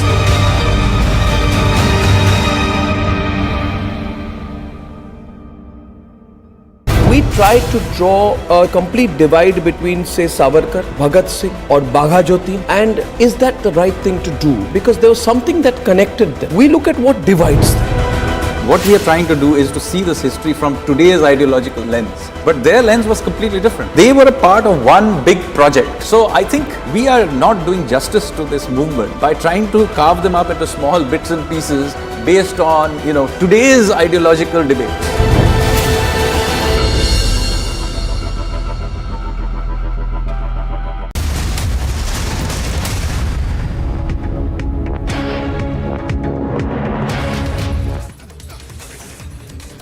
Welcome back. Thank you for staying with us on Republic. We are putting our focus on what really is happening in the state of Bihar. Is this a Nitish Kumar already losing his grip? Remember, he's beleaguered. There have been a number of controversial comments made by a lot of RJD leaders against Nitish Kumar. But this time it is the BJP going all out against Nitish. In a Republic exclusive, this is a conversation we've had with the Bihar ex-deputy chief minister. This is Sushil Kumar Modi, who goes on to say that in the next 5 months, the JDU will be completely wiped out. Not just that, he also reiterates that a number of JDU MLAs are in touch with the BJP. We think we can now listen in to that reaction. That's just coming. Nitish ji और लालू जी में चूहा बिल्ली का खेल प्रारंभ हो गया है। फिर एक बार पलटी मारने वाले हैं नीतीश कुमार, क्योंकि तय हुआ था कि 4-5 महीने के भीतर तेजस्वी को मुख्यमंत्री बनाएंगे। कल भी जो जगता बाबू का बयान आया है, या उसके पहले भी इन्होंने बयान दिया, बयान क्या था? वो कह रहे कि दही चूड़ा का तिलक लगा दिया, दिल्ली जाए वो, ताकि यहाँ गद्दी छोड़ दें। तो जगता बाबू एक बार नहीं 3-3 बार यह बयान दे चुके, और जगता बाबू जो बोलते हैं वो लालू यादव की जुबान बोलते हैं। और ये सुधाकर सिंह का जो बयान है, ये लालू यादव का बयान है। लालू यादव ही नीतीश कुमार पर दबाव बनाने के लिए जल्दी छोड़िए बिहार की गद्दी और जाइए केंद्र की राजनीति कीजिए, तेजस्वी को बनाइए बिहार का मुख्यमंत्री। और अब ये कह रहे हैं कि 2025, कौन देखा 2025 में क्या होगा? बीजेपी की सरकार बनेगी बिहार में, तेजस्वी कहाँ लौट कर आएंगे? लालू को भी मालूम है, कोई नहीं जानता है कि 2025 में क्या होगा। उनको कम से कम मालूम है कि 2025 में भी आरजेडी लौट कर नहीं आने वाली है। ये लोग चाहते हैं कि अपने जीते जी अपने बेटे को मुख्यमंत्री बना दें। तो इसलिए 2023 का साल भारी उथल पुथल का साल रहने वाला है। इधर के लोग उधर, उधर के लोग इधर, कौन कौन कहाँ पाला बदलेगा कुछ पता नहीं है। तो इसलिए नीतीश जी ने जो एक पत्थर फेंक दिया है और भारी उथल पुथल बिहार के अंदर होने वाली है। तो आप जो बोल रहे हैं सुधाकर सिंह का बयान, लालू यादव का बयान है, तो क्या आपको लगता है कि नीतीश जी को आरजेडी या तेजस्वी यादव और लालू यादव मिलकर अपदस्थ कर देंगे? क्योंकि सीटों की संख्या तो काफी कम है जो चाहिए उन्हें।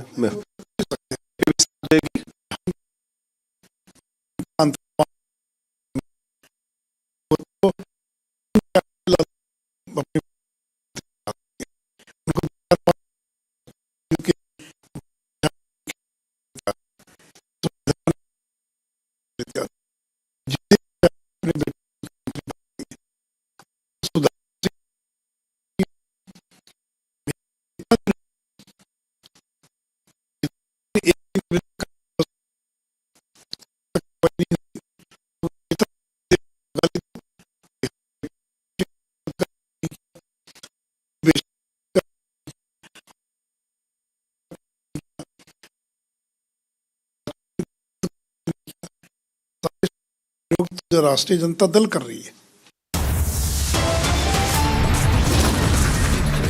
We're heading into a break right now. On the other side, the situation continues to worsen in the sinking city of Joshimath. The Prime Minister's intervened and a high-level meet already is underway.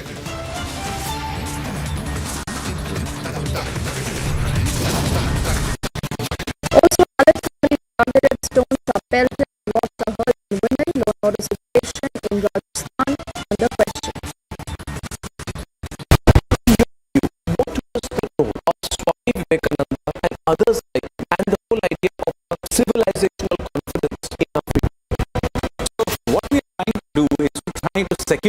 and sanitize this history for a certain line of ideological bent. So you have here a country and a civilization, and they have been in this continuous state of war. You have the likes of Swami Vivekananda who are coming out there and saying we need to stand up for ourselves, and this is the triggering point of this entire movement.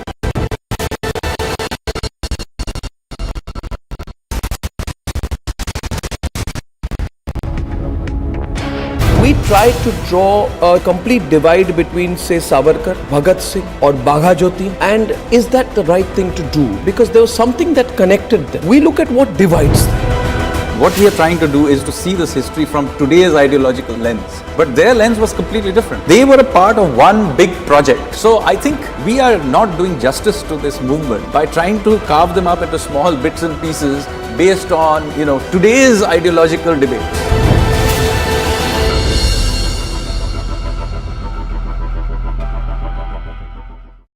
There are rumors that Pakistan has, conducted airstrikes in Nangarhar province of Afghanistan. So the Foreign Office of Pakistan has come out and said, this is untrue, this is fake news, we have done nothing of the sort.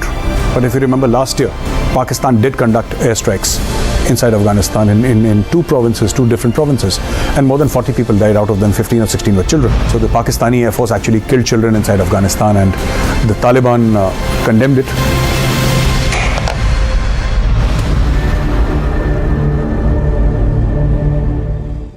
In your view, what was the role of Swami Vivekananda and others like him, and the whole idea of a civilizational confidence in our freedom struggle?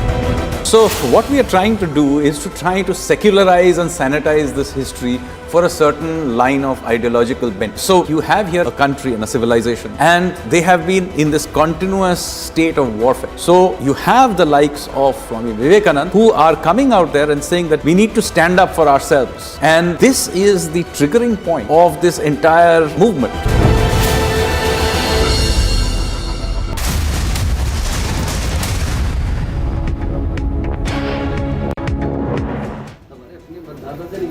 Akhilesh Yadav insulted the UP police when he reached Lucknow police headquarters this morning. When offered tea by the cops, Akhilesh denied to have it and said this. वहाँ से हम मंगा लेंगे, आपने मंगाई हम मंगा लेंगे। विकास, अगर खुल गया हो कोई जगह खुल गई तो चाय ना बाहर से आने नहीं पिएंगे चाय। यहाँ की चाय नहीं पिएंगे, बाहर की पिएंगे, या हम अपनी लाएंगे कब आपका ले लेंगे प्लास्टिक का जो होगा। हम नहीं पी सकते, जहर दे दोगे तब? हाँ नहीं हमें भरोसा नहीं है, सच में भरोसा नहीं है मुझे। Not only did Akhilesh refuse to have the tea, he also raised suspicions and said that the tea might be poisoned. यहाँ की चाय नहीं पिएंगे, बाहर की पिएंगे, या हम अपनी लाएंगे कब आपका ले लेंगे प्लास्टिक का जो होगा। हम नहीं पी सकते, जहर दे दोगे तब? हाँ नहीं हमें भरोसा नहीं है। Bureau Report, Republic TV. हम बाहर से मंगा लेंगे चाहे आप भी पीजिए, हम भी पीजिए, आप अपनी पीजिए, हम अपनी पीजिए। Let's now move on to put our focus on what's been happening vis-a-vis the situation in Joshimath. Remember, that continues to be tense. A lot of families there are affected. And earlier today, you had information coming in that the Prime Minister's office has intervened in the entire issue. And even as we are putting out this broadcast too, you remember, we can confirm that high-level meet already has begun. And also, the Principal Secretary to the Prime Minister, Dr. P.K. Mishra, is holding this high-level review meet with the Cabinet Secretary and the members of the NDMA. Also, district officials of Joshimath are present through a video conference on the entire issue. And what you see on your screens are images that have been captured by our cameras as our reporters have been on the ground zero trying to understand what really is the situation. The Chief Minister of the state, Pushkar Singh Dhami, already has been to the location. He's spoken to the locals and he's assured of all possible help. Before we get in more details of how this high-level meet at the PMO is going ahead, let's quickly also play out more ground reports by a team of reporters that is on ground zero, getting you what they've sought. Of Joshimath from where I'm reporting at this point in time, and as we have been reporting from the different location and seeing the condition that what exactly is happening in the Joshimath, this is something which is very scary. I'll ask my video journalist to pan a bit and show what exactly the condition of this particular house at this point in time is. There you can see the roof. There you can see the wall which has been dislocated completely. So you can understand by seeing these visuals that what would have been the condition and what is happening over here. The people has been already evacuated from here. They have been asked to move from this particular house. We'll talk to several people over here and we'll understand that what exactly the condition is. What do they want to say? पर जो भी होगा हम दबेंगे कुछ होंगे हम ना झोपड़ी में रहेंगे बस। तो लेकिन खाली करने की बात हो रही है कि अब मान लीजिए छत गिर जाए तो अब गिर जाएगा तो कहाँ जाना था, जाना भी कहाँ है, कहीं जाने का तो साधन भी नहीं है हमारे पास। तब लेकिन यहाँ पे इंतजाम पोती डेली बस ये दरार जाती है, बारिश आएगी मौसम खराब होगा तो होता है, इतना चिंता होती है कि ये फिर धस जाएगा। तो उसमें सीमेंट डालती रहती हूँ, डिम डालती रहती हूँ। लोग जाते रहते हैं, बोलती यहाँ देखो तो हम कैसे रहेंगे, कौन करेगा किसी का, वो कोई नहीं करता है। हमारे वहाँ हल्की हल्की दरारें तो हर जगह है। 7 फरवरी से अभी तो ये बारिश का मौसम नहीं है, अगर से बारिश आएगी तो ये पूरा जाने वाला है। हम लोग तो यहीं के रहने वाले हैं, कहाँ जाए, इतना सामान भरा है कहाँ ले जाएंगे, ये छोटे छोटे बच्चों को कहाँ ले जाएंगे हम। सर हम यही बोल रहे हैं कि मतलब अभी तो स्कूल भी नहीं खुली, अगर स्कूल खुलने वाले हम तो चलो कहीं चले जाएंगे, लेकिन स्कूल तो हम अपने साथ नहीं ले जा सकते हैं। सबसे पहले तो हमारे बच्चों का भविष्य है, हम उसे कहाँ ले जाएंगे। हमारे तो चलो 2 साल के, जिनके साल भर के होंगे, 6 महीने के होंगे, वो कहाँ ले जाके जाएंगे अपने बच्चों को। हम प्रशासन से यही निवेदन करते हैं कि जल्द से जल्द सबको सुरक्षित स्थान पर भेज दें। पहले ऐसे दरारें पड़ी, हमें ये लगा कि चलो गवर्नमेंट का काम है तो मतलब वैसे ही होगा, मतलब ध्यान नहीं दिया, कुछ नहीं। लेकिन पिछले अभी इस टाइम से मतलब पिछले महीने से जब इतनी प्रॉब्लम्स आ रही हैं तो अब ये पता चल रहा है कि मतलब मेन जो कारण दरार जाने का है ये प्रोजेक्ट जो बने हैं ना, जैसे एनटीपीसी वालों का हो गया, ये इनका हो गया तपोवन वालों का, तो इनके चक्कर में, इनके मशीनों के चक्कर में ये प्रॉब्लम्स आ रही हैं। तो सरकार से बस यही निवेदन है कि इन प्रोजेक्टों को या तो मतलब बंदी करा दो या तो जोशीमठ वालों को अच्छे से कहीं शिफ्ट करा दो।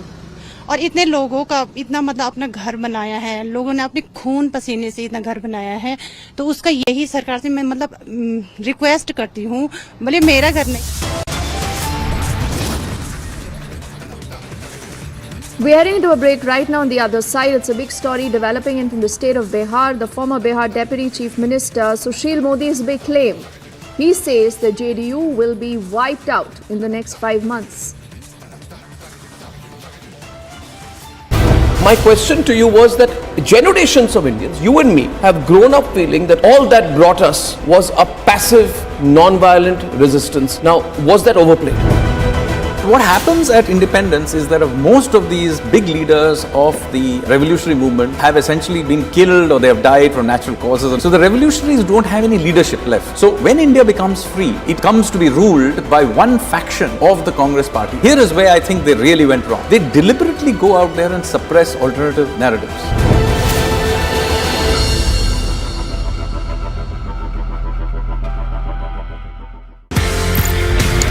आपने ये बोला कि कर्नल बुल कुमार, उन्होंने मैप देखा, उन्होंने बोला ये तो गड़बड़ है। एज पर मैप भारत का एरिया, लेकिन वहां पे जाने की विदेशियों को, जर्मन्स को परमिशन दे रहा है Pakistan.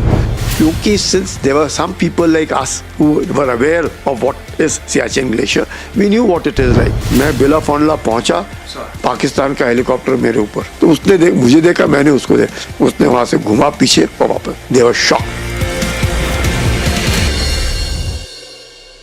When are our children going to see the real history of India put before them? I believe we don't really need to wait for school textbooks to be changed, because that can't be the only source of our knowledge and information. When are we going to rewrite our history? There is another story to how India grabbed its freedom. It was not only through the non-violent movement. In the 20th century, with the revolutionaries, you see this really strong armed resistance. I think this story needs to be told. Sadly, it is barely mentioned in our textbooks.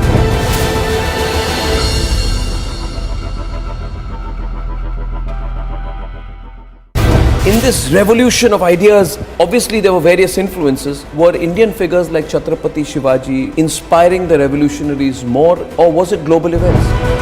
The revolutionaries were characters of their own time. But a very important inspiration was also the long history of India's resistance to foreign occupation. And Stones were pelted. Men and women were beaten up as a mob led a brutal attack on Dalit families in Rajasthan's Alwar. The brutal mob did not even spare the pregnant woman. The attack led to her miscarriage. खुद पापा ने report कर दी तो उस दिन कुछ भी नहीं करा। फिर दूसरे दिन पापा घर पे कोई भी नहीं थे, हम दो बहन यार गए और घर पे भाई भी था, मम्मी और एक लड़की, 3 या परिवार में, तो पीछे से घुस गया वे घर में। According to sources, 12 to 15 people were injured in the attack and stone pelting by around 30 to 40 people. Muslim family पर अटैक का जो आरोप लगा है उनसे भी हमने बात की। उनका कहना है कि हमने कोई अटैक नहीं किया, हमने कोई पत्थरबाजी नहीं की।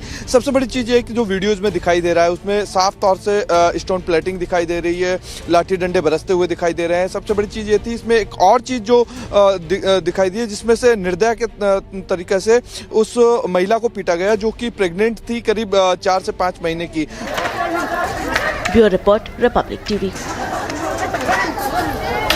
I'm Shravan Sen reporting from New Delhi, and this is Republic TV. It's raring for adventure. A fierce hunter. The new breed rises above all others.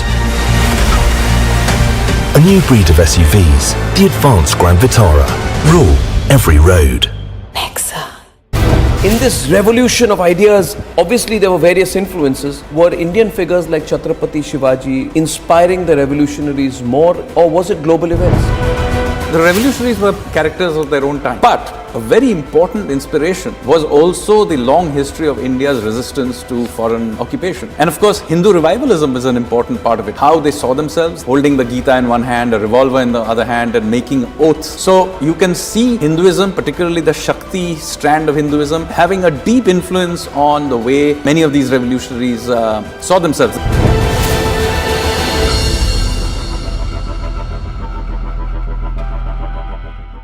India is number 1 manufacturer of two-wheelers in the world. Number 1 also in tractors. Number 2 in buses. Number 3 in trucks. Number 4 in passenger vehicles. And very shortly we will be number 3, overtaking Japan. Just wait for a couple of years. I'm told that you've taken some 800 acres, you are investing some 20,000 or 18,000 crore rupees in a Haryana plant. So you're also preparing for the future. That shows your commitment. Its capacity is 1 million cars annually. So this is going to be one of the largest in the world.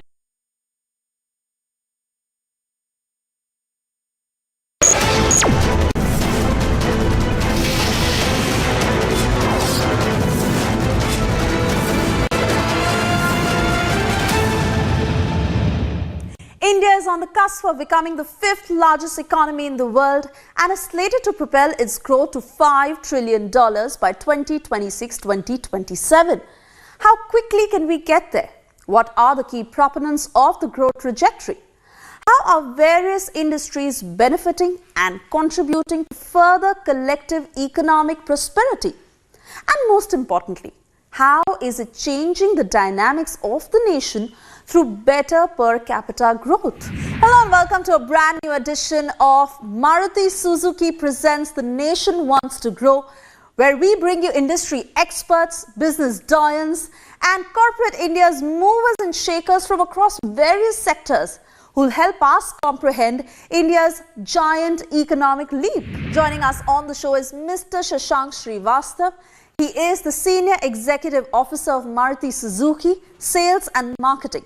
And he will help us understand the growth story of one of India's most iconic automobile brand. And before we deep dive into this conversation with Mr. Shankar Srivastava to understand the challenges, innovations and future plans of Maruti Suzuki India, let's take a look at the journey of the brand that has made reliable and affordable cars for the common man, thus contributing to India's growth journey in a big way. Mera Sapna, Meri Maruti. The tagline of Maruti Suzuki made the middle-class Indian believe in the dream of owning a car. When no other foreign organization trusted India's potential in manufacturing cars, it was Osamu Suzuki who saw the future and fast-forwarded the Indian automotive industry's charge towards modernization. On the 2nd of October 1982, Osamu Suzuki-san and Mr. D.V. Kapoor signed the license and the joint venture that led to the partnership of Maruti Udyog Limited and Suzuki Motor Corporation, and in December 1983, right on schedule, the first Maruti Suzuki 800 was delivered. 40 years later, the brand still stands strong, contributing both to India's economy and driving our dreams and desires. The company coming into its existence has its own story. At that time, nobody was willing to accept the Government of India's offer to become a partner in this company and subscribe 40% of the equity. Making cars with a government company was not a very exciting prospect for anybody. And we were really looking around all over the world to find somebody who would think differently. We found one man, only one man in the whole world, who was willing and convinced that India had a big future. A man who, over these 40 years, has exhibited that love for India and his commitment to the industry of this India and the development of this India, who agreed to join the Government of India in making this partnership become real and Maruti Suzuki becoming a joint venture, against the advice given to him by all his colleagues and all his advisors. A man who trusted his gut. That man, Mr. Osamu Suzuki.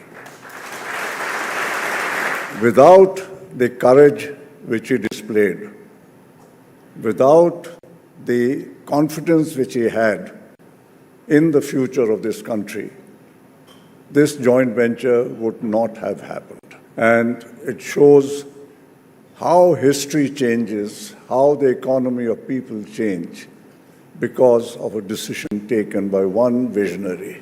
Osamu Suzuki-san, all of us in India will always remain grateful to you for what decision you took 40 years ago. Thank you very much. Looking at the journey of Maruti Suzuki, let's go back to October 1983, when Mr. R.C. Bhargava inaugurated the production of Maruti 800 at the manufacturing plant in Gurugram with a vision to bring an auto revolution in the country. Later in 1993, the then Finance Minister of India, Shri Pranab Mukherjee, and Mr. R.C. Bhargava launched the Maruti Zen, which was an instant success. Very soon, the company manufactured its 1 millionth car in 1994. In 2003, the company set a benchmark by launching its IPO, after which in 2005, the company rolled out its 5th million vehicle, a WagonR, at the Gurugram plant. While Maruti Suzuki 800 was still the best-selling car for 20 years, soon its sibling, Alto, overtook the incredible popularity and topped the list in 2004. Later in 2015, Maruti Suzuki launched its premium category with Nexa, which was an idea ahead of time. A year later, the first made-in-India Baleno was exported to Japan, which became the landmark achievement for the country. From 1 million in 1994 to 20 million in 2018, the company became the first car maker to achieve this production milestone in such a short span of time. Maruti Suzuki's contribution in India's growth story has been gigantic, and one that will remain in the books of India's automotive history forever. 10 years from today, when we celebrate the 50th year of Maruti Suzuki's partnership, all of you are looking at a company which is in the top 3 in the world. That should be our goal. Hello and welcome, ladies and gentlemen, and welcome back. And today it gives me immense pleasure, ladies and gentlemen, to welcome you back to what is going to be a brand new edition of The Nation Wants to Grow. I don't really need to encapsulate India's growth story in the course of a show, and I don't even think it's possible for me to do that. But at the same time, when we say that India must be a superpower at 100, or when we hear the Prime Minister give very clear direction from the Red Fort, like he did on the last Independence Day, that the only focus we must have as a country is to be a developed nation, it is necessary then to take 2 steps back and celebrate every aspect of that growth story. And it would not be possible without the contribution of the giants of India's private sector. And when you speak of India's private sector, you speak of joint ventures, you speak of collaborations, you speak of manufacturing, you speak of mobility. Without a doubt, anyone in our generation who would think about a company which would be part of the India growth story, part of what we call the perennial effort of the nation wants to grow, it would be Maruti Suzuki. So ladies and gentlemen, today it brings, I have great joy in bringing into our studios Shashank Srivastav of Maruti Suzuki. It's a pleasure to have you here. Thank you. And Shashank, we've been trying to meet, and when we were lining up this conversation, I said you and I have to meet face to face. So thank you for coming to our studios and spending the time with us as well. Thank you for It's really wonderful to see you here today. It's a pleasure. Shashank, we are now on our way to becoming a $5 trillion economy. It may happen in 26, it may happen in 27, but nobody questions whether it will happen. Our infrastructure in the country has become a supreme focus of the government. And I think the strides we've taken in the last 6 or 7 years have been more than what people anticipated.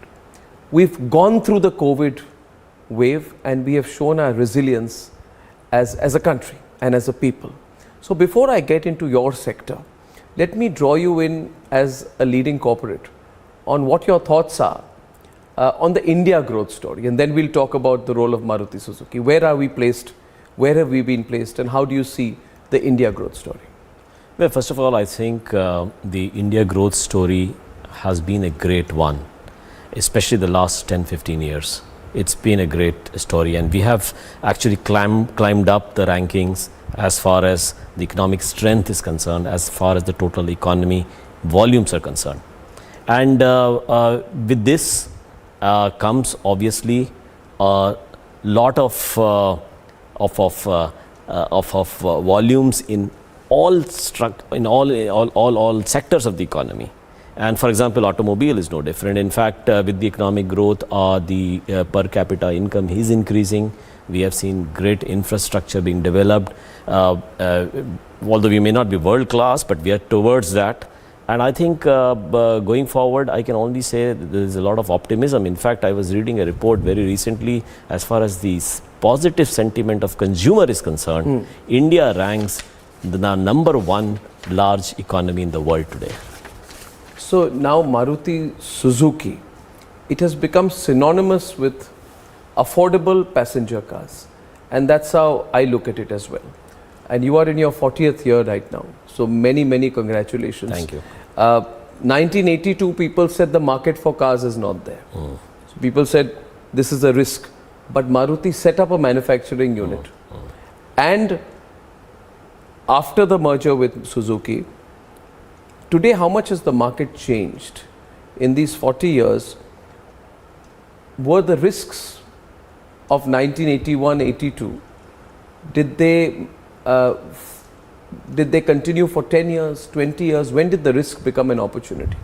Yeah, so I think if you look at 1980s when Maruti Suzuki started, Indian per capita income was less than $500.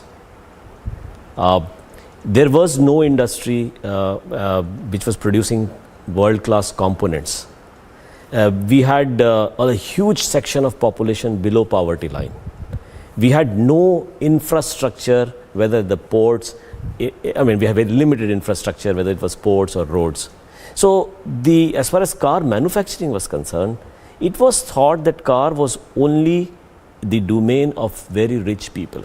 Rich people buy cars. And in fact, you'll be surprised, there were only 2 manufacturers of cars, the Hindustan Motors and Premier Padmini, where the total production in the early 80s was about 40,000 to 45,000 cars annually. So when this project came up, the Maruti Suzuki project, we had all the negatives. In fact, as far as the economic system of India was concerned, it was largely tilted towards socialism, licensing. And therefore, it was not considered a great destination to invest. And to that extent, I must say, looking back, Suzuki made a big bet on coming and investing in India. and that bet proved to be, the chances of success were slim. But I think, looking back, a couple of things which really made Maruti Suzuki big was this amalgamation of some of these Japanese technology and work ethics into Indian and adjusted to the Indian condition and culture, and also that this desire to grow was always there. And I think the desire to grow as a nation has always been there, but somehow suppressed, because of maybe various different economic scenarios that we saw. And suddenly you saw that, when we started developing local vendors for components, and I think in that sense, Maruti Suzuki is actually the earliest, if I am allowed to say, of that Make in India concept. We were actually the people who developed and localized the industry, which helped us get the volumes, which we later did. And of course, I would say around the mid-90s, when there was more liberalization and the consumerism also flourished, and we had very good economic growth, and suddenly you found the market which is very big. So from 40,000 a year, today, in this financial year, in the calendar year we just completed, 2022, the industry in passenger vehicles have sold 38 lakh vehicles. So in a way, the first Maruti Suzuki 800. DIA 6479 is the number. Oh yeah. Which I am told. Yeah. That DIA 6479, which you have restored to glory, and I'm told it is in your company headquarters now? Yes. Is it in Haryana? Yes, in Delhi head office. So that first Maruti Suzuki car becomes the symbol of entrepreneurship in a way. Absolutely. It's more than a car. It becomes a symbol of the India story, doesn't it? Yes. So is the company emotionally attached to that? Yeah, I can tell you. Car? I can tell you. This car was delivered to a gentleman, Sikh gentleman, Harpal Singh. Yes. He used to live by Indira Gandhi at that time. Yes, sir, by the then Prime Minister Indira Gandhi. The first car of Maruti 800 which Maruti Suzuki ever made was given to Harpal Singh. He was an Indian airline employee, and he was in the lower middle management. And at that time, when I told you that people always believed that cars can only be owned by real rich people, but the journey of motorization happened with that middle class Indian starting to buy cars. That's wonderful. Yes, and the penetration of cars in India in those times was 1 per 1,000. Today it is 30, still small compared with rich countries, but from 1 in 1,000 to 30 per 1,000 is still a good jump. Oh, yeah. Now this car was bought by Harpal Singh Ji by selling off his Premier Padmini car. So he sold that car, he bought this car because he said he wanted a fuel efficient, new technology, a lighter, more maneuverable vehicle, because he used to park his vehicle in front of his house in Green Park. Oh. Yeah. So we approached him a couple of times. I think it was in 2003-04, and we said, "Can you give us back this car?" And he refused. He refused it. He said no. He says, "As long as I'm alive, I'm going to use this car." And I think he died sometime in 2010. Okay. He did not give the car. And later on, we persuaded the family that, "Can you give us back the car?" They gracefully agreed, and they said okay. So we got the car, we restored it. It's standing in our brand center every day in our head office. Every day we go through the brand center to the lift or the staircase. You go through it. We see that, and it fills us with a lot of pride. As Why you not? said, it is not just the first car. No. It is about the beginning of an era of motorization in our country, and therefore we feel really proud about it. Oh, that's brilliant. Yeah, absolutely. That's a great story. And you said 40th year today. In the 40th year, we have already sold, Maruti Suzuki has sold 2.5 crore cars so far. 2.5 crore. And how many Maruti 800s have you sold? Maruti 800 would have been, I think, about 25 or 24 lakh type out of those. So 2.5 crore. And every time when we, at least when I walk through, I not only feel with pride, but I say, this is where it started, started. And Yes. 2.5 crore and counting. It's important to remember that, I always say, Shashank, where you started, because with that car, that was a little hatchback. And that hatchback became a symbol of people's dreams. And seeing that hatchback and seeing, as you said, someone who's a salaried, middle class, hard-working, tax-paying Indian buy a car and drive it around, enabled more people to even aspire to have a car. Yes, absolutely. So it became not just a sarkari vehicle, but a symbol of pride and a symbol of personal achievement. And I think there's a real story. There's a real story there. Absolutely. So if I were to ask you, it's incredible, isn't it? I mean, see, we can all talk about numbers. You have had 50% of the market share in this country since then, and it fell short a little bit. I think it went to 43, 44%. Yes. Your company's goal is to get it back. but let me ask you this: why is it important to get it back? Isn't 40% enough? Isn't 45% enough? Why 50%? Why the market share? Firstly, of course, within that question is another question: how have you even managed to keep that market share in a country as diverse as India? I think if you were to say this to anyone in America, Western Europe, or even in East Asia, that we have almost 50% of the market share in what is going to be the most populous country in the world, they wouldn't believe it. And this is not with any socialist practices, this is not with government help. This is purely in a market-driven economy. How have you managed to do that? And why is that market share so important for you? Yeah, so first of all, I must tell you, we are paranoid about performance, paranoid about volumes, paranoid about market share. But more importantly, we are paranoid about customer satisfaction. So unlike most other manufacturers, the first measure that we look every day is not how many bookings came or how many we sold, how much retail happened. It is what is our customer satisfaction score yesterday.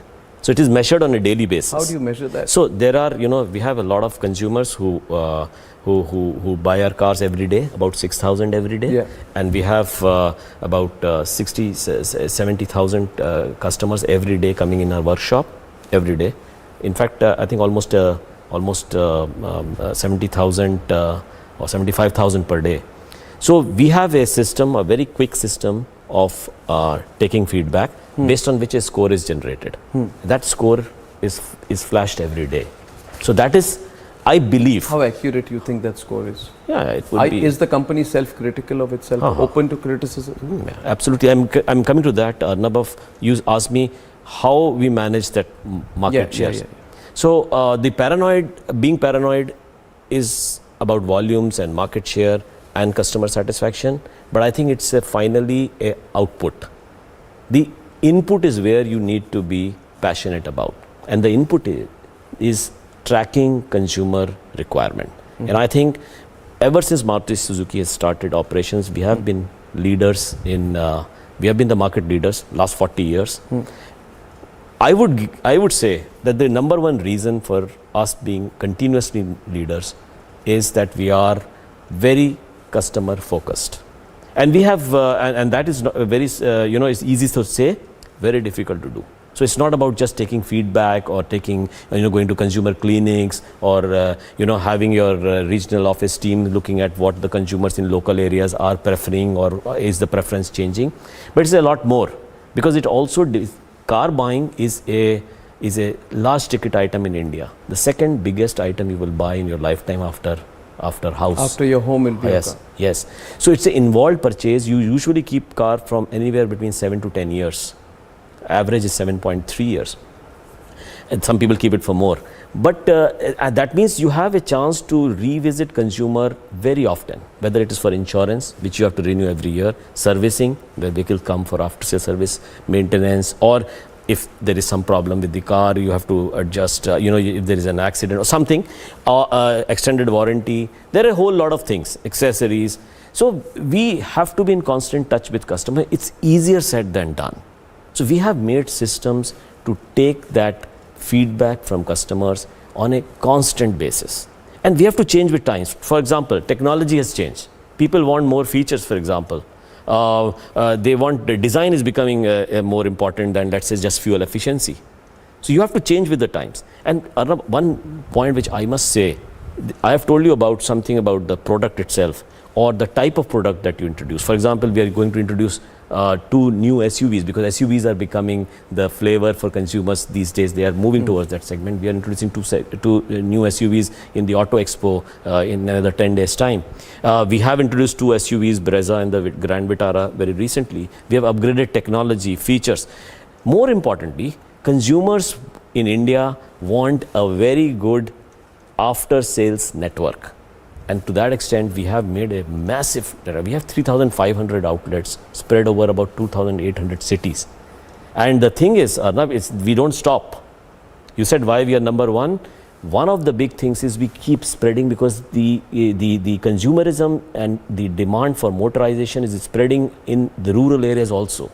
There is a great jump in the demand Which is for the rural. remotest service center you have? So, remotest, you wouldn't believe, there is a place in Assam. I'm from Assam, so I'm very interested. So there is apparently, I haven't been there, but I have seen the videos our East Zone teams have said. There is an island it's a river island. Majuli.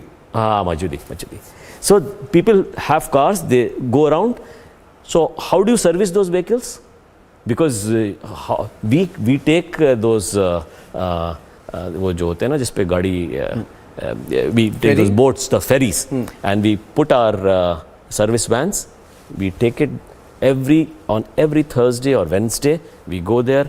People who have any problem with the car which they are using in the island, they come with things. So we are going to that extent. We have Andaman Nicobar is a good example, the farthest if you want. The highest is in Kargil, which we have a service center in Kargil. So we are spread all over. And more importantly, as the Indian economy has grown, the motorization in rural areas is also increasing. And you will be happy, out of the 650,000 villages that India has, Maruti Suzuki has been sold in at least 405,000 of those villages. That's wonderful. Yeah, that's wonderful. But we are not looking at that 405,000. We are looking at those balance 95,000 villages where we or 245,000 villages where we still have to go and sell. So it's just the journey is never ending. So you have to just keep flowing with the consumer what they want, including the trends of the day. But you've also got to be innovative. I think what the challenge for Maruti, both the opportunity is to remain synonymous with the mobility sector, with passenger cars, also with affordability. Now, it must be a tricky situation for Maruti today that on the one hand, you are known for affordable passenger cars. On the other hand, you are competing with several cars, formats, styles, engines, EVs, hybrid technology. How do you maintain the balance between luxury and innovation and technology on one side, and your brand ethos of affordable passenger cars on the other? Must be a difficult balance to handle. Do you think you will be able to balance that out? Yeah, so I think it's a great question, because that's one issue we had been grappling for a very long time. And safety also. Yes, and so we have started the journey. We started, as you rightly said, the buying criteria was largely cost of acquisition, which is price, fuel efficiency, after sales, maintenance cost, peace of mind. So those were the criteria by which people bought cars. And in the stage at which our country was, that was the largest section of people. And therefore we could establish our brand, and our tagline was Maruti Suzuki, count on us, because we were known for reliability, quality and low cost. Also finance. Yes, and great value, value for money. Today, things are a little different, as you said. But it's not as if everybody has shifted to the other side. Today, the buying criteria for many people is not price. It is not fuel efficiency. Those are factors anyway, but the major criteria also for some category of people is design. It is about features. It's about technology, as you said. So how do you tackle this situation? On one hand, you have a brand which says count on us, or way of life later, as we said, which has to address that large chunk. That chunk still remains large. We have to address that. But at the same time, we have to address this new set of aspirational buyers. People who are now buying beyond functionality. There are people who buy for functionality. Features. But for aspiration. Absolutely. So we started with a new brand which is called the Nexa. The Nexa brand is giving consumers of that type who are preferring a different brand experience. Because I don't think you can transform a brand from value to suddenly to aspiration. So it's better to create a new brand. We did that. We have a Nexa brand, and you'll be happy to know Nexa brand actually, for example, in December sold about 51,000 vehicles, which is higher than, it was the number 2 brand in the country. Wow. So only in December, otherwise it's third, it's ranked third. With a 10% share as a brand. That gives a different, the ethos of that brand is different. It is create, inspire. So it's not the first car, it's the aspirational It's car. the aspiration. It's the aspiration. And even in the Arena channel, which is our original channel where we are now seeing an upgradation both in terms of technology, both in terms, and also more importantly, the buying process itself. People are using digitalization, and 25% of our sales now coming through our digital platform. So we have to innovate, as you said. One other thing which strikes me, Arnab, is this, in bigger cities, people start preferring, as per research, wanting to use the car but not buy it. They want to rent it. So there's something called a subscription. Yes. So subscription surveys, it's also fairly new in the world. Have you offered?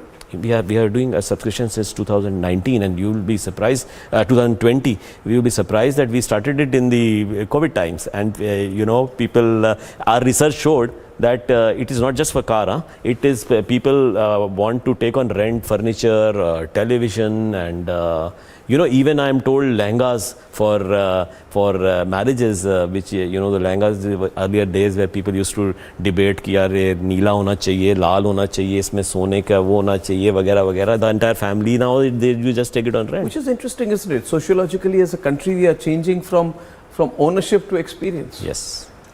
And I guess for someone like you, you've seen the whole gamut of change personally also through all your years at Maruti and from your years at business school to now. Yes. I'm sure what you are seeing right now is not a trend you could have anticipated 10 years back. So do you also keep in touch with changing consumer preferences and behavior?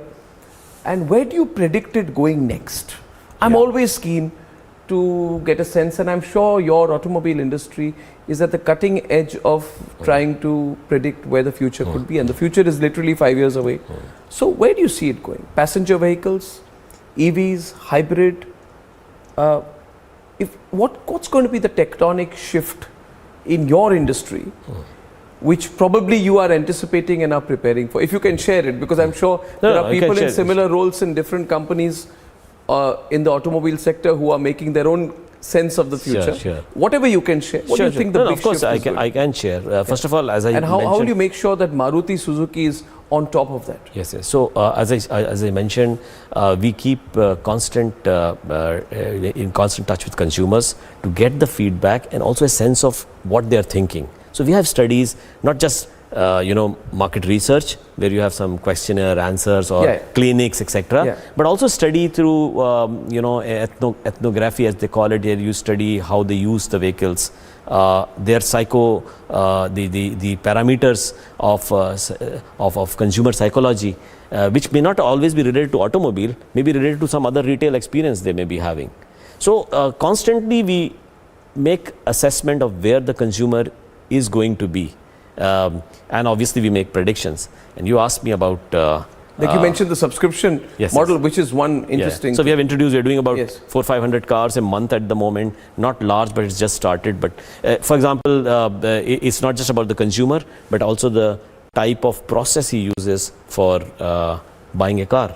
For example, today on the digital platform is the biggest platform where we get all our inquiries for cars, almost 35-36%. 25% of our retails happens through that digital platform, which is immense. We couldn't have gone there if we had not predicted. We started in 2016, before the COVID. After the COVID, of course, it accelerated. Subscription is one. We are looking at parking solutions. We are doing POC on parking solutions in large cities. So you can download a Maruti app and you can. We have such technology because consumers are preferring technology. Being connected is one of the big things. which is going to get even bigger now. So our cars now come with Suzuki Connect. We can have an online assessment of what the car is doing in real time. You can tell what the guy. So for example, and you might ask, how does it help? For example, our brake pads, if they are changed every 20,000 kilometers, there are some consumers who are using the brakes too often. So you can go to them and say, listen, you are using your brakes too often. Those brake pads, therefore, you better get checked at 10,000. And it is preventive maintenance, so to say. You have a predictive maintenance also, where you can tell where things can go wrong in your car. So this is becoming increasingly a trend, connectivity. That's on the consumer requirement side. The consumer is getting younger, and we believe he's going to get younger even more, so people are going to buy larger number of cars.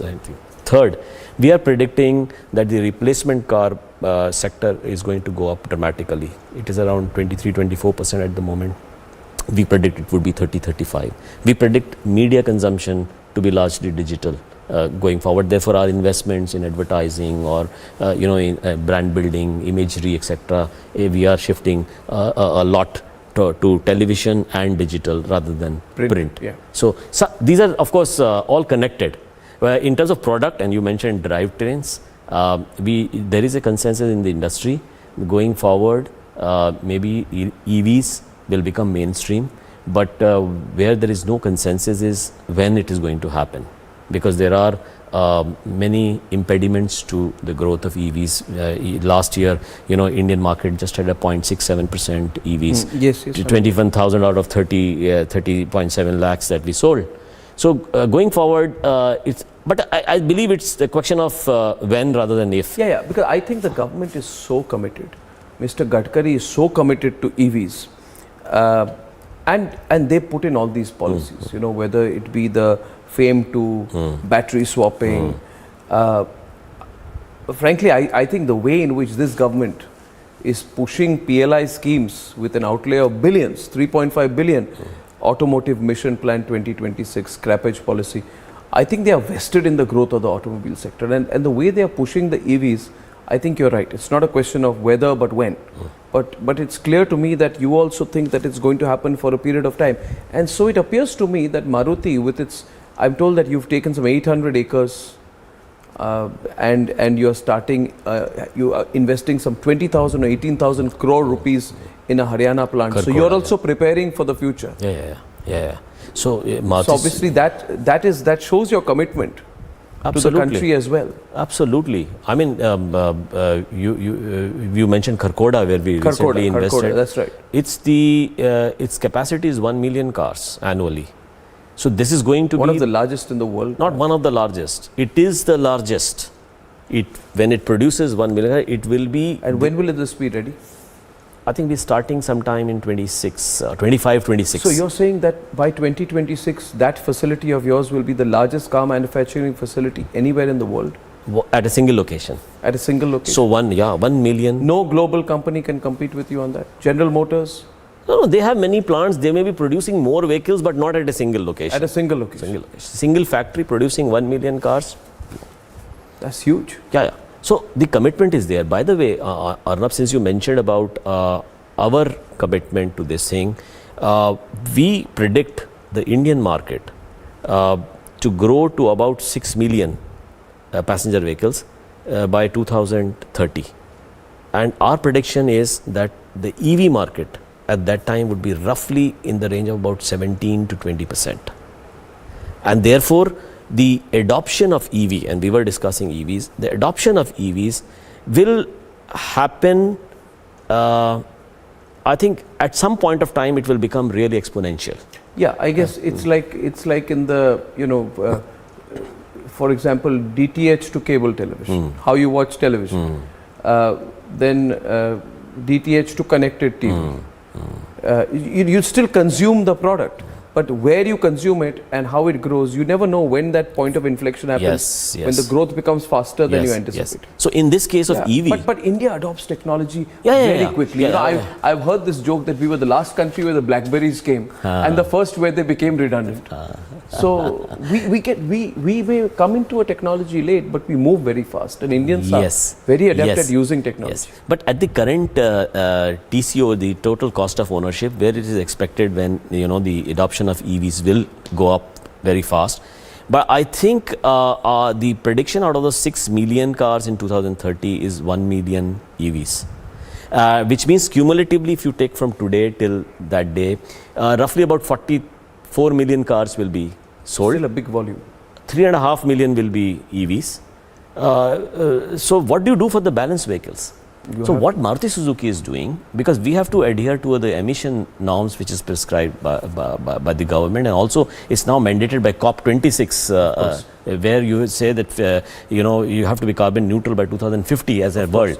So we have technology like CNG, flex fuel, biogas, a hybrid and strong hybrid that you mentioned. Some vehicles, for example, the Grand Vitara gives 27 kilometers to the liter. It's such a large vehicle, large SUV, is giving 27 kilometers to the liter because it's a strong hybrid, and it gives a great performance as well, because people get that feeling of EV 40 to 60% of the time. And that is where the future lies, because now with the highways being constructed everywhere, the length of travel as well as the speed of travel, the time of travel comes down. You know, when the Mumbai-Pune expressway first opened and people were told it's going to cut your time of travel by 2 hours, people couldn't believe it. But now you have the growth of expressways across the country. Absolutely. So this brings me to a very critical question. Brand loyalty, I understand. But I think we didn't speak about one aspect, which is that of safety. If you're driving a car at a permitted speed over 80 kilometers per hour, then you will be concerned about the safety features. I'm not taking brand names, but we've seen some big brands going up in dust in accidents. We've seen, of course, not so much in automobiles, but in two-wheelers. We've seen vehicles catching fire. People are concerned about the safety aspect of EVs. Are you doing enough to make sure that you are one of the safest brands in the passenger mobility sector? Absolutely. And let me, since you... what's been your experience there? Have you had any failures or any challenges? Yeah, challenges are many. First of all, I must state here very clearly that safety is a very important, and if not the most important part when we are making and designing our cars. And of course, all our vehicles conform, and more than conform, all the regulations which are in place for safety. And more than that, because for example, if you see safety items like HUD, the heads-up display, the head-up display, or the 360 view camera, or the TPMS, the tire pressure monitoring system, ESC, ESP with hill hold, all these are not mandated by law, but we provide our vehicles, we provide them with these safety features. But I must make one point clear, which is that this safety is about, as they say in the industry, about 4 E's. One is education, which means in our country we have to have that culture of developing that safety culture in our country, without which, for example, you may make the best roads, best cars, but if people are driving on the wrong side, trust me, I have strong views on that. You have fantastic roads, but I don't think we are becoming a country of better drivers. So education. Absolutely. And to that extent, Maruti Suzuki has made 550 or more driving schools, where we are training people how to read signages, how to drive, what is the proper way of driving. Proper driving school. Proper driving school, simulators, etc. That's education. The second E is what you call engineering. And that's what people mostly discuss, which is about engineering both of roads as well as vehicle. Now, vehicle engineering is also very important, and that's what I was saying, how we have in our cars both active and passive safety features. Active features are those which prevent an accident happening. like TPMS, for example, or HUD, for example, or seat belt reminder, or speed reminder, and so on and so on. Those are actually prevent accident. But what happens if accident takes place? These are the passive safety features, which is about seat belts, about airbag, which is about we have other safety features. Now in India, interestingly, last year data suggests, and out of about 130,000, 140,000 people who died, the number of people who died in cars were 13%. 65% were what we call vulnerable road user, VRUs. These are pedestrians, bicyclists, and two-wheelers. And of the people, the 13% people who died in cars, the number of people who died who were not wearing the seat belt, 87% of those people were not wearing seat belt.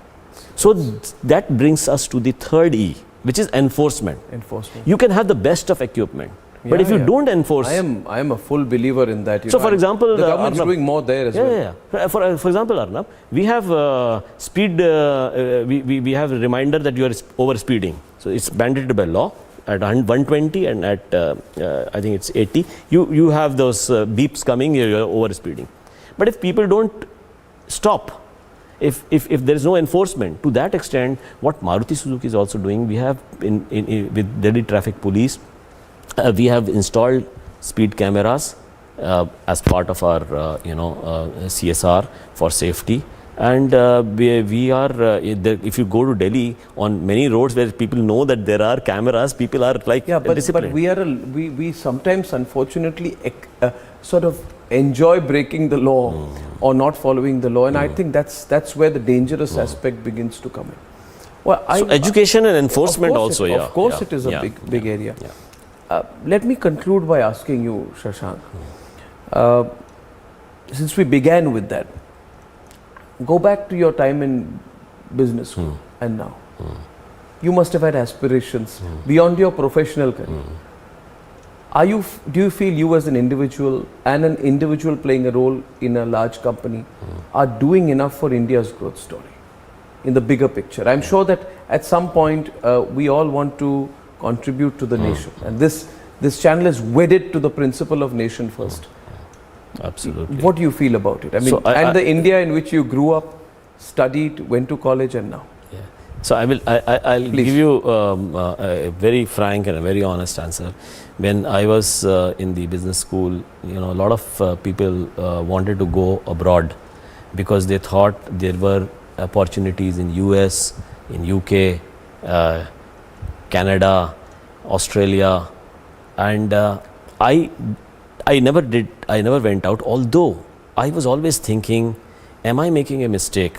Because the stories I hear about the great prosperity, the great growth that those countries have, the great life that you can live there. So why not me? I can also do that.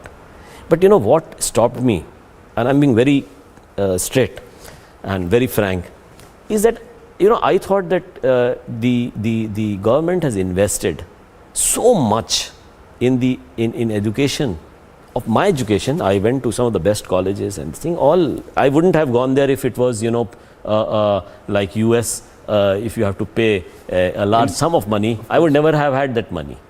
But I thought, let us try to contribute as much as we can for our country, and to my good luck. And of course, I had a passion for cars. I went for automobiles. I had at that time the contribution of automobile in the country was 2.7%. This is very early 90s, 2.7%. And today when I see it's around 7.5%, going up to 10, $100 billion, going up to $160 billion in that 5 trillion plan. So actually I am very proud because 49% of manufacturing is in automobile. That I believe is in a small way my contribution also. Wonderful. Because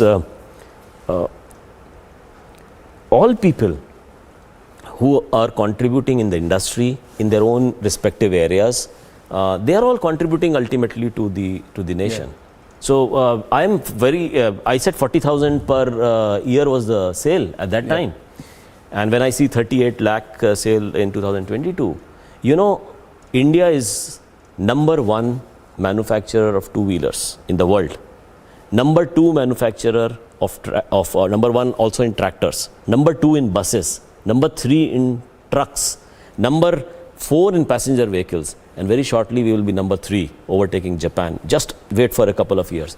These are things which fill me with pride. Yeah. Because while we are 30 cars per 1,000 people, still a long way to go. Yeah. But what we have achieved is also something which we can celebrate. Wow. And we have to make sacrifices both in terms of time, also in terms of giving up some of the other things. Like, for example, I feel, I give this example to my children, you have to give up some of the things if you have to focus on your passion. Yeah. So I never went to US, for example. I never, although that thought frankly came to me many times because many of our friends did that. Today, many of those friends who were in US have come back and not want, they have come back because they feel, you know, this is the India growth story is what. And I keep telling them, and you know, this is one of the programs like Nation Wants to Grow. I keep them, listen, you have come back to a nation that wants to grow. Absolutely, that's absolutely, and it all begins with that hatchback, which was sold to Mr. Harpal Singh in 1982. What a wonderful conversation this is, Shashank. I wish you all the very best. I wish your company Maruti Suzuki the very best. Thank you very much. And I have no doubt that we will be number one in passenger cars as well within our professional careers. God willing, yes. Thank you. Well, thank you. It has been a total pleasure. Thank you. Thank you, Shashank. Thanks.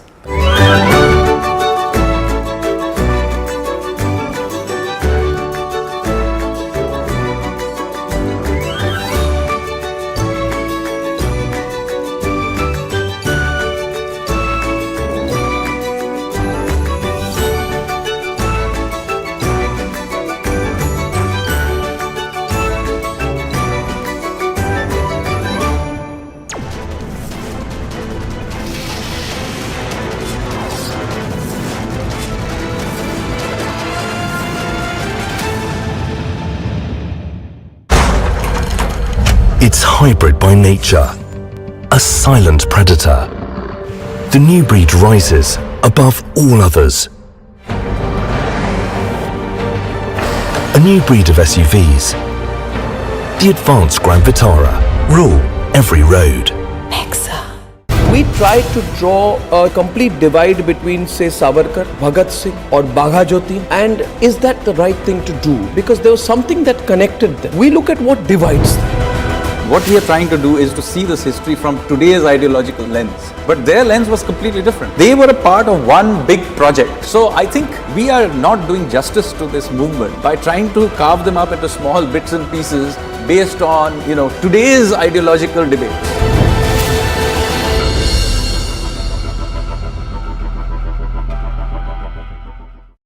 There are rumors that Pakistan has, conducted airstrikes in Nangarhar province of Afghanistan. So the Foreign Office of Pakistan has come out and said, this is untrue, this is fake news, we have done nothing of the sort. But if you remember last year, Pakistan did conduct airstrikes inside Afghanistan in two different provinces, and more than 40 people died, out of them 15 or 16 were children. So the Pakistani Air Force actually killed children inside Afghanistan, and the Taliban condemned it.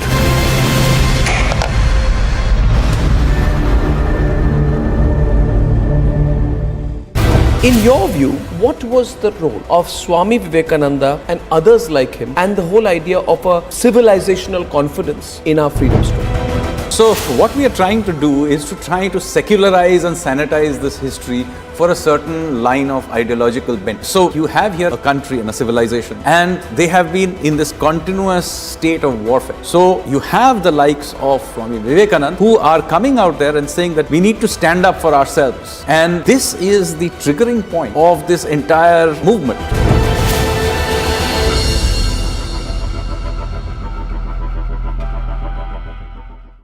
My question to you was that generations of Indians, you and me, have grown up feeling that all that brought us was a passive, non-violent resistance. Now, was that overplayed? What happens at independence is that most of these big leaders of the revolutionary movement have essentially been killed or they have died from natural causes. So the revolutionaries don't have any leadership left. So when India becomes free, it comes to be ruled by one faction of the Congress party. Here is where I think they really went wrong. They deliberately go out there and suppress alternative narratives.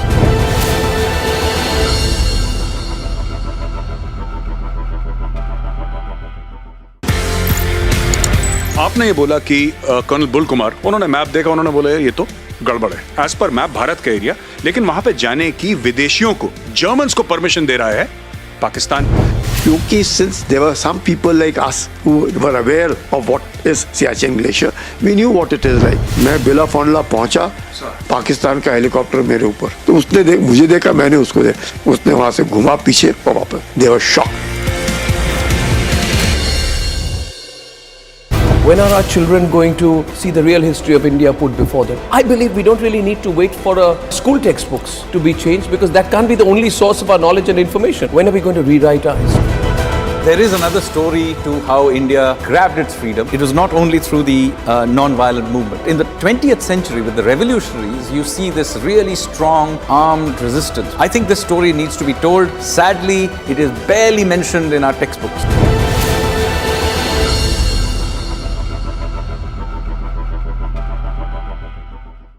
In this revolution of ideas, obviously there were various influences. Were Indian figures like Chhatrapati Shivaji inspiring the revolutionaries more, or was it global events?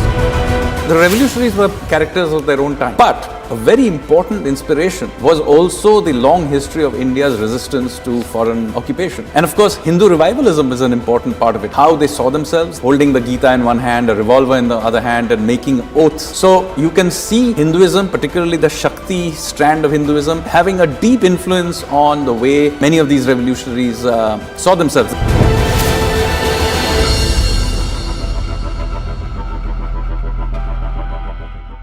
India is number one manufacturer of two-wheelers in the world. Number one also in tractors. Number two in buses. Number three in trucks. Number four in passenger vehicles. And very shortly we will be number three, overtaking Japan. Just wait for a couple of years. I'm told that you've taken some 800 acres. You are investing. देखिए, नीतीश जी और लालू जी में चूहा बिल्ली का खेल प्रारंभ हो गया है। फिर एक बार पलटी मारने वाले हैं नीतीश कुमार, क्योंकि तय हुआ था कि 4-5 महीने के भीतर तेजस्वी को मुख्यमंत्री बनाएंगे। कल भी जो जगता बाबू का बयान आया है, या उसके पहले भी इन्होंने बयान दिया, बयान क्या था? वो कह रहे कि दही चूड़ा का तिलक लगा दिया, दिल्ली जाए वो, ताकि यहाँ गद्दी छोड़ दें। तो जगता बाबू एक बार नहीं 3-3 बार यह बयान दे चुके, और जगता बाबू जो बोलते हैं वो लालू यादव की जुबान बोलते हैं। और ये सुधाकर सिंह का जो बयान है, ये लालू यादव का बयान है। लालू यादव ही नीतीश कुमार पर दबाव बनाने के लिए जल्दी छोड़िए बिहार की गद्दी और जाइए केंद्र की राजनीति कीजिए, तेजस्वी को बनाइए बिहार का मुख्यमंत्री। और अब ये कह रहे हैं कि 2025, कौन देखा 2025 में क्या होगा? बीजेपी की सरकार बनेगी बिहार में, तेजस्वी कहाँ लौट कर आएंगे? लालू को भी मालूम है, कोई नहीं जानता है कि 2025 में क्या होगा। This is Alisha Ajanar reporting from Mumbai, and this is Republic. It's raring for adventure. A fierce hunter. The new breed rises above all others. A new breed of SUVs, the advanced Grand Vitara, rule every road. My question to you was that generations of Indians, you and me, have grown up feeling that all that brought us was a passive, non-violent resistance. Now, was that overplayed? What happens at independence is that most of these big leaders of the revolutionary movement have essentially been killed or they have died from natural causes. So the revolutionaries don't have any leadership left. So when India becomes free, it comes to be ruled by one faction of the Congress party. Here is where I think they really went wrong. They deliberately go out there and suppress alternative narratives.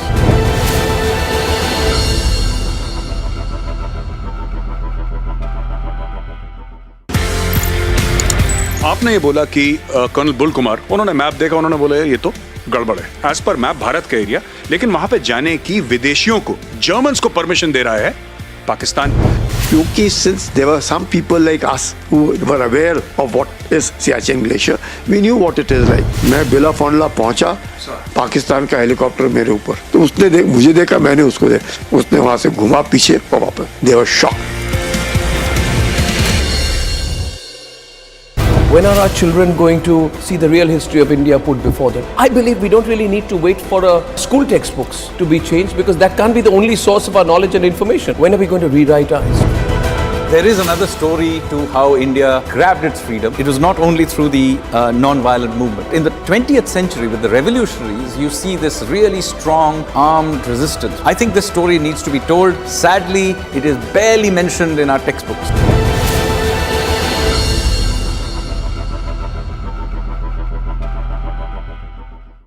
In this revolution of ideas, obviously there were various influences. Were Indian figures like Chhatrapati Shivaji inspiring the revolutionaries more, or was it global events?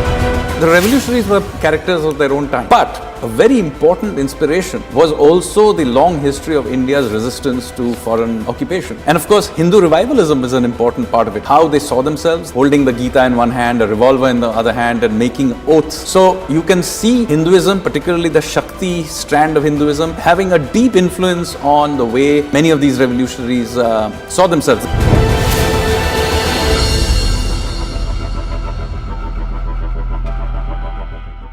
India is number one manufacturer of two-wheelers in the world.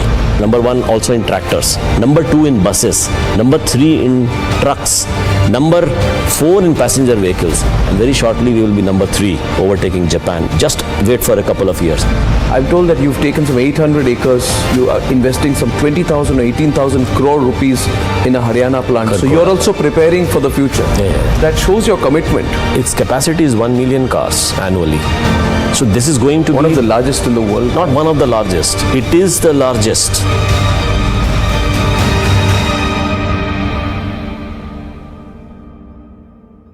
We tried to draw a complete divide between, say, Savarkar, Bhagat Singh or Bagha Jyoti, and is that the right thing to do? Because there was something that connected them. We look at what divides them.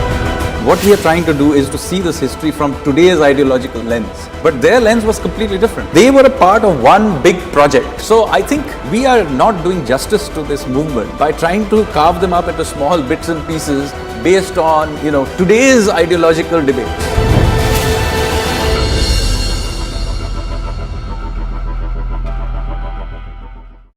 There are rumors that Pakistan has, conducted airstrikes in Nangarhar province of Afghanistan. So the Foreign Office of Pakistan has come out and said, this is untrue, this is fake news, we have done nothing of the sort. But if you remember last year, Pakistan did conduct airstrikes inside Afghanistan in two different provinces, and more than 40 people died, out of them 15 or 16 were children. So the Pakistani Air Force actually killed children inside Afghanistan, and the Taliban condemned it.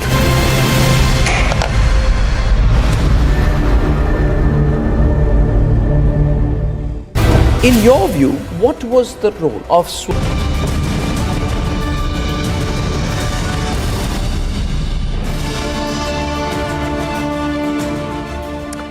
Hello and welcome. You're watching This Is Exclusive with me, Shankar. And our top focus, why exactly is Joshimath sinking?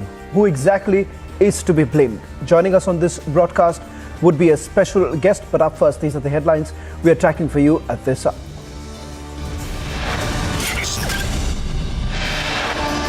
DMK MLA's most bizarre claim says Modi and BJP killed Jayalalitha. BJP and AIA-DMK hits out over Jaya death theory. BJP warns won't stay calm forever.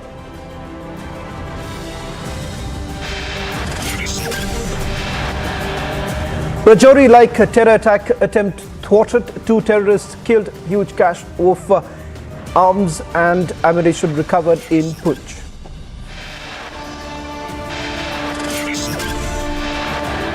Former Bihar Deputy Chief Minister Sushil Modi's claims many JDU leaders in touch with BJP and JDU will be finished in the next 5 months.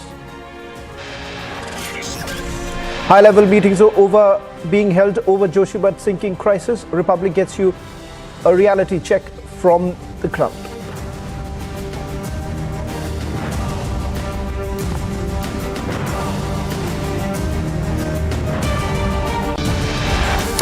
A massive political fight breaks out in Tamil Nadu over DMK MLA's comment. During a speech, the DMK legislator alleged that BJP and the Prime Minister is behind the death of former Tamil Nadu Chief Minister J. Jayalalitha. Now, AIADMK has jumped into the controversy and has hit out. First, listen into the controversial comment of the MLA and then the AIADMK reaction. We're also getting in some more reactions coming in from the BJP. We'll put out all this in a short while from now. But first, listen in to the controversial remark made by the legislator. அந்த அம்மா செத்து போச்சு. அந்த அம்மாவை யார் கொன்னது? மோடி தான் கொன்னுட்டார். அந்த அம்மா நான் பிரதமருக்கு டிக்க போறேன்னு சொல்லிச்சு. ஏன் பிரதமருக்கு டிக்கணும்? என்னை தவிர எவனும் நிக்க கூடாதுன்னு சொன்னான். அந்த அம்மாவை பிஜேபி தான் கொன்னது. இது பகிரங்கமாக நான் குற்றச்சாட்டை நான் சுமத்துகிறேன். அந்த அம்மா செத்து போச்சு. அந்த அம்மாவை யார் கொன்னது? மோடி தான் கொன்னுட்டார். அந்த அம்மா நான் பிரதமருக்கு டிக்க போறேன்னு சொல்லிச்சு. ஏன் பிரதமருக்கு டிக்கணும்? என்னை தவிர எவனும் நிக்க கூடாதுன்னு சொன்னான். அந்த அம்மாவை பிஜேபி தான் கொன்னது. இது பகிரங்கமாக நான் குற்றச்சாட்டை நான் சுமத்துகிறேன்.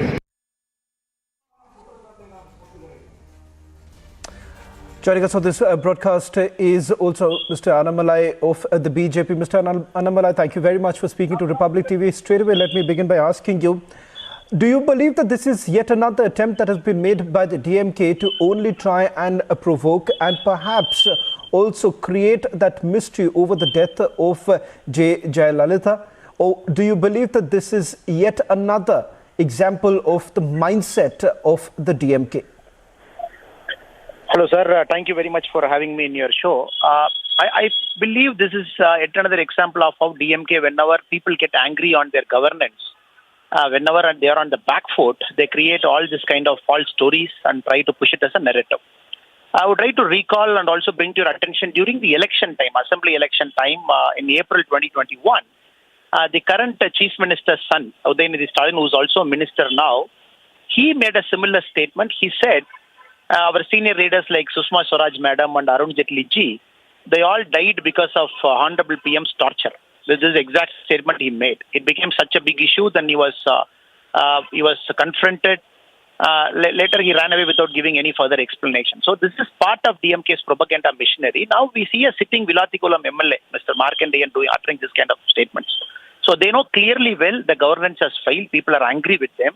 They want to create all this kind of stories. The main idea that I'm talking to you is also, sir, this is the kind of politics that DMK is expert at.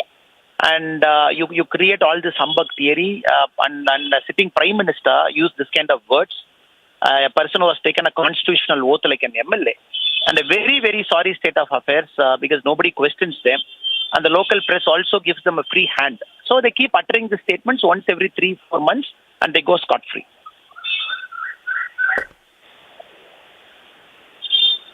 Mr.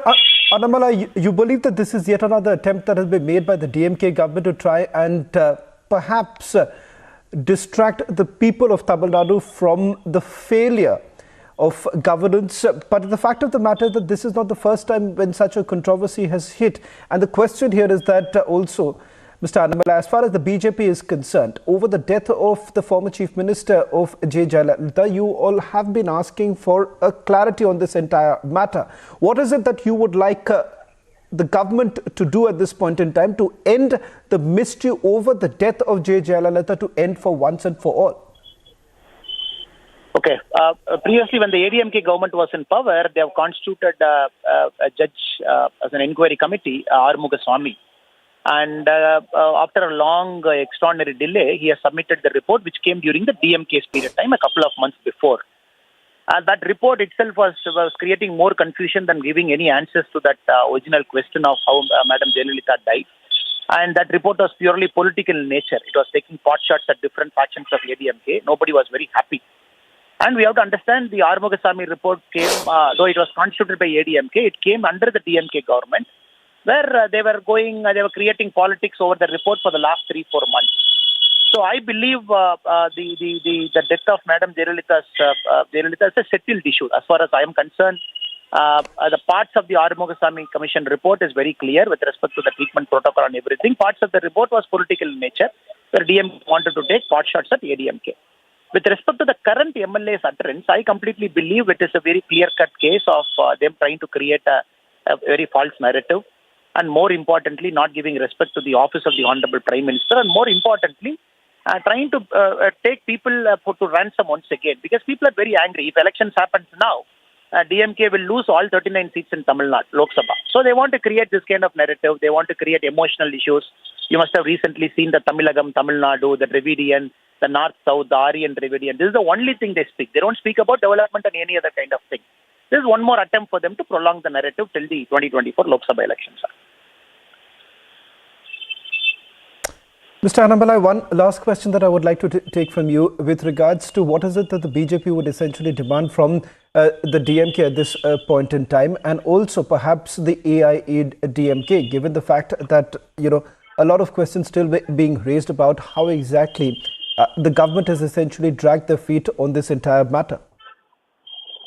Sir, when Mr. M.K. Stalinji was the opposition leader of the state, he ran his campaign for the whole election campaign on the mystery of Madam Jayalalitha's death. He said if he comes to power, he will find out, he will constitute an inquiry committee. He was not very happy with the previous government's inquiry committee. But still, after becoming CM, he released the report to the public. He tabled that in the assembly as well. So meaning the CM has come to terms with respect to the inquiry committee formed during the ADMK time. And he doesn't speak anything else after coming to power. So he only politicized it during his term as the opposition leader. So what we BJP demand is immediately take action on the MLA. He is not some normal karyakarta. Every day, every month, you see some major DMK functionary abusing some woman, abusing the President of India, abusing the Prime Minister of our country. So what is the message it is going to give to the common citizen of our state? Anybody watching a TV, any educated person, any child watching a TV, what is he trying to understand? That MPs and MLAs are beyond law, they can say anything and everything and get out. So, importantly, take action on them. Take action on them.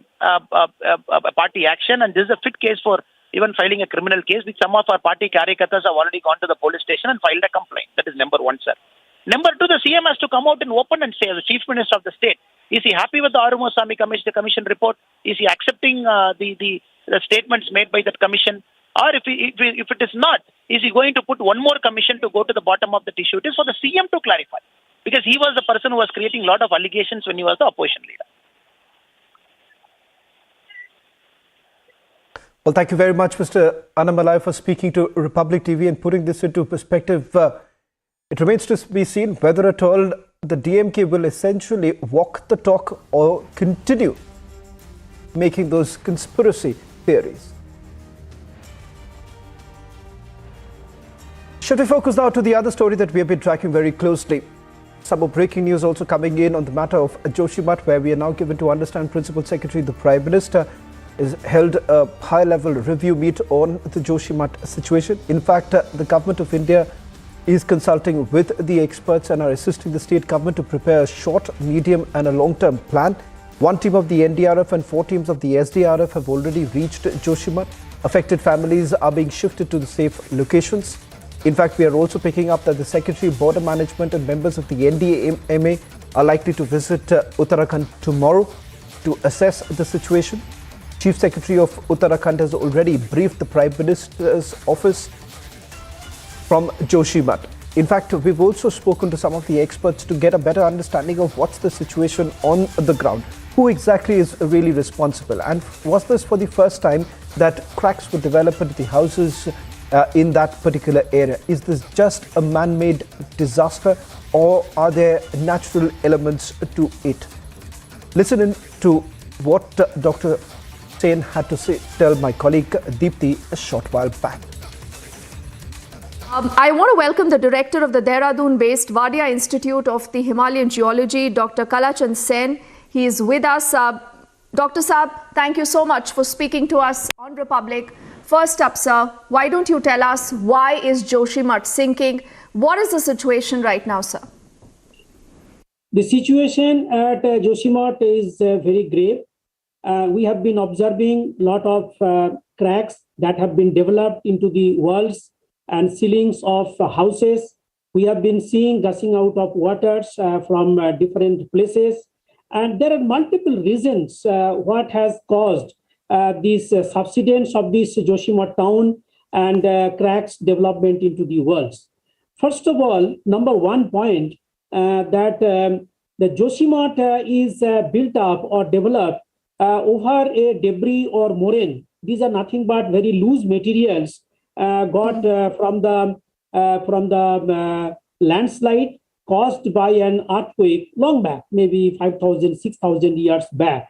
So you can understand that time when Shankaracharya, that place was here, it was not developed this much today what we have been observing.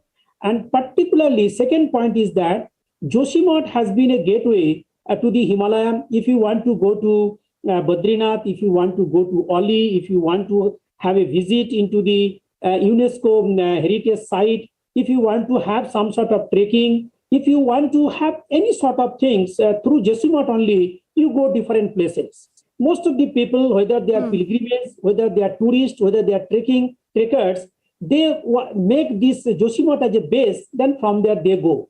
And Joshimath also has been an important place strategically, and a lot of road constructions have been going on. From hydroelectric power project also, a lot of activities, tunnel constructions and etc. going on. So what is happening in course of time today, we have observed that there have been tremendous developmental activities over the Joshimath town. And if we look into the ground rock or basement rock over which the city or the town have been built, they are not that much strong, which is not able to sustain the load being exerted by the structures, properties, the hotels, restaurants are there into the town. So the overburden load has been excessive, number one, and the basement rock is not that much strong, because I told that the city has been built over a loose debris material came from the landslides caused by an earthquake. And all of us know that Joshimath is situated in seismic zone 5, where a lot of tectonical movement goes on, and it is tectonically very, very active. And we have observed in 1991, Uttarkasi, 1999, even Chamoli, a 6.8 magnitude earthquake, a lot of things are happening. So if we look into the subsurface, there are a lot of activities, tectonic, neotectonic going on. If we look into the surface, there are a lot of anthropogenic activities or development activities going on. And if we look into the climate-induced phenomena, 2021, October, we have heavy rainfall into this region. 2022, February, we have Dhaliganga, Rishiganga deluge. And these two incidents have flown a lot of debris and water into the rivers and nalas. The Joshimath town, if you look into that, on either side, there are a lot of nalas and rivers, the natural flow of taking place, whether it is is coming from the melt of the snow, melt of the glaciers, or maybe natural water. So they are flowing. But because of those two incidents, the water height into the river was so high, and we know that rock formations are not that much strong on either side. When the river during 21 and 22 that flash floods, they just eroded lot of rock on the side of the rivers. We called in scientific terminology toe erosion. So you can see that when there is toe erosion taking place, that means and the houses and a lot of buildings, restaurants have come into the slope of the regions. So they are built on that loose materials. And from the bottom, there have been toe cutting. So you can understand there is every possibility of sinking of the town because of two important factors: the factors going on at the bottom, as well as the factors on the surface load because of the heavy constructions all are going on. So they are creating pressure from top and from bottom also. So Dr. Sen, some sort of hollow. Yeah. So, sir, what you're telling us is pretty scary. And, we are looking at these images also on our screens. Our teams have been on the ground. People say suddenly, their well-built houses actually developed cracks. A lot of these cracks, then they noticed water is gushing out of this. We do know that the Prime Minister's office has intervened. They are tracking what's going on. What should be done immediately, sir? Before we take this conversation ahead, it's important, I think, to address the issue that can anything be done even now? Yes, you know that we have already seen that development of the cracks, etc., and the city is fully stressed by different type of pressures. And now, without going to immediately, without any scientific investigation, first job is that we need to stop all the developmental activities. Number one, and government has taken the initiative in that direction. Okay. Number two, that wherever we have seen all the development of the cracks, and those houses should be abandoned and people have to be evacuated and they have to be given a shelter elsewhere temporarily at this moment. So we have to find out in Uttarakhand state problem is that most of the part we are having hilly region. So we have to find out a stable part where people can stay for a long time. The temporary solution is time being is fine. So these two immediate measures, immediate action is required, which is a part of the administration, and these things are happening. And if we want to build this city or town, then in the mid-term or short-term program, which cannot be done within a day or two, it needs 3 to 5 years time. We have to replan the entire city for making a drainage system, making the sewerage system. The constructions of the buildings have been made in haphazard way without following any scientific procedure. So what exactly happening whenever there are some sort of natural flow of water because of this unscientific way constructions, this natural path is getting blocked and the water is trying to get through alternate path, and that's why it is creating another pressure when it is finding its own way to flow. And that's what another important contribution of the development of the cracks, because whatever stress are built into the subsurface, their manifestations are there into the form of the cracks. So that's exactly happening. Third important thing in this region also, some developmental activities, the road constructions or tunnel, and there have been, whenever it is done, there have been some sort of blasting. And even if blasting is small amount, the small cracks, hairline cracks, at the end when city gets developed, so many buildings, so many big widening road comes, definitely they add. And then it also makes some sort of impact to these regions. So all these things, I think,